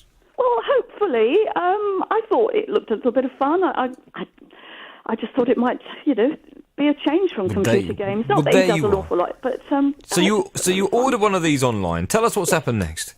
Well, that was the 8th of November, and they said it would arrive within 7 working days, and it didn't. So I contacted them via a web chat to say I hadn't received it, and they said, just give it a bit longer, Eventually, on the 5th of December, and this was actually for his birthday on the 14th of December, on the 5th of December, they said, it's obviously not going to arrive. Tell you what, we'll credit your account, and immediately you finish this web chat, then you reorder the game, and it should still arrive in time. So I did that, but the second one didn't arrive either. I was still emailing them or web chatting with them, well into December, and I said, still haven't had it. How if you order something way in advance and they can't fulfil that delivery? Exactly. Could you then order it a few days before you actually need it, and suddenly it is available for delivery? Exactly. It was on the website the whole time as available, but they just said it was delayed in transit. You could track it, but it didn't. It just kept saying out in transit, and it just never arrived. How annoying. So it didn't get there for the birthday? It didn't get there for the birthday. Neither did the second one. At which point I was then looking at as a Christmas present. I looked on another internet site. They actually had it, and I thought, well, blow this. I'm going to cancel the first order, or the second order, in fact, and I'm going to order it from this other company, and it arrived within 2 days. And with hindsight, I wish I'd gone to the second company first. But then I said to the first company, well, I'd like my money back, please. And they said, no, but you ordered it on credit.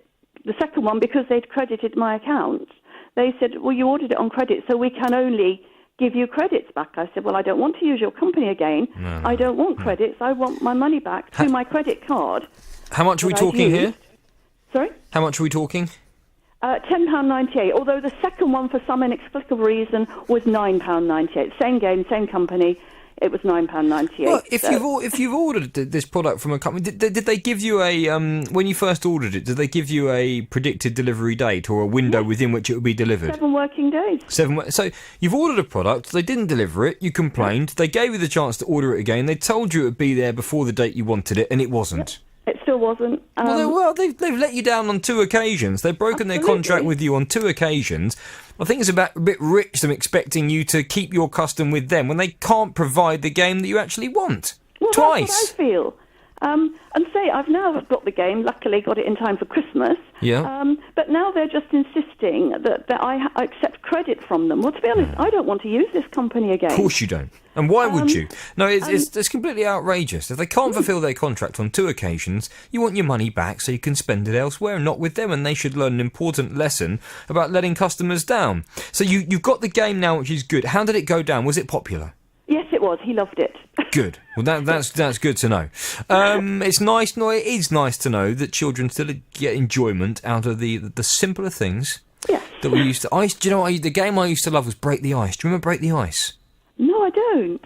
It was a plastic frame, and you had a load of plastic ice cubes, and you shoved them into the frame, and they held themselves together just because they of the sheer pressure of these blocks together. You then put an Eskimo on top, and you had to take it in turns to hit it with a hammer until the Eskimo fell through. Keep me there for hours. Used to love it. Used to absolutely love it. Chuck the computer out the window. Just get me. Break the ice. Anyway, listen, I'll go and speak to the company and find out why we can't get your money back. And let's hope we get some positive news for you tomorrow or next week, okay? That would be lovely. Thank you so much for your help, Tim. Thank you. Loud and clear, loud and clear. Yeah, much better. You've got a problem, Peter, without naming any company names. Do your best. Let's get through this. What's happened? Okay.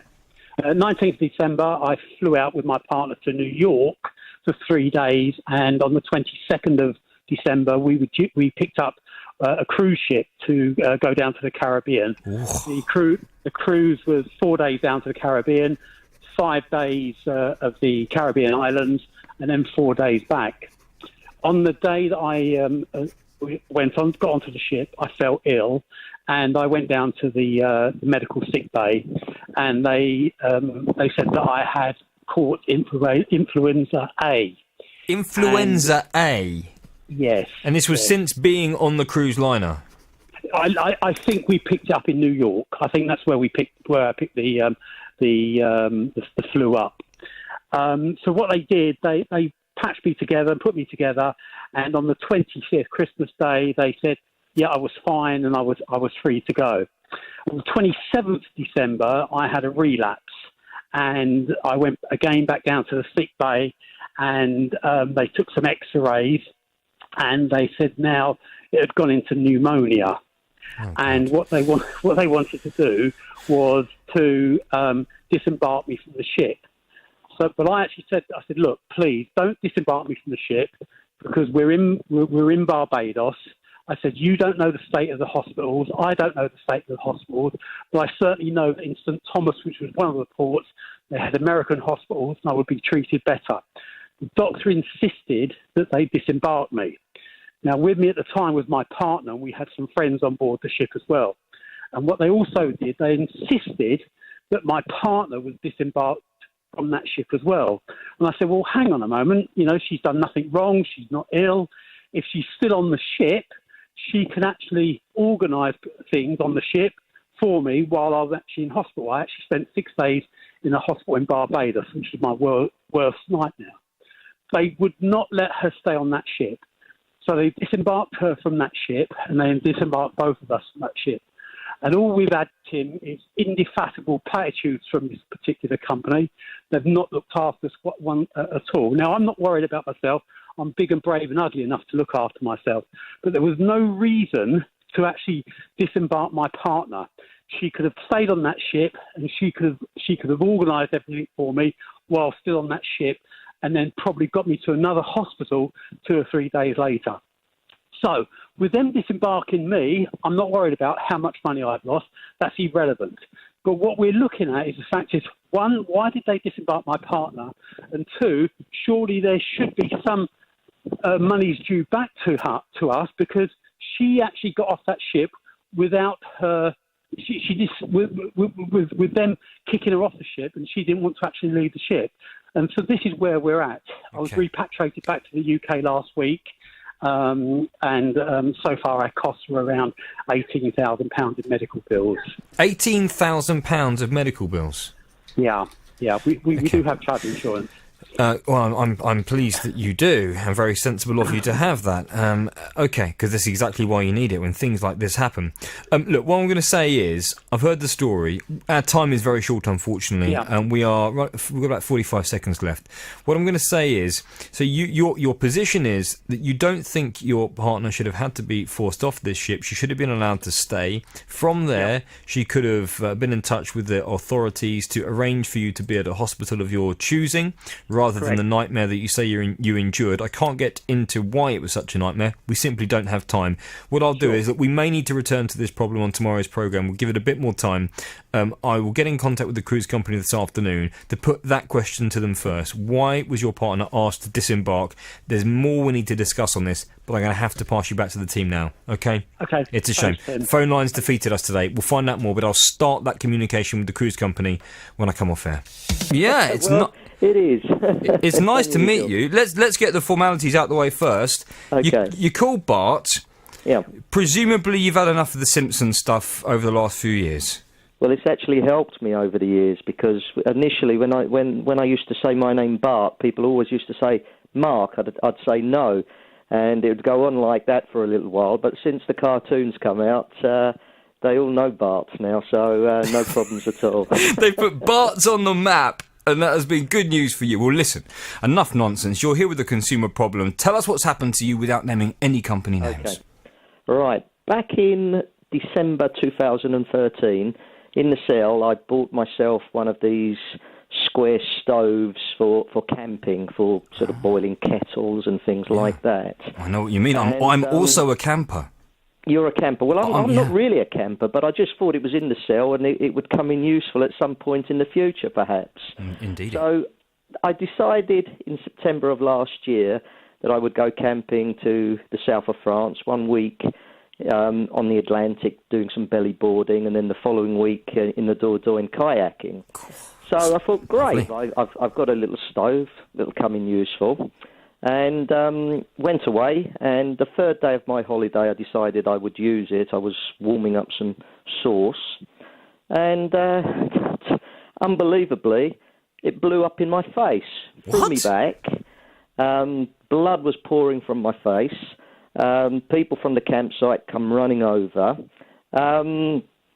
I was then rushed to an emergency doctor in the evening who had to open up his surgery because we were not near to any hospitals. Then on my return from holiday, I thought, right, okay, the first week was ruined because I couldn't do my belly boarding because I had a big bandage over my nose. Hang on, just take a step back. So you had to go to hospital because this camping stove had exploded. Go to a doctor. We weren't near to a hospital. Right. So it was at the time they didn't know. Obviously there was so much blood pouring from my face. So what had actually happened? Had a piece of the stove exploded and cut into your face? It was like shrapnel, yes. What had happened was the cylinder inside of the stove itself had exploded, and of course there was bits of metal that had come off the stove that flew towards me and hit me in the face because I was virtually 3 foot bending over the actual stove itself while I was warming this sauce. So I was lucky I wasn't blinded at the time. I was going to say that could have absolutely been a life-changing injury. This is serious stuff. Exactly. So obviously for the first week, as I say, it was my holiday was ruined because I went there belly boarding and I couldn't go in the sea for the first week. I had a big cut across my nose, had a bandage over it. My lip was swollen. I'd had burns just below my nose. So the first week, as I said, I was walking around with this big bandage over my nose, but very lucky, as I said, I wasn't blinded because, the actual shrapnel, obviously I took photographs, etc., of the stove and kept the stove for my return. On my return to the UK, within a couple of days, I spoke to the company, their customer services, and I reported the incident. They took all the details, and they arranged for me to visit the store the following day to bring the actual stove along with me to obviously pass over to them. So I visited the store. The manager was very good. He did actually give me a refund on a small amount, but he did give me a refund. But while I was next to him, he was talking to his head of health and safety, and he confirmed that, in his opinion, it hadn't been used before because I had all the cardboard boxing, I had the plastic, it was all there. And he also said to me that he believed that this was withdrawn. And while he was talking to his health and safety guy, I saw on his computer it said, please remove from sale immediately. Really? So obviously... So this stove that you purchased, this was December 2013, you actually bought it? I bought it in 2013, but I didn't actually use it until 2018. And so, since you purchased it, this stove has been put on a list of having some kind of a manufacturer's defect or some problem that means it's not safe to be sold. That's correct. On top of that, while I was on holiday, on the internet, I did actually sort of go onto the internet to see if there had been any problems, and there had been numerous problems. There was photographs similar to my stove that had blown up. Australia, I think, at one point had actually stopped the sale of these particular products. And since sort of my return, I've seen there's been a few incidences. There was one down in Surrey where they went to court, and there was a payment made because a similar incident happened to somebody else. Yeah. Okay. It's these devices. I mean, I certainly would never use one again. That's for sure. But what can I do for you now? Okay. Well, obviously I've been in touch with them. They've not really come back to me. They've sort of come back to me after I've complained and said they are treating this as a serious incident and they would come back to me. Is this the manufacturer of the stove we're talking about here? The supplier. The retailer. The retailer, yes. What do you want from them? Well, first of all, I'd like some acknowledgement and a proper apology. I've asked them, what are you prepared to do from this? I mean, I was out of pocket, obviously, for expenses for the doctor. But I'm more annoyed that they haven't come back to me. They said they are treating it as a serious incident. The last acknowledgement was in November.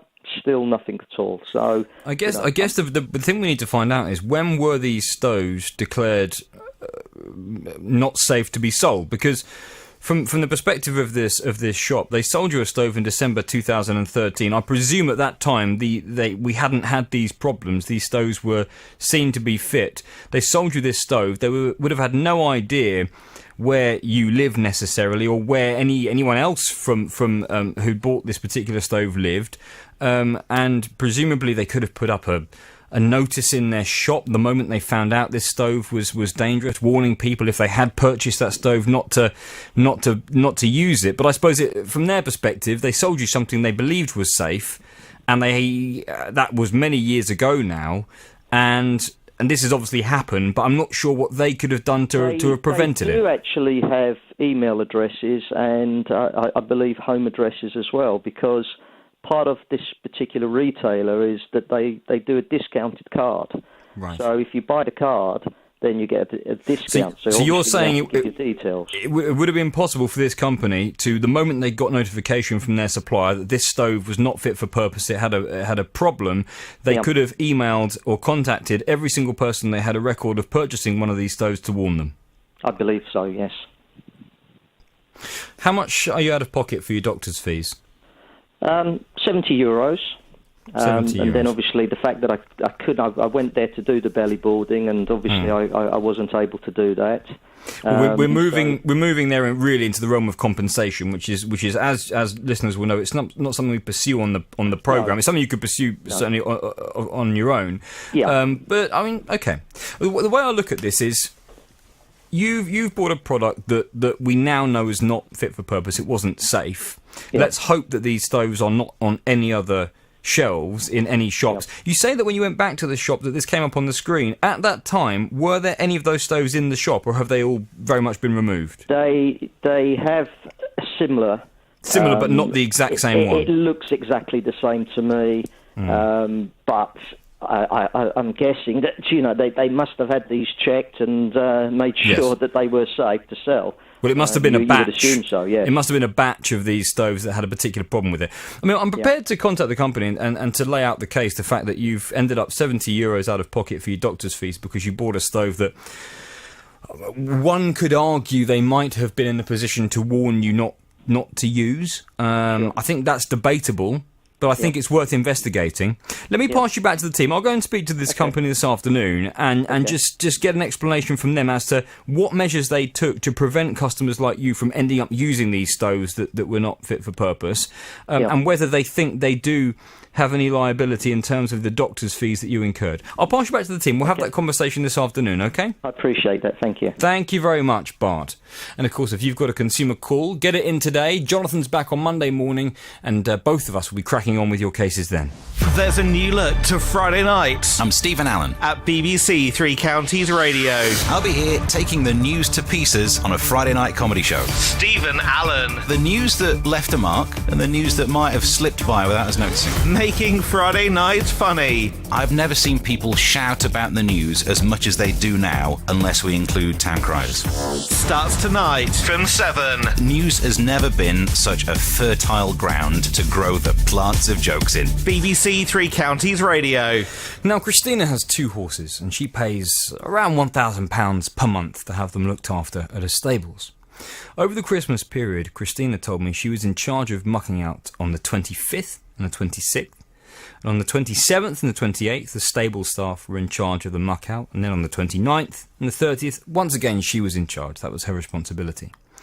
Now, she says that on the 29th of December, she arrived with her mum in the morning to let the horses out into the field. And then when she returned at around 2 in the afternoon to muck out, she had to use large staff wheelbarrows to clean out the mess. And it took about 3 of these barrows rather than the usual one. And she also says that the straw was badly discoloured, which suggested the horses had not been properly cleaned out on the days when the staff at the stable were in charge, and they'd been left effectively in their own urine. And so on the 30th, when she once again arrived to clean out the horses, she questioned a member of staff about the state of the stable the day before, which she captured on her mobile phone. The photos show that I've mucked out like half the stable, and I basically took away the front, so you can see that underneath the bed it's just dark brown, like sodden with urine. The next day, I called the manager over to my stable and I said, look, I'm showing you, and this is exactly how I was speaking to her, I've just done my stables and it took me one tiny wheelbarrow to do the whole bed. So this is what I'm trying to explain to you. Why is it taking me 3 large ones after your staff have done it 2 days before? And she basically just turned around and said, you're obviously not happy, I want you to leave within 30 days. So they basically kicked me off the yard because I've complained about a standard. I felt so uncomfortable, I removed my horses off that yard this weekend. They've given me my notice in writing because I demanded I had it in writing. And they've put on there, the reason I'm being asked to leave is because I've been verbally abusive. Have you? No. Well, I looked at the photos in question. I've been off to speak to the owner of these stables, and Christina's back on the programme now. Morning, Christina. Good morning. So I've been to deal with the owner of these stables, and I've got their full response here. Let me read it to you now. They say the following. They say that the stables are a top-quality, 5-star rated British Horse Society registered stable, and that they're regularly inspected, and the level of care they offer has never previously been questioned.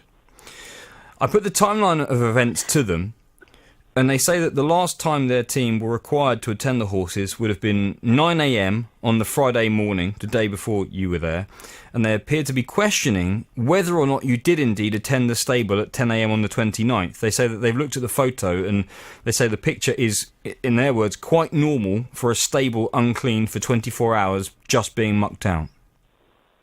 But it's not 24 hours. Because who brought my horses in on the Friday evening then? They did. Or if they'd kept them in the stable for the Friday, they should have then skipped out again on the Friday afternoon because they rest the field. So sometimes the horses are kept in, but they should be then mucking them out twice a day, not once a day. So them stables, if the horses were in on Friday, they should have been mucked out Friday evening. If the horses were out in the field, they would have had a full muck out Friday morning, and then the horses would have been brought in around 3 o'clock. That's not 24 hours till the following morning, is it? They say that the conversation that was had about this issue that was referred to in the introduction was heated. They say it was a heated conversation. They say that you then took to social media where other clients at the stable, they say, felt pressurised to get involved, but they also agreed, the other clients, that there was no problem as far as they were concerned with the care provided. So if there's never been a problem, why, when I complained about the standards of my beds back in November, did they reimburse me? If there was no problem, but this is when there was a different manager. So the manager's got an issue with me. That's what this whole thing is about. She's got an issue with me. I'll continue. I can always take these points back, but I'll continue for now. Uh-huh. They say that you were advised that if you were unhappy, it'd be best for you to move your horses, and that you could move them at the end of January, which would be in a month's time from the conversation. Mm-hmm. They say that if you were so unhappy with the care, they would have expected that you would have wanted to remove your horses as soon as possible, but then you asked to extend your stay, which they found strange, as if the care was so bad, you surely would not have wanted to keep the horses there. They say that you chose to move earlier than the end of the suggested month's notice period. And finally, they say that they are resolute in their decision, and they say it's their understanding that 2 previous yards have also asked you to leave after making similar accusations, and that on both those occasions you also asked for a reduction in your bill. No. No, not at all. Where have they got that from? No, I was on a previous yard before, and I wasn't asked to leave regarding any issues regarding the care of my horses at all. It was purely, I had a friend that was also on livery, and her horse was a bit, highly strung, and it was causing quite an issue on the yard. So basically, we all come to the decision that because we would come as a 2, it was me and my friend, we made the decision to leave. There was no dispute about the care of the horses at all. In fact, the standard of the care of the horses on that particular yard was, amazing in comparison to the... Do you know what? I've never really complained about the care of my horse at Berry Farm. That's not the dispute. The dispute was just that on this occasion, my beds were left in not a manageable state. Christina, you've inadvertently identified the farm. Yeah. And you were told specifically not to. And we stuck to that, and you have now done that. So I'm not. What? You've identified the farm. So I'm going to ask you not to say any more. Now? Yes, you did. Did I? I'm not going to draw any further attention to it, but you did. Oh, gosh. So I okay. actually didn't. So I'm going to restate that their position on this, and I'm going to have to restate it. It's important that I do this. Is that there is no problem with the cleanliness of the stables at this particular stable. They are always maintained to the highest of standards, and that they offered you the opportunity to leave. They gave you plenty of time within which to leave, and that was their decision and their prerogative. You decided to leave before that time was up. Therefore, that was your decision. And at this stage, considering that you made that choice, I don't think this is going to be something that can be brought to any different resolution than we've got to now, particularly as they've been identified on the programme. So I'm going to pass you back to the team, Christina, because, as I say, they have no other complaints that I'm aware of at this stage, and they offered you the chance to stay for the end of that period and then leave, and you chose to leave before that period of time. So for me at this stage, there's no more case to answer. And can I restate again? We make it very clear on this programme that you do not identify companies, and we expect you to stick to that. You're given plenty of warning to do so. Good morning. Welcome to the programme, Adam. You've got a consumer problem. Without naming any company names, explain what's happened to you. Yeah, so last year in October, I had received a letter from Germany, which was all in German. After translating the letter, I discovered it was from a train company, asking to pay a fine of €65 for not having the correct ticket or getting on the train without a ticket. This happened on the 15th of September 2018, but I wasn't even in Germany on the dates they've mentioned. So, had you been to Germany at all that year? Yeah, not that year, no, not at all. So you hadn't even been to Germany at all in 2018? Yeah, and this letter had your name and address? Name and address, yes. Bizarre. Okay, that's a strange turn of events. So what happened? So I emailed the company, explained to them that I wasn't in Germany, and I think they had the wrong person. A week or so later, I received another letter basically saying the same thing. I need to pay €65 by a certain date, or the fee will go up. And any issues with them, I need to email them.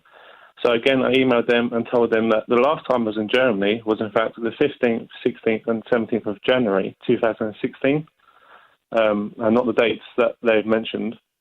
And I asked them, have they got the dates correct that they've mentioned, and what proof they have of me on the date they've mentioned too.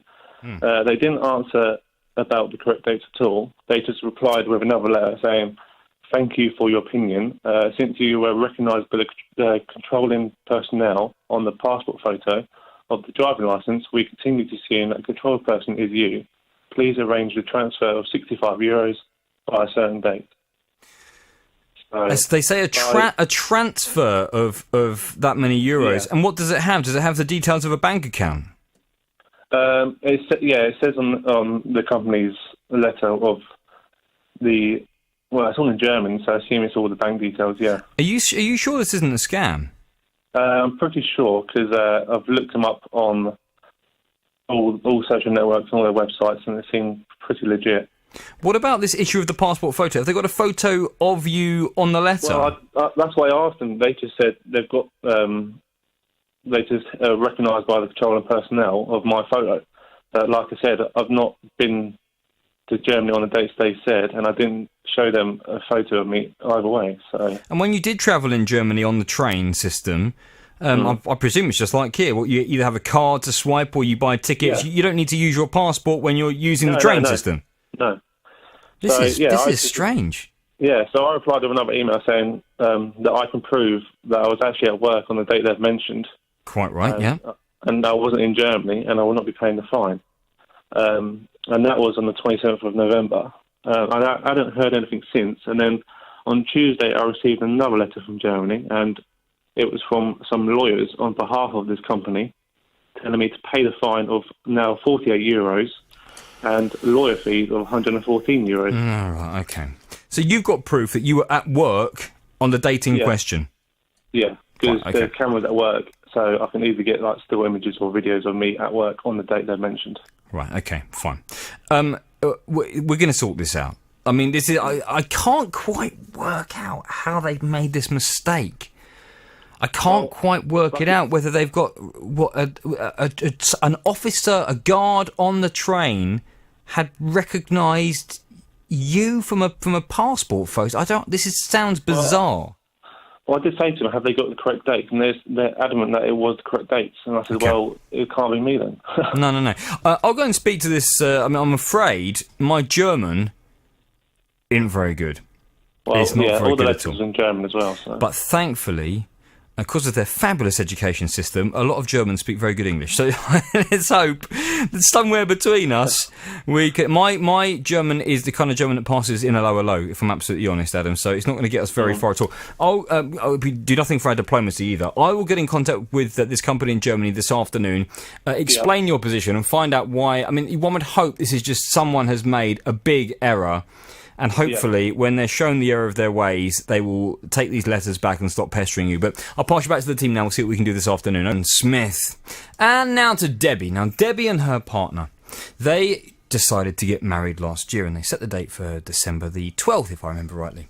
Now, she didn't want anything to be left to chance, so back in April 2017, she booked a luxury vehicle to transport her then-fiancé to and from the registry office, herself to and from the registry office, and then the two of them together, back together to the office to make it all official.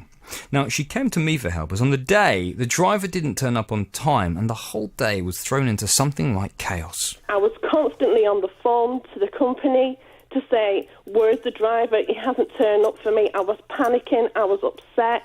It was absolutely pouring down with rain. The catering was hot-plated. So basically, after 11:30, if it went to normal as planned as the wedding, and maybe 12:30, we would have all got back to the home, and everything we'd sat down to a hot-plated meals.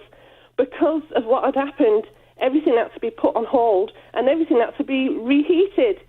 So my hair and my makeup was a wreck. I looked like Alice Cooper with tears and rain and everything. As a company and as a driver, I would have turned out 3-5 hours before somebody's wedding to make sure I was there on time. Well, Debbie had about 200 quid in cash for the driver, which in the end she spent on taxis instead.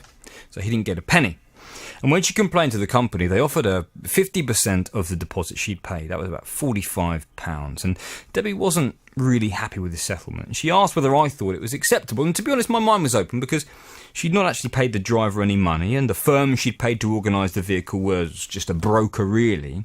But I did say I'd go and speak to them to see what they had to say, certainly to explain why the driver let Debbie and her now husband down on that day, and that's exactly what I've done. Debbie's with us now. Morning, Debbie.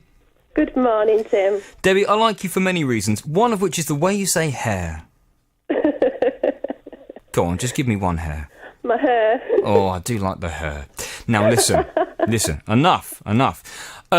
Yes, I've been to deal with this company. They've sent me a very long response, actually, and I'll go through it. Here we go.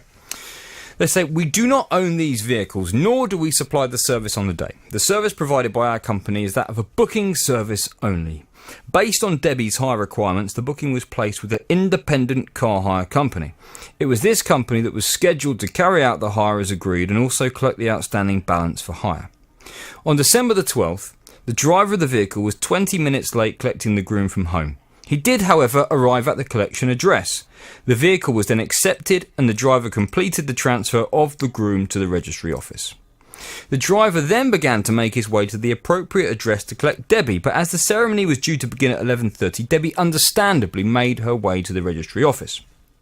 The driver of the vehicle did indeed arrive at the above address to find that no one was there. The driver then contacted our office to inform us of this. It was then that the driver was instructed by myself to go to the registry office to carry out the second part of the hire.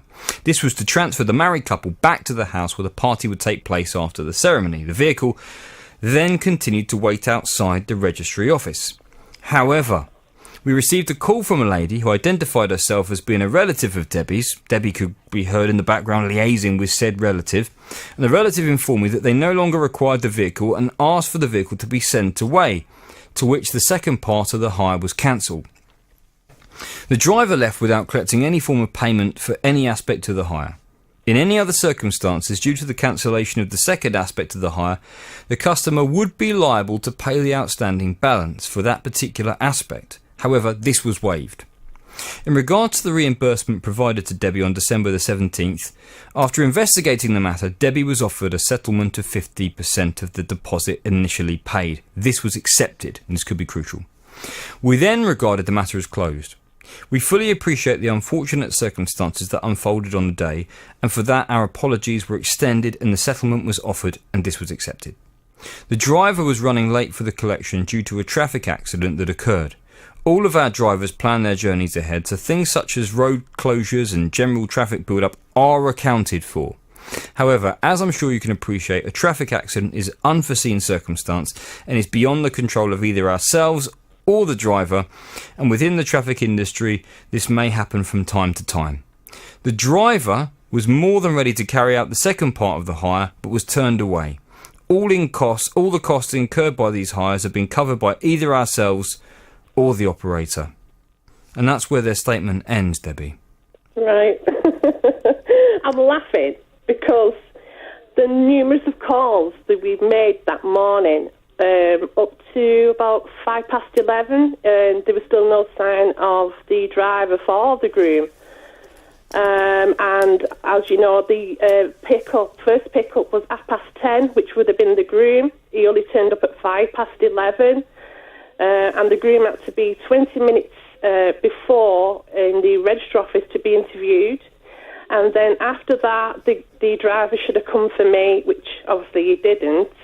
And then I was on the phone constantly because one of the guests, one of the wedding guests, kept in contact with my maid of honour and said, he's late, he hasn't turned up, he's very late. The registrar here are and eyeing at the moment whether to cancel it, and they did.